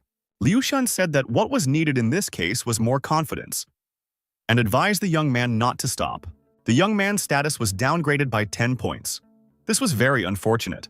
Jongdo thought that he shouldn't have bragged about last week's successful lottery. The young man said that his mental anguish was disappearing. Happiness comes with the absence of desires. Liu Shan said to the young man not to scare him. Jongdo replies that there's nothing he can do about it. He's willing to take it for granted. The young man couldn't believe his luck. He got a white card. He told Liu Shan that they had succeeded. The young man's assistant was the dwarf Dengu. His level was 337. The young man said hello and asked how the gnome was doing. The dwarf said it was the first time he had seen the young man. The young man did not know what to say to that. All of the characters come from the real universe. The young man showed the essence. Dengu remarked that it was an interesting thing. The dwarf said he's still alive. It's just weak and has the properties of a mineral. The young man wondered if it was unprocessable. The gnome said the young man was lucky. It would have been much more difficult with other dwarves. But he, a gnome of harmony, and would be able to do this for the young man. The gnome told the young man to grab the hammer and get to work. The result was the mythical flame immortality armor. It was immune to fire, and it did additional damage to the enemy with metal and fire attacks. The dwarf said it was a shame they hadn't finished the job, but at least they'd shaped it. The young man wondered if that wasn't all she could do. The dwarf advised the young man to find 2 similar materials. After that, he would come from his world and finish the armor. Jongdo said he's going to Japan to get a snake in that case, for an Orochi. The guy saw that he was entitled to 2 lottery prizes. Are there really 2 awards on a white ticket? However, the young man was informed that he could only choose one of 2 awards. He agreed to that too. Liu Shan suggested that the young man should settle for harmony. He said that the word itself fit the universe very nicely. Ixia disagreed. She suggested choosing to ignore compatibility. You can't blindly choose a talent just because he can't use a skill. Liu Shan made excuses and said that it was only for the good of the master. The young man listened to Ixia and ignored the compatibility. Liu Shan was upset. His talent wasn't being used. Chongdo noticed that from the emperor's side, it was a bit selfish. The young man traveled to Mount Fuji. Heshik noted that the young man had very good armor, so he didn't go home for nothing. Zhongdo replied that he was glad to hear that. The young man looked at Haishik and Soyoung and said that their skills had probably improved too. Haishik said that he was still a long way from Mr. Zhongdo. Haishik pointed out that the power directly oozes out of him when Zhongdo is around. Liu Shan said that it's because of his talent. A message came in saying that the stable operation of the talent had been completed. Zhongdo heaved a sigh of relief. Liu Shan asked regretfully, was he no longer needed in battle? Suddenly, an evil, scary monster appeared, who swung his mace and was about to deliver a staggering blow to the young men. He roared furiously. Soyeon shouted to the young man to be careful. The girl was about to clash with this monster. The abilities of the allies were increasing. Soyeon fiercely attacked the monster, delivering a series of crushing blows with her fists. The monster had been deactivated. The girl decided to check what kind of creature it was and where did it come from. Zhongdu told Liu Shan that he would look forward to further cooperation. Liu Shan replied that he would also look forward to it. Zhongdu said his guys did a great job today and wished them a good trip. He said he's here to stay and look a little bit. The young man told his wolf friend to do him a small favor. We need to find a creature that emits energy similar to that of this armor. The wolf sniffed the armor carefully. Wolf said he could definitely sense something. The creature is out there somewhere. And he pointed in the direction of the mountain forest. The wolf rushed off in the right direction and told the young man to follow him. The young man could barely keep up. The wolf saw a cave ahead. From this cave came the odors he needed. The animal realized that it was moving in the right direction. The wolf entered the cave and told the young man that they had arrived. There were many amulets around the cave. The wolf and the man saw a strange vessel covered in amulets. It was firmly sealed. It gave off the odors the young man needed. Zhongdo said that it was impossible to breathe. He coughed and asked what kind of poison could be in here. Wolf said, considering how many signs of damage there were here, he wouldn't be surprised if the seal broke at any moment. Zhongdo sensibly remarked that it was better, in that case, to let someone who could stop it if the seal broke. The young man swung his spear. The wolf noticed that the young man had a smug look on his face at that moment. The young man's spear stabbed into this huge vessel. A hole was formed in this vessel. A voice was heard from there. At last, the whole place shook. The young man thought it was an earthquake. The wolf shouted that the cave was about to collapse. It was urgent to get out of here. The man and the wolf ran out of the cave. Immediately behind them, the cave collapsed. After running a safe distance away, the man and the wolf looked back. They saw a huge snake rising toward the sky. It was not a snake, but some kind of fearsome monster. It was much bigger than the young man had imagined. It had many bodies and many heads. The monster hissed. Finally, the seal was broken. These lowly humans had locked him in this narrow jar for 1,000 years. The huge serpent shouted that there would be no mercy for the people. He was determined to destroy everyone. He said he would destroy every insect, leaving not even a bone behind. Zhongdo remarked that anyone can do that from what he said. The young man pointed his spear at the monster and said that he would not let him go anywhere from here, and challenges him to a bloody fight. The serpent said, does he really see the culprit behind all these events? The young man must want something from him if he broke that seal. The serpent said he was willing to listen to the young man. What does he want? Money? Or maybe land? The serpent added, he wants the young man to swear to him that he will serve and break the barrier. Then the whole world will be at his feet. Zhongdo said he didn't need any of that. The young man said he wanted the crystal of the monster, which he created by building up energy over hundreds of thousands of years. Zhongdo added, if not crystal, then bones or scales. Poison glands would work too. The monster shouted that the person in front of him was an arrogant person. He would pay for his words now. The snake tried to bite the young man. The young man dodged and struck the monster with his halberd. Our hero fought not just one snake, but many heads of this monster. The young man used the Moon River Sword technique. This technique helped him attack his opponent more effectively. Snake couldn't understand how this man could have such skills. Could he not be human? Zhongdo wondered, haven't all 8 of the opponent's goals realized anything yet? The snake said that this man dared not challenge either. It once again opened its mouth and was about to swallow the young man. The snake released a venomous jet in the direction of the opponent. Jongdo tried to defend himself against this poison. The young man has activated immunity to all poisons. This option grants full immunity to any poison below mythic level. Jongdo told his opponent that it was too early to be surprised. He would still show his strengths. The young man and his assistant threw huge chains on the monster. Jongdo said, "Does that monster really think he just lured him here for no reason? After all, this is the best trap for him made with Joshin technology." The serpent said that these chains posed no danger to him. He would break them with a flick of his head. Jongdo jumped high up and was about to thrust his sword into one of the monster's heads. The young man slashed the snake's body with his sword. The Dragon Killer's sword technique detects the weak dragon blood of the enemy. All of the young man's abilities were doubled. The young man sitting on his opponent's body decided it was excellent. Jongdo continued his work. He ran along the body of the snake and kept dissecting that body with his sword. In this way, he wanted to reach the heart. The other head of this monster said that all this must be dangerous, and decided to apply the division. The snake shook the young man off its body. The young man in the fall tried to do as much damage to the monster as possible with his sword. Jongdo noticed that this monster was getting stronger. Could it be that its sealed power is coming back? Liu Shan said, "We need to get this over with quickly." The young man summoned a new hero. It was a mythical hero. He wondered, had the monster from the mythical era been resurrected? The young man's assistant said he could handle this monster. After all, that's the duty of spellcasters. It was Abe no Simi, a level 299 caster.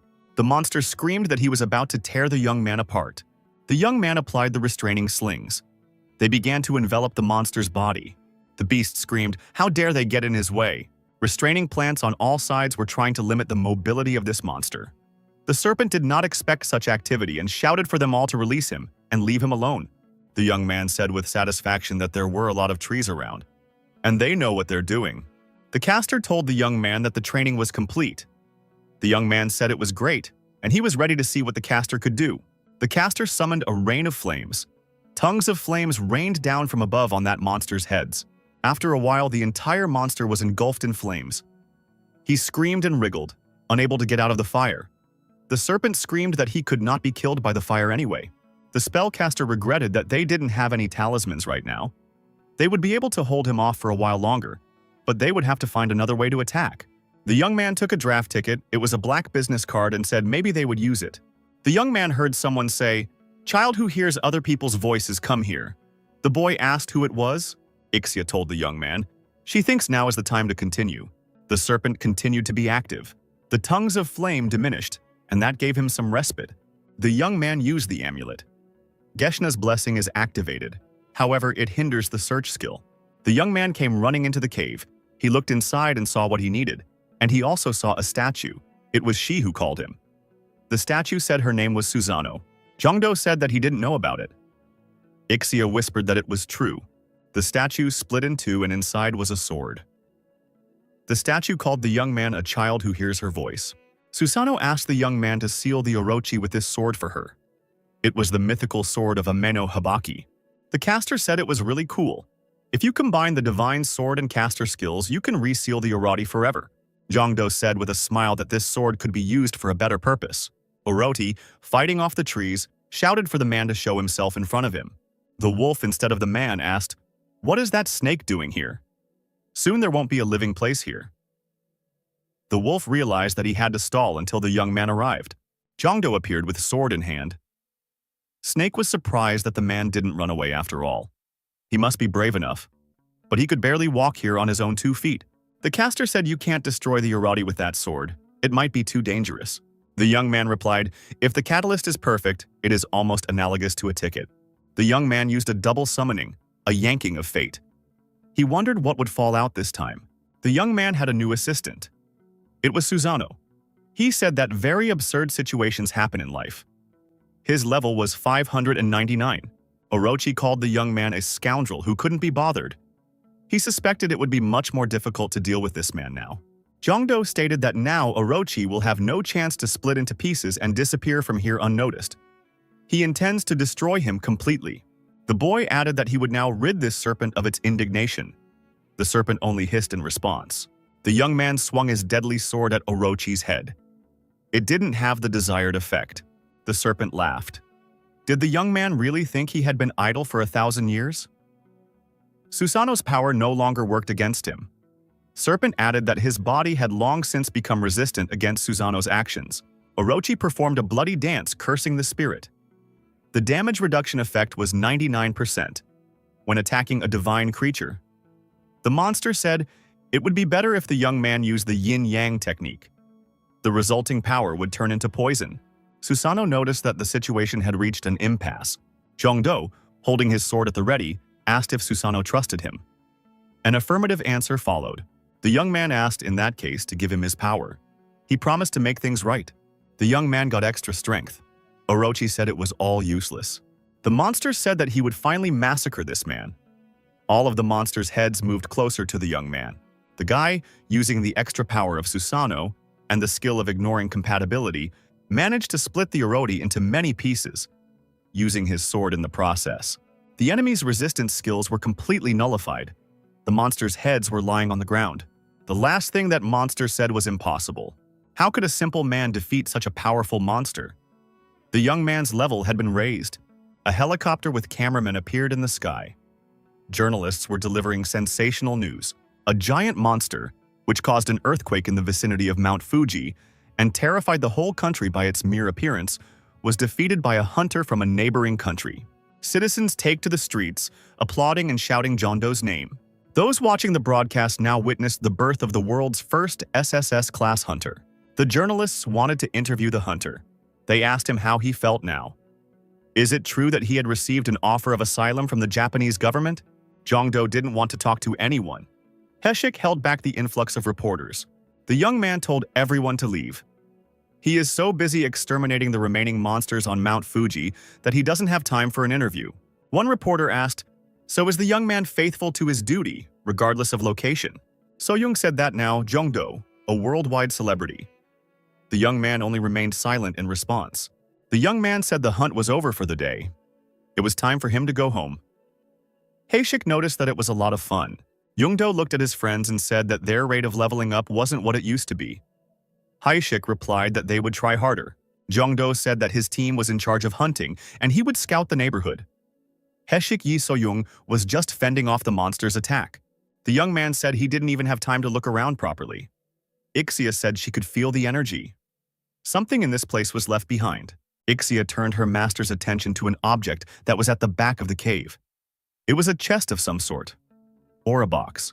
Jongdo looked inside and saw the contents of this chest. There were 2 swords and a manuscript. The young man took the book in his hands. It was a confirmation of possessing a first-class skill. The young man has acquired the skill of the 5 rings. Now, attacks can be given the properties of water, wind, earth, and fire. As the skill increases, the young man will be able to bestow a hidden distinctive trait, an attribute. The young man understood now why Musashi had asked to call him when he went to Mount Fuji. In any case, it was good that he realized how important attribute damage was. Ixia was feeling a little sick. She said it was because of the Orochi. It's still digesting. Jongdo said that when he returns to his homeland, there's one important thing to keep in mind. The young man said they had gathered all the necessary materials. It's time to get serious about strengthening the subjects. Jongdo noted that Orochi's pupils and fangs are at mythical levels. It must be because of the poison glands. Ixia said the tail isn't so mythical. Is there really any use for it? She's willing to eat it if the young man agrees. The young man disagreed. The tail, he said, was a real treasure. Ixia took offense. According to Japanese mythology, there is a treasure hidden in the tail of the Orochi. The young man slid open his tail and pulled out a mythical sword. It was the murderously divine sword of the Orochi. The famous sword made of Orochi bones and scales. It has been tempered with magical power for millennia. The guy said he already has a king of guns. Does he need this thing? Suddenly, a portal formed near the young man. It was the entrance to the dungeon. How did he get here? It was the dwarves' treasure dungeon. Jongdo immediately entered this dungeon. The path seemed familiar to him. Nothing has changed here. The boy remembered that last time he'd barely managed to get out of the dead end. It seemed strange to the young man that he hadn't noticed this radiating energy last time. There was a very strong wall in front of the young man. He wondered if he would be able to break it down this time. The young man stopped. Just like last time, he saw the glowing outline of a door. The door opened and an old acquaintance, a gnome, appeared on the threshold. He asked why the young man was trying to break down an ordinary door. The young man said hello to Jeans and asked how he was doing. The gnome replied that he was doing fine, until the young man tried to destroy their house. The dwarves invited the young man in. They said they were glad to see him again.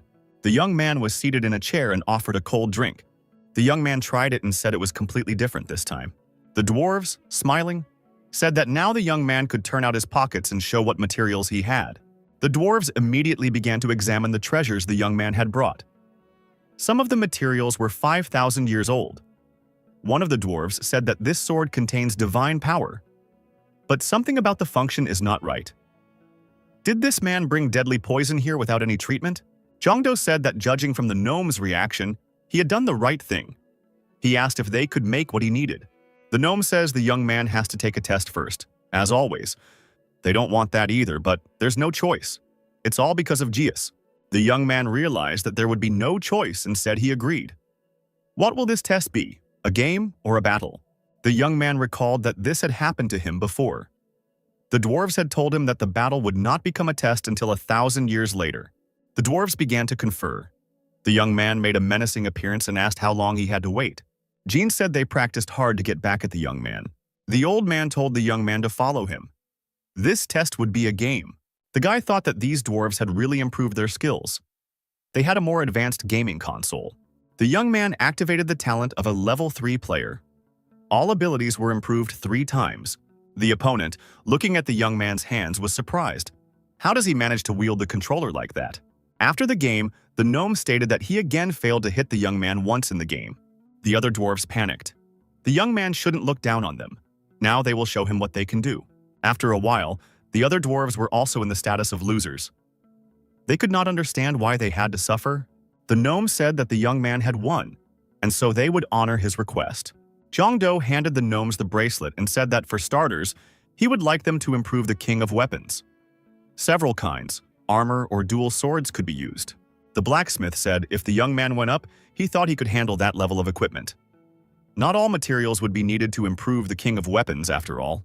The young man gave the dwarves his armor and told them to use this thing. The blacksmith said it's a very high-quality piece. You can immediately see that if you improve it, it will be indispensable. The blacksmith looked at this armor and said it was the first time he had ever seen such a thing. How is that possible? Jongdo was scared and asked what was the problem. The gnome said it wasn't a problem. The blacksmith replied that he had a sense of secret harmony magic that only he could handle. It's a shame, but it's clearly stronger than him. It feels like he did it from the future. Jongdo replied that that was correct. That blacksmith was the one who made that armor. He summoned it from the real universe. Upon hearing this information, all the dwarves began to reach out to the young man and ask that he summon them as well. Jongdo asked, "Didn't the gnome see his future when he created the king of weapons?"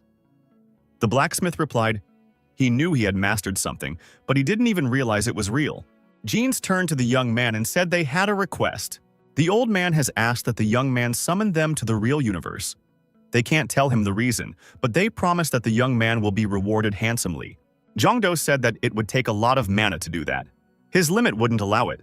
The dwarf offered the young man a great deal of elven tears that immediately restored mana. Such a thing, even for a fortune, could not be bought. But if they could meet themselves in the real universe, the young man would not regret anything. The gnome added, plus they have elixirs and gear that will increase luck. The young man uses his skills and they provide all the materials. The young man said he agreed, and he decided that now he had to choose a helper. The guy, as always, decided to do it by lottery. The dwarves watched the process in fear. Jeans still didn't believe this thing could summon them to the real universe. Jongdo said that they're going to place their bets now. The desired results can only be achieved with white cards. If there are others, it's a failure. The dwarves clenched their fists and waited impatiently. The young man said he was starting. The dwarves tensed up and shouted loudly. They wanted this very much. So far, luck had turned away from the dwarves. They had become darker than a cloud. Jeans said, "Are they really all that unlucky?" A coworker punched Jeans in the jaw and told that hypocrite to shut up immediately. The dwarves got into an altercation. It turned into a scuffle. They shouted that no one dared to doubt their savior. It won't work if you pick on the young man. It's not his fault. At some point, the dwarves noticed that all the elven tears were gone. The blacksmith asked the young men if there was a better way. Maybe it's time to go another way. The guy replied that there was a skill that instantly increased luck. But if you use it, it will permanently take away status. He somehow doesn't want to abuse it. Jeans replied that he should have mentioned it sooner, and he told them to bring all the elixir from the warehouse. A young man can use as much as he needs. This is a status-boosting elixir for 1 bottle. 1 bottle is so valuable that it can buy an entire castle. The dwarves began to worry that the young man might use up all the elixir, but he wouldn't succeed. Guy asked the dwarves to imagine as if they were digging a tunnel in search of treasure. But suddenly they were exhausted and decided to go back. Those who surrendered did not recognize that there was only 1 step left to the cherished goal. If they took this step, they would have untold wealth. A great deal of treasure. The young man asked if the dwarves were going to give up the treasure that was a step away from them. The dwarves, all as one, shouted that they would not give up. They would trust the man to the end. The young man emptied the elixir bottle to the bottom. He thought he couldn't miss the chance to enjoy the lottery. The guy got ready and said that he was ready to start. Liu Shan was also in anticipation. The dwarves stood silent, holding their breath. They were watching the result. At one point, the old men said they got a good feeling. It felt like everything was going to work out. The young man has a new assistant. He said he sees a lot of great kids. At some point, the dwarves realized that the young man had only 1 chance left. He was being unreasonable. The boy said, not just 1, but the only one. The young man's ability decreased by 10 points, and his luck increased significantly. The young man turned to the dwarves and told them to have faith in him, because he was lucky. The young man was dealt a white card, dwarf or Kawali. It was luck indeed. The young man's assistant was the Lord of all minerals, Lily Bright. Level 599. The young man was meeting her for the first time. The woman said she was disappointed. She cannot believe that now those who refuse duty and challenge the truth are using such simplistic methods. The dwarves worshipped the goddess and said they had committed a mortal sin. The young man thought they were old acquaintances. You can't reach the truth using a shortcut. The young man covered his ears. He could no longer listen to these lectures. Zhongdo looked at these dwarves and concluded that it was as if they had aged 100 years. The young man asked Jeans how he was feeling. Is he all right? The dwarf, with tears in his eyes, said that, as the goddess said, this task they must solve by themselves. In general, they are not okay. The blacksmith told the young man that in exchange for his labor, he could take a few items from the offering room. In the meantime, they would improve the armor and the king of weapons. Zhongdo found himself in the room with the jewelry. His eyes were scattered. The young man saw a bottle of elf tears here. Turns out they weren't all out. The dwarf offered the young man to drink that bottle of tears as well. The boy thought that excessive gambling was a direct path to ruin. There was excitement in the Hunters Association. Recently, the report about this hunter had been constantly on television. It was the SSS class hunter, John Doe. The young man appeared in the association accompanied by Haeshik and Soyoung. People came up to the young man and asked for his autograph. They recognized that they were fans of the hunter's talent. The girls wanted to take a picture with the young man. The young man didn't mind. Haeshik asked all the fans to get in line. Soyoung was clearly not pleased.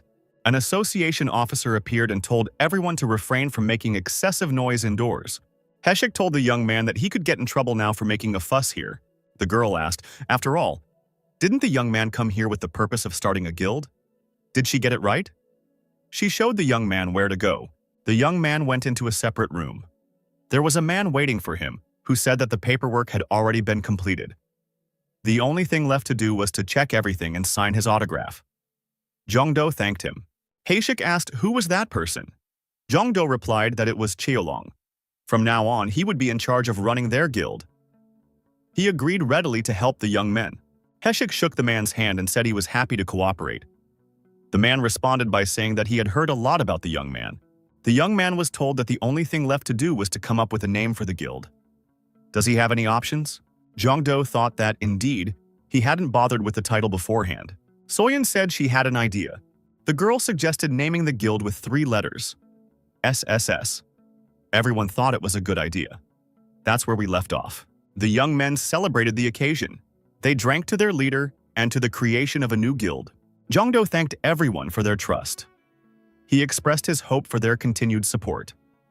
And to reinforce his confidence in the team, the young man wanted to tell them about his skills. Everyone present was shocked. Did the young man really already know about this? After all, it was a skill that allowed one to see the level of ability. Jongdo showed everyone the lottery machines and asked, "They probably haven't seen one of these yet?" The guy explained that it's a skill that gives information about the future. It can even help you find a winning lottery number. Everyone was interested and wanted to see this machine in action. Jongdo said that of course he was about to show everything. The machine spat out a capsule. The young man said that this was just about the time something appeared. Jongdo noticed that he hadn't encountered such a capsule before. The young man has received information from the capsule that the entire universe is beginning to follow the Earth. The decay of the Earth's crust is accelerating. From now on, the real universe will provide special government invasion information for Earth. After 10 days, the experience buff on Earth will be gone. The third decay will begin. After 10 days, the third dungeon will appear. The man was upset. He said that everyone for 10 days should only focus on raising the level or else they might die. It seems there will be a third cataclysm. The young man wore the result of the gnome's work. It was a flaming armor of immortality. The young man said that Un was now fully prepared. He also had the king of weapons in his hand. The upgrade made it possible to use paired weapons or defenses, such as a double sword. The young men arrived at the rift site. The man said that this place would explode as soon as the dungeon was created. There is a lot of energy circulating here. Jongdo turned on the research mode, didn't realize that only one person could leave. He'll have to go by himself. Soyeon offered to observe the situation and find another option. The young man said that more than one city would die after the dungeon exploded. Guy asked for everyone to trust him. He hopes to return safely soon. The young man disappeared underground. The young man noticed that he was in the sky again. There was an entire army below him. The warriors looked up and saw the hunter flying at them. They said that the enemy was above. Jongdo prepared his swords and charged at the enemies. He started destroying the opponents right away. The young man looked down from the hill and saw that the number of enemy warriors was simply enormous. He could not understand why there were so many of them here. Jongdo wasn't afraid and rushed to attack. He shouted that he would destroy anything that came his way anyway. Even from a great distance, we could see the enemy warriors flying in different directions. This was the work of our hunter. Jongdo effectively dealt with the enemy advancing on him. The young man said that there was no end to them, although he assumed that the fight would not be easy if it was an SSS class dungeon. However, he didn't even realize that there would be so many enemies. The young man was determined to defeat the boss as soon as possible. It was the only way to clean the dungeon. The young man decided to make some noise and use a special lottery. The young man chose a random progress. He was asked to place the materials for the progress. The guy placed 3 diamond cards. The highest level character was chosen as the reward for first completing a random progression. The strange lottery machine boiled over as it produced a complex process that required maximum effort. The monsters were intrigued. What was that smoke appearing around them? Suddenly, everyone saw the legendary weapon in the hands of this hunter. The young man managed to upload a legendary figure, Richard the Lionheart. The king said it was his duty to give the lost lamb to its master. His level was 299. The king, looking at the incoming army of monsters, said that the lambs would arrive soon. Suddenly, a new strong opponent appeared. He had powerful armor and a huge sword. This warrior stood right in front of Jongdo. The young man said. He showed up late. The opponent, a terrifying demon, said he felt someone stirring up the dungeon. Turns out it was that young man. It was the temporary commander of the 5th Corps of the demon army, Ramon. He was level 298. The young man thought his opponent was strong. But even so, there are chances to win the fight. Ramon asked the man if he was the keeper of this universe. Without further ado, the young man struck the demon lord with his halberd. Ramon blocked the young man's attack with his sword. Ramon said that his rival is a very hot-tempered person. He likes him even more because of that. Youngdu didn't say anything in response. He just threw another punch. Ramon offered the young man to join the demon world. With his data, he would make the young man a direct servant. Our hero said that he somehow did not think of submitting to someone weaker than him.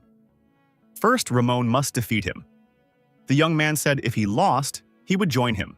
The demon said, the young man capturing the essence of their world well. No demon would refuse a duel. Ramon said that he was the one who was refusing to duel. The young man was surprised.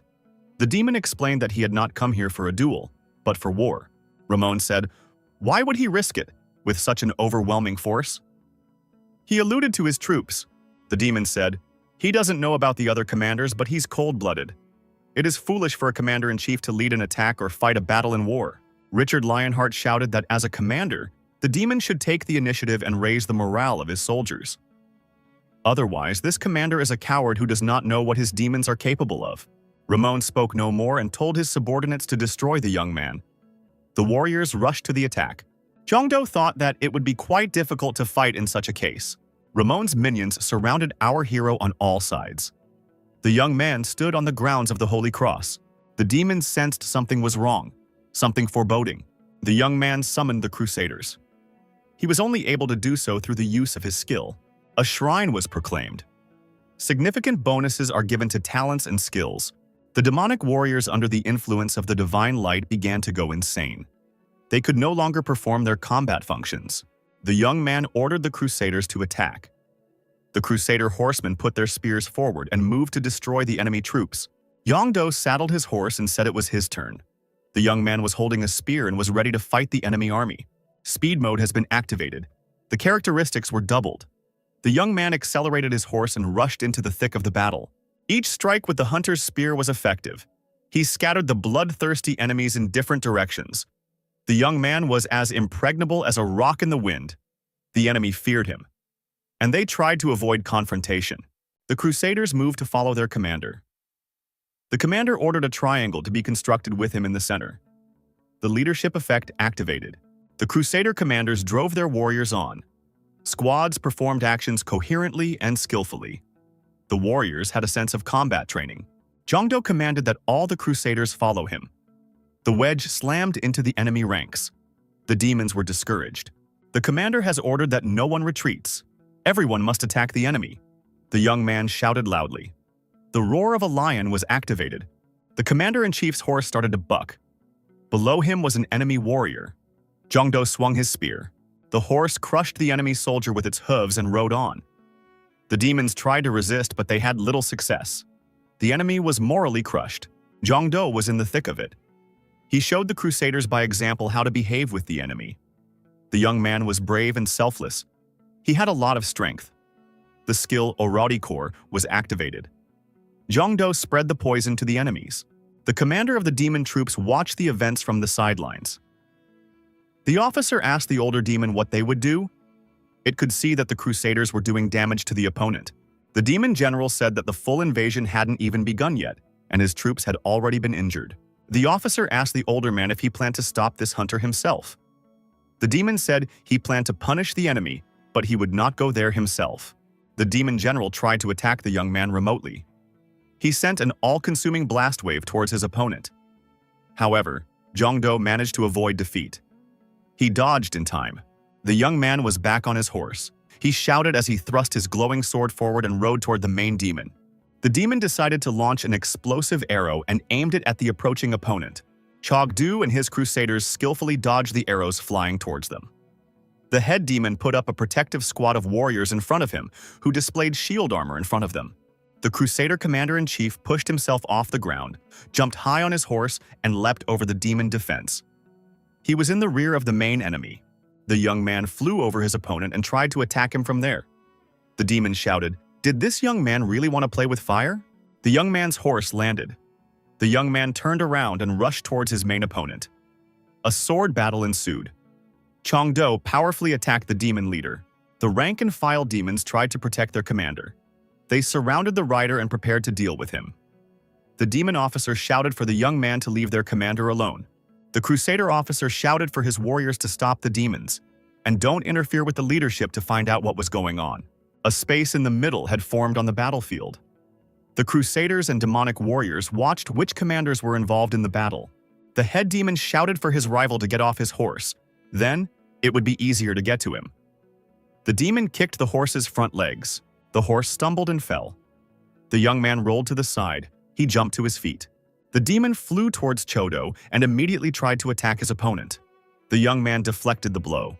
Jongdo noticed that the demon had paired swords. The demon asked, did the young man really think he was the only one with special weapons?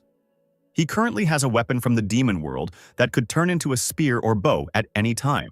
Jongdo asked his rival, is he really the one called Treasure? So this demon hadn't seen real gold yet. The young man activated the skill, dual swords and twin swords appeared in his hands. Legendary swords. The young man's attack speed was greatly increased. The demon noted that, indeed, his opponent was moving much faster. He said that these people also changed with the change of weapons. The young man's skill, the 5 rings, was activated.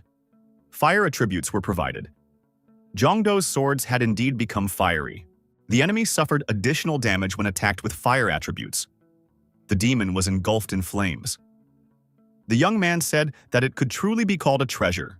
The villain asked the young man, how dare he treat the commander of the demon clan like that? After all, it is unacceptable by all laws of morality and honor. The young man should be afraid of him. Jongdo was not afraid of his opponent. He performed a swallow pirouette and struck his opponent several times with his swords. The demon wondered why this young man had such long swords. The demon flew backwards from the opponent's blow. The villain jumped to his feet and said that these thrusts from the young man would only add slits to his chainmail. Jongdo asked with a smile, "Doesn't the demon get it yet? Doesn't he realize where he's standing right now?" The demon looked up and saw a light descending on him. The opening of the sanctuary had occurred. The demon cried out loudly out of helplessness. Our hero said that now it was time to finish off this opponent. A fiery halberd appeared in the young man's hands. The young man jumped high and swung his halberd hard. The demon could do nothing in response. All the fiend could do was to put a blockage on the halberd and reduce the damage from the opponent's strike. The young man said that in any case, the demon would have to suffer more. With another powerful blow, the young man sent the demon high into the air. He said he could say goodbye to Ramon now. Having reached maximum altitude, Ramon exploded. The young man and his counselor, Richard Lionheart, watched from the ground. The king said that not even a bone would be left of his opponent. Jongdo said that wasn't all, because the level-up window didn't appear. Until then, we can't talk about a full-fledged victory. After the explosion in the air, something fell to the ground, and there was another explosion. The young man said he knew it. He saw again in the midst of the explosion the outline of the enemy. Ixia, sitting on her master's shoulder, said she sensed some sort of trick. When the flames and smoke cleared, the young man saw the new Ramon. He had wings and a more demonic appearance. Jongdo turned on the research mode. He was interested in the enemy's form. Had the second stage really begun? In front of the young man, there was a revelation of the essence of the new Ramon. His level was almost 300,000. This was something that Jongdo couldn't even imagine. Ramon said he couldn't believe he would have to expend the essence that was sealed in the spirit vein. However, things were not so desperate. Ramon said that man had won. He lost because he used the devil's essence to save himself. The enemy declared that he would meet the young man during the next invasion. He ordered his warriors to retreat. Ramon added that the demon world never lets its prey out of its sight. The young man's skill was worthy of Mr. Khalid's attention. Jongdo remembered which Khalid we were talking about. He suspected that there was a connection to that guy. Jongdo didn't stop and tried to inflict maximum damage on his opponent. Using his fire halberd, the young man was destroying the rank-and-file demons. The young man said that he wanted to reduce the number of heads right now. Ramon said with hatred that the young man had proved to be very stubborn, and he ordered his troops to retreat while he detained the young man. Ramon pounced on his opponent. Using his enormous new strength and new skills, he tried to press the young man. Jongdo decided to utilize the numerical superiority and ordered his crusaders to continue slaying the demons. In exchange for ignoring the rules of measurement and the discovery of essence, a containment of the universe is imposed. If the discovery is not stopped, the body will continue to deteriorate. Jongdo said that it was excellent. It was worth it. Definitely, the opponent will be finished soon. One of the demons decided to attack our hero with an energy beam and shouted for his master to step aside. The young man took the brunt of the attack. The officer reported to Ramon that his troops had retreated. It's time for them to leave, because the gates are about to close. Ramon turned around and headed for the gate. Everyone saw the chief demon retreating.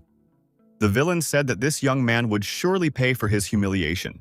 The young man swung his sword and shouted for the demon not to retreat, for he had something to say.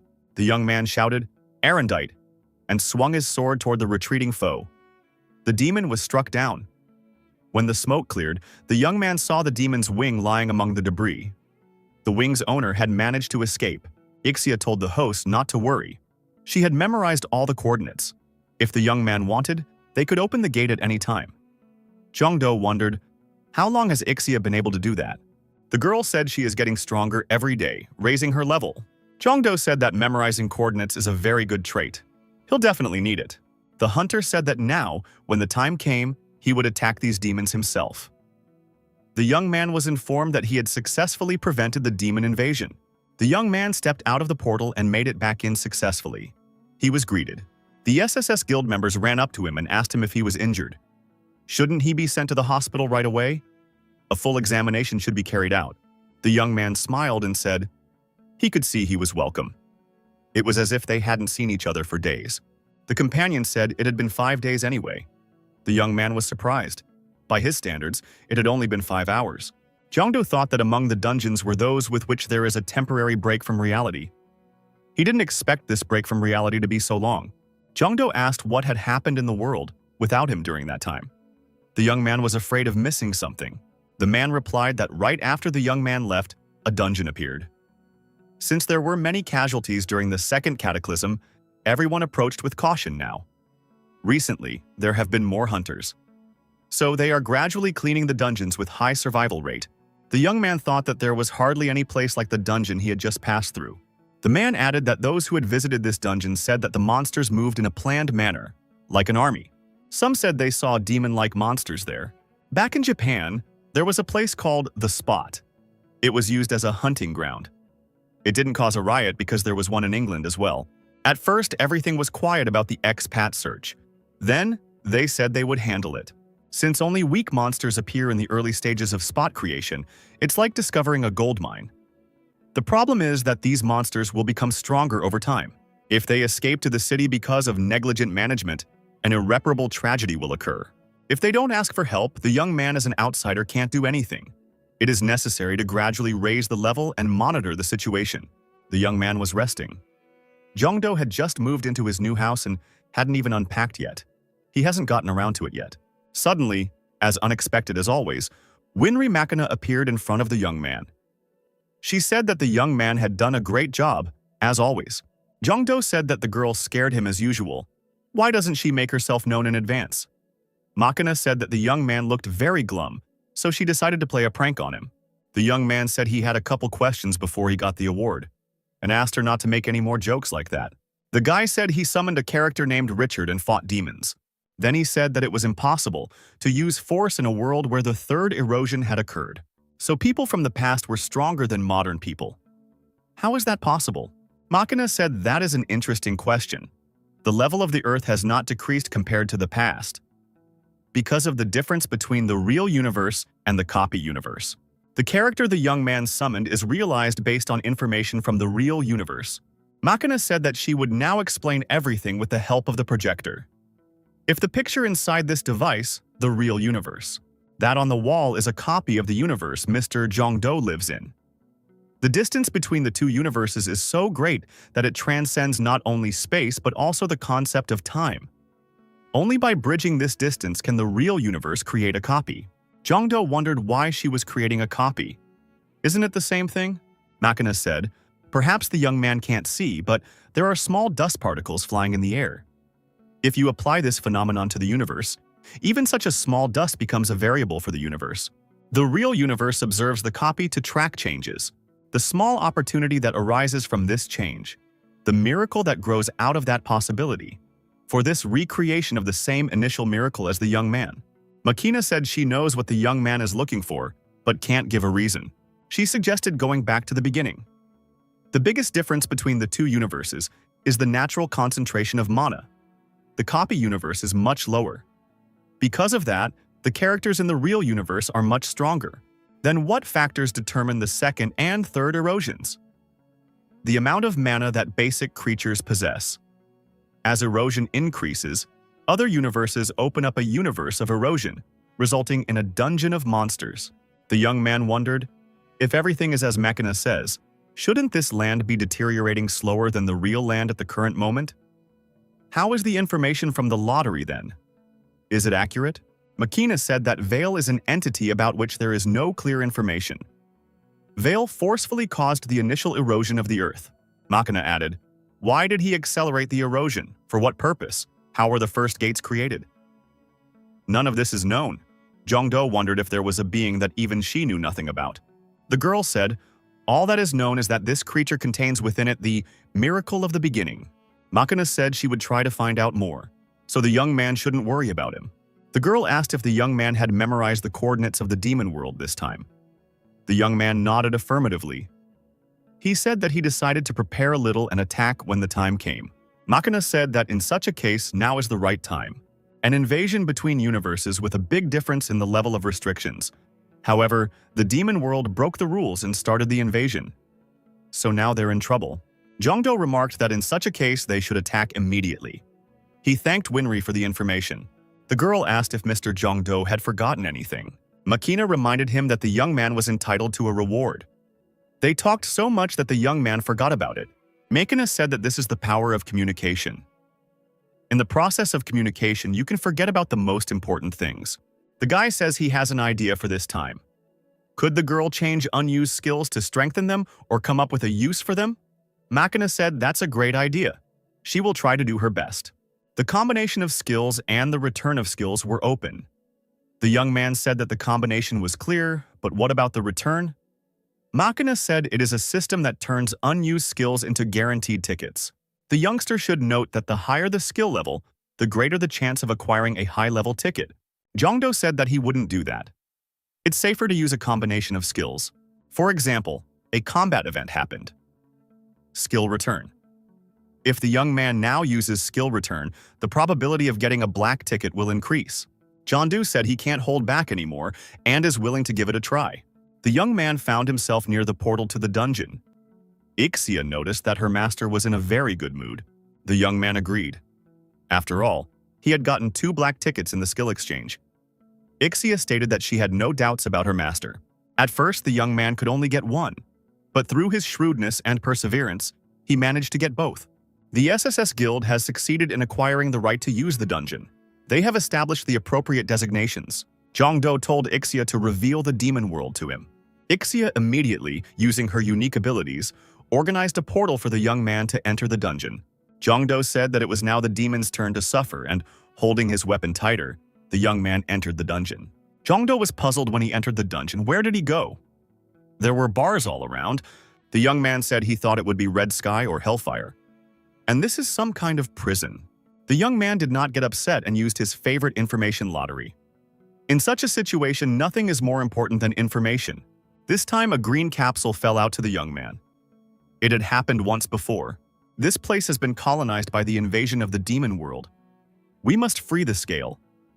Compensation is given as an achievement for the damage done to the demon world. The young man must cooperate with residents and build friendships.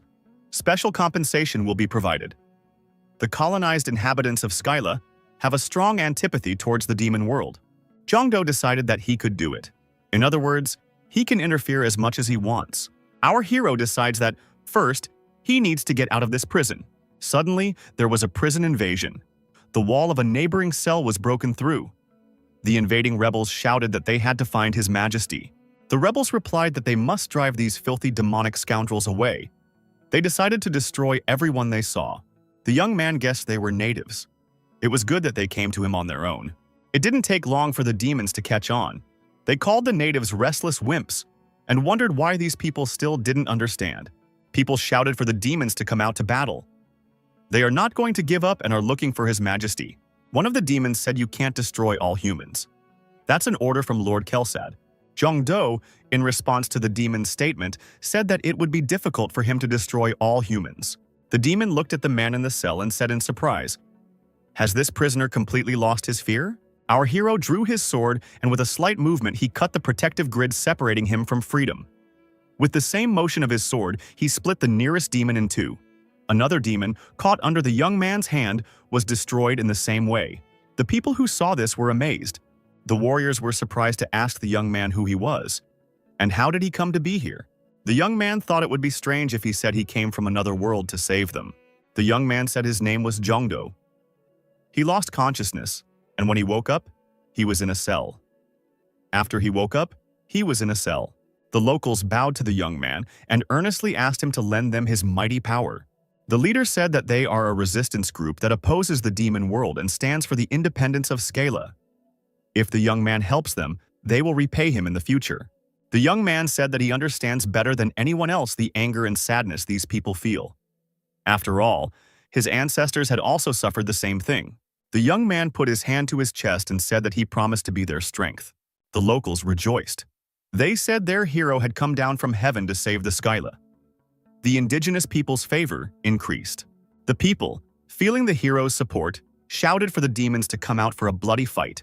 The demonic officer said they were rebels and ordered them all to be captured immediately. The young man was informed that he would receive 50 points for destroying the demon prison. He was happy because before, only 1 point was given for a demon's head. Extra points will be given if the hunter destroys all demons within 1 hour. The young man liked that there was also a bonus. Jongdo swung his spear and said that he always welcomed receiving bonuses. Now, he will try even harder. One of the demons kept commanding and shouting for his warriors to immediately go on the attack. They should not be afraid of their opponent because he had only 1 spear in his hands. The demons believed that if they came within close range of the hunter, they would have an undeniable advantage. When the demons got closer, they realized they had made a strategic mistake. The young man no longer held a spear, but a deadly sword. Each swing of this sword split another demon in half. They wondered, where did this sword come from? The locals couldn't believe their own eyes. Was it possible to destroy so many demons in a single battle? An even more terrifying demon appeared out of nowhere. Waving his deadly weapon, he shouted, "How dare this poor man do this to his army?" The young man gripped his weapon tighter. The demons shouted for that young man to go to hell immediately. Jongdo had completely different plans. The young man swung his sword and delivered a staggering blow to that monster. The demon was also successfully split into 2. Completing the elimination of the Overlord earned the young man 30 points. The rebels thought they were in a hopeless situation. Now he's sure they'll make it. Scale's release is possible because of this hero. Jongdo said that he now wants to find his majesty. The prison was completely destroyed. The young man got his 100 points and said it was too easy. It seemed very strange to the young man. For a prison with prisoners, the guards were very lax. The people shouted with raised hands that Mr. Jongdo is their hero. He will free his majesty. The hero asked the rebel leader if they were able to get the hostages out. The man replied that they had succeeded because of Jongdo. The rebel leader stated that, unfortunately, his majesty was not there. Apparently, the information was wrong. The young man offered to return to the shelter first. The locals promised to see him off. The young man was surprised that rhinos were used as transportation in this place. The caravan was formed and set off. The leader said that today was a celebration in honor of a new warrior. Unfortunately, there's an insidious spider on the rebel leader's back. He was here for a reason. The demon chief's been informed that the tracking bug is on, locations being transmitted in real time. The head of the demons was outraged. How dare they stab in the back when Mr. Kelsat had pardoned them? The chief demon said to immediately send the entire army to these people's hideout. They must destroy all life on Earth. The young man stated that they were in a canyon. The canyon had always gotten the young man's attention. Safety-wise, the rebel leader said that this deep canyon was a fortress that the demons couldn't find. Jongdo agreed that such a fortress was not easy to find. The interlocutor told the hero that they had arrived at their destination. The rebel leader told the elder that thanks to a benefactor who was nearby, they were able to free the prisoners. Together with him, they will not only be able to find his majesty, but also escape from the world of demons. The elder became aggressive. He called the interlocutor a great fool. After all, he had warned that rash decisions could lead to disaster. The young man is alive now only because he was lucky enough to meet this man. Don't they know the humiliation his majesty is going through right now? The young man thought that, in that case, he had better move alone. Suddenly, one of the warriors came running in from outside and said they were in trouble. The enemies are advancing. Looking closer in the long-range vision device, one could discern a huge demonic army. The elder fell into despair. He did not understand how to get out of this situation. The man realized the demon had set a trap to locate their base and destroy them all at once. Jongdo said. Now he understood why the demons were few and weak. The elder shouted that we must hurry. The women and children needed to be evacuated immediately. Our hero, having assessed the scale of the disaster, said that it was not necessary to do so. The elder was surprised. The young man put his weapon forward and said that he would take care of it himself. The elder shouted that it was dangerous and that he should return immediately. The young man didn't listen to the old man. He jumped right out of the window and went to fix the problem. In the next moment, our hero saddling his horse, was rushing towards the untold demonic army. He was unstoppable. The race skill has been activated. Vehicle characteristics have been doubled. The demons who noticed the man approaching laughed. They said that the poor man had decided to do acrobatics. One of the demons wondered where the horse had come from. The top-level demon, Sinal, said that there are still useful warriors left in the fortress. It was probably their goal to buy time so that those who were left could escape. The demons saddled rhinoceroses and rode towards our hero. They decided to cut off his head. The demon closest to his opponent shouted for him to pull his head out if he wanted to die quickly. The young man pulled out his card and said it was time to use this one. The enemy came close to our hero and said that this man was caught. The young man continued to act. He swung his weapon and severed the heads of the demons that threatened him. Everything happened exactly the opposite. The demon leader wondered, what kind of man was this? No one had expected him to be so quick. The young man used the Azure Dragon skill and summoned the hero Zhang Liao. Zhang Liao is a man who inspires fear. It's said he was one of the strongest generals of the Wei dynasty. He stopped an army of 100,000 with only 800 soldiers. General Zhang Liao was the young man's aide and advisor in this battle. The chief demon said that this warrior is different. He was different from the warriors he had destroyed before. He figured if he was finished, it would be easy to exterminate the others. Ramon said if this demon could do the job, then his skills would be recognized, and he could apply for the position that Ramon used to hold, that he had dreamed of for so long. The demon agreed and said that this man would now be the victim of his success. Zhongdo, using the skills of his advisor general, struck a staggering blow at this demon. The demon was deactivated. The general said that it made a lot of noise but was of little use. The supreme demon has been eliminated. The young man got 100 points. The demon warriors rushed to attack Zhongdo. They wanted to avenge their captain. The young man, destroying the attackers, said they were like moths flying to the fire. Zhongdo announced to the remaining opponents that they were already in the pit of fire, and there would be no escape for them. The young man used a 7-star divine attack. One of the locals, the leader of the resistance, asked the elder why they were inactive. After all, it is necessary to help Mr. Zhongdo in this battle. The old man said they shouldn't leave the fortress. The elder looked at the young man from afar and said that everything had been decided. The young man on his horse was alone, surrounded by slain demons. The general thanked the young man for his cooperation and said that next time he was ready to meet with pleasure. Zhongdo decided to use the wheel, but before doing so, he loaded Mr. Liu Shan. Liu Shan rejoiced and said that it was finally his turn. Emperor Liu Shan looked around and wondered, where did all the monsters go? The young man said that he wanted to get rid of them as soon as possible. The emperor noted that the young man had done a good job. But at the same time, he said that the young man was getting farther and farther away from him. Thanks to Liu Shan, the young man had acquired a talent for wielding a sword. Zhongdo was immensely pleased. He said that he had wanted to do this for a long time. He feels like he's getting stronger every day. He regretted that he hadn't had this before. He can now use the magic sword skill. The sword skill has been unlocked. You can now use this skill. Zhongdo realized that it would take time to consolidate his talent, but he would be able to use more strategies. Liu Shan congratulated the young man. The rebel leader told the young man that a great job had been done. Zhongdo expressed his hope that the elder and the rebel leader now will not fight anymore. Zhongdo suggested calling a leadership meeting. He has an idea on how to get out of this situation. At the meeting, the young man thought it would be a bit onerous. The leader said if the young man had anything to say to not be shy, they would trust him unconditionally. The young man suggested looking at the map first. The communication skill has been activated. The dungeon map and Scala map are linked. The guy thought that the area of Scala was not that big. Thanks to this, it is possible to find out the location of the cities and their geographical features. The young man asked if all the members of the resistance organization had gathered. The old man replied that there were quite a few other forces. Zhongdo asked if they could all be united and create a unified center of resistance. One of the leaders asked if it was true that the young man was planning to start an all-out war. But that would be reckless. The young man said that the interlocutors could take it easy. He would not ask them to fight demons. The young man said he had a great plan and asked if everyone here liked to run. It's been 2 days. Arginine, the most remote city of Scala. The demons noticed that there were many armed men running around the fortress wall. They thought that an attack was being prepared. The high-level demon Ginsk shouted that the enemies were about to invade their territory. Many people gathered under the fortress wall. Zhongdo announced to the demons to surrender if life was dear to them. He promised to spare everyone, because it's their only chance. Ginsuke said those people are getting cocky.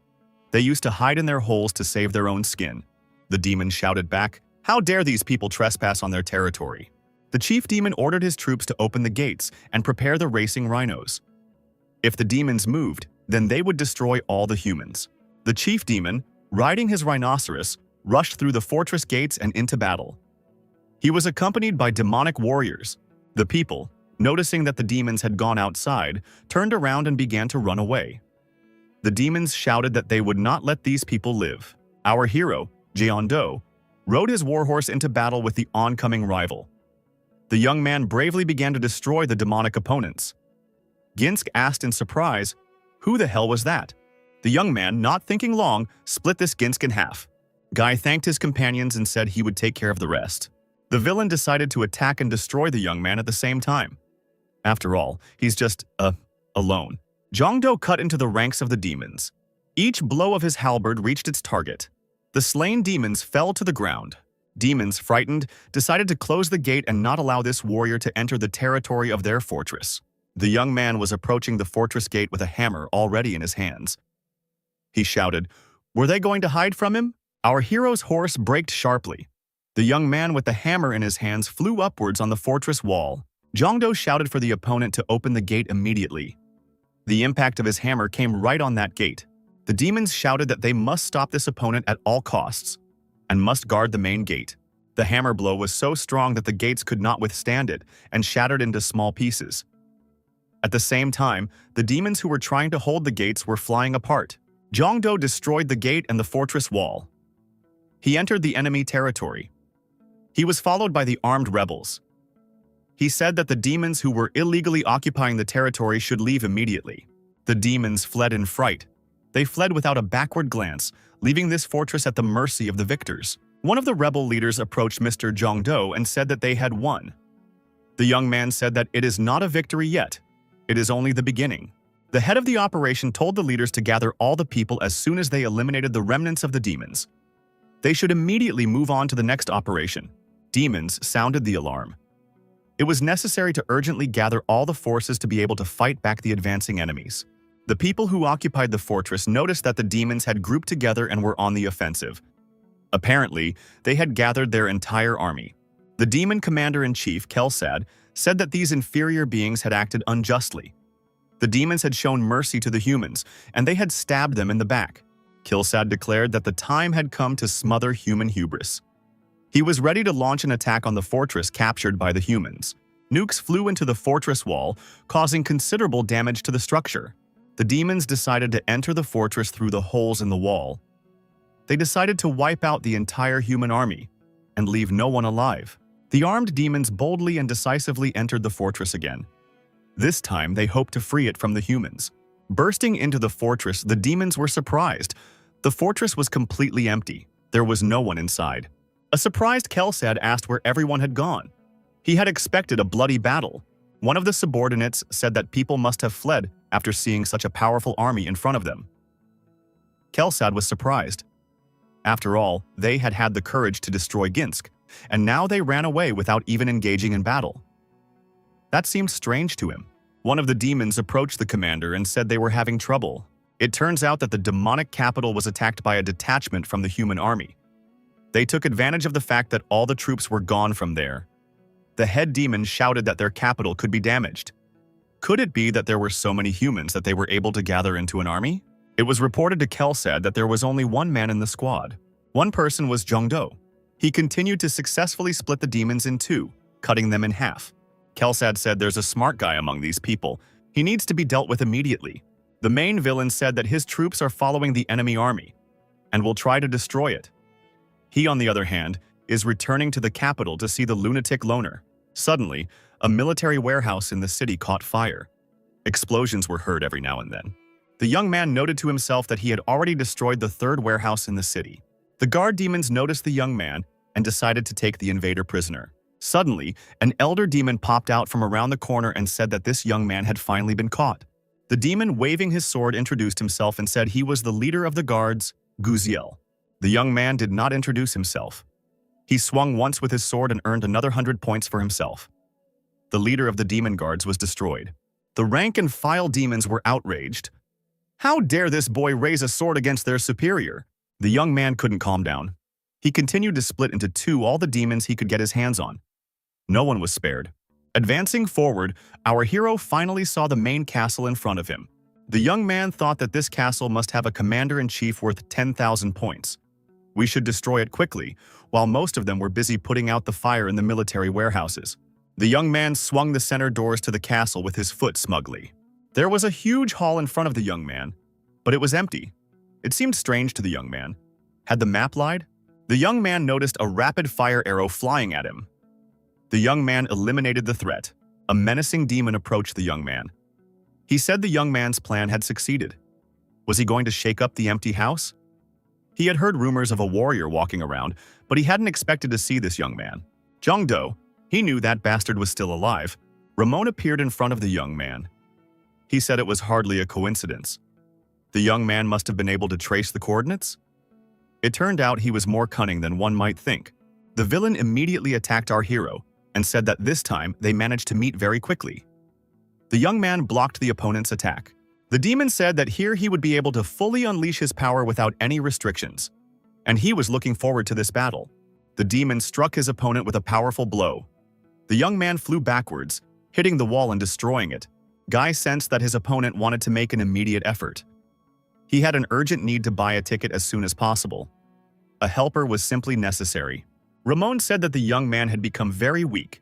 Is he hiding something? Suddenly, a divine creature appeared in front of Ramon. The girl blocked the demon's blow and said that light existed only for those who sought salvation. It was a divine angel. The young man has discovered the magic of brainwashing. Gasun's defense blocks the brainwashing. The opponent's reaction surprised the young man. It had never happened before. It was crazy brainwashing magic. Ramon asked what an angel was doing in the demon world. The chief demon wondered if the young man was planning to start an all-out war. His appearance is a clear violation of the agreement, Angel asked. Hadn't the demons broken the agreement first? She had recently heard what those were up to on Earth. Thanks to that, she had entered the demon world without any problems. The girl thanked the earthly hero for his diligence in the fight against the evil world of demons. From now on, the heavenly world would help the young man. The demon said it's not help, it's just an excuse to take the land for themselves. They're worse than demons. The demon gently told this rascal to shut up immediately. Someone like him is incapable of understanding the ultimate truth of heaven. Jongdo apologized and told the angel that he had to decline that help. The young man added that he would figure it out on his own. Angel was surprised. The girl said she didn't see anything wrong with that. Many fools like this young man do not realize that they need rescue help. The angel added that their merciful God commanded to save a soul even through strength. Jongdo grimaced and thought he was dealing with a group of crazy people. The demon added that he had warned the young man. The angel said that the young man could rejoice. The place they had chosen for salvation was the land he was on. The girl added that the only way to survive was to connect with the heavenly realm. The angel of the heavenly realm offered to recruit the young man to heaven. If he accepted the offer, he would belong to heaven. The demon leader said he was willing to give the man a chance. The demon invited the young man to join their ranks. He promised to make the young man a general so that he could flog these heavenly representatives. Kelsad, the lord of the demon world, offered to recruit the young man to the demon world. If he accepted the offer, he would belong to the demon world. Jongdo was faced with a choice, and he has to decide, heaven or the demon world. Jongdo says that he chooses to do neither. He's not interested, so they can leave him out of it. If they're going to fight, then let them fight amongst themselves. Kelsad noticed that the young man had a chance. The demon leader pounced on the young man and said he would destroy him. The angel pounced on the young man and shouted that the heretics must die. A demon and an angel simultaneously struck our hero. Nothing happened. The demon was very surprised. The young man blocked these blows with his bare hands. He held up the attacker's weapons. The demon wondered, is this really a human? The strength level of our hero increased by 1.5 times. With a confident movement, the young man threw the attackers off in different directions. Jongdo said that it was the first time he felt such power. The young man loaded his assistant. It was Xiang Yu. The power of this hero moved mountains. It was the only being that filled the world with overflowing energy. In China's 5,000-year history, All historians have rated him as the strongest man. Stronger than this hero, the young man has never booted anyone before. This should be a convincing victory. It was the king of Eastern Chu. The head demon said he was experiencing a strange sensation. The young man performed a boric acid attack. It was an exquisite attack. The impact cracked the ground beneath his feet. Demons in fear and from the outgoing shockwaves scattered in different directions. Those watching outside noticed that the entire fortress was crumbling. Who has such tremendous power? The demon thought that this young man had destroyed the fortress with a single attack. This is the power of the place where the third erosion occurred. For destroying the fortress of the demon world's commander-in-chief, our hero received 5,000 points. The young man couldn't believe he had done it. Shang Yu told the young man not to slow down. He should immediately pounce on his opponent. Zhongdo prepared his fists and said that he would deal with him now. The demon lord said that this young man had destroyed his fortress, and he was going to destroy his opponent. Zhongdo was determined, and with Shang Yu's support, he was going to attack the demon. Kelsad said that he would crush this enemy of the demon world into powder. The demon was ready to tear the place apart and bury the young man with this fortress. Zhongdo had other plans. Shang Yu said, it had been a long time since he had been in a human body. The talent of self-confidence has been activated. The demon was suffering a crushing defeat. He wondered what had happened to his opponent's skills. Why had they increased so much? A loaded character makes his own decisions and acts against the master's will. Xiang Yu in our hero's body shouted, "Who can stop him?" No one would be able to match him. The unfortunate demon was flying from side to side. His defeat was only a matter of time. Zhongdo shouted indignantly, "What is this warrior doing? Why is he using his body without permission?" Shang Yu told the young man not to worry. He will return the body safely. After all, he is more than a close friend to the young man. Chengdu asked that the warrior return the body to him now. Xiang Yu said that friends are important, but his feelings come first. The demon's rival said that from now on, he was his personal enemy. He threw a magic chain with a sharp tip at him. The demon wondered, what kind of weapon was this? His body was pierced by that sharp tip, and the demon was hooked. The skill, enemy detection, was activated. The warrior told his opponent that he should fight until he died. Shang Yu wrapped the chain around his arm, pulling the demon towards him. The opponents will deal damage to each other until a given target is killed. The great warrior, bringing the demon within striking distance of him, began beating his opponent viciously. The demon lost its horns. The young man did not want to stop. Shang Yu landed a series of crushing blows to his opponent's body. It was hard for the demon to bear it. He flew backwards. The great warrior said not to let the demon get too far away from him, and he began to put the chain back on his arm. Shang Yu continued to bully his opponent. He threw the demon from side to side. At the same time, he was destroying everything around him. The fortress continued to crumble. The impression was that soon there would be no stone left unturned. Angel thought she'd be screwed if she got involved in this. At the end of the battle, the great warrior emerged from the ruins. He was tired but unharmed. The demon has been defeated. Commander-in-Chief Kelsad was defeated. The protagonist received 10,000 points. The young man looked up at the angel in the sky and said she was next. Xiang Yu said that he was sorry to leave, of course, but he had managed to have fun. Angel breathed a sigh of relief. She'd been scared enough to think she was going to die.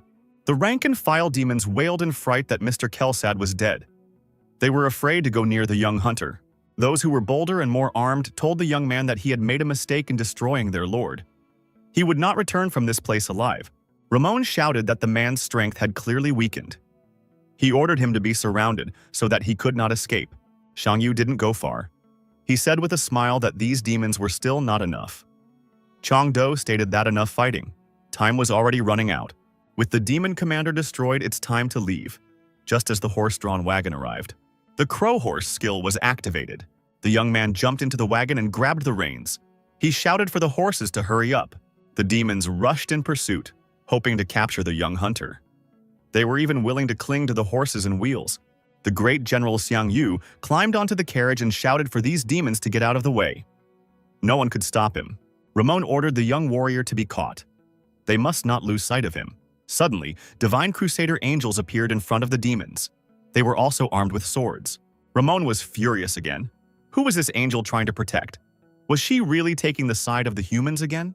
Angel says she doesn't understand her opponent at all. She is simply punishing the evil before her in order to fulfill the original mission in good faith. Repair asked, had she forgotten that she was allowed? After all, this was the territory of the demon world. Jongdo looked out of the departing carriage and said that the two of them could work things out on their own again. He asked if he should help them do that. The young man activated the shrine unveiling skill. He could now sense the energy of the gods. Ramon became even more resentful. Jongdo had outsmarted him again. He'd gotten away from him, causing irreparable damage in the process. The young man asked Ixia to move him to the secret hideout. The girl obeyed. The wagon with the horses and the young man disappeared into the portal. The young man shouted that the two could fight each other until they were destroyed. A young man jumped out on his wagon from the other side of the portal. He was unharmed. The young man thought he hadn't shown up too late. If they're all right. The commander declared that he was bored again. He was ready to have some more fun. However, his time was up and he said he was ready to see you next time. Jongdo decided to use the wheel twice. He summoned an old friend of the emperor's. Loading up, Liu Shan said he was already drooling in anticipation. Jongdo asked if Mr. Liu Shan could take his body too. Liu Shan asked sadly, "Is this possible?" The very thought of going against the young man's will terrified him. Liu Shan said that he was of course very pleased with this kind of attention. But who would want to take his body without permission? Jongdo thought that there had been an assistant here recently.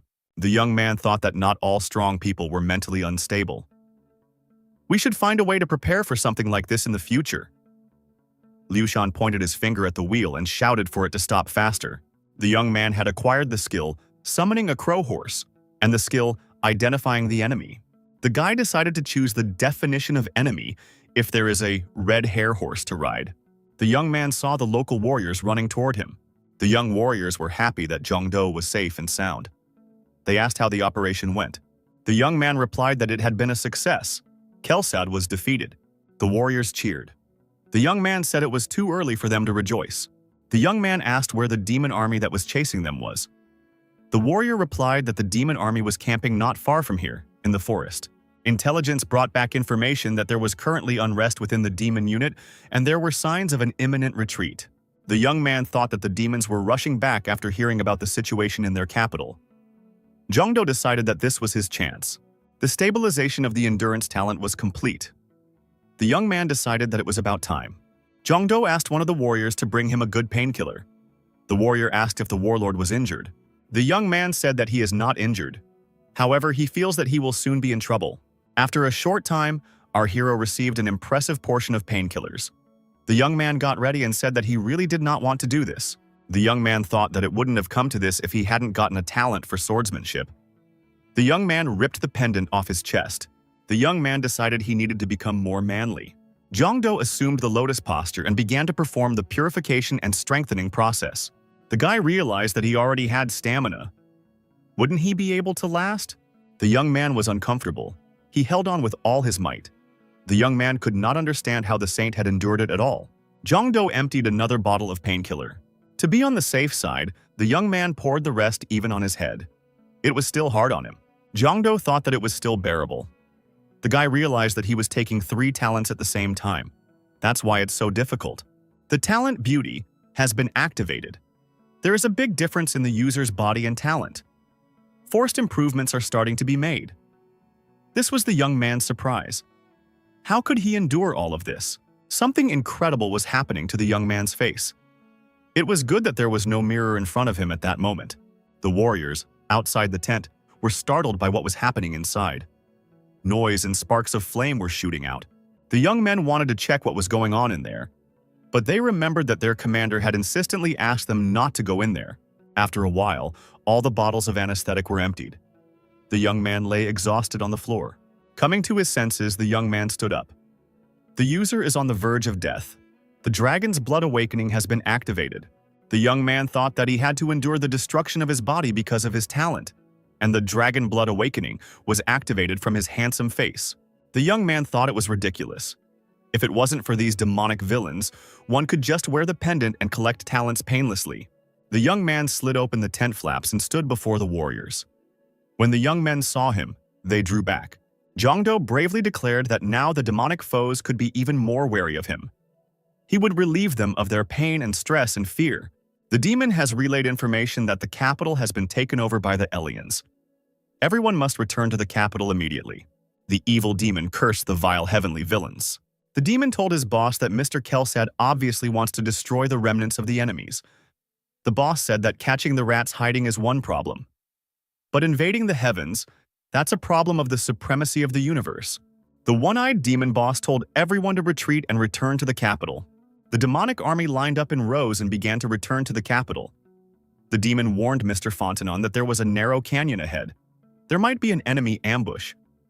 Maybe it makes sense to take a detour. One-eyed said that every minute counted. If he delayed now, the capital might fall into the hands of the heavenly army. Would his interlocutor be willing to take responsibility for that? The interlocutor remained silent. The one-eyed man said that in that case we should continue on the established route to the capital. The demon said they would get rid of anyone who dragged in.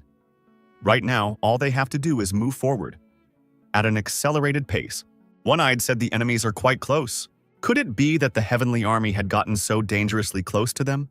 The deputy reported that only one man had gotten close to them.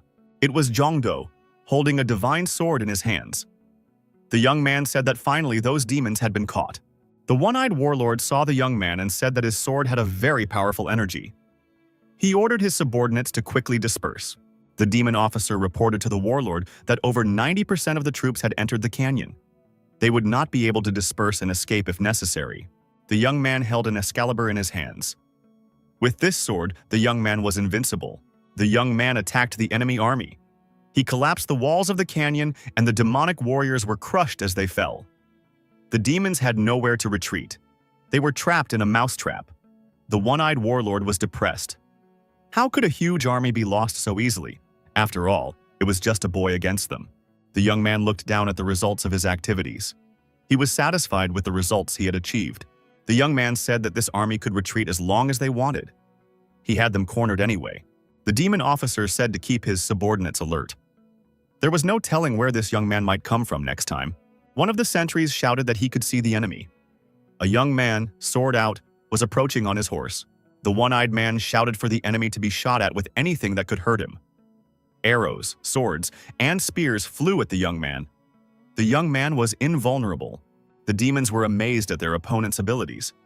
How could he beat off arrows while sitting on a galloping horse? Jongdo cut into the ranks of the enemies. With his sword, he destroyed the opponents. Each of his strikes reached the target, and it was effective. The young man was pleased with himself. He was showing excellent second-level swordsmanship results. This was a manifestation of his talent. Previously, the young man couldn't even imitate the swordsmanship of the heroes he was loading. From now on, the young hunter is ready to swing his sword non-stop and excel at it. Various parts of the demons flew apart after making contact with the Excalibur. Jongdo said that he sees and feels everything in this fight. The demons won't be able to defeat him. The young man skillfully wielded not only a sword, but also possessed fist-fighting skills. He used these skills to fend off the attacks of ruthless monsters. A single blow was enough to make the monster unable to continue fighting, and was deactivated for a long period of time. The young man said that with the beauty talent, it wasn't just his appearance that changed. The young man's bones became stronger with a proper skeleton, and his muscles had become refined. The demons realized that they had lost this battle. However, to their great regret, an eye had nowhere to retreat to. They were trapped in this canyon. The enhancement mode helped our hero to skillfully wield a spear, shoot a bow, and possess melee skills. There were many other talents he could learn. Jongdo realized that if he progressed, he would become even much stronger. Some demons thought no matter how strong this young man is, he is still alone. We should keep trying to defeat him. The enemies were counting on the fact that the young hunter wouldn't be able to use his technique for long. They decided to attack him simultaneously from all sides. Jongdo laughed and said in response that he would be able to use this technique indefinitely. And he doesn't care how many opponents are against him now. The one-eyed leader said that this young man was very tough and decided to personally go out to fight against him. A warrior ran up to the one-eyed leader and said there was an emergency message. The warrior said it was very urgent and the commander should respond. The one-eyed man answered and said that Fontanon was listening. Ramon was on the line. Fontanon thanked the demon and said that he would serve him faithfully for ages to come. Ramon said that Kelsad died in battle with this rival and ordered the demon to leave the scale. Fontanon understood and said that everyone should keep retreating. The demon added that the man had gone too far. The young man had gone really far, and he wasn't going back. One-Eyed ordered that we prepare a retreat gate. If necessary, have the demons open them. Glaring furiously with his red eye, Fantanun said that he would tear this young man apart the next time they met. Our hero laughed and said that this rival spoke differently while running away. Jongdo wasn't going to let him go. The young man asked why his opponent doesn't want to tear him up now if he's so confident. One-Eyed Man was on edge. He wanted to attack the young man and carry out his threats. However, his subordinates, realizing the hopelessness of the situation, tried to hold him back. Demon still managed to escape. Jongdo asked Ixia to give him the appropriate coordinates. Our hero has received information that the demons have been completely banished from Scala. Hidden mission accomplished. 20,000 points. This has never happened before. Jongdo said it's time to return to the capital. Now, it's safe to enter the main gate. The locals, looking at the city, grabbed their heads. How could they be so cruel? They couldn't believe there was nothing left of the imperial palace. Those cruel demons, worse than animals. Jongdo kept his mouth shut. The elder said that now was not the time to bemoan the destroyed buildings. We must hurry and do everything possible to find His Majesty. The old man said that a stretcher should be brought immediately, and he feels it is necessary to concentrate the search in this particular place. One of the warriors shouted what he had found. The young man discovered a secret door. The warrior opened the doors and said that those evil demons had locked His Majesty in the dungeon. Jongdo suggested going down and opening the dungeon. At the entrance to this dungeon was a legendary barrier spell. It can only be unlocked by a wizard of legendary level. Jongdo suggested that the warriors accompanying him should still go down into the dungeon. The young man turned on the examination mode. He realized that he had to make an examination. Legendary level magic. There has been a successful release. The young man opened the grate and told the warriors to come forward. The young men saw behind the bars a man sitting on his knees. He was shackled in chains. The old man addressed the man and called him, "Your Majesty." The young elf opened his eyes and thought he heard someone's voices. The old man asked, "How did Rosnal get here?" "They came here with the liberation." The girl heard the news that Scale was freed, and all the demons fled. The girl thought it was all thanks to that warrior. She looked at Jongdo. The girl rose to her feet and told everyone to leave her alone with this young man. She would like to talk to him. As the doors closed behind the warriors, the girl called the young man Mr. Heroes. Then she added that the word was not appropriate for someone who came from another world. The young man wondered, how could she have guessed that? The girl said that she could sense the young man's mana structure. It is different from their structure. But despite that, the young man is the greatest wizard of this world. The girl said she wanted to give something to her savior. The imperial family of Scala has been able to use subspace magic for generations. The reasons the demons kept her alive: royal treasures in subspace. The girl pulled out a treasure box from under the space. She said that it was a national treasure passed down from generation to generation by their imperial family. The girl said for the young man to accept this gift. Jongdo started to refuse. He said he couldn't accept a national treasure. The girl said that there was a legend that had also been passed down from generation to generation. One day, when the world is stained with evil, a savior will appear from heaven, and he will cast out all evil, and then he will suddenly leave. At first, the girl thought it was just a legend, but now, at the sight of the young man, she realizes it's true. According to the legend, this box should be given to a savior. The young man is now the true owner of this treasure. The young man now realized what a special reward it was to help and befriend the natives. The young man inquired if he could open this treasure right there. The young woman said she didn't mind. In this box was a giant bead. It was smoking and radiating energy. The young man took the bead in his hands and turned on the research mode. He wanted to know what this thing was. There was a glitch. The young person was informed that the inspection failed. Target information could not be determined. The guy was surprised. This was the first time such a thing had happened. After all, this skill easily overcomes the magic of defending mythical items. So it's a bead well above the mythic level. Her Majesty asked if there was a problem. Jongdo replied that he didn't understand what this thing was for. The young man was not upset. He knew there were experts in this matter. He decided to check with the dwarves after he returned home.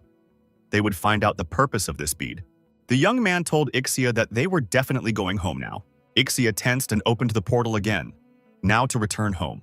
The locals thanked the young man for his help and said he was their benefactor. The young man said goodbye to the locals and they told him they would never forget him. Jongdo said goodbye and left through the portal. The people rejoiced that the demons were gone. They were sad that their benefactor was gone. Appearing at the top of the stairs, the young man immediately wondered how many points he had managed to earn. The young man looked around and couldn't figure out where he was. Had he not established the coordinates of his room? Ixia apologized to the host. When the gate opened, there was an intervention of coordinates. It must have happened in the process of invading the celestial world and exiting the demonic world. The boy thought that these celestial representatives couldn't stay still all the time. The young man said they were not in their native country now, but they had not left this land. The young man decided to orient himself on the ground and see the location. The young man synchronized the dungeon map with the world map. The young man wondered, could he really be in Great Britain now? It seemed like a very distant place to him. The guy caught on, as it was the UK that made a lot of noise after the spot was created. Ixia warned the young man that 3 hunters had appeared behind him, each of them level A. The hunters told the young man not to move. If he resisted, they would attack. The hunters put their hunting swords forward. The young man had entered an area forbidden by the state.